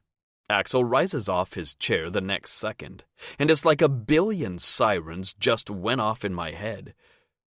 "Where are you going?" I nearly blurt. He glances at me over his shoulder. "To talk to her." "Why?" I don't miss a beat. I can feel everybody's eyes on me, but I don't give a damn. He smirks. "Use your imagination." He turns to walk away. "Sit the fuck down, Fletcher." I stop him again. "Dude, either she's your girl or she's not. Make up your fucking mind." And he's right. I have no business keeping guys from talking to her. No business trying to mark my territory if at the end of the day, I'm not the one taking her home. "So, what's it going to be?" Axel cocks an eyebrow, and I get the sense that he's challenging me or some shit. But I say nothing. He flashes a satisfied grin. "That's what I thought." Then he's making his way over to her table. I wish the guys would start talking about something. Anything as long as it distracts me. But they keep their mouths shut, watching Axel shoot the shot I couldn't. I grab the plastic knife on my right, pretending to cut through my food, but it's no use. My eyes are back on her in a heartbeat. Axel stops by her table, planting his palms on the edge and telling Dia something I can't hear. Judging by the look of disgust on her face, she's not into it. Or him. Until her eyes light up in realization, and she finds me in the crowd. She catches me staring, and just like that, she learns the rules to a game I didn't even know we were playing. She goes from unresponsive to Axel's flirting to involved in the conversation in an instant, batting her eyelashes at him as he spews to her what I'm sure is a bunch of crap. In that moment, I want nothing more than to rise off my seat, march over there, and drag her into a bathroom stall to remind her who she belongs to. I nearly go blind from rage when she grabs Axel's phone to add her number into his contacts. My mind starts to run wild with images of Dia spread out on his bed, moaning Axel's name, her tits bouncing as he takes the rest of her first. Finn, what the fuck? I recognize Xavier's voice. Will she even remember me when he's inside her? Will she? Shit, dude, you're bleeding. A hand shakes my shoulder vigorously, pulling me out of a dark place. I'm back in the crowded cafeteria in the snap of a finger. A small gust of air leaves my lips when I look down and see the plastic knife I was holding a moment prior digging into my hand. I was clenching my fist so tight I didn't even realize. There's blood all over my napkin, some in my food, some on my cafeteria tray. I'm so fucking jealous I made myself bleed. It's almost like my body is trying to punish my brain for being a coward and letting this happen. I glance around the table to find the guys watching me like I'm an alien. All of them but Xavier. In his eyes, I see a glimmer of understanding. Then he nods. And I know that nod is his way of telling me, "Who do you think you're kidding?" He's telling me to go for it. And as I watch Dia force herself to laugh at one of Axel's jokes, the words the moron said to me play on a loop in my head. Dude, either she's your girl or she's not. Make up your fucking mind. Well, I just did. I made up my mind. And, before the day is over, everyone in this goddamn school is going to know Diamond Mitchell is mine. Diamond. There are only 24 hours in a day, 6 of which the average student will spend at school. But as Avina and I amble out of Easton after the longest day of my life, I catch myself wondering if I accidentally entered a time loop. I swear I've been stuck in this building for ages, dreading every class break and bending over backward to dodge Finn in the halls. It wasn't too hard to avoid him in the afternoon. We didn't have any classes together, and our lockers are in different sections. But avoiding my guilt was a very different story. I've never been one to play with someone's feelings, until Axel Fletcher came over to my table at lunch and started feeding me ridiculous lines about my eyes. I was this close to shutting him down when I looked over at Finn and saw the rage in his eyes. He was pissed. He was jealous. And I liked that. So I played along, faked a smile and listened to Axel's garbage pickup lines. I even added a fake number into Axel's phone to make it look like he had a chance. All so that Finn would wake the hell up. I'm not sure I like this version of me. My mom and sister are out all night. You're coming over, Avina states as we stride across the parking lot together. Do I have a choice? I crack a smile. Nah, girls who don't tell their best friend about their scandalous summer romance don't get choices, she teases. I check my phone as I walk, hoping for the mercy of a text from Finn. No new messages. Disappointment sinks in my stomach like a rock, but I don't let it faze me, refreshing my texts obsessively. Maybe he doesn't know I unblocked his number. I'm halfway to my car when Avina grips my arm and stops dead at something in the distance. I look up and understand why he didn't text me. I didn't get a text because I'm getting the real deal. Finn is leaning against my bug car with his head hanging low, his tattooed arms crossed over his chest, and his brown hair cascading in front of his eyes. The strap of his sports bag dangles from his shoulder, and I assume basketball practice is kicking off tonight. My place, 7 o'clock. Avina flashes a knowing grin and takes off toward her car. You'd think Finn has some sort of Dia radar, because as soon as she's gone, he looks up, hazel eyes capturing mine across the parking lot. Richards, the fuck are you waiting for? Coach wants to talk to us before practice. A voice I'm positive belongs to Axel calls behind us. I flip my head to see Theo, Xavier, and Axel watching us from the crowded school stairs with gym bags of their own and their backs pressed to the railing. I almost expect Finn to desert me again. He's proven to be particularly skilled in that department. But he doesn't waver one bit, dead set on maintaining the eye contact. I won't bite, Jim. His lips twitch into a small smirk. But he's lying.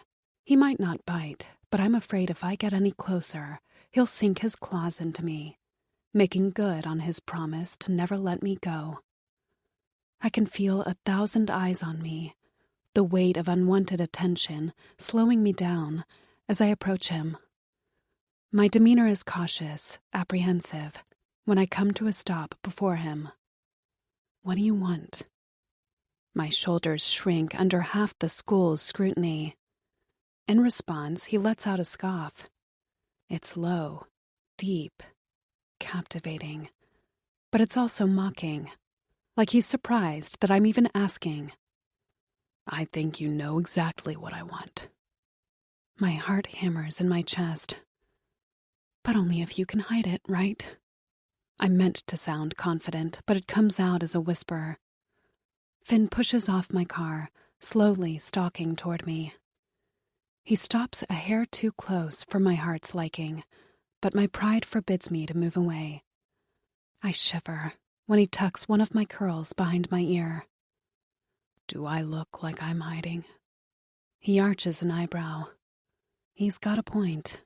The school parking lot isn't exactly private. You did earlier, I remind him. I know I made my case when a sigh leaves his lips. You're right. That was shitty of me. Shitty? Dude, you tore my heart to pieces. I'm sorry. He holds my stare. And not just for today. I've been hiding since the night you kneed me in the fucking balls. I wait for him to carry on. I'm a coward, Dia. He exhales. I've spent 10 years of my life pretending like my heart was rotting at the bottom of Lake Belmont with my mom. I suck in a breath at his admission. This is the first time he's brought her up while sober. I did everything I could to convince people it drowned with her that day. And it worked. Too well, actually, because I started believing it too. You could hear a pin drop in the school lot. Most kids have dispersed, but the cheer squad and the basketball team decided to park their asses in front of the school and enjoy the show. Finn's not loud enough for them to hear him, but that doesn't mean those nosy bastards aren't trying. Then you showed up one day, shoved your fist through my chest, and pulled that shit out. You reminded me I had a heart, Dia, but I didn't realize how beat up and damaged it was until you walked away from me this morning. My throat feels like it's being squeezed. I guess what I'm trying to say is, it's not going to be easy. I'm probably going to hurt you, and sometimes you're going to call me an asshole, and we're going to fight. But fuck, for once in my life, I want to fight. I want to fight until we get it right. I can't speak. Fight for me, Jem, and I promise to fight like hell for you. I only realize I'm crying when salty tears slide down my lips. What does this mean? Do you want to date? His hands clutch my face and he drills his gaze into mine. I don't know what to call it. I mean, just 2 months ago, I couldn't even fathom wanting to be with someone. This is all so fucking new to me. But I think if you give me time, we'll figure it out. So many thoughts spin around in my head, the primary one being that I don't really have a choice. I can't walk away from this, from him. I just can't. And it may not be perfect, but he's trying, which is more than he's ever done for anyone. Wait, so we're not dating? I ask. Not technically, but if you ask me, we don't need the fucking label. Does that mean we can see other people? He laughs at that. Did those words just come out of your mouth? For fuck's sake, Dia, I almost killed a guy for touching you. That's a no then? I tease. He scoffs. Then his lips are on mine, searching, tasting, devouring. He kisses me in the middle of the school parking lot without a fuck given as to our audience. This feels like more than a kiss. It feels like he's letting the world know what we've known all along. I push to my tiptoes to wrap my arms around his neck, and Finn laces his bicep around my waist, leaning against my car. He pulls me with him, his hands slipping into the back pockets of my jeans possessively. We must make out for 5 minutes before we disconnect, equally out of breath and stunned by what just happened. We really did that. Now everyone knows. Our summer fling wasn't just a fling, after all. I can't wipe the dopey grin off my face when Finn plants a final kiss on my mouth. "I never answered your question," he rasps against my lips. Trapped in a daze, I struggle to make sense of his words. "What question?" "You asked me once to name one thing I don't hate." The exact moment I asked him washes over me, the memory wedging itself at the forefront of my mind. It was the night I found him standing in the window. I told him he hated everything. Yeah? I know where this is going, but I'd be mad to stop him now. You were right. I do hate everything. He kisses me again. Then he says something I know will stick with me long after this moment is gone.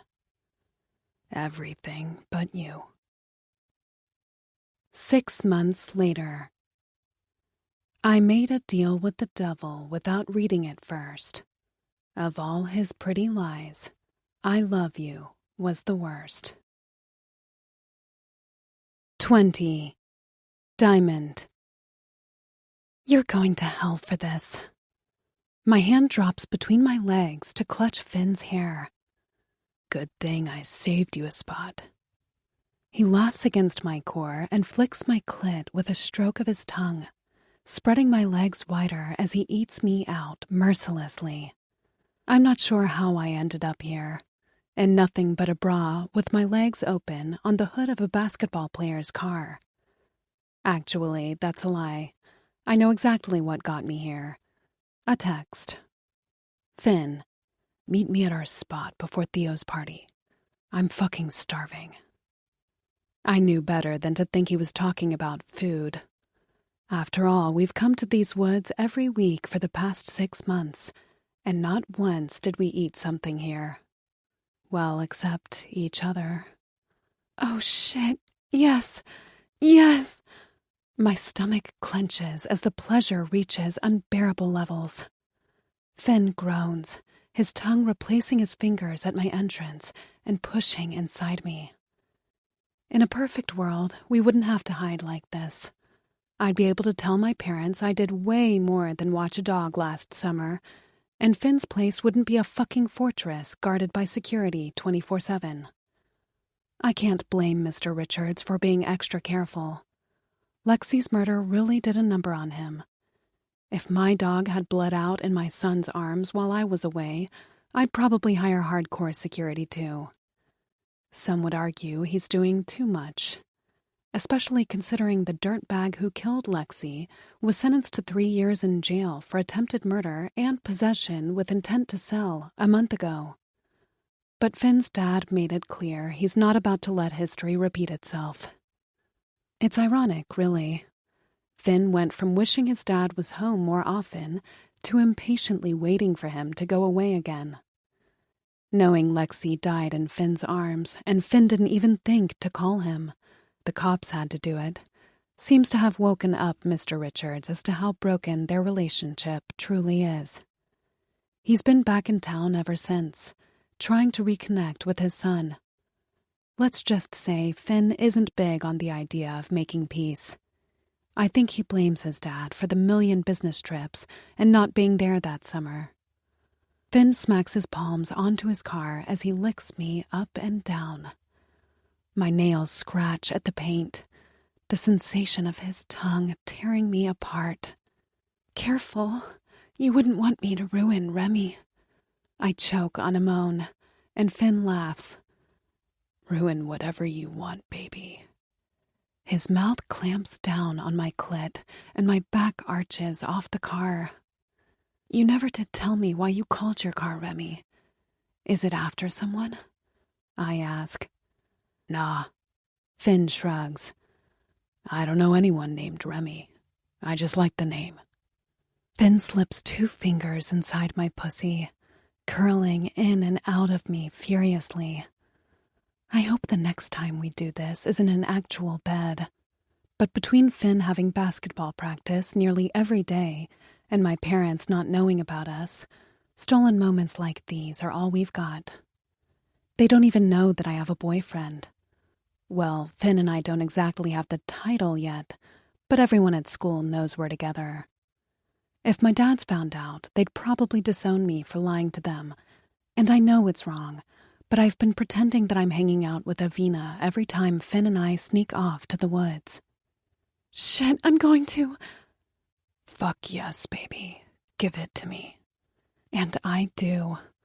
I come all over his face before falling onto the hood of his car, crashing back down to earth as my orgasm slowly wanders off. I barely get the chance to catch my breath before Finn shoves his jeans down, grips my thighs, and pulls me closer. My ass hanging off the edge of the car, Finn frees his cock from his briefs. I gulp at how good he looks. I can't help gawking at his shaft and the veins climbing up his length. We haven't seen each other all week due to his crazy schedule, and I have to admit I've been fantasizing about this. They're waiting for us. I chew on my bottom lip. We were supposed to be at Theo's place for a pool party hours ago. Finn smirks and guides his fist up and down his cock swiftly, positioning his tip at my entrance. And I've been waiting for this moment all fucking week.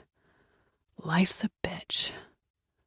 The first thrust takes my breath away. Finn throws his head back with a carnal groan, filling me to the brim. I've missed this so fucking much. He stills himself and grabs the back of my neck, forcing my head down to ensure I'm watching as he pulls out completely and thrusts back in. I moan, my eyes widening when I realize he's not wearing a condom. We've known for months that we're both clean, and even though I'm on the pill, I insisted that we take extra precautions. Finn! I yelp as he picks up the pace, fucking me harder and harder. Condom! He stops moving on cue and pulls out, his eyes growing in size as it dawns on him. I immediately wince at the lack of sensation. I'm sorry, I hate myself for lacing my legs around his waist and jerking him to me. We both gasp as his cock slips back inside me. Fuck, Dia, I can't. Thrust. I can't fucking stop. Thrust. Make me stop. But my body refuses to listen as I shift my hips to increase the friction, willing him to go faster. This feels more intense, more real, more personal. I'm so lost in the moment that I nearly forget about the people waiting for us at Theo's. Until I remember I invited someone I can't disappoint. Avina. I begged her to come to Theo's party when she stopped by my house earlier today. The last thing I want is for her to be alone with Finn's friends while I'm having sex in the woods. We don't see each other as often as we used to, and I miss her. I just wish I didn't have to feel ashamed whenever I want to talk about sex or Finn or parties. Basically normal teenager stuff. She always asks me how things are going, but looks uncomfortable when I tell her. Maybe her lack of experience makes her feel out of place. Whatever it is, it's made me hesitant to share with her. We're drifting apart, and it terrifies me. Crap, we have to go. I invited V. Finn's mouth comes down on mine. He kisses me to shut me up. Finn, seriously, we need to hurry. I don't want her to be alone. I bite back a smile, his hot body colliding with mine over and over. Just tell her you had dirty forest sex. She'll understand. He leans forward to bite my earlobe. Knowing words won't get me anywhere, I contract my pelvic muscles and clench his cock. Oh, fuck. Finn squeezes his eyes shut, gripping my waist as he rams himself faster inside me. He's usually not a minute man.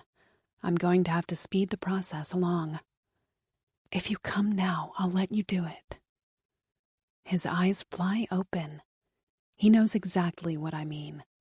He's wanted to try anal for a while, but I had my reservations. Your fingers first, then we'll see. Deal? I bite back a moan. I can practically see his wildest fantasies staring back at me. Yep, that'll do it. His mouth drops open as images of what he wants to do to me push him closer to the edge. Deal. He grabs my throat to kiss me, then pulls away, paying close attention to my face as he gives me everything he has. He was right about one thing. Our sex is dirty and messy, but it's also vulnerable and raw, like we're the last people left on this earth. Fuck. Finn groans, squeezing my throat tighter. He pumps into me 3 more times before spilling inside me. I'm going to need a hell of a shower after this. We're both out of breath as Finn wraps me up in an embrace I never want to leave. Still inside me, he kisses my jaw and tilts his head forward to whisper something in my ear. Everything but you. My heart swells up painfully. He makes me so happy. We've been having the best time these past 6 months, even with all the sneaking around. We talk every day, spend every weekend together. We party, we laugh. I've been living on a cloud, and while I am afraid of falling, when he says things like that, I almost believe I never will. Everything but you has become our thing. Finn's way of saying I love you without really saying it. Everything but you, I croak, and Finn places a kiss on the tip of my nose. My legs are wobbly when he helps me off the car. Thankfully, he catches me before my knees give in and takes the opportunity to kiss me again. Okay, now we really have to go, I whisper, and he smiles. Finn reluctantly releases me, then tosses me my shirt and my pants that were collecting dust on the ground. He gives me all of my clothes except my panties. Can I have those back? I stretch my arm out. I think I'll hold on to these until you keep up your end of our deal. He smirks, slipping his leverage into his pocket. Asshole. I don't bother arguing as I get dressed, grateful for the privacy of the woods. Our spot is in the middle of bumfuck nowhere, near the tree where Finn's parents carved their names all those years ago. I'm going straight to Theo's. See you there? Finn pecks my mouth, and I nod before trailing back to my own car.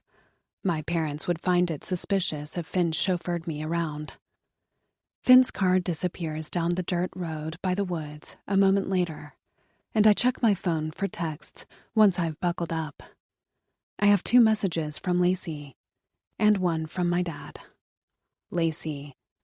Where are you? Lacey. Theo left to get more booze, and I'm stuck with Axel. If you leave me alone with Fletcher the pig, I'll literally never talk to you again. A chuckle leaves me. Is it bad that I've been texting Lacey more than Avina since the beginning of senior year? Is it bad that I've grown a lot closer to Lacey than my own best friend? I do everything with Lacey these days. We party together, go shopping together. We even go to concerts on the weekends. V is so important to me, but she has many triggers, like her hatred for alcohol because of her alcoholic dad, and I don't always know how to navigate them. I tap out of my conversation with Lacey and check the message from my dad. Gayton. Your brother's coming back into town tomorrow. We're having dinner at the restaurant. Be there at 5. News of my brother's return should make me happy, but Jesse coming back after disappearing for half a year brings me more questions than it does joy. He just left out of the blue 6 months ago, shortly after school picked up again. No call, no text, not even a goodbye. My parents said he needed some time away to focus on himself and dig into his past, whatever the hell that means. I can't help wondering if his ghost act could have something to do with the mysterious secret Brody Richards said he was keeping last summer. I'd be lying if I said I wasn't relieved to find out Jesse was MIA when Finn and I started to get serious. I have no doubt Jesse would have snitched on me just to stick it to Finn. He might be back now, but I won't let him ruin the best thing in my life, even if it means doing some digging of my own. I'm pulling into Theo's driveway an hour later. My dad's ambushed me when I came into the house to shower and wash Finn's cum off me. No classy way to put it. They interrogated me on where I'd been and where I was going for 15 minutes. I ended up feeding them some story about having spent the day with Avina. Then I told them I was meeting some friends to study tonight. They bought it, because they trust me, because they love me. Meanwhile, I've done nothing but lie to them. I thought I was going to vomit when Gaten pulled me into a hug and whispered that he was proud of me. In his eyes, I'm their good kid. Unlike my brother and sister, who had a special talent for landing themselves in deep shit at my age. I don't know how much longer I can keep this up. The more I bury the truth, the more disappointed they're going to be when they find out their precious little girl isn't scared of the monster under her bed anymore. Because the only monster she's scared of is the monster in it. I'm surprised to see Brielle Randall lying on a lounge chair by the pool when I round the house toward Theo's backyard. What is she doing here? I thought Xavier dumped her? It's all everyone's been talking about. How Bri accidentally exposed her own boyfriend on Snapchat a few days ago. Finn and Xavier thought it'd be a brilliant idea to set off a stink bomb in class last week. Their stupid prank caused the whole school to be evacuated under the pouring rain. People suspected a gas leak. It got so bad that the cops and fire department showed up. The stink bomb debacle ended with Finn and Xavier being thrown in the back of a cop car. And it's all thanks to Bri. Bri decided to record herself when the teacher stepped out of the classroom. She was making pouty faces at the camera with a filter, clueless as can be. Little did she know she just caught Xavier showing Finn the stink bomb in his backpack on video. Finn almost got into a world of trouble over it. They wanted to cut him from the basketball team, but Xavier took the fall, claiming it was his idea. Surprisingly, he was telling the truth. Xavier Emery, a fucking saint, planned a prank all by himself. It felt out of character, to say the least. I put up with Bri hanging out with us all year because she was dating Xavier. Was I foolish to think we'd be rid of the bitch after their breakup? Call me territorial, but I hate knowing that she slept with Finn. I spot Theo, Lacey, and Axel in the pool as soon as I turn the corner. No sign of Avina or Finn. Tia! Lacey squeals at the sight of me. She hurries out of the pool before I can greet her, nearly tripping on her way to me. I can tell she's a bit tipsy by her drunken giggles, but don't mention it. Where the hell have you been? Having sex in the woods, lying to my parents, making a mess of my life. Lacey doesn't await my response, trapping me into a hug. I shriek as her dripping bikini soaks through my clothes. She holds me in place, voluntarily drenching my outfit.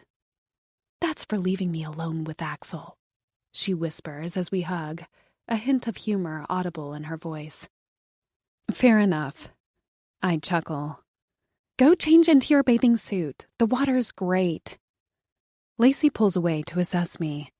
She glances at my wet clothes and bites back a smile. Or stay like that. Same thing. I'm about to ask her where Finn is when strong arms circle my waist from behind, picking me up like I'm weightless. Hot lips plaster kisses all over my cheek, and I laugh, swiveling to look at Finn. He must have been in the house. Hey, asshole, what took you so long? Theo asks Finn, swimming closer to the edge of the pool. Wait, Finn just got here? I got lost.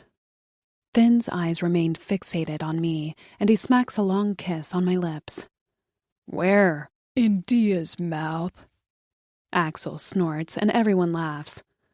What was he doing the past hour? I went back to my house to shower, which explains why I'm late, but he said he was driving straight to Theo's. Love the lipstick, Richards. Which shade is that? Theo fails to contain his laughter. My eyes immediately jump to the lipstick stain on Finn's collar. That would be my fault. Finn is still wearing the same outfit he was earlier in the woods, so it's not like he drove home to shower and change. Your collar. I scoff, but Finn doesn't seem bothered by it in the slightest. I'll be back. Finn gives my ass a squeeze over my shorts and sets off toward the house to try and salvage his shirt. He hasn't even been gone 2 seconds before Lacey calls on me. You're still coming to girls' night tomorrow, right? Crap, I forgot about girls' night. Lacey's been bugging me about it for months.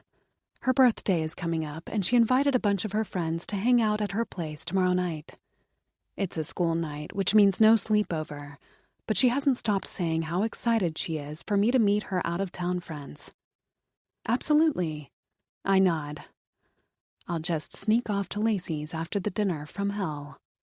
To think that at this time tomorrow, I'll be face-to-face with my dishonest brother for the first time in half a year.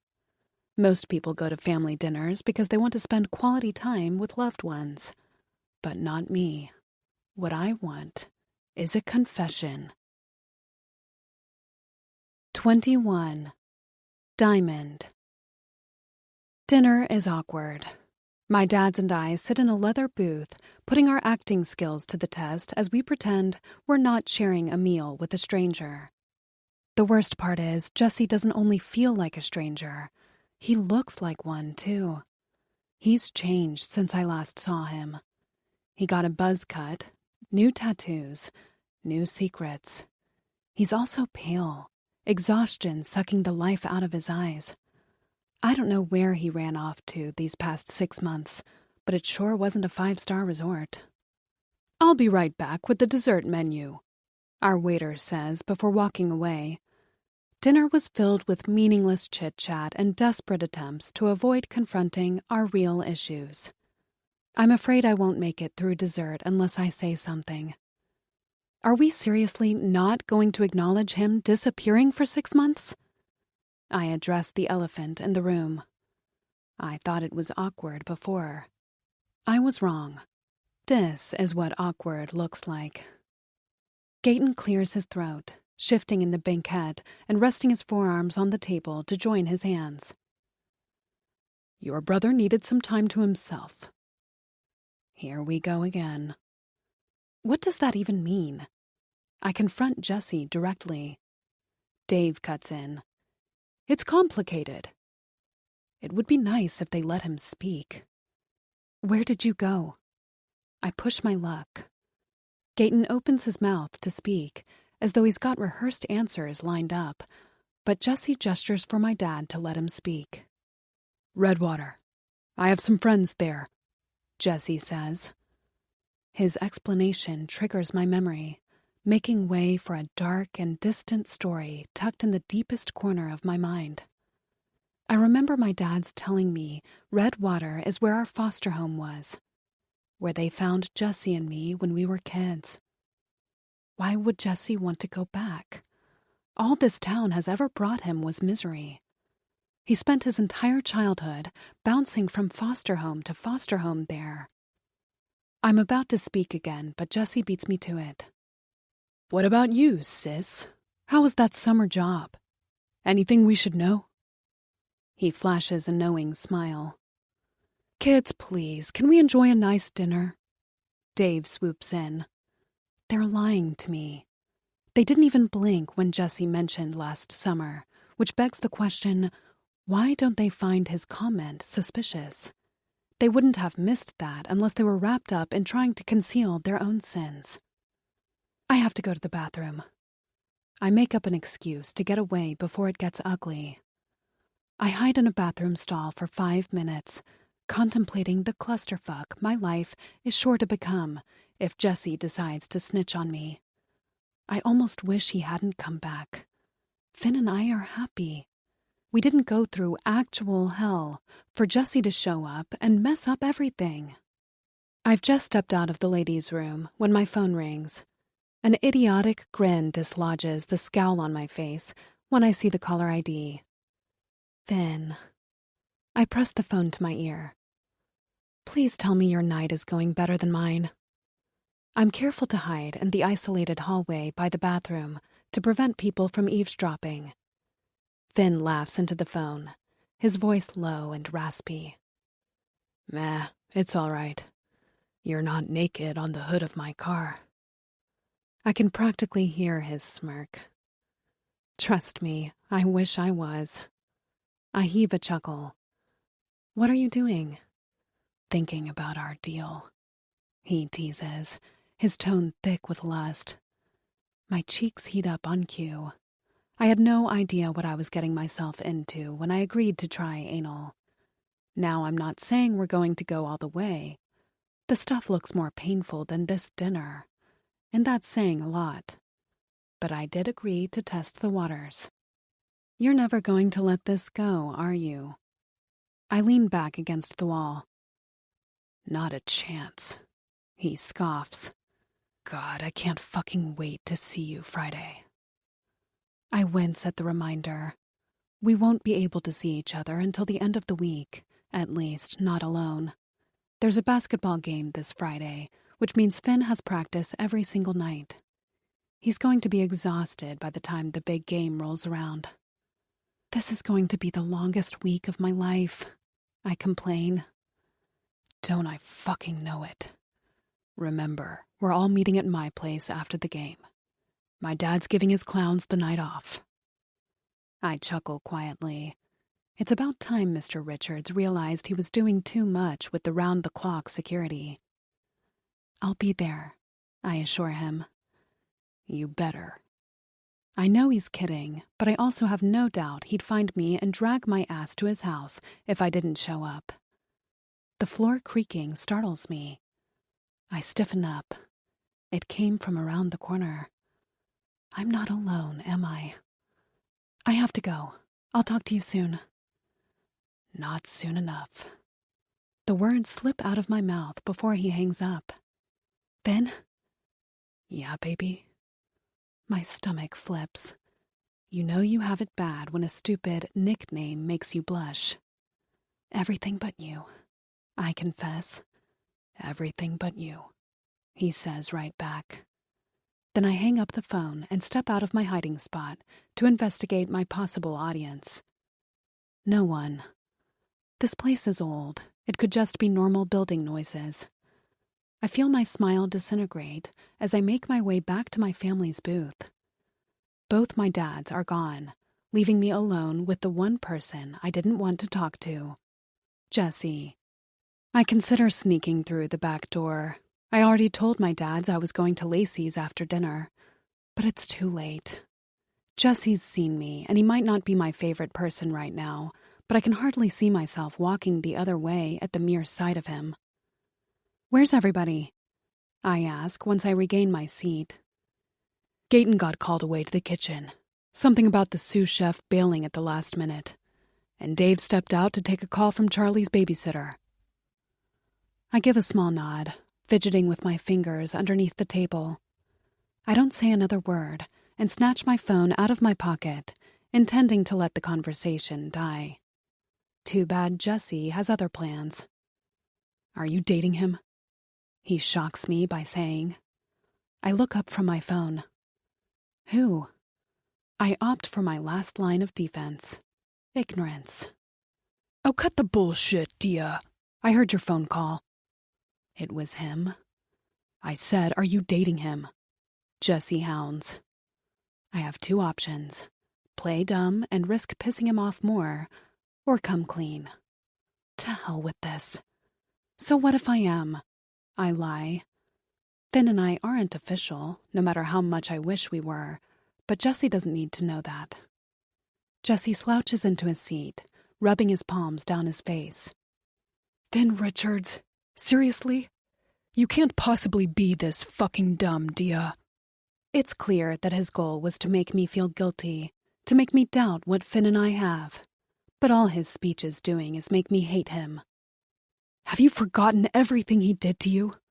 For fuck's sake, wake up! He doesn't give a shit about you. That's when I know I've had enough. He doesn't give a shit? I snap a bit too loud, capturing the attention of the couple at the table next to us. What about you? You skipped town overnight and couldn't even be bothered to say goodbye. You disappeared, Jess. You bailed. You don't get to show up out of nowhere and act like a concerned brother. Jesse's mouth drops open. He's stunned by my reaction, and I waste no time jumping to my feet before his composure returns and he starts making threats. Tell them I said thank you for dinner. I turn to leave, but I'm not quick enough. Dia, Jesse calls behind me. I glance over my shoulder, despite every nerve in my body telling me to book it to my car. I might not be able to fix my own life, but you mark my words, I'm not going to let you ruin yours. I tear my eyes off him, staring ahead of me as I search my pockets for my keys. Then I feed the growing gap between us by 100 miles. Pretty hard for you to fix my life if you're not a part of it. Never have I ever had sex in a public place. Lacey chortles, grabbing a glittery pillow on the couch and clutching it to her chest. Is this game lame? Yes. Does Lacey give a rat's ass? No. I knew when I showed up to Lacey's house to find her puking in the sink with Hadley Queen holding her hair that this girls' night was going to be, well, memorable. I have to hand it to Lacey. It's got to take some serious guts to get drunk on a weeknight. My parents would die before letting me get shit-faced under their roof. Granted, her parents seem to be gone a lot. She doesn't talk about them much, but if the parties she constantly throws are anything to go by, either her folks don't care what she does, or they don't stick around long enough to notice. We cut her off an hour ago, and we've been playing this stupid game ever since. It's just Hadley, a girl named Astrid, Lacey, and me for now, but there were supposed to be 5 of us tonight. Lacey keeps talking about how awesome her childhood friend is and how much we're going to love her when she gets here. Apparently, she used to live in Silver Springs, but moved away a while back. It's late, and I'm starting to wonder whether or not I'll get to meet her at all. I might have spent the summer breaking all my parents' rules, but I'm not trying to incur their wrath by missing my curfew. I've got one for you, Lacey tells Hadley with a squeal, falling backward onto the fluffy blanket we threw on her living room floor. Hadley forces a smile, but I can tell she's dreading Lacey's brilliant idea. Never have I ever, Lacey points to Hadley with a chuckle, made out with a celebrity. Hadley's cheeks become scarlet. This seems to be a sensitive topic for her, but Lacey is too fucked up to care. Uncomfortable as can be, Hadley guides the glass of water in her hand to her mouth and takes a sip. Wait, what? Astrid chimes in. Oh my god, who? Kane freaking Wilder, bitch. They used to be friends. Lacey blurts. A few lyrics pop into my head as soon as Kane Wilder's name is mentioned. My sister Catalina and I were full-on obsessed with this guy once upon a time. For what it's worth, I've never met a girl who hasn't had a Kane Wilder phase. It makes sense. The guy has the voice of an angel, not to mention he's out of this world handsome. He mostly does pop acoustic music and writes his own songs, but last I heard, fame got the best of him this past year. I did hear rumors he'd spent some time in Silver Springs growing up. That would explain how he and Hadley met. Who's next? Hadley cuts Astrid and Lacey's fangirl moment short. I don't know what their story is, but I get the sense it doesn't have a happy ending. Got one? Astrid glances at Lacey. Never have I ever been in love with the same guy my whole life. Low blow. Lacey scoffs and drags a sip of her iced tea. I'm not shocked that it came up. Theo's all Lacey ever talks about. He's her ideal man, the name she scribbles in her notebooks, her childhood crush and future husband. Or so she claims. But he's not interested in her. At least, not in the way she wants him to be. She wants breakfast and epic romance.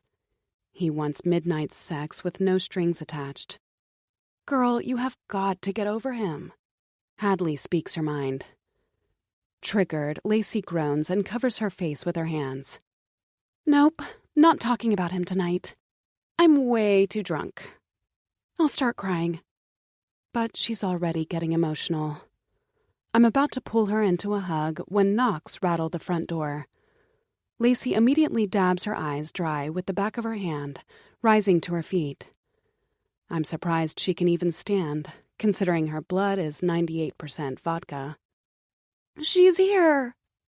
She chokes on a sob that's half sad, half happy, and stumbles over to the door. Looks like I'll get to meet her oldest friend after all.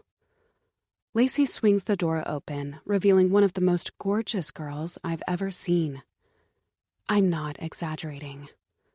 Lacey's friend has long, straight black hair, porcelain white skin, and eyes so blue I can see them from here. She's wearing a black leather top, and her right arm is covered in rose tattoos.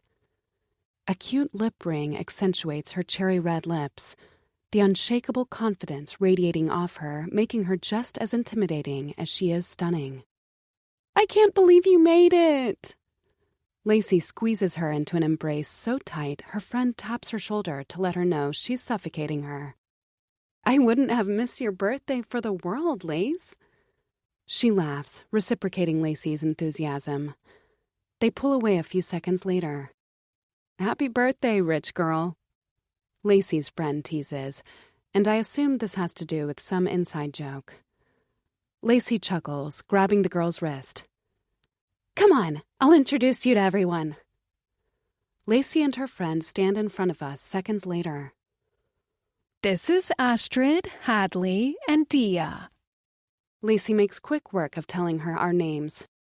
Her friend makes eye contact with everyone, offering them polite smiles, until her gaze stops on me, and her smile slips off her face. She doesn't speak for a few seconds. Tell him your name, dummy. Lacey chuckles, nudging her with her elbow. Then, without tearing her eyes away from me, she says, Hi, I'm Remy. 22.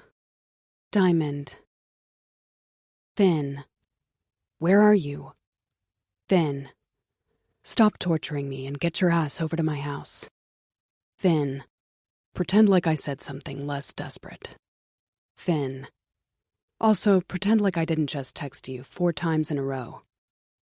I've never been one to swoon over a boy's texts. Granted, I've never really had a boy blow up my phone like this before, but I can't stifle a squeal as I read Finn's message and jog down the stairs with Avina. The basketball game ended hours ago. V and I decided to head back to my place shortly after Xavier scored the winning shot. I figured V would be less likely to bail on me if we hung out just the 2 of us before driving over to Finn's house. We're having a slumber party tonight, which I'm sure has something to do with her agreeing to go to the game and to hang out at Finn's place afterward. I appreciate her meeting me halfway.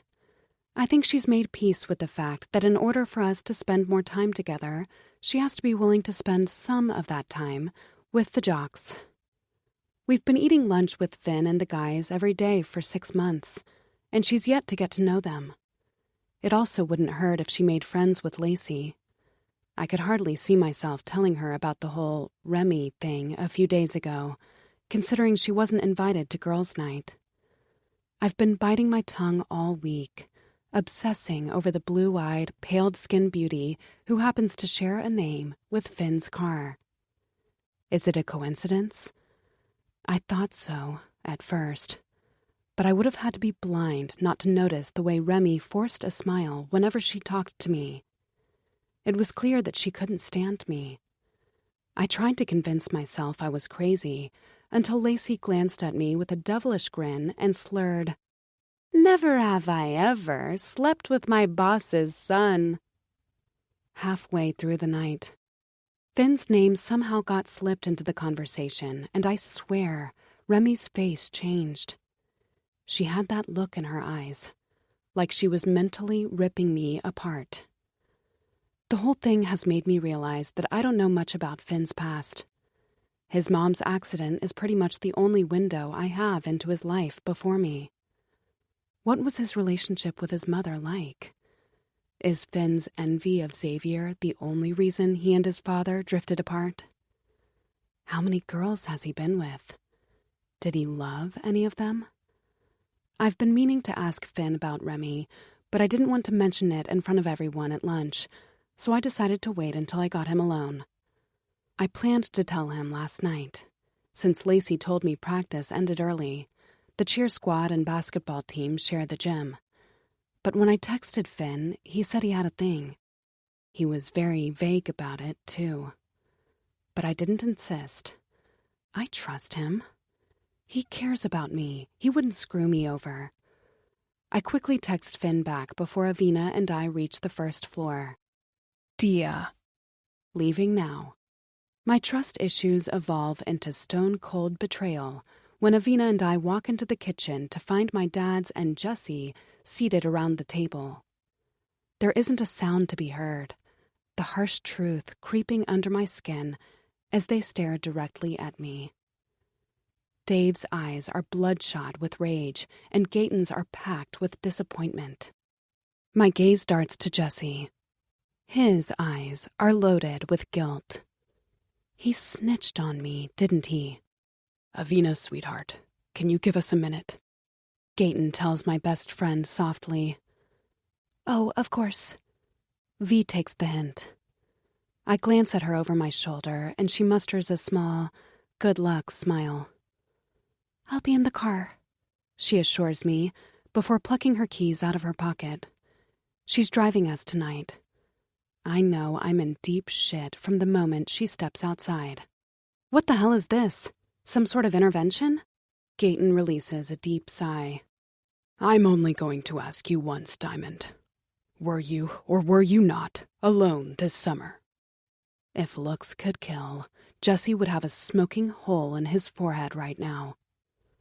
My throat aches. There's no point in lying anymore. No, I come clean. Gaten's shoulders sink with relief, as though he appreciates that I didn't lie when confronted. But Dave's eyes tell a completely different story. I lost his trust. Worse, I lost his respect. "You sat there!" Dave leaps off his chair and charges toward me. He stops inches from my face. "At this very table, every Saturday for 2 months, you sat there and looked us in the eyes knowing you were betraying our trust." His anger paralyzes me for a moment. I knew you would tell me to quit. I needed the job, and... "You had a job," Dave snaps. You had multiple jobs, Dia. "You were dog-sitting left and right, but you gave it all up for the house-sitting gig. You could have left from the moment you found out you were going to live with a boy, but you didn't. Why?" He's right. I've been lying to them, but mostly I've been lying to myself. I told the nagging voice in my head to shut up, that I was only staying because this job paid better than my regular ones. And it was true, at the beginning. I wanted to make money and piss off Finn, to show him I was here to stay. Then it became more. It became about figuring him out, cracking his chest open and making sure he had a heart. I stayed because I wanted to see into his soul. I stayed until I didn't want to leave. "Why?" Dave urges a few seconds later. A tear traces down my cheek and dies on my mouth as I whisper, "Because I love him." Gaten can't bring himself to speak, but Dave, he couldn't care less about my confession. If anything, he must find it funny, because he lets out a bitter scoff. "Give me your phone," He stretches his arm out toward me. What? I stammer. You heard me. Give me your phone, he stresses. He can't be serious. Why? I step back. Because you can't be trusted with it. Just like you can't be trusted to stop talking to this boy. You're not giving me a choice, he insists, driving his palm closer to my face. What does that mean? I spit, slipping my hand into my pocket as if to protect my phone and freedom. It means we were wrong, Dave scolds. We've been treating you like an adult. We've been trusting you like an adult, but you're just a kid who doesn't know what's good for her. You mean him, don't you? He's not good for me? They don't know a thing about him. They don't know he's the kind of person to set the world ablaze for the people he loves. They don't know he would have gladly given his life for Lexi or his mom, or that there's a huge heart hidden behind years of trauma and bad attitude. Dia, give him the fucking phone. Jesse barks, and his intervention sets me off. You! I point a finger at him. You've got some nerve pitting them against me for lying when you've done nothing but keep secrets. Where were you these past 6 months, huh? Better yet, why did you stop being friends with Brody Richards? You're full of shit, Jesse. I steer my focus onto my dads, who seem completely clueless as to how they should handle this situation. Don't even get me started on you two. You never talk about my birth parents. What happened to my mom? You never told me how she died. You never told me anything. My dads are stunned, but the guilt ripping across Gaten's gaze confirms my biggest fears. My palm lifts to my mouth. Oh God, is she even dead? Gaten's eyes glisten with tears, and he moves closer to me. Dia, please. Please what? Don't make a scene? Don't ask about my mom? What about my dad? Can I talk about him, or is he off limits too? No one speaks for long seconds, until my brother mutters, Guys, it's time. Time for what? I search my parents' eyes for a hint. Gaten and Dave exchange glances. Then Dave shakes his head in disagreement. What just happened? You won't tell me? Fine. I'll figure it out on my own. I can't control my limbs as I tear through the kitchen in a fury. I've just placed my hand on the doorknob when Dave's voice rings out in the kitchen. Dia, don't you dare walk out that door. But I'm already gone. Avina and I drive up Finn's driveway 20 minutes later.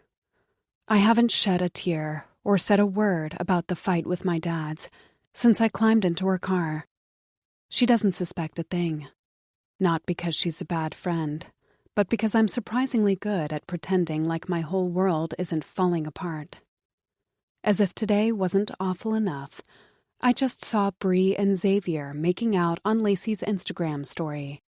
I can't believe he invited Cruella tonight when he very publicly dumped her at Theo's pool party a few days ago. Seriously? I blow out a breath at the nauseating video of Bree and Xavier on my phone. What? Avina questions. Well, that didn't take long. My first instinct is to slip my hand into my bag and pull out the hairbrush-shaped alcohol flask Lacey made me buy. We used it to sneak booze into a concert a few months back. I filled it with tequila from my parents' stash when they weren't looking. I judge myself for trying to drink my pain away from the moment I uncap the bottom.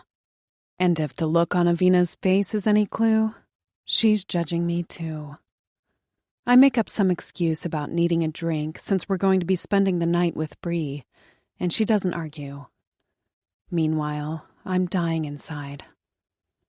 V parks the car in Finn's circular driveway, her disapproval for my drinking habits stamped across her forehead. Next thing I know, I'm leading the way to Finn's backyard. He texted me that they were out on the trampoline. Avina follows suit, her footsteps hesitant and slow, but all I can think about is losing myself into Finn's arms. I want him to take me to his room, strip me naked, and fuck the guilt out of me. I want him to save me, the way I saved him that night on the bridge. Finn Richards is the hill I want to die on. To hell with the consequences. We turn the corner to see Finn, Bree, Lacey, Xavier, Axel, and Theo hanging out on the trampoline. The boys are chugging beers, while Lacey and Bree giggle like 5-year-olds. No surprise there. I could smell weed all the way from the driveway.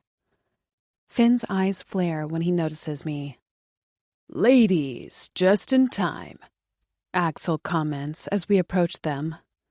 Finn doesn't give me a chance to come to him, immediately pushing to his feet to meet us by the pool. My lungs shrink in size and capacity when he stops inches away from me and leans forward to whisper in my ear, I believe we have a deal to get back to. I don't know what the hell it is about his voice, but shivers erupt all over my body, my heart rate quadrupling as his breath brushes against my earlobe. Shit, I can't leave V. I shoot a glance toward Avina as soon as he pulls away. I expect the look in my best friend's eyes to be ridden with panic, conveying a clear, don't you dare leave me, but find a rather accepting grin on her face. Go, she encourages.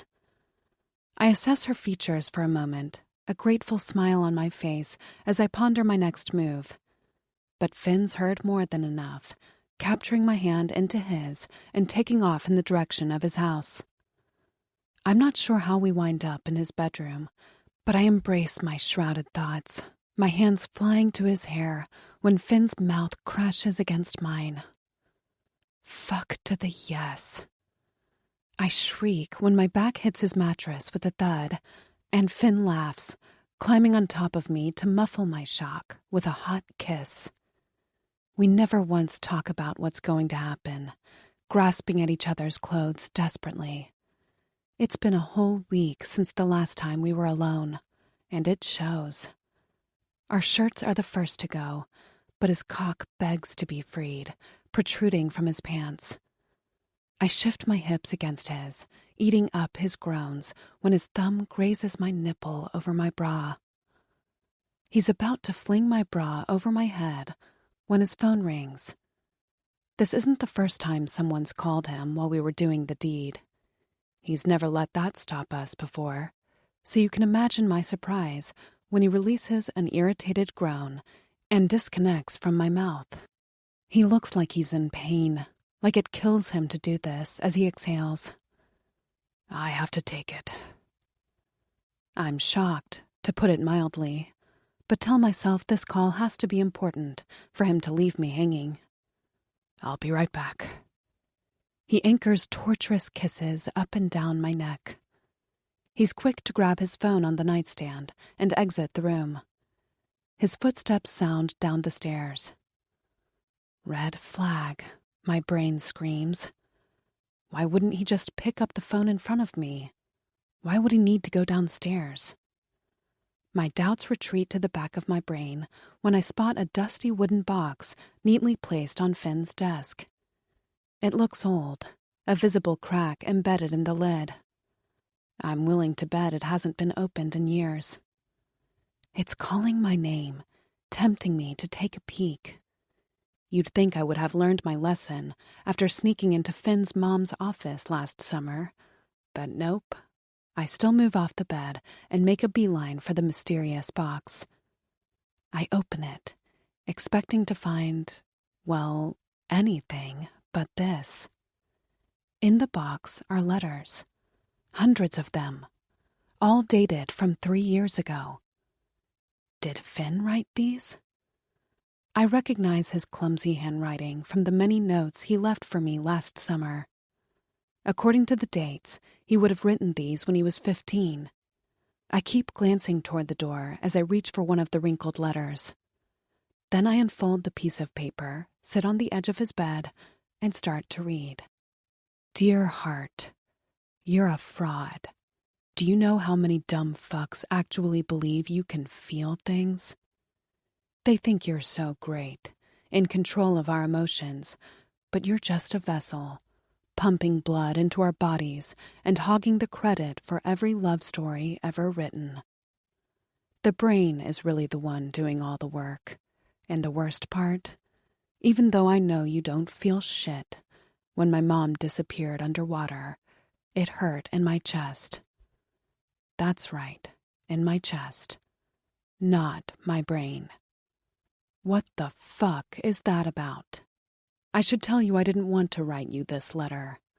Good thing this is the last therapy session my dad will ever drag my ass to. The lady with the glasses has officially declared me a lost cause. She told Dad to call her when I decide to help myself, and that until then there's nothing she can do for me. She did insist I write one more letter for my last session, though. I swear she gets a kick out of torturing me.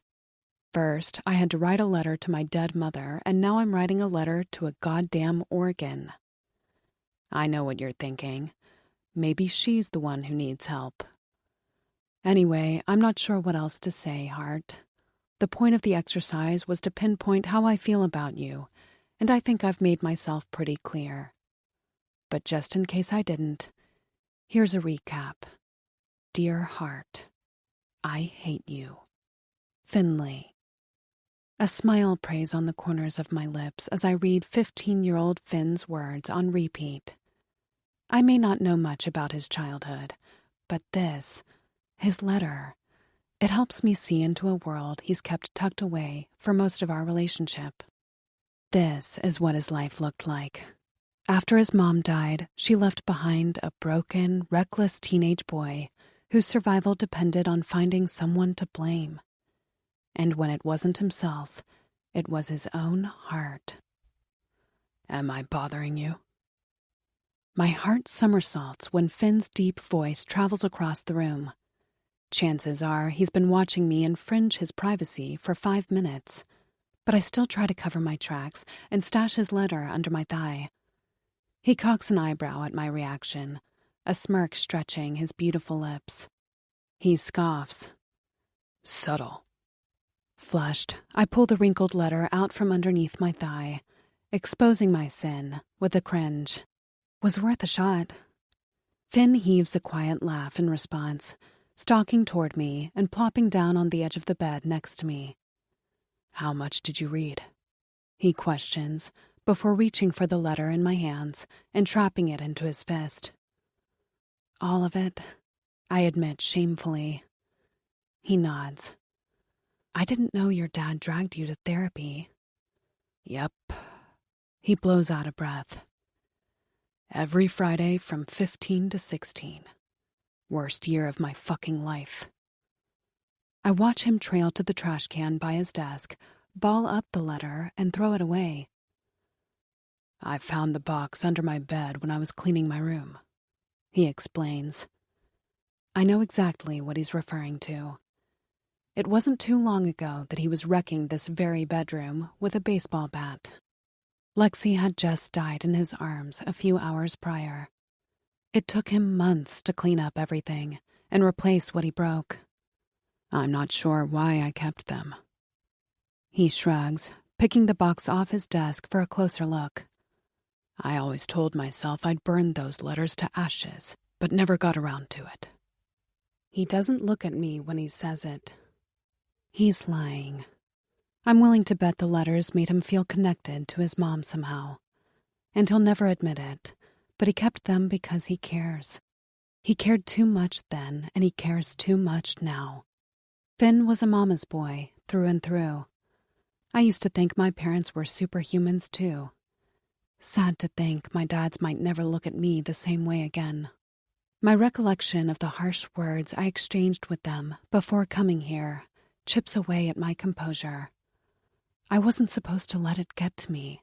I was supposed to let Finn screw my brains out and forget about the bonds I just broke. But my eyes steam up despite my best efforts. I focus on keeping the sobs at bay and get off the bed, turning my back to Finn as I pretend to pace around the room. Envisioning the brutal disappointment on my parents' faces coaxes tears from my eyes and I start to cry silently. Only, I must not be as silent as I expected, because Finn catches on immediately. Dia, he calls. Stop fucking crying. Dia, talk to me.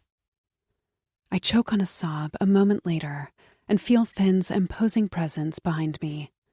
He tries to walk around me to take a look at my face, but I whip it away from him, grasping at the little pride I have left. Finn lets out a growl of irritation, grabbing my cheeks and steering my face toward him. You'd think I slammed a sword through his chest when he sees my glistening eyes. There's a mix of sadness and rage festering in his gaze, and it isn't long before rage wins the war. Finn's fists close into tight balls. He's fucking dead. I blink at him through confusion and a thick veil of tears. Who? Whatever pathetic fuck put tears in your eyes. He releases my jaw. I crack a small smile, his overprotective side bringing warmth to my thawing heart. He might sing a different tune if he knew the pathetic fucks in question are my parents. That would be my dad's. I wipe one of my cheeks with the back of my hand. Finn's features display his worries, but he doesn't say a word, waiting for the story's conclusion. I inhale a sharp breath before continuing. They know. About last summer. They found out I've been lying to them. Shit. He sighs. How did they take it? I sniffle. What do you think? They flipped out. They don't want us seeing each other anymore. Color drains from Finn's face, his jaw muscles twitching and his shoulders contracting, as though he's assessing a life or death threat. He doesn't like the idea of my parents keeping me away from him, that's for sure. I anticipate a rash reaction, but get a deep, calming breath instead. What did you tell them? He asks, leaving me in awe of his self-control. I'm glad he didn't make it about him. In that moment, as I look into those gorgeous hazel eyes, I want to tell him the truth. And the truth is that these past 6 months have been the happiest of my life. I told them that I'm in love with you. Finn's mouth drops open. I said it too soon, didn't I? What if he doesn't feel that way yet? Shit. Oh, God. I back away. I don't know why I said that. My heart nearly liquefies when Finn's fingers curl into the belt loops of my jeans and he yanks me to his chest. His mouth smashes against mine with such pressure that I have to grip his shirt for balance. He doesn't say I love you back, at least not with his words. He says it in the way he seeks my tongue, deepening the kiss until we're both gasping for air. He says it in the way he wraps his hands around my waist, guiding me down onto his lap as he takes a seat on the edge of his bed. I'm straddling him before I know it, digging my nails into his scalp and pulling at his hair as I grind on him relentlessly. His cock is rock solid, throbbing in his pants, and I feel high on the look on his face. The lust, the desire, the hunger. I taste his need for me when he groans inside my mouth, his fingers unclasping my bra. His mouth latches on to my stiff nipples less than a second later, his hands traveling up my ribs and cupping my breasts as his tongue twirls around each tip. You're the only fucking thing that matters to me.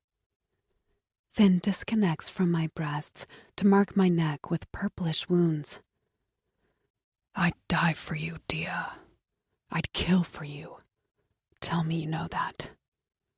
His teeth continue to brand my skin with traces of him. He kisses my neck like his hickeys are his insurance policy. His way of making sure that I'll never leave. That I'll never forget. I see his Adam's apple bob when I detach myself from him and slip out of my jeans before settling back onto his lap in my panties. His eyes flare when I start to play with his belt. His mouth finds mine again for a hot, messy kiss as I'm pulling his cock out of his briefs. I spit inside my hand and work his shaft fast and hard, looking him dead in the eyes as I do. Dia. He closes his eyes, sounding irritated. Enjoy it. It might be the last time. My lungs bail on me when Finn's eyes snap open. I only realize I said that out loud when I see the look of anger on his face. He replaces my hand on his cock with his available hand jerking my gray panties out of the way as he positions himself at my entrance, making sure that I'm ready with 2 fingers. He grunts at what he finds between my legs. Don't think for one fucking second that I give a shit what your parents say. They'd have to ship you off to a deserted fucking island to keep me from you. You got that? He drills the words into my brain. Even then, I'd find you. Always. Then he squeezes inside me without a condom. His size stretches my walls to the limit as my forehead falls against his. It's been a week since he was inside me, and I might be on the pill, but we're still being incredibly unsafe. I can't help sinking my fingertips into his shoulders to lift myself up and slide down again. Fuck yes. Finn pumps his hips into me, matching my tempo and watching my every move as I bounce up and down his length. I can feel him deeper with each stroke, and I moan so loud it doesn't even sound like me. More, I whimper.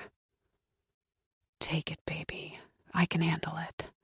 Finn assures me, his hands flying to my ass cheeks and squeezing. He makes me jump on his cock, our mutual efforts quickly becoming too much for me. Oh, God. My fingers dip between my legs, the pleasure reaching unparalleled levels as I play with myself without a sliver of shame. Finn can't seem to tear his eyes away, his jaw flexing as I flick my clit in circles. He shocks me by rising off the bed. My legs close around his waist instantly, my stomach clenching as he fucks me while standing up, hands smacked on my ass cheeks for support. I pick up speed with every thrust. Fuck, Dia. Slow down, he says, his voice a guttural plea. I thought you said you could handle it. I tease, rocking my hips harder. A wicked smile playing on his lips, he arches an eyebrow. Not sure I like your attitude, Jem. Yeah? I lean forward to bite his earlobe. What are you going to do about it? I shriek when Finn pulls out of me without a warning, carries me to the bed, and pins me face down against the mattress. My nails claw at the sheets from the moment he drives himself inside me from behind. Yes, I cry out, backing up into his pelvis and making him groan. Finn resumes fucking me into the mattress until I can hardly speak. What? No snarky comment? He taunts, gripping my waist as he rams himself inside me. Where did that smart fucking mouth go? He slaps my ass as punishment, making me flinch as I damn near fall apart when I feel his thumb circling my asshole. Finn? I tense up. Relax, baby. Then he's pushing his thumb into my asshole, just a tad.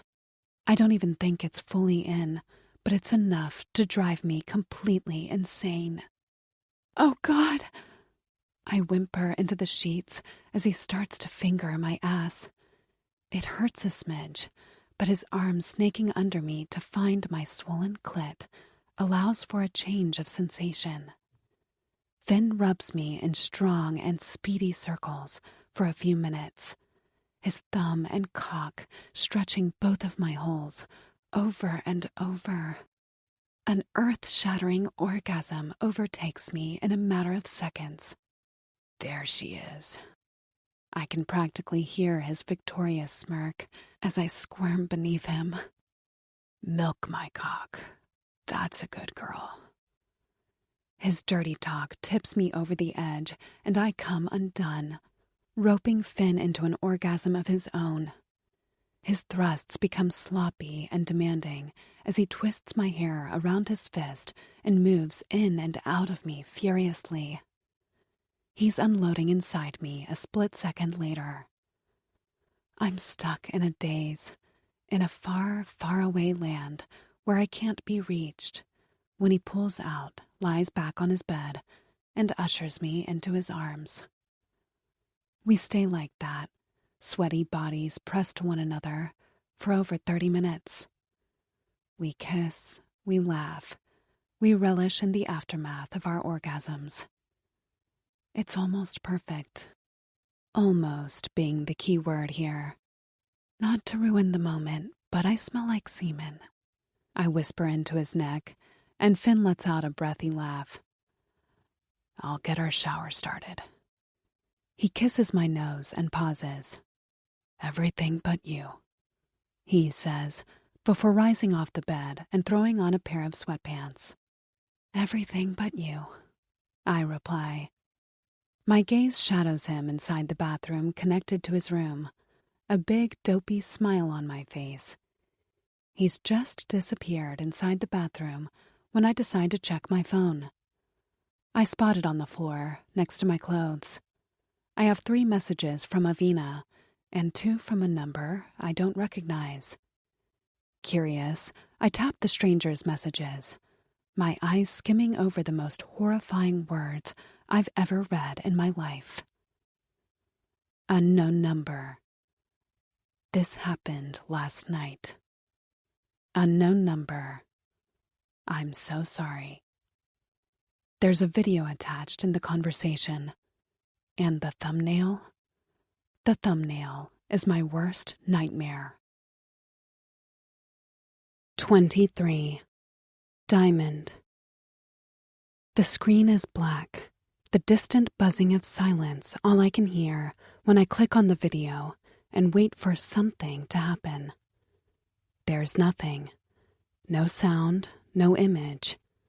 Shocker. Unknown number, sketchy messages.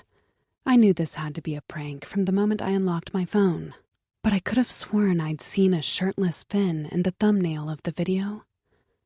Nah, get real, Dia. It can't be him. He'd never do that. My gaze drifts from my screen to the bathroom. I hear the shower running and Finn's muffled voice on the other side of the door. Is he on the phone? This is the second mysterious phone call he's received today. Who's calling him all the time? My overthinking comes to a screeching halt when I notice movement in the video. The phone recording this is resting on a bed, pointing toward a wall. I squint, discerning what seems to be a desk. Then a creaky noise begins grating on my ears. It sounds like a squeaky mattress. The camera starts to move back and forth, matching the squeaky noises. Then I hear a girl moan. This is a sex tape. I'm this close to chalking it up to a wrong number incident when the walls of ignorance I was hiding behind crumble around me. My palm flies to my mouth as I look ahead of me and realize I've seen that desk before. I'm afraid I might throw up, but I can't tear my eyes away from the wooden desk next to Finn's bed. This was filmed here. This is Finn's bedroom. Fingers with black nail polish slide into the frame, gripping the sheets. The moans intensify. The female hand grabs the phone and lifts it up to reveal a scene that reaches into my chest and shoves my heart out of my body. The video doesn't show the deed, but it shows a girl trapped underneath a muscled torso. A guy's face buried deep in her neck as they fuck like animals. But it's not just any guy. It's my guy. My Finn. And the girl? The girl is Lacey's friend, Remy. The navy blue pillows in the background of the video knock the air out of me. I glance down, tears soaking my face in an instant. I'm sitting on the exact bed where they did it. The bed where Finn told me he'd die for me not even 30 minutes ago. Oh my God. Finn was awfully secretive yesterday. He wouldn't tell me why we couldn't see each other when basketball practice ended early. This is why. He was with her. He's probably on the phone with her right now. I don't know anyone named Remy. The words Finn said to me in the woods dagger me in the chest. I just liked the name. Fuck, Rem. You're so tight. Finn grits out.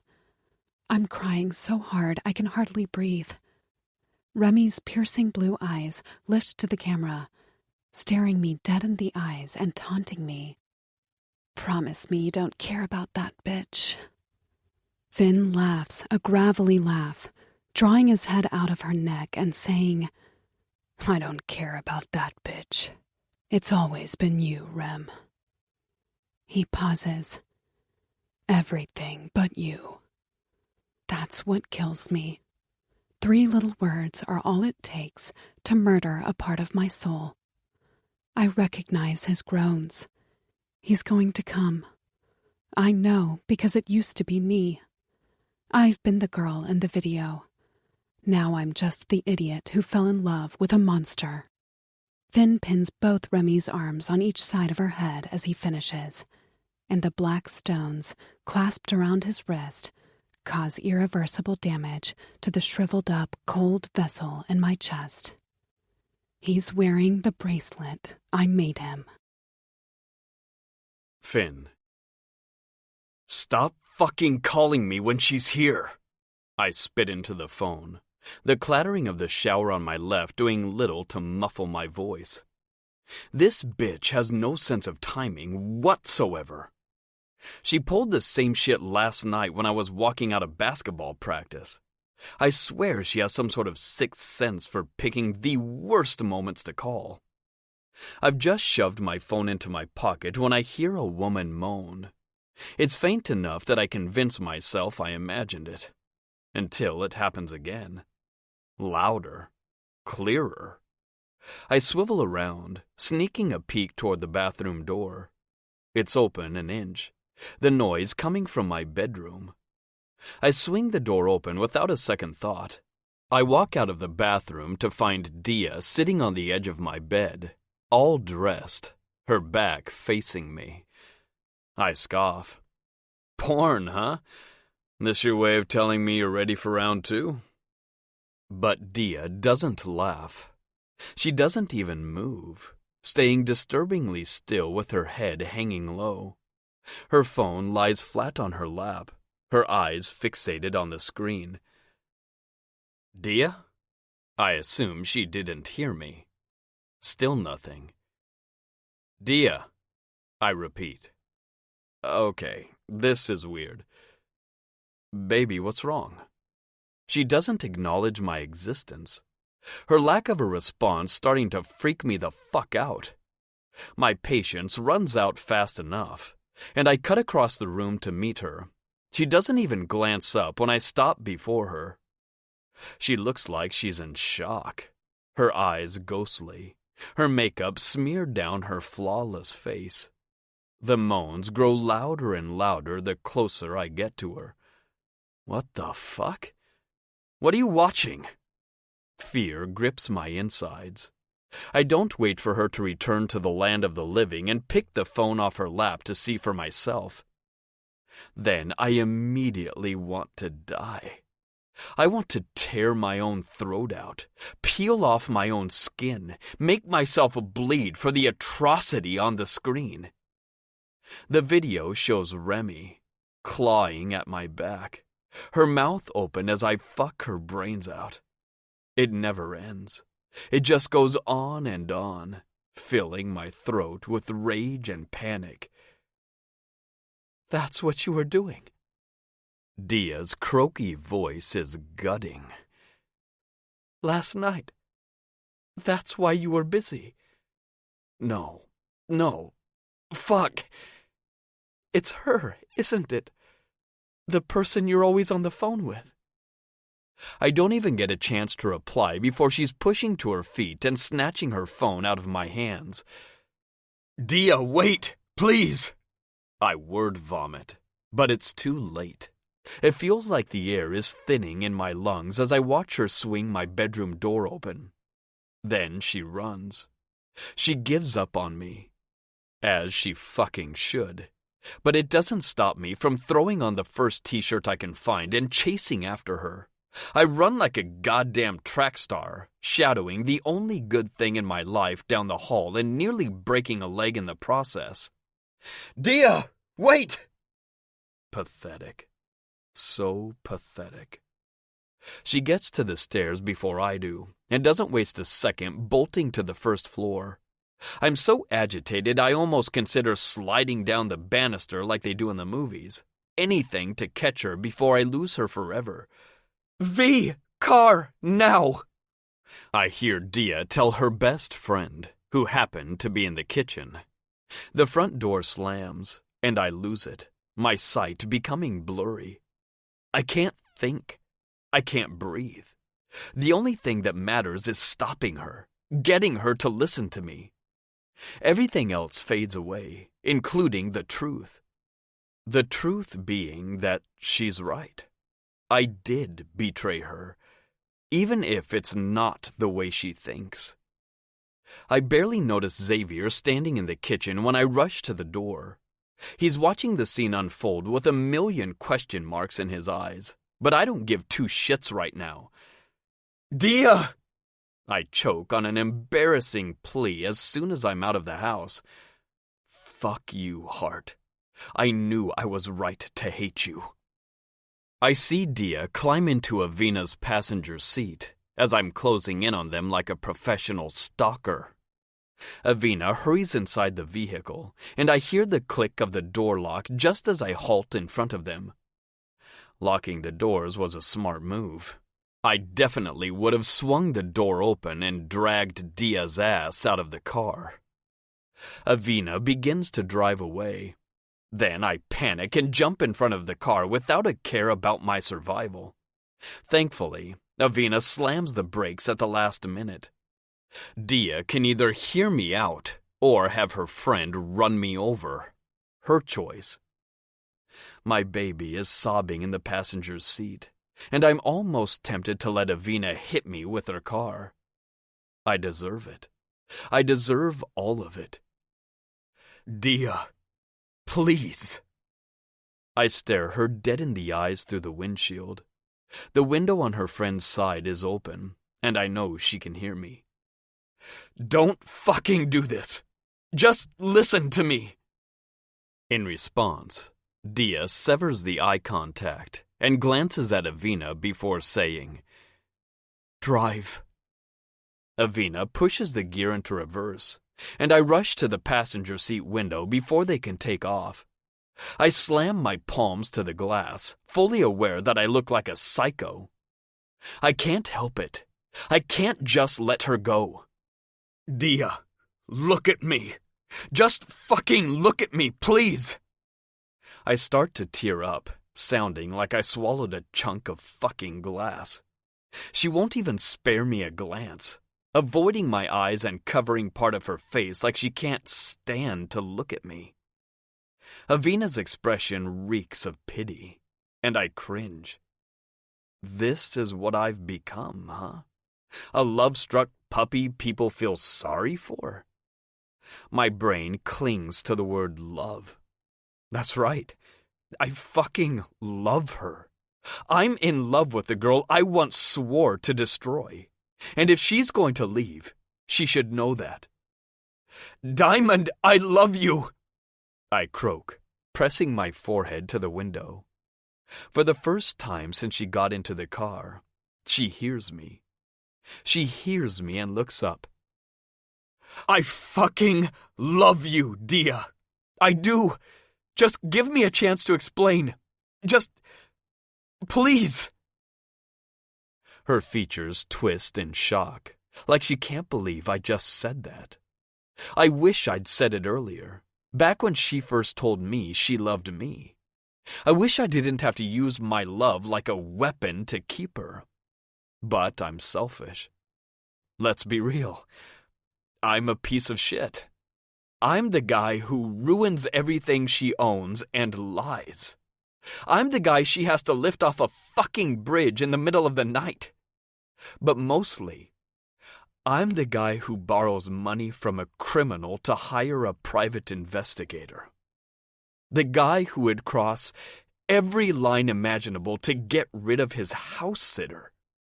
What kind of person hires a PI to dig into someone's past and wreck their future? What kind of person takes sketchy phone calls from the woman he hired and hides it from his girl? I wasn't with Remy last night, but I can't tell her that. I can't tell her that without also telling her that her entire life is a lie. That her perfect little family didn't want her. That they never even confirmed her mom's death, or that her dad is the kind of monster they write about in history books. I can't tell her the truth. Not without exposing their sins. And I can't open up to her. Not without showing her a police report that will completely destroy her. Dia doesn't reply for long seconds. I can tell I'm getting to her, but will it be enough? Tell that to your whore! Dia belts at the top of her lungs. Avina pumps the gas before I can blink, forcing me to leap out of the way. Axel, Theo, Bree, and Lacey flock to the front of the house a moment later, asking me what the hell happened. But I can't form a sentence. All I can do is stand there, watching the girl I love disappear from my life, taking a piece of my black, selfish heart with her. This concludes Dear Heart, I Hate You by Eliah Greenwood, narrated by Chris Chambers and Sophia Willingham. Copyright 2022 by Eliah Greenwood.